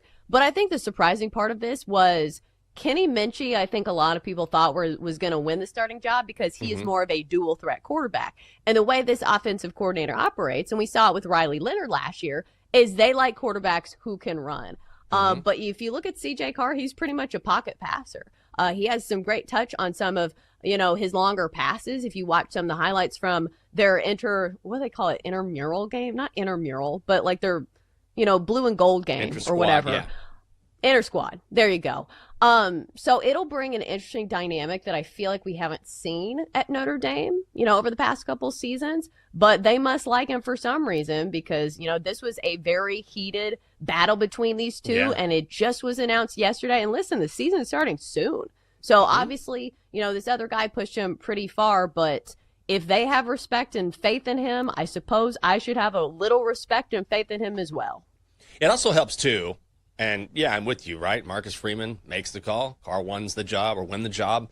And they have Jadarian Price. They have Jeremiah Love. I mean, he's a preseason All-American. He was a beast last year. So when you have that line, that's one of their strengths, right? They have that offensive line. They have those running backs. So I think early on, you sort of let Carr, feel things out and lean on that running game and let him progress as the season moves on.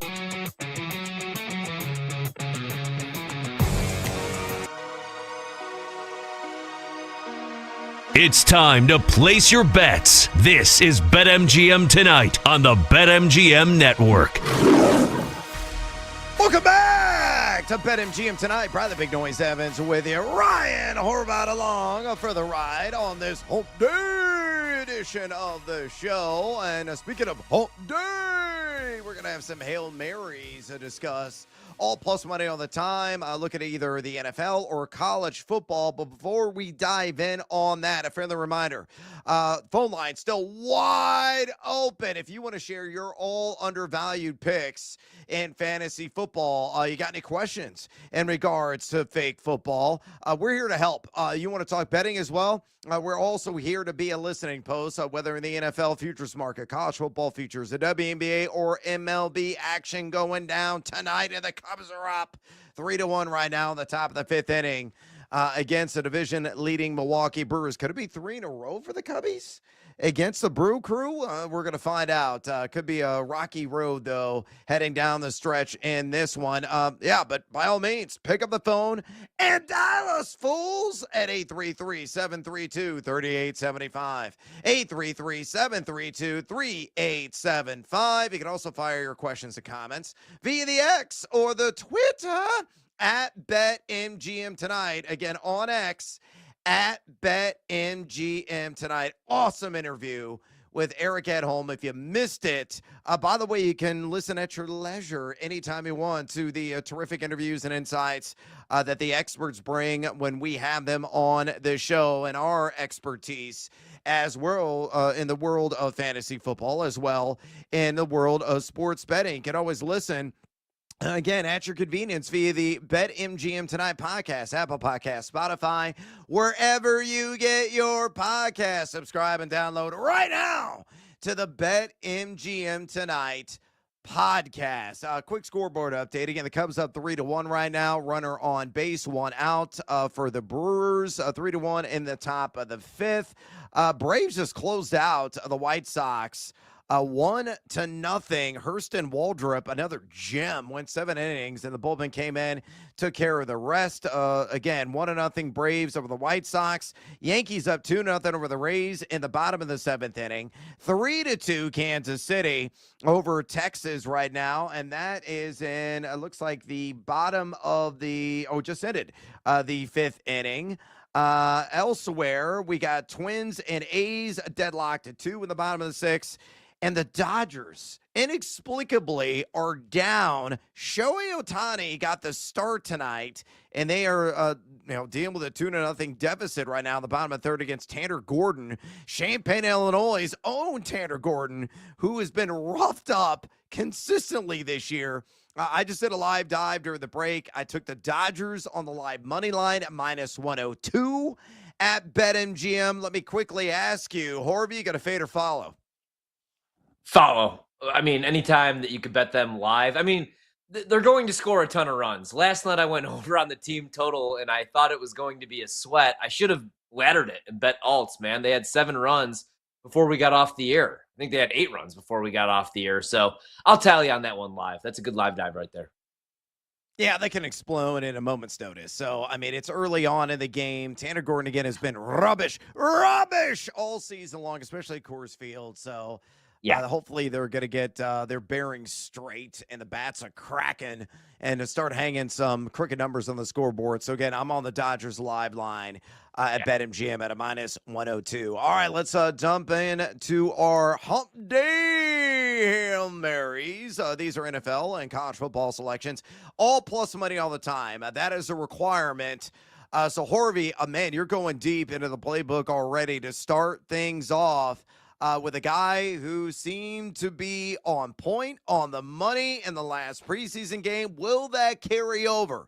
Is he fully prepared to take that giant leap forward in year 2 at the quarterback position? You say yes. Who is that? I wish we were getting a better price, to be honest. +180. The Bears have never had a quarterback throw for over 4,000 yards, and all we're getting is +180. But, yeah, I'm all in on Caleb Williams, man. I think he's going to be under center more. Like Ben Johnson, the reason that there was bad tape or whatever you want to call it from Caleb in the summertime was because Ben Johnson is bringing in his complicated offense and throwing everything right away at Caleb, and he's going to take some things away. He's going to see what he does well. So I think more under center, more bootleg stuff, going back to maybe some of the stuff he was doing at Oklahoma, maybe some read option stuff, but a ton of weapons. They spent a ton of money on the offensive line. Ben Johnson is an obvious upgrade over any play caller the Bears have had in forever. So, yeah, Caleb to throw 4,000 yards. That's the goal. He came out and said this year, that's the goal. 4,000 yards, complete 70% of his passes. It's a tough schedule. Wish the schedule was a little bit easier like the Niners have, but I like this bet. Caleb's going for 4,000 yards, and we're getting a +180 price. So that's what I'll start with. You know what? Yeah, I was going to say, call for the camel. There you go. Thank you, Brando, working the board here. Go ahead and getting our friend back out. We always did that in the past, so it's only right that we bring that back. All right, speaking of passers, and a guy that I'm already locked in on having the most passing yards yet again in the NFL this season, that's Joe Burrow. And let me just go ahead and double down. If he's going to throw for a ton of yards, he's also going to find the end zone a ton as well. Most passing touchdowns in the league this season, plus 550. Take my money, BetMGM. Take it. This is absurdly priced in my estimation. Burrow is going to be very much in the MVP conversation because he's going to have to be as rancid, putrid, and disgusting as that Cincinnati Bengals defense is going to be, especially if Trey Hendrickson, they don't make amends and he returns his franchise, which looks like a long shot right now. Burrow, I think, is a candidate for at least 35 touchdowns this season. It could be 40. Hell, I don't think 50 is outlandish. knowing the weapons he has at his disposal, the best, arguably, wide receiver in the league, and Jamar Chase, T. Higgins, Andre Yoshivas, who scored a number of touchdowns in the red zone last year, Mike Gesicki, Chase Brown can obviously get it done as a receiver as well. He's got guy after guy after guy. He was number 3 in adjusted completion percentage last season, number 13 deep ball completion percentage, number 13 in red zone completion percentage. And the other thing, I saw on the broadcast the other night, in their preseason matchup against the Commanders, he goes, "This is the healthiest I've been since my rookie year coming into the regular season." It is going to be all systems go. Could be a historic season in a Cincinnati Bengals uniform for one Joe Burrow, the modern-day Joe Cool. I say he leads the NFL in passing touchdowns at plus 550. Brando, give me the camel. Hump day! All right, let's go with the wide receiver prop right here. Drake London, 10 touchdown receptions this year. Plus 190 is the price that you could get. So what I love is he's playing for a new contract. They pick up the player option. So at 26 years old, playing for a new contract, 9 receiving touchdowns last year with shaky quarterback play because Kirk Cousins was just never himself. Had 100 receptions, was 5th in target share. But with Michael Penix under center, short sample size, like the numbers really went up, man. His target share went up to 39%. He averaged 117 receiving yards, 3.7 yards per route run, big body. We love Bijan. He's going to score a lot of touchdowns, but I think Drake London also scores 10, and I love the plus 190 price. Again, he's playing for a new deal. So Drake London, 10 touchdowns, plus 190 right now. Brando, hit me with the camel. Hump day! Thank you, sir. Riddle me this, riddle me that. Who is going to make your wallet fat? Well, none other than the Riddler, Calvin Ridley of the Tennessee Titans. I think he eclipses 1,000 receiving yards this season. I think this is dumb that it's available plus money. So go ahead and take all the money at BetMGM at plus 135. I think it's going to be a stellar campaign. I know he's on the wrong side of 30, but a guy that's still got supreme field stretching skills. Mike Lady, ESPN's got him predicted for 1,105 receiving yards. He's got a middle of the pack fantasy wide receiver strength of schedule. And last season, he saw a healthy target share, 7.1 targets per game. He was numero uno in total air yards, and he was also numero uno in unrealized air yards. Why? Will Levis, a man who puts mayo in his coffee, was terrible. Yeah. So you get an upgrade there in Cam Ward. I know Cam Ward has been somewhat inefficient in the preseason, but when he rips the ball beyond 20 yards, he puts it in play for his wide receiver and really can adjust the body, get the separation. They're going to connect early and often this year. Keep in mind, last year really was number 97 in the NFL in catchable target rate. I think if he's top 50 in that category, he's going to get to 1,000 yards. He also was top 10 in total route wins and number 17 in contested catch rate. The guy's still good. So hopefully he's not going to be booking any 7-leg parlays anytime soon and get his ass suspended again. So stay on the field, Calvin, or at least stay healthy. And I think you're going to make beautiful music with a rookie Cam Ward this season. Get to 1,000 yards at plus 135. Brando, hit me with a camel. Hump day! All right, let's so we're all in on Christian McCaffrey this year, by the way. 20-1 offensive player of the year. Over 7.5 rushing touchdowns, minus 115. Well, let's bet the latter. Christian McCaffrey, 10 rushing touchdowns. If he's going to win Offensive Player of the Year, we need double-digit touchdowns on the ground and a few through the air. Plus 140 is the price. 10 touchdowns, man. Last year, without him, the Niners, 15th in red zone touchdown rate, which was an 11% decline from the year before. Ton of injuries, but he's going to get the touches. Prior to last year, he averaged 0.7 touchdowns per game with Kyle Shanahan. Shanny's hyping him up. He's being clocked faster than he's ever been. We've talked about this. He's a married man, and I think he's coming back with a vengeance, man. Like 2023, 5.4 yards per carry, 349 rushing yards over expected, which led the league. And I've talked about this a couple times, but he scored his 8th rushing touchdown of the season before week 7. So we might get to 10 before week 10. So I love the plus 140 price, just like I love McCaffrey, 20-1 to win Offensive Player of the Year. I know a lot of people are scared off. I'm hoping to get him this Sunday in my draft. So Christian McCaffrey, 10 tutties, 40. Let's do it. Hump hit me with the camera. Sorry, Brando. That's on me. Yeah, there's That's a on me. camel. He's chomping at the bit. He's ready to go. Thank All you. right, my Preseason. last selection here in the Hump Day Hail Marys, Ashton Genty. Again, the panic, it's over, folks. The first preseason game, it's amazing how quick the trigger is for a lot of people in the world of overreaction. Oh, yeah, 3 carries, -1 yard. Bust! The guy sucks. I'm not going to draft him in the first round of my fantasy team. I'm not going to take him in the second round. Hell, I'd rather have a kicker instead of Ashton Genty on my fantasy squad. No. Those people are dolts. They're idiots. They're just slappies. And, you saw what happened in the second game. All was right in the world. Ashton Genty was showing the shimmy, the shake. He was carrying guys into the end zone. He was breaking tackles left and right. He was catching footballs. He was showing what he has in the bag. And he's got a complete arsenal of weaponry, and that's going to be on full display this entire season in Sin City. I think he's going to rush for at least 1,250 yards. If he does that, it's plus 170 there at BetMGM. Disagree? Well, Mike Lady, ESPN, supports that belief. His fearless forecast, he's got it for 281 carries, 1,289 rush yards. Got him at RB6 overall. He's also got a forecast for 62 receptions, 474 receiving yards, and 10 total touchdowns. Strength of schedule stinks, admittedly. He's got the third hardest in the NFL for a fantasy running back.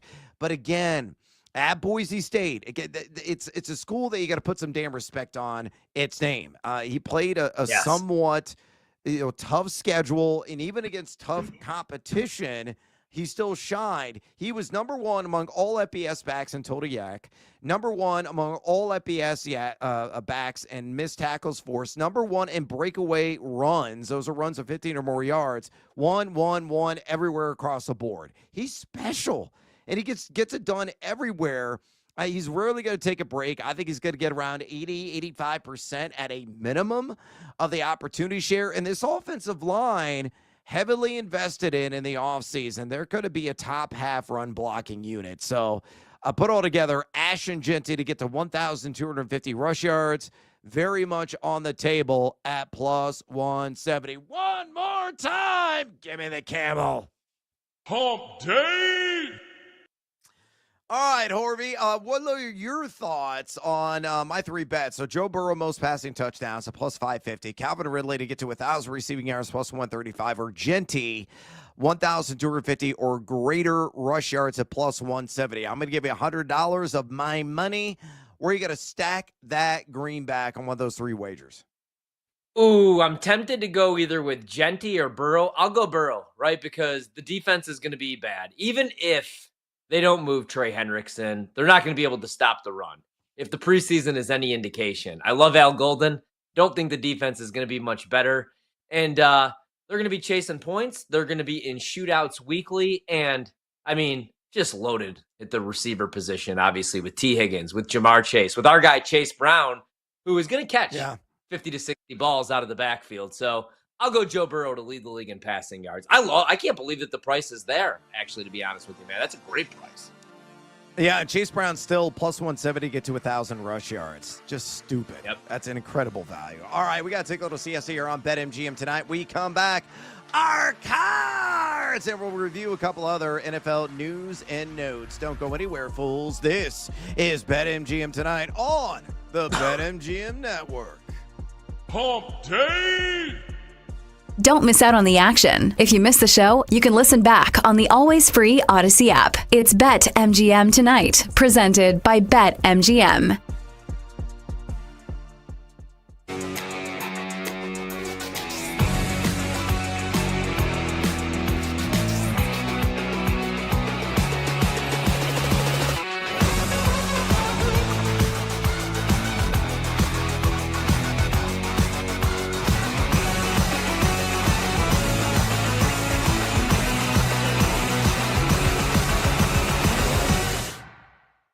So to give a numerical comparison, this Thunder team coming into the next season is priced the same, basically, as Kobe and Shaq were after their first title. That's a pretty wild line to draw between Kobe, Shaq, Lakers, and the SGA, Williams, Chet Holmgren Thunder. They are priced almost the same. The next closest team, Cavs and Knicks, plus 750. I mean, Sam, I don't think it's crazy to think that the Thunder can run it back again this year because of how wide open the East is this year. I mean, do you think the Thunder can't get past the Knicks if they meet in the finals? The Cavs? Yeah, I think I don't think that price is going to get any longer. If anything, that's going to shorten as the season gets going. Don't you think?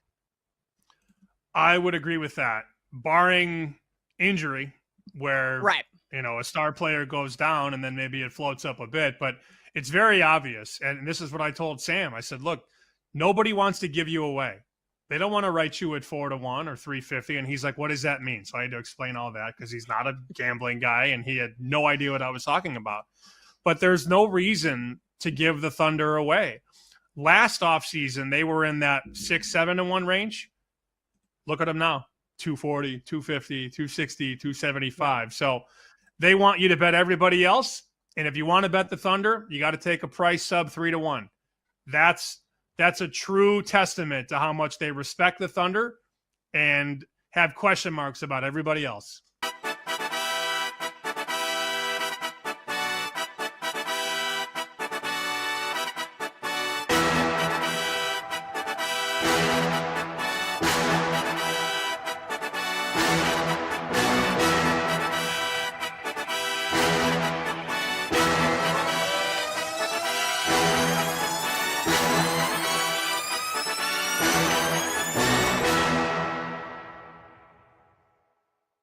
But Jenks, sometimes I feel like in baseball, not everything is decided by the numbers. And as uncomfortable as that sounds with all these stats and sabermetrics when it comes to baseball, it's super analytical. We've seen this before, where just because you are the best team in baseball, it does not guarantee you a World Series win. We've seen this with the Dodgers year in and year out. In fact, they've had 5 seasons where they've won over 100 games in the last since 2017.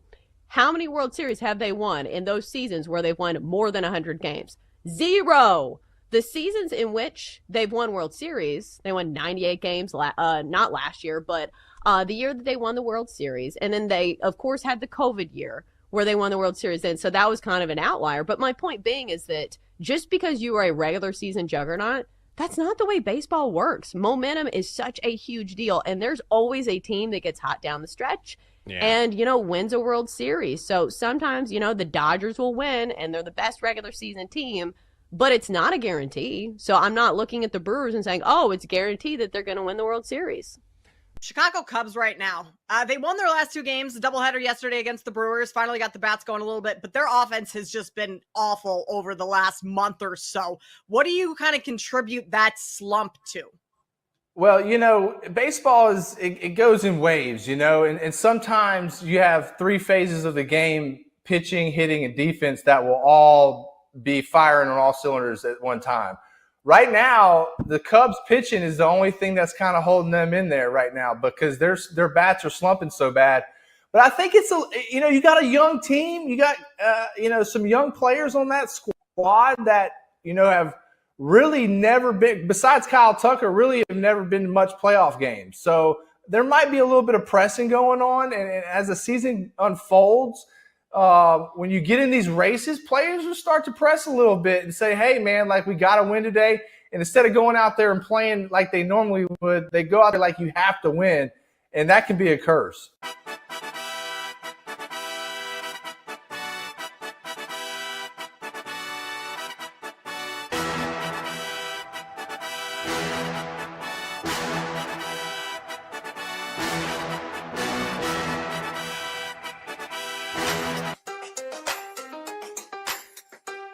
It's time to place your bets. This is BetMGM Tonight on the BetMGM Network.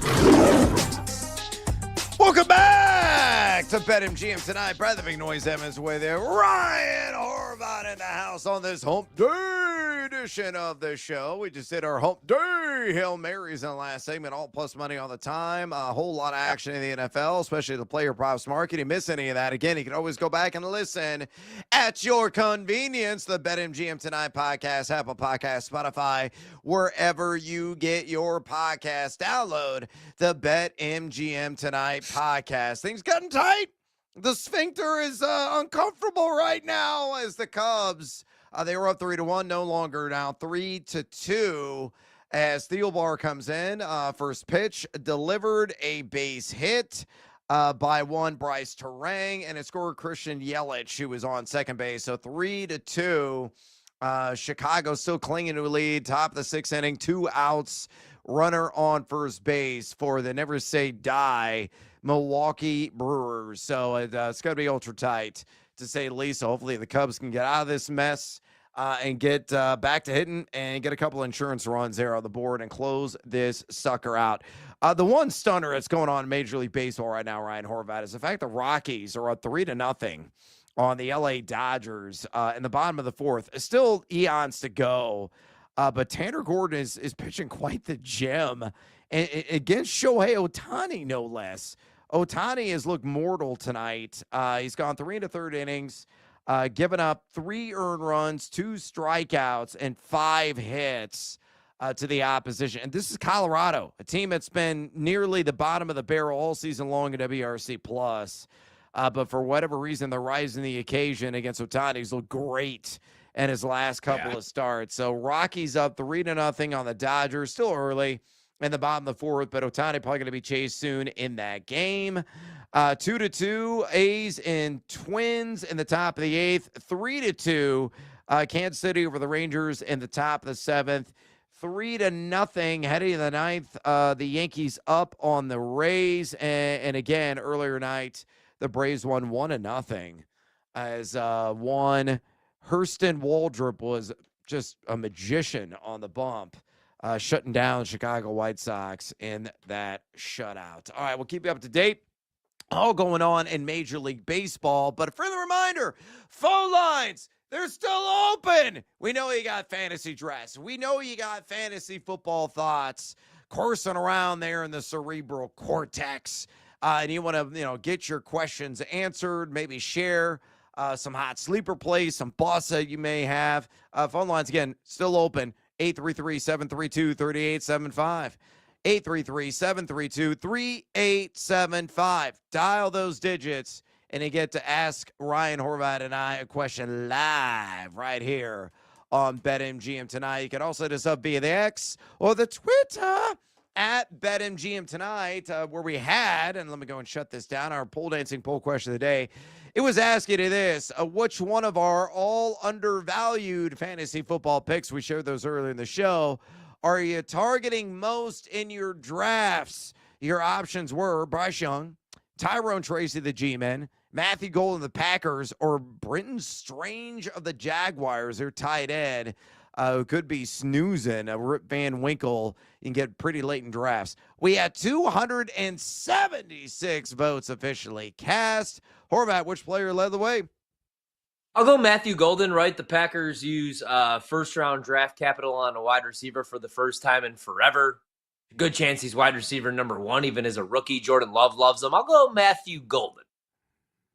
Ding, ding, ding, ding. Correct. Golden at 45.7% was your pack leader. The silver medalist, Tyrone Tracy, better call Tyrone, at 34.4%. Third place, Bryce Young at 11.6%. And dead last, Brenton Strange of the Jags at 8.3%. We had a couple of comments. Let me go read those right now. Mason Spain chimed in and said, went from 100% being out on Golden to 100% being in on him in just a few short weeks. I still have a sneaky feeling that the best value wide receiver in Green Bay is going to be Romeo Doubs, though. Maybe. I disagree with that. Soccer Tees said Golden or Tracy would be my selections. Well, dude, you got to take one. Who's your top all undervalued pick? Yeah, you got to go Golden or is it Tracy? Pick one. Again, I'm going to go with Matthew Golden. I have him everywhere. 82.42 is the ADP, wide receiver 41. It's inexplicable how cheap he is still in drafts despite some of the buzz that's out there, because a lot of people really not buying into the Packers offense, which I think is a shortcoming. I really do. Yeah, I completely agree, man. And I mean, Jordan Love, the one thing he can do is throw the deep ball, right? And that's what Matthew Golden is. He's a vertical threat. I mean, he's a pretty solid route runner. He could also make the sideline catches. It's just like everybody else kind of has a role or should have a role, but also they suffer from the dropsies a little bit too much in Green Bay, man. I thought it was just an issue last year, but it's carried over into the preseason. I like Wicks. He could get open. He could create separation. But I'm not sure he could catch the football. Bo Melton is now a converted defensive back, so that should end well. Dobbs is already dinged up. Jaden Reed's in a walking boot. I think Golden is wide receiver number 1, and I think he could have a monster year, especially if Green Bay is as good as everybody's projecting right now on the offensive side of the ball. Yeah, totally agree with that point of view. So don't sleep too hard on Matthew Golden. Again, go the distance. No. Stretch out that go gadget arm and get him into your fantasy football drafts. Horvat has one this weekend. I guarantee he is aiming to get him at some point in the middle rounds. Let's go back to the couple of the choose your adventure topics we overlooked. And I'm going to start down in H-Town. Somebody knocking the boots, an old school R&B jam for you fans that are out there. Houston Chronicle reported that Nick Chubb will, quote, likely be the lead back, end quote, if Mixon, a PUP candidate, misses time with that mysterious foot ailment. And it's looking very likely he's going to land on the PUP list. Not definitive yet. Chubb right now is going to pick number 157.02. An average drafts conducted over the last week. That's RB 52. He looked decent in the last preseason game, showing some of that vintage power. There have been reports he's lacking the burst, the spurt ability. Every time I say that, it's like it should be an explicit lyric, spurt ability. Right. But he's a guy who's probably going to get the lion's share of the workload. I know there's question marks about the offensive line, but Woody Marks is a guy that's more of a change of pace. He's undersized. Here's the schedule for this Houston franchise, the first 4 games, assuming Mixon is out. At the Rams, week 1, Tampa at home in week 2, at Jacksonville in week 3, Tennessee at home in week 4, and that one is delectable. So what are your thoughts on Chubb? Do you think he's going to be at least flexy sexy in 12-team leagues at the beginning of the year? Yeah, because he's going to get the touches, right? I mean, by default, he's running back number 1. We haven't really had that great of a look, but looked a lot better. When you hear a lot of these reports, because you don't see a lot of the footage, obviously, because the reporters, the beat writers, back in the day, they were able to just kind of like film everything. Now they can't. So we hear, oh man, this guy looks completely washed. He's coming off another injury. He's lost his burst. And you think worst case scenario. Then you watch him and you're like, I don't know, man. He just looks like a slightly older version of Nick Chubb. Every year, though, every time that guy comes back, we count him out. I think he's at least going to be serviceable. So even if it's like 60, 64 yards per game, he's going to get 18 touches most likely. I think he's a solid flex option, especially right now where he's at, according to his ADP, because I have no idea if and when Joe Mixon's coming back, man, and what he's going to look like, right? Coming back from this. So I'll ride with Chubb.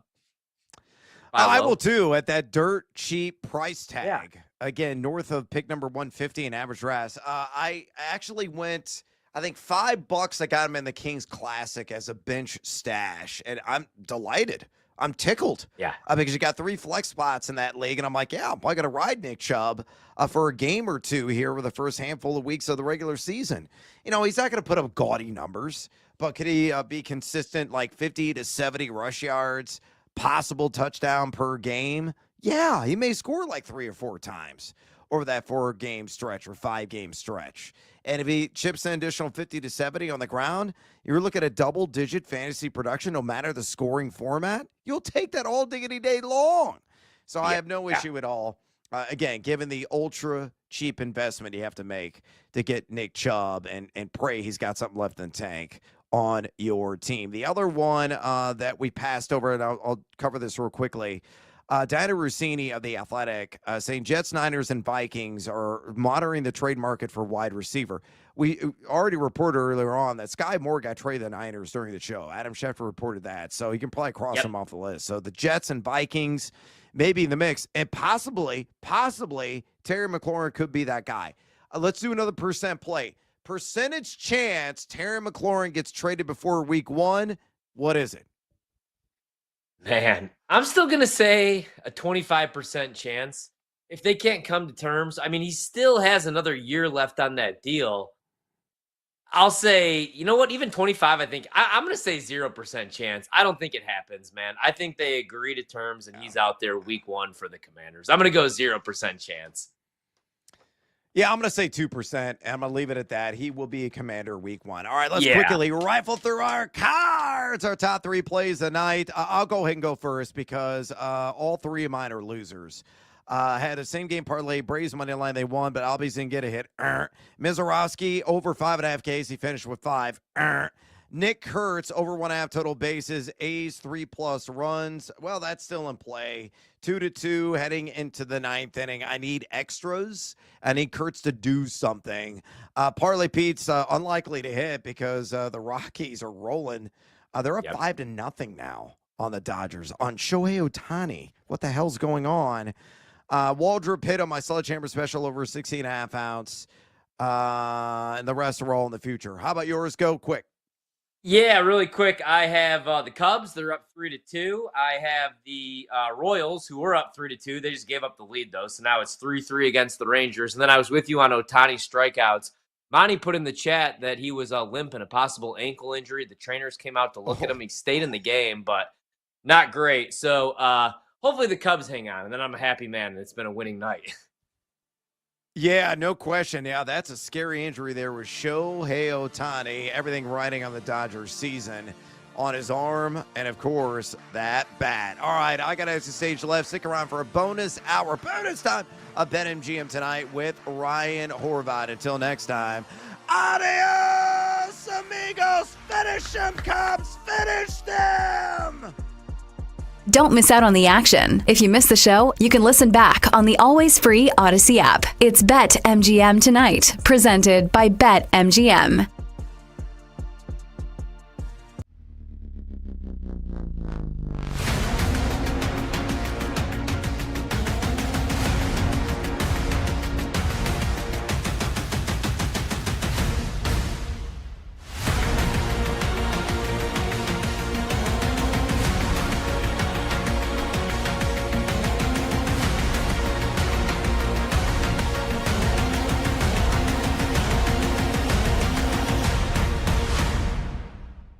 I love me some Drake May.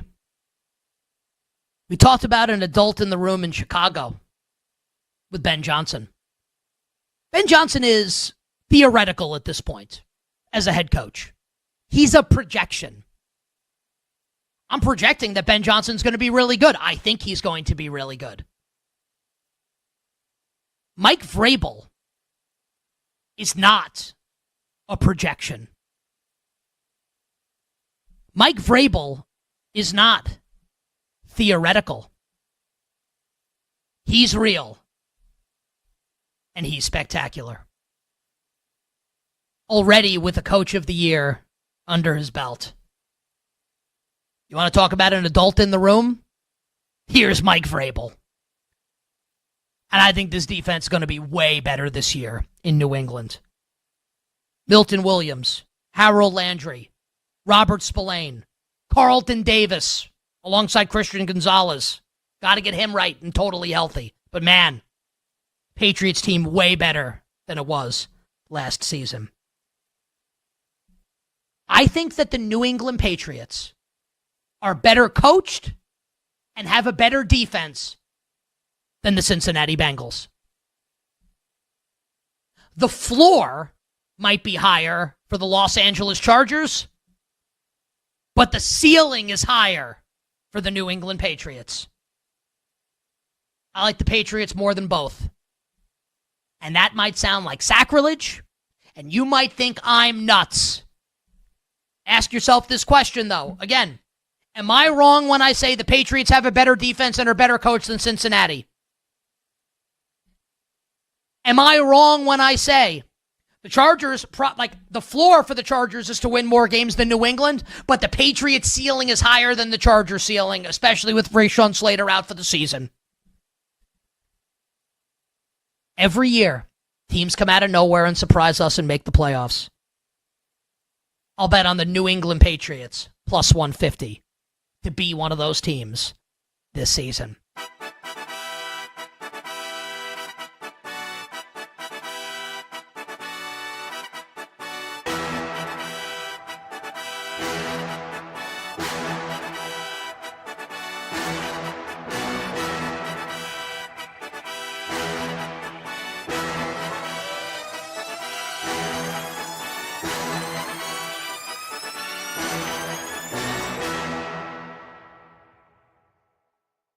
I think for Notre Dame, it's who brings the higher potential, because obviously this is a program that's been very much in contention for the past couple of seasons. So their aspirations are national championship level. Like, I don't think they're looking for somebody who is middling. But I think the surprising part of this was Kenny Minchie. I think a lot of people thought was going to win the starting job because he is more of a dual threat quarterback. And the way this offensive coordinator operates, and we saw it with Riley Leonard last year, is they like quarterbacks who can run. But if you look at CJ Carr, he's pretty much a pocket passer. He has some great touch on some of, his longer passes. If you watch some of the highlights from their what do they call it? Intramural game? Not intramural, but like their, blue and gold game or whatever. Yeah. Inter squad. There you go. So it'll bring an interesting dynamic that I feel like we haven't seen at Notre Dame, over the past couple seasons, but they must like him for some reason because, this was a very heated battle between these two and it just was announced yesterday. And listen, the season is starting soon. So obviously, this other guy pushed him pretty far, but if they have respect and faith in him, I suppose I should have a little respect and faith in him as well. It also helps too. And yeah, I'm with you, right? Marcus Freeman makes the call. Carr wins the job or win the job. And they have Jadarian Price. They have Jeremiah Love. I mean, he's a preseason All-American. He was a beast last year. So when you have that line, that's one of their strengths, right? They have that offensive line. They have those running backs. So I think early on, you sort of let Carr, feel things out and lean on that running game and let him progress as the season moves on.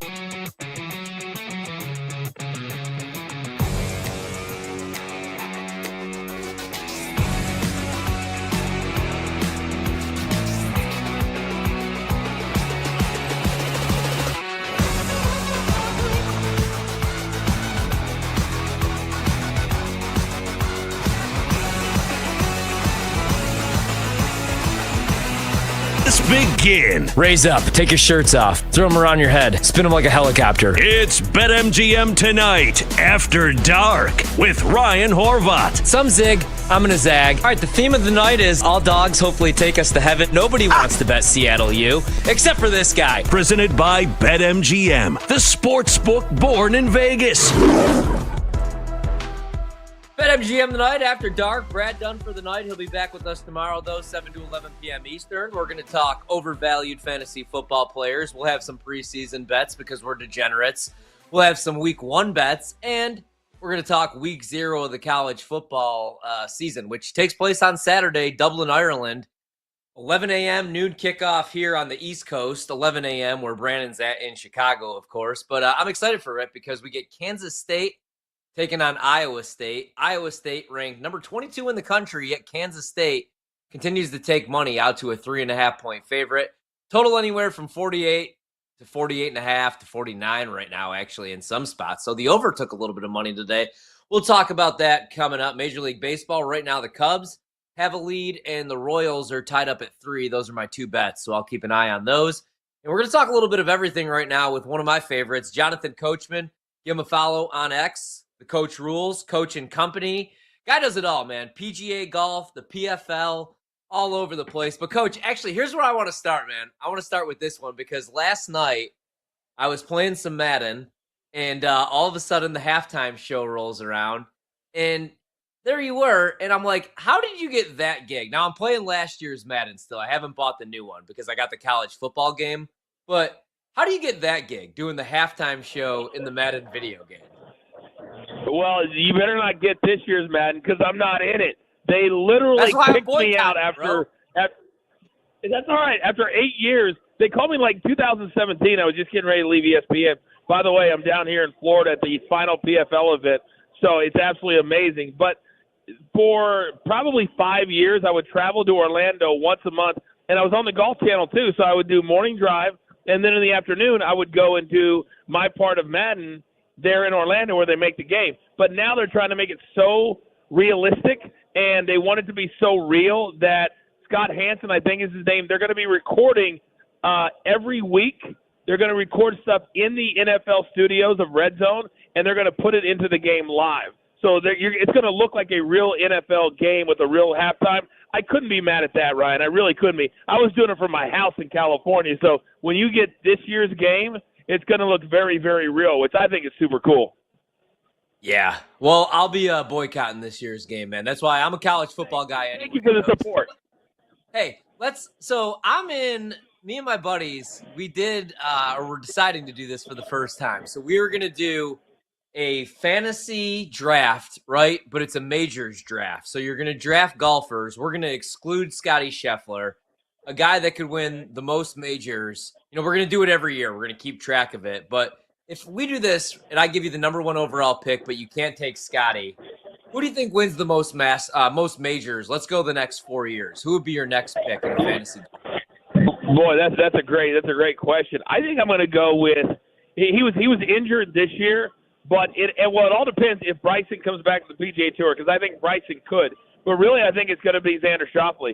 Xander, he can play anywhere, and normally he would be my favorite this week, but because early on in the season, Ryan, he was so injured, he was behind the 8 ball, and he never really got going. So this is kind of a lost year for him. But the next 4 years, Xander, and you ask anybody on tour, and they will tell you that he is the longest hitter. He's only 5'8", but he won 2 majors in 24. I think the next 16, you got to go with Xander Schauffele. You said you're obviously covering the PFL fights. I'm looking at it right now, ESPN Plus.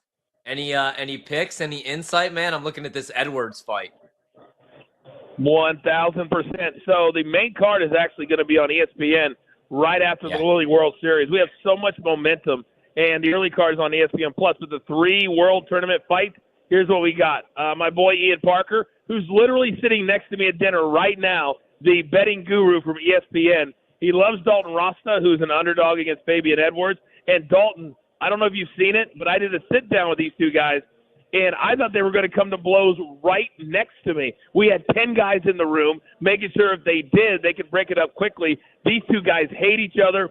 If people haven't watched the fight all year, tune in tomorrow night to watch this one. Dalton Rasta, his nickname is Hercules. He literally looks like a Hercules. It's amazing. But then the other 2 fights, we like Sullivan Colley. He's an underdog. And then in the heavyweight fight, I believe Oleg Popov is our pick for that one. So those are the 3 best bets we have for tomorrow night. Love it, man. All right, I got to sneak in a wrestling question. This one comes from my son. How would you book John Cena's final match, right? So we see the Brock Lesnar stuff and the Saturday night main event. Now, I think I know where you're going to go with this, and I see other people stealing your idea because I was listening. But how would you book John Cena's final match? Well, last week on my daily SiriusXM Pro Wrestling show, 2 to 4 Eastern, Off the Ropes, Channel 156, I said the best way to do it, because there's so many different guys that fans want to see him go up against. And everybody, and by the way, the reason Brock Lesnar is back is because John Cena wanted him back. He wanted to work with him in these he's only got 11 appearances left. So it was just confirmed today that his last match is going to be Saturday night's main event, December 13th in Boston, Massachusetts. What I think they should do is just have a fun match. It doesn't have to be serious. It doesn't have to be anything more than bring out like 6 or 7 of his biggest rivals that he's had over the course of his 25-year career. It could be Kurt Angle comes down, takes a roll-up. It could be Randy Orton's in there. It could be Shawn Michaels in there. I was there in London, England, when Shawn Michaels and John Cena went toe-to-toe in an Iron Man match. 60 minutes they went after Cena had drank till 4 a.m. every single night for 9 nights, and he still went out and had a 5-star match. So if you put all of these OGs together in what they call a gauntlet match, just one after another, to me, that'd be the way to go, and make it last like 20 minutes. The whole night is going to be a John Cena love fest anyway. It doesn't have to be serious. I love listening to you talk wrestling, man. So I got one more for you. All right, so I always hear about like how Triple H or Vince McMahon when they're in Gorilla. And so when you're on commentary, when you're on the mic and you have Vince McMahon or these guys in your ear, especially when you were young in your career, man, like I was going back, my son was watching, the Kane highlights, and we're going back and watching the Attitude Era. And, you're just so damn young. How did you ever think about quitting, man? Or like how nervous would you get, and how would you stay focused when you're trying to commentate, do your job, get everything right, but you also have a madman yelling in your ear the entire time? Yeah, that's a great question. And I think part of the reason that I've been able to do so many different things is because I tell people all the time, when Vince McMahon is screaming in your ear, I got so good, Ryan, I could repeat what he was saying or screaming within a half a second. And it didn't matter if JR and Michael Cole was announcing, if you didn't say it when he told you to say it, he would scream at you. So I'm saying it, and I'm interrupting JR. JR is grabbing my arm like, shut up, I need to call this match. So sometimes Vince just would have fun by doing that because he would know it would piss JR off to no end. But it got to the point where I was so comfortable with him because he really liked me too. Vince, the first 5 years, I did everything. I hosted every press conference. I did all the Diva searches. I hosted Tough Enough. So by the time that I was on the really high-level shows like Raw and SmackDown, I was already comfortable with him and his style. So some people can't handle it. I could, but make no mistake about it, Ryan. Whatever stories you have heard, they are absolutely true. Vince would hold that button down for 2 or 3 hours, and it was brutal. If you watch now, Michael Cole is so good now because nobody talks to him. After 28 years, you think Michael Cole knows what he's doing, so Triple H leaves him alone, and he worries about everything else. And I wish I could have had that when I was there for sure. Yeah, man, but you were the best. I mean, because you were a character, right? Like you played a heel, Yeah. you would get in the ring, you would take bumps, and that's impressive, right? Yeah, Like of you course. almost have to be an actor. So I wanted to ask you this because I was telling Brandon and some of the guys, a lot of these kids now, they just start off, man, in New York, in Los Angeles, in Chicago, in top 3 markets. I had to cut my teeth and work in, Iowa, all over the place, Wisconsin, and I used to call parades. I used to call some really weird stuff, like some farm stuff. But what was the weirdest broadcasting gig? Because how do you get to the WWF, the WWE? What was how did you cut your teeth, start up, or did you just start there? What was the weirdest gig that you ever got? Well, it's so funny. My career is such a unique journey that I was in Wichita for literally 7 months. Then I got moved to Kansas City because we would share talent. And I was in Kansas City for a month, Ryan. I mean a month. They sent me to the city I'm standing in right now, Fort Lauderdale. I did a 3-part series. And then they were coming to Kansas City, and that was the night that Owen Hart fell from the rafters right in front of me and died instantly. So that's how I met the WWE in the first place, was because of a tragedy. And 4 months later, the very first SmackDown was already booked in Kansas City. They couldn't sell any tickets because fans had just seen Owen Hart fall and die.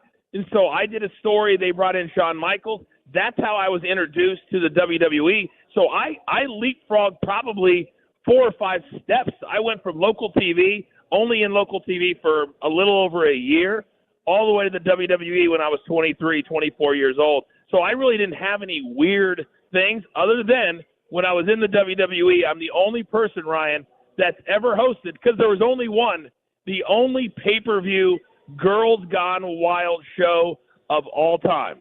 And I'm your host with Snoop Dogg, Stacy Keibler, and a couple other celebrity judges. But that was probably the weirdest thing that I ever was a part of. Dude, Snoop Dogg and Stacy Keibler. That sounds like a great time. Not quite. Dude, I was out on. It was a great time. I was out in Creston, Iowa, calling the Little Miss pageant. You're hanging out with Stacy Keibler and Snoop Dogg. That's no comparison, Coach. All right, let's talk a little ball, man. So every time I turn on the TV on one of the big networks or I go on social media, I see the run for the Chiefs is over. Mahomes is out of shape. He's fat. Kelsey's towards the end of his career. Are you buying the demise of the Chiefs, or do you think that they're still a serious contender in the AFC? Not for a single solitary second. They're my favorite team. I'm from Kansas, born and raised, and obviously I worked in Kansas City. One of my closest friends is on the staff of the Kansas City Chiefs. He's been there for years, in the equipment department. And he said there's never been more buy-in than what we have this summer. Kelsey's lost about 35 pounds. He said on the practice field he's so much faster than he was last year. Remember the Super Bowl? 2 catches, 19 yards? It was absolutely embarrassing because he had spent the entire offseason chasing, Taylor Swift around the world. And I think he realized, listen, I've only got a year or 2 left. I need to get serious. I think his boo understands that, and he did a lot less traveling. Now, Mahomes is always going to have a dad bod. That's just, he's not built to be shredded. Now, he's got 3 kids. And I don't care how much money you make. I don't care what you do. When you have 3 little kids under the age of 5 or 6 running around the house, it's difficult. Now, he better have a bunch of nannies and people helping him out, because in Kansas City, they expect Super Bowls. He's never stopped less than the AFC Championship. So now, to me, more pressure's on Josh Allen and Lamar Jackson than a guy that's won several Super Bowls already. All Patrick Mahomes is chasing is a legacy now. He's already a Hall of Famer, and he's not even 30 years of age. So I certainly don't think their time is over. They have a really good – they restocked really well. Rice is going to be back, and I think Xavier Worthy takes that next step. And I think Travis Kelce will have maybe not an all-pro year, but close to it. So I think they're still the team to beat in the AFC West and probably in the AFC, to be honest with you. Totally agree, man. Like, I don't care if my quarterback has a dad bod. You know what quarterbacks were strong and had good bodies, big, strong guys? Will Levis and Brady Quinn. So I got one last one, Coach. We got about 2 minutes here. So today, new Cowboys head coach Brian Schottenheimer says he's confident that the Cowboys are going to have Micah Parsons for the opener. Jerry Jones isn't confident. How do you think that plays out? Is Micah Parsons week 1? Is he a member of the Dallas Cowboys? And if I give you $100, over or under 7.5 wins on the Cowboys? I'm going to go over on the 7.5 because that's a super low number and they've got talent. Yep. But I don't even know what Jerry Jones is doing. At 80 years of age, Ryan, wouldn't you want to win? Wouldn't you want to, instead of saying my team's worth $11 billion, guess what?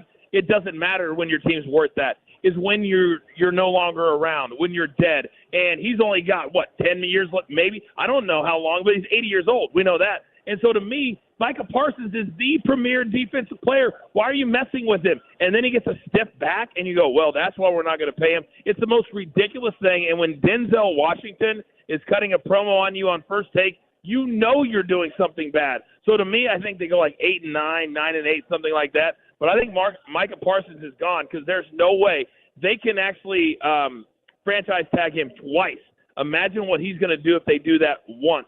He's due $24 million. He's worth over $40. They're not even close. I think he's gone. They trade him before week 1. All right, Coach, 30 seconds. We got the big one tomorrow, so tell the people, because we need something to watch tomorrow, the PFL. Where can we find you tomorrow? The PFL, 6 o'clock on ESPN+, 9 o'clock the main card on ESPN. 3 more PFL World Tournament titles, $500,000. They'll be the number 1 contender. It's great fighting. I encourage people to tune in. We'll be there all night. You're the man. Coach and company as well. Give him a follow on X. Let's do this again next week. Appreciate you, man. You know it. I'll talk to you soon. Love you guys. See ya. Jonathan Coachman right there. And, I'm with him, man. The Kansas City Chiefs, they're going to be just fine. That Mahomes guy's still really good at football, and I don't care if he's got a dad bod. Like I said, you know who had an awesome body according to Muscle Fitness, Men's Health? Brady Quinn. Where's he at? Although he's a Notre Dame legend, so I got to be easy. BetMGM tonight.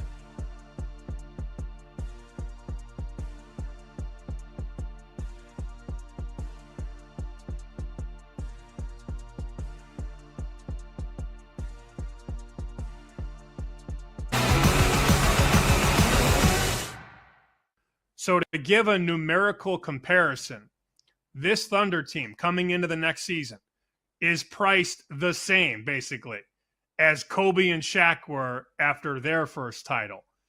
That's a pretty wild line to draw between Kobe, Shaq, Lakers, and the SGA, Williams, Chet Holmgren Thunder. They are priced almost the same.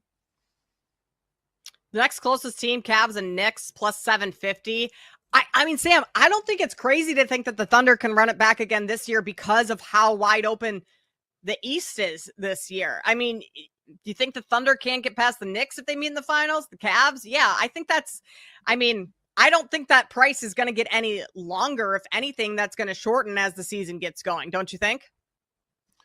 I would agree with that, barring injury where, right, a star player goes down and then maybe it floats up a bit. But it's very obvious, and this is what I told Sam. I said, look, nobody wants to give you away.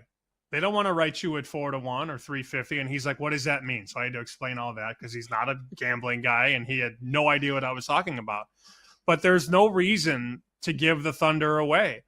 Last offseason, they were in that 6-7-1 range. Look at them now, 240, 250, 260, 275. So they want you to bet everybody else. And if you want to bet the Thunder, you got to take a price sub 3-1.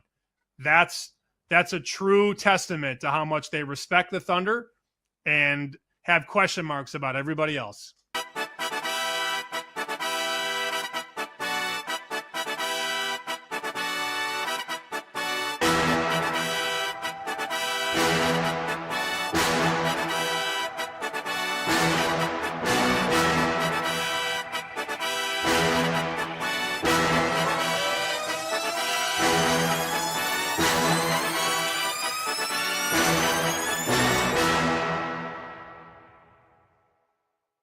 But Jenks, sometimes I feel like in baseball, not everything is decided by the numbers. And as uncomfortable as that sounds with all these stats and sabermetrics when it comes to baseball, it's super analytical. We've seen this before, where just because you are the best team in baseball, it does not guarantee you a World Series win. We've seen this with the Dodgers year in and year out. In fact, they've had 5 seasons where they've won over 100 games in the last since 2017.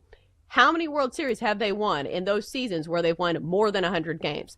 0. The seasons in which they've won World Series, they won 98 games, not last year, but the year that they won the World Series. And then they, of course, had the COVID year where they won the World Series then. So that was kind of an outlier. But my point being is that just because you are a regular season juggernaut, that's not the way baseball works. Momentum is such a huge deal. And there's always a team that gets hot down the stretch and, wins a World Series. So sometimes, the Dodgers will win and they're the best regular season team.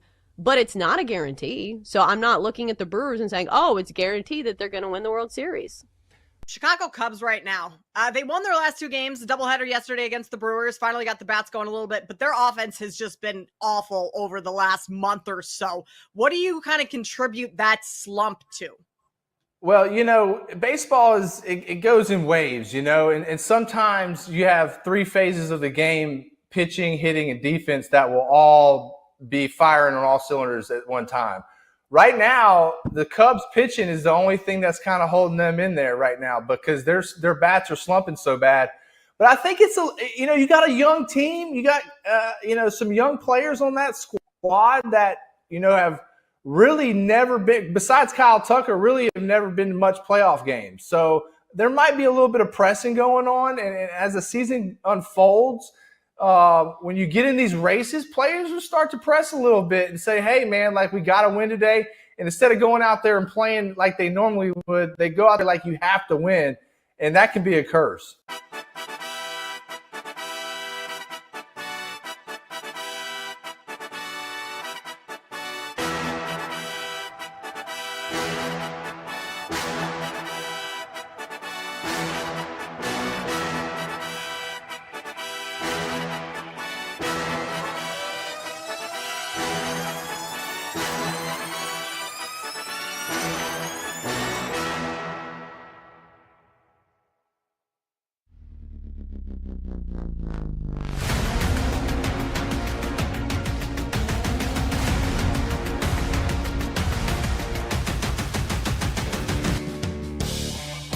Let's get back to the madness. It's BetMGM Tonight After Dark with Ryan Horvat. It's BetMGM Tonight After Dark on a Wu-Tang Wednesday. If you're streaming the show on YouTube or Twitch, you see what I mean. I got a Wu-Tang shirt on because I like the Wu-Tang Clan. Who the F doesn't? You know who else I like, tonight at least? The Chicago Cubs. They got a 4-2 lead. Top of the 9th. 0-2 count here. 3 outs away from winning their third consecutive game over the Milwaukee Brewers. Yesterday, I said, all right, enough's enough, and it's time for a change. To quote the great late Owen Hart, of course. And I said, I'm done fading the Cubs. They're going to make a run. All right, so the Brewers got hot. The Brewers won 12 games. Here's another way of thinking this, though. Are the Brewers the team to beat in the National League? Are we really buying the Brewers as the team to beat in the National League? A fun regular season team, yes. We've seen the Brewers as a fun regular season team. We've seen the Brewers make some damage in the postseason. A couple years ago, they were in Game 7 of the NLCS against the Dodgers. Hashtag people forget. With Lorenzo Cain and Christian Yelich, that team. Although Yelich is looking pretty good again this season. But, the Brewers got hot, but some may say they peaked a little bit too soon. Did the Brewers peak too soon?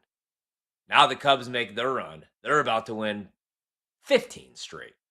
We see your 14, Milwaukee, and we raise you 15. So I bet the Cubs yesterday, both games of the doubleheader. Back in the day, Brando, when I first started betting baseball, every time there was a doubleheader, every doubleheader, whoever lost game 1, I'd always bet game 2. Didn't matter who it was. Could be the Colorado Rockies. And I swear to God, kind of like Sex Panther, for Brian Fantana, the man in the street, an Anchorman, 65% of the time, man, it worked every time. It was like my dad's You know how like you know how in Vegas everybody's like, this is my not model, but like this is my system. It's a system play, right? There's no such thing as a system play. But that was always my dad's system play. Like when he would bet baseball, he would just take the team that lost game 1, bet them to win game 2, thinking that the team in game 1 wouldn't care. So I don't know. Yesterday I bet the Cubs twice. Today I bet them tonight. You know what I meant. Earlier this morning, I bet him 4 tonight. I'm a little distracted because now we got a runaround for the Brewers. So I'm just going to shut my mouth, actually, about the Cubs. 4-2, top of the 9th. But I am going to be a little distracted because not only did I bet them, I also love them. Not quite as much as I love my son and my wife, like Brandon here, who admitted that he loves the Cubs and baseball more than his own family. I wouldn't go that Still deep. do. Still do. But, yeah, 4-2, top of the 9th, 1 away. And we'll keep you updated if you do care. Durbin at the dish right now for the Brewers. Other scores, in case you're not in Chicago and you don't care about our team. The Braves win a baseball game, which is fun and exciting for them. Granted, it came against the White Sox, but they win 1-0. They were minus 183 favorites. Total goes under 9 because, again, it was a 1-0 win. Nationals, 5-4 winners over the Mets. I'm mad at myself because I kind of like the Nats in that game. Didn't bet them at plus 144, but I should have. If you bet the Mets tonight at minus 174, you're a big dummy, and you lost a bunch of money. Total pushed at 9. Marlins, 6-2 winners over the Cardinals. Those frauds. Diamondbacks, 3-2 winners over the Guardians. Detroit, 8 Mile, 7-2 winners over the Astros. The Phillies beat the living hell out of the Mariners, 11-2. And the Pirates win earlier today. 2-1 over the Blue Jays as plus 129 dogs. Games in progress right now. Padres with a 2-0 lead over the Giants. The Reds, they need to go away. Up 1-0 on the Angels. How about this, Brando? The Rockies with a 6-1 lead on the Dodgers with Shohei Ohtani making his start tonight. Cubs up 4-2. And then the other one that I'm paying attention to, again, I'm selfish. It is a betting show. Damn it. Royals and Rangers tied up at 3. We're in the bottom of the 8th now, 2 away. I need the Royals. Yankees up 6-3 on the Rays in the top of the 10th, and the Athletics and the Twins tied up at 2.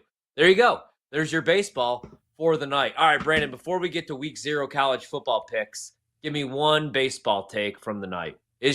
Are the Brewers the team to beat in the National League? Are the Dodgers still the team to beat? Are the Cubs about to win 15 in a row? Just give me something.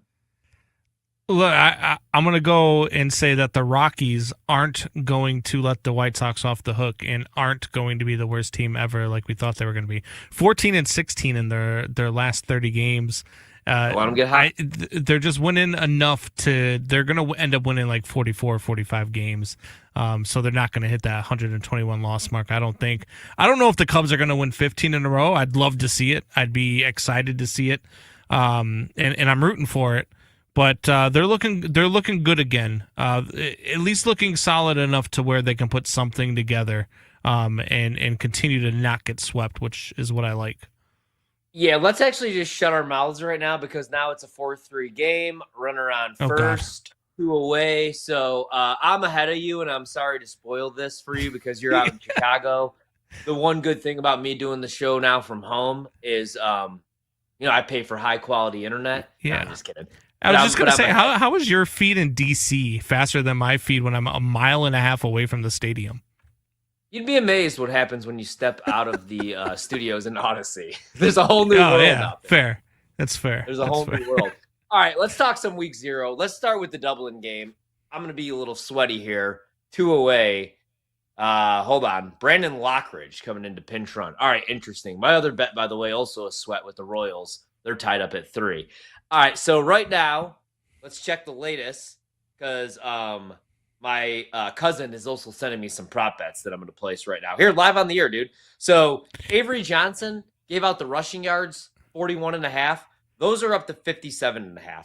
I still like it. It's minus 114 both ways, but that market's clearly been hit. Dylan Edwards, who averaged over 7 yards per carry last year, 81.5, staying away. Carson Hansen from Iowa State, 57.5, staying away. Rocco Beck, though, that number is still sitting there at 16.5. I'm going to play that again, minus 114 to the over. And then I love this one. Avery Johnson, anytime touchdown, even money, plus 100. Again, he's one of my Heisman bets. I bet it at 50-1. I think legitimately he could rush for over 1,000 yards this year. I also bet Kansas State to win the Big 12 at plus 600. So you bet your ass I'm betting them week 1 against Iowa State. I think Iowa State last year was a fun year. They win double-digit games for Matt Campbell for the first time in school history. But they lose a lot, man, including their 2 best wide receivers, who are both now members of the Houston Texans, in Higgins and Noel. So I think it's going to be a little bit of a rebuild year on the offensive side of the ball. And defensively, usually I love Iowa State. Matt Campbell, a defensive-minded head coach. But last year they struggled to get after the quarterback, and they struggled against the run. And now you're going against a dual-threat quarterback in Avery Johnson, who rushed for 7 touchdowns last year, threw for 2,600 yards. Like I said, Dylan Edwards, they bring him over 7 yards per carry. And their leading wide receiver, Jace Brown's back. He finished with over 800 receiving yards, 5 tutties. So I bet Kansas State. Anything under 3 I like. At 3 I still like it, don't love it. I just went money line. You could get it right now, minus 150. So heavy on Kansas State. I lean under. I think the defense is going to be much better. Last year they were second in the Big 12 in rushing yards allowed. I think they fixed that up this year. What were we going to say? My bad. Avery Johnson on BetMGM right now, plus 115 anytime touchdown. Even better price. Plus 115 even. Any plus 115 anytimer? Yep, Yeah. plus 115 anytime for Avery Johnson. I just hammered it. I'm taking you up on it. I'm telling you. I like it. That's my gift to you. So you said you were leaning over in the game, and my under look isn't like a sharp play. It isn't anything that I've even locked in. Again, I'm really heavy on Kansas State in this game though. Week zero, I usually start light. Not this year. Big bet on Kansas State. Again, if they're going to win the Big 12, 5-1, I need them week 1 against Iowa State. And I still think Iowa State's solid. But what does it tell you when the number 22 team in the country is a 3-point dog on a neutral to an unranked team? Also, Kansas State, we saw this game last year. Duh, it's a conference game. But like similar teams, obviously, same quarterbacks. Kansas State should have won that game. Turnovers killed them. They should have won that game. I love a revenge game on a neutral field. I think that has like a 65% clip. Would you bet them on the spread or on the money line if you're going to bet this game? Would you bet the -3 at minus 110? So you're not playing the minus 150 on the money line? Yeah, I'm fine because right now at BetMGM it's 3 flat, minus 110. So yeah, it bumped up to 3.5. I did not want to go 3.5 because I could see this game ending 24-21, 27-24. Because I don't think Iowa State is going to take a huge step back, dude. I really like I really like Matt Campbell. I like Rocco Beck, solid quarterback. It's just, like I said, you lose your 2 best wide receivers, and I'm not like last year. I'm looking at the defensive side of the ball right now. All right, the secondary should be pretty good. Jontez Williams had 4 picks. He's back. Jeremiah Cooper has 7 career interceptions at safety. He's back. But here's the issue, dude. Like I said, they struggled to get after the quarterback. It's actually worse than I thought. They were 125th in the nation in sacks. They only had 16 all season, and they were 109th against the run. So I think Avery Johnson's going to have a huge game. Now, to your overlook, dude, Iowa State's defense, again, a little bit of a letdown last year. I do think they're going to be better, but they struggle against the run. And on the offensive side of the ball, Beck's back. Last year, they averaged 31 points per game and 416 yards per game. He threw for over 3,000 yards and 25 touchdowns, also rushed for 318. So that's possibly the best Iowa State offense I've ever seen. But no Jalen Noel now, no Jaden Higgins. I do like some of their pieces. Xavier Townsend should take on a bigger role, and I already talked about Hansen. He scored 13 touchdowns. Could you pull up what's Carson Hansen to score an anytime touchdown? He scored 13 last year, and they have 4 starters back on the O-line at Iowa State. He's minus 120. Yeah, I like that too. Especially if you like the over, dude. Maybe instead of even betting the over, because now you missed out, I feel, at 48.5 to 50.5. So now I would even maybe wait if you want to bet the over and bet that live, unless you think the scripted stuff's going to go really good. But usually these neutral field games, when you have to leave the country in Ireland, it's kind of like a feel out process. So there's a good chance that 2 drives stall and you go from 50.5 to 44.5, real quick. And that's the difference of a 27, 24 game getting you home. So I'm not telling you to stay away from the over, but I lean under because I think both teams are going to look to run the ball. But I do like Kansas State quite a bit. I went over because when I looked at the game, I had 31-27 as my final score. That was my prediction for the final score. That's why I went with the over. Just because I was like, all right, well, I have 58 points right here. So, I mean, two really good quarterbacks, especially like to Big 12 standards. So I don't hate the look. I do love Kansas State in the game. My God, the Cubs, bases loaded here, 2 outs. Everything has to be a sweat. The other game that I bet, week 0, I'm going to jump ahead because this one just moved. So I was waiting, and I'm glad that I waited. Now I'm coming in. The total, Sam Houston and Western Kentucky. Give me the under 62. I haven't heard a whole lot of people make the case. I think that's a little inflated, man. Right? 62 right now. You have Western Kentucky has a new OC in Rick Bowie, and everybody's expecting the offense just to be lights out, high flying, because he comes over from Abilene Christian, and he brings over his quarterback, Maverick McClover, whatever his name was. But dude, that's a big jump up, right? From the FCS now moving over. And then I think everybody expects big things from the Hilltoppers because Phil Longo is taking over as play caller. And he ran one of the fastest offenses in the nation at both Ole Miss and North Carolina. But it's week 1. And these are new teams with new coaches. So give me the under on that. Actually, I'm doing that live right now. Under 62.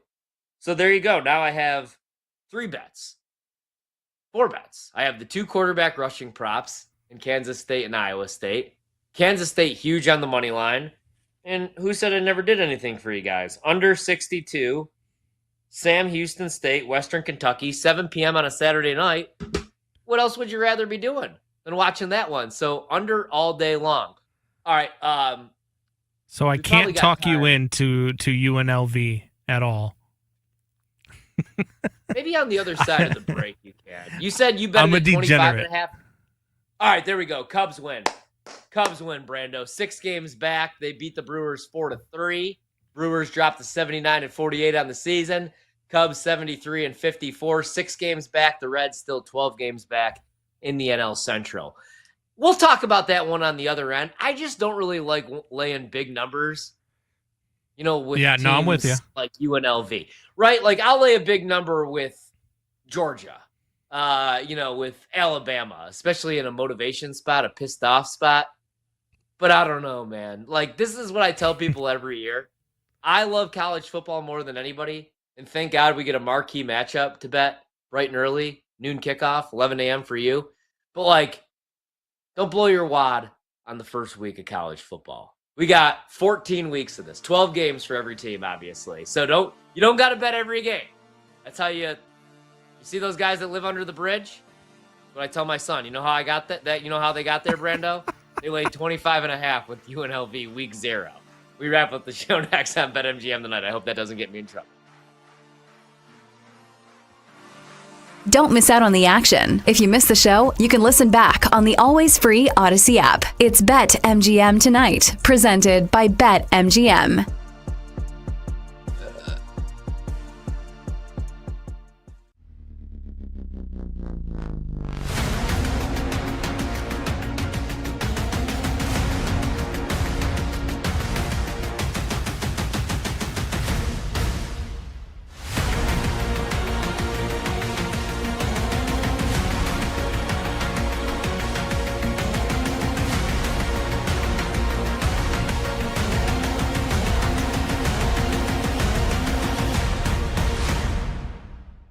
I love me some Drake May.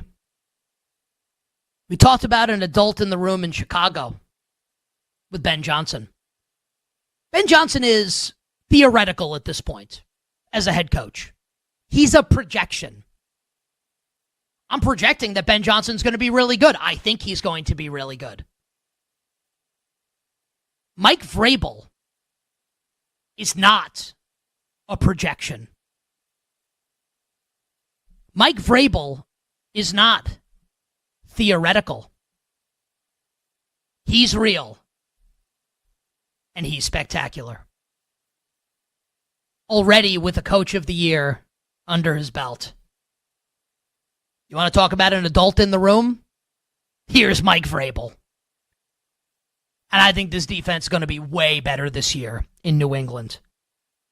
Milton Williams, Harold Landry, Robert Spillane, Carlton Davis, alongside Christian Gonzalez. Got to get him right and totally healthy. But man, Patriots team way better than it was last season. I think that the New England Patriots are better coached and have a better defense than the Cincinnati Bengals. The floor might be higher for the Los Angeles Chargers, but the ceiling is higher for the New England Patriots. I like the Patriots more than both. And that might sound like sacrilege, and you might think I'm nuts. Ask yourself this question, though. Again, am I wrong when I say the Patriots have a better defense and are better coached than Cincinnati? Am I wrong when I say the Chargers, the floor for the Chargers is to win more games than New England, but the Patriots' ceiling is higher than the Chargers' ceiling, especially with Rashawn Slater out for the season? Every year, teams come out of nowhere and surprise us and make the playoffs. I'll bet on the New England Patriots, plus 150, to be one of those teams this season.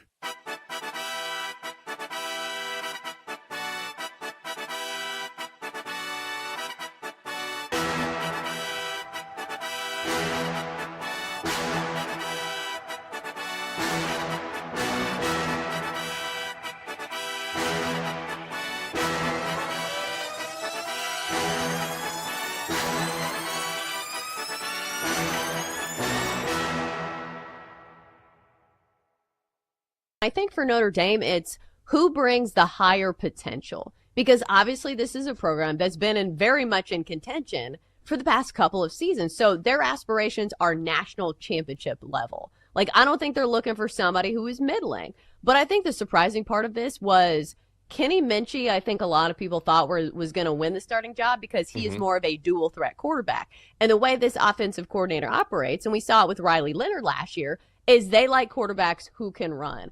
But if you look at CJ Carr, he's pretty much a pocket passer. He has some great touch on some of, his longer passes. If you watch some of the highlights from their intramural game, not intramural, but like their, blue and gold game Inter-squad, or whatever. yeah. Inter squad. There you go. So it'll bring an interesting dynamic that I feel like we haven't seen at Notre Dame, over the past couple seasons, but they must like him for some reason because, this was a very heated battle between these two and it just was announced yesterday. And listen, the season's starting soon. So obviously, this other guy pushed him pretty far, but if they have respect and faith in him, I suppose I should have a little respect and faith in him as well. It also helps too. And yeah, I'm with you, right? Marcus Freeman makes the call. Carr wins the job or win the job. And they have Jadarian Price. They have Jeremiah Love. I mean, he's a preseason All-American. He was a beast last year. So when you have that line, that's one of their strengths, right? They have that offensive line. They have those running backs. So I think early on, you sort of let Carr, feel things out and lean on that running game and let him progress as the season moves on.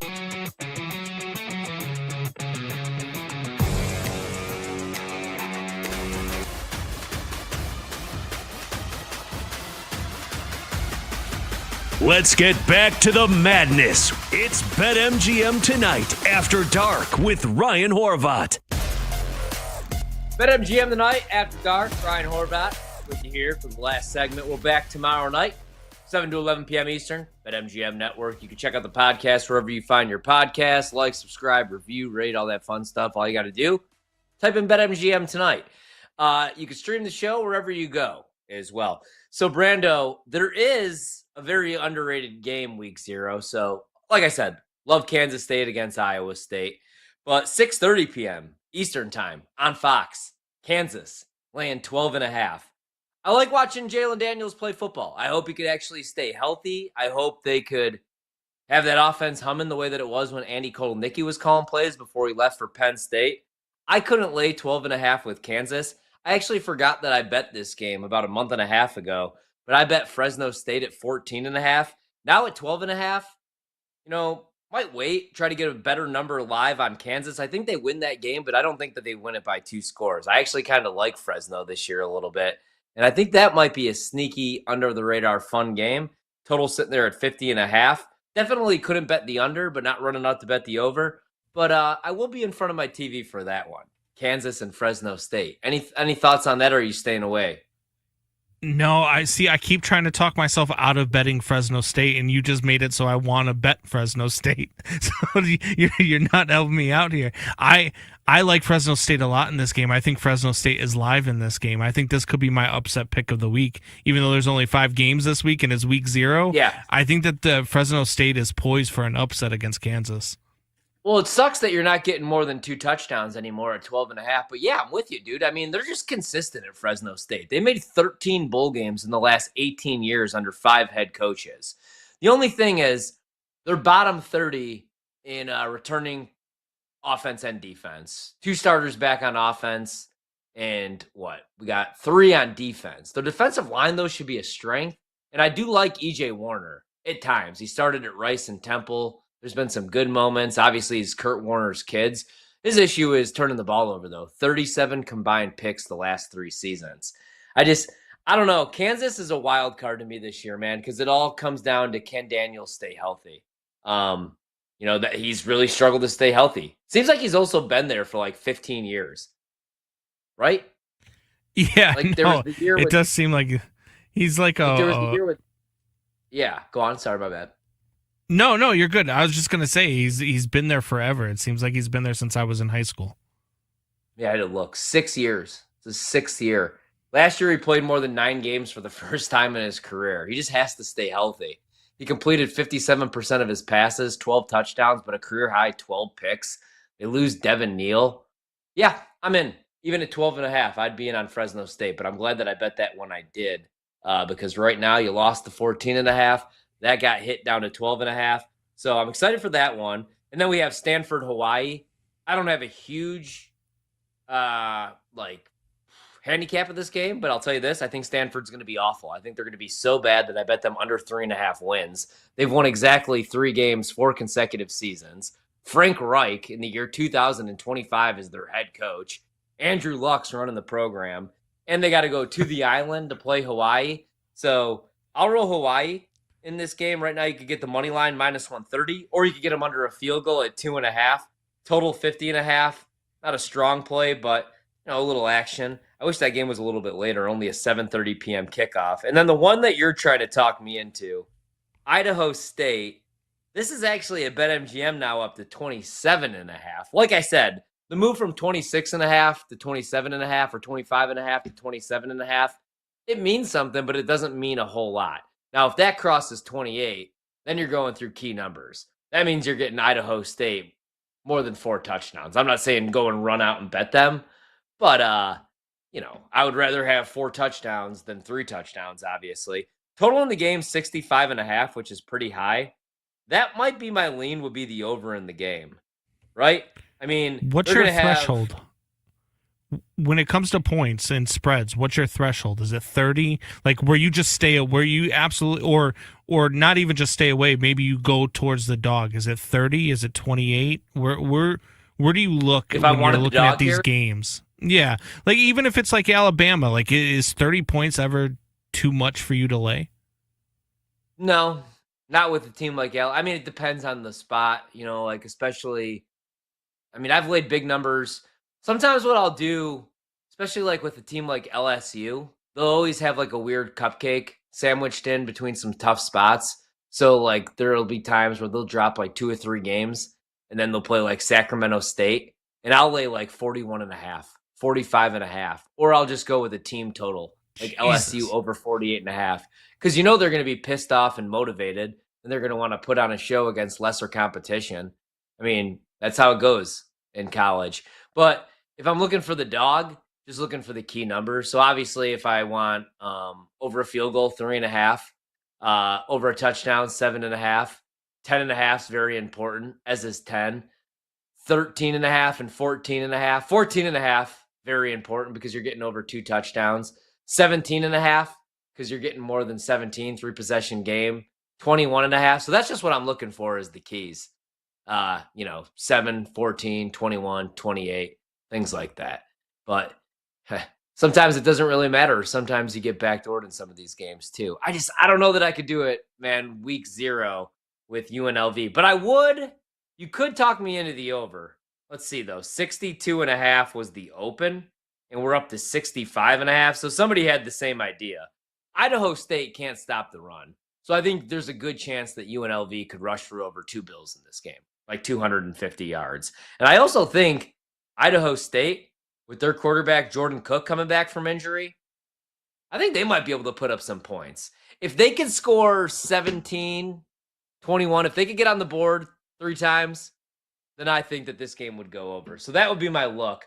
Or what you could do, Brando, I mean, you already laid it and got a good number, but if you're looking to bet this game for some 4 p.m. action, I would maybe go team total over on UNLV because they're favored by anywhere from 24.5 to 27.5 right now. The total in the game is 65.5, but their team total, let me pull that up now because I'm curious. I don't even know if you could bet this yet. Yeah, you can. Team total, UNLV, 45.5. But that might be my look. I could see them winning this game 48-0, but that means they would just cover the number, or maybe like 48-14. So over 45.5 if I did have to bet it. Idaho State, their team total in the game, 19.5. So that's a stay away for me. I'm not going to talk myself into something, but Iowa State money line, lean to the under at 50.5.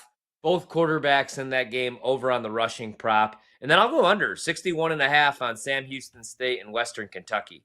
The other week 0 games, Idaho State, as we talked about, 26.5-point dogs taking on UNLV.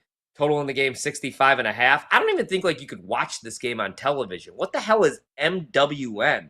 Mountain West Network. Yeah, that's on the Mountain West Network. So no interest in that one. Stanford, Hawaii. I just need Stanford to lose every week, so I'll be cheering for Hawaii. And that's the week 0 schedule. We do have a game coming up next Thursday that I bet, but I bet it early and the number's gone. I took South Florida at 8.5. That's down to 6. 6.5 is the best number you could get right now on South Florida. They're playing Boise State, who I do think wins the Mountain West, but I think South Florida is going to push them to the limit. Maybe they're even live in the game. You could get them right now plus 200. Byron Brown's back, their quarterback. If he can stay healthy this year, man, South Florida is going to be a scary team. And like I said, that's a huge move right there. 8.5 to 6.5. And I think that they might have some scheme advantages, South Florida, in that game as well. So still I do bet like South that. Florida in that game too.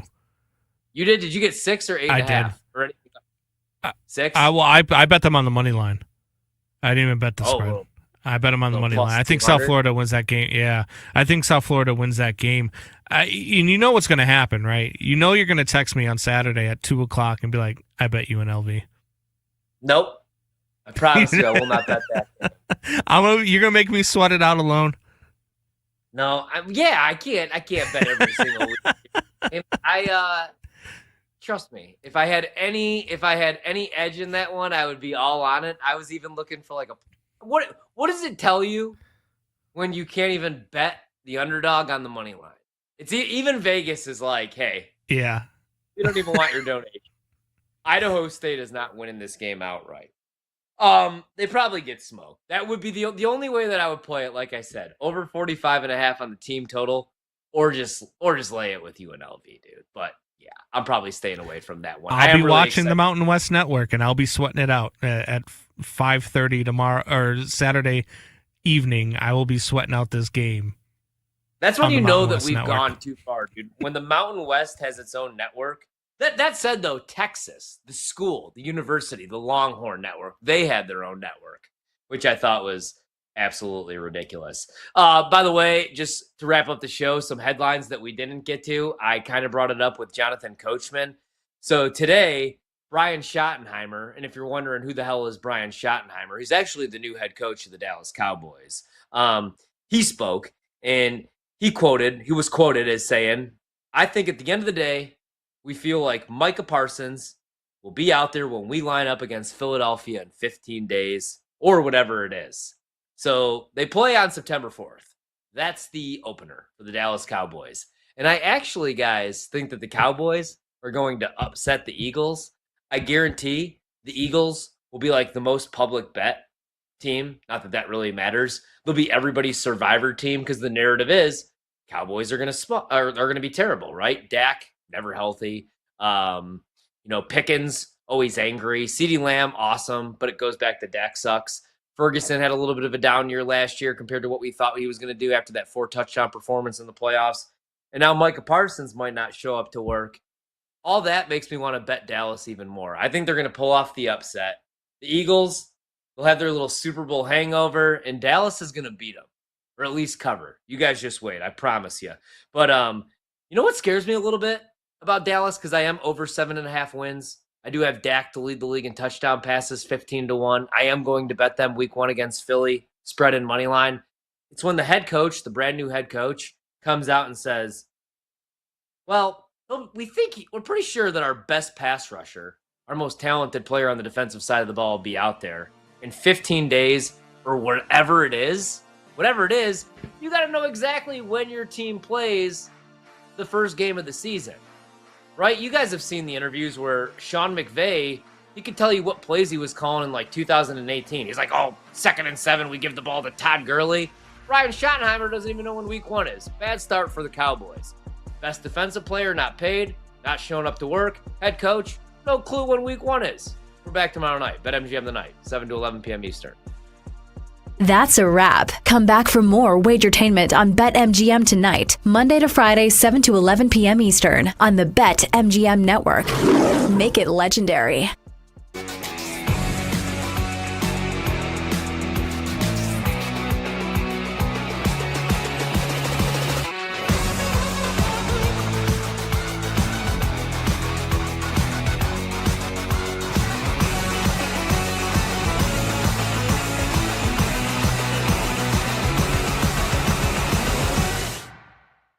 So to give a numerical comparison, this Thunder team coming into the next season is priced the same, basically, as Kobe and Shaq were after their first title. That's a pretty wild line to draw between Kobe, Shaq, Lakers, and the SGA, Williams, Chet Holmgren Thunder. They are priced almost the same. The next closest team, Cavs and Knicks, plus 750.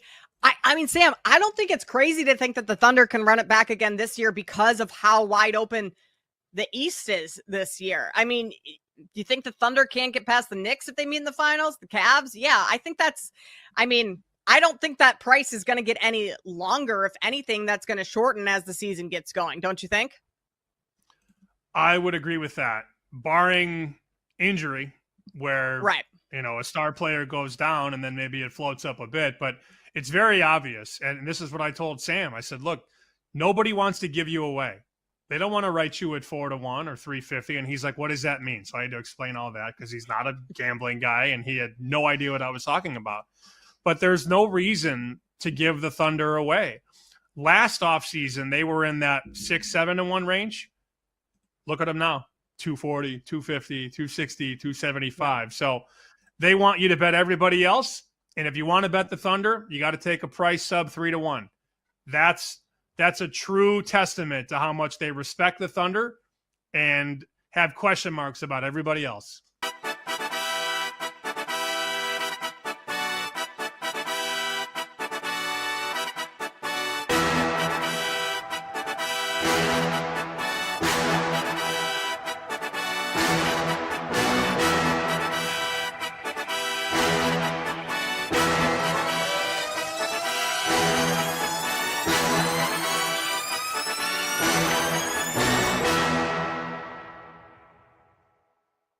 But Jenks, some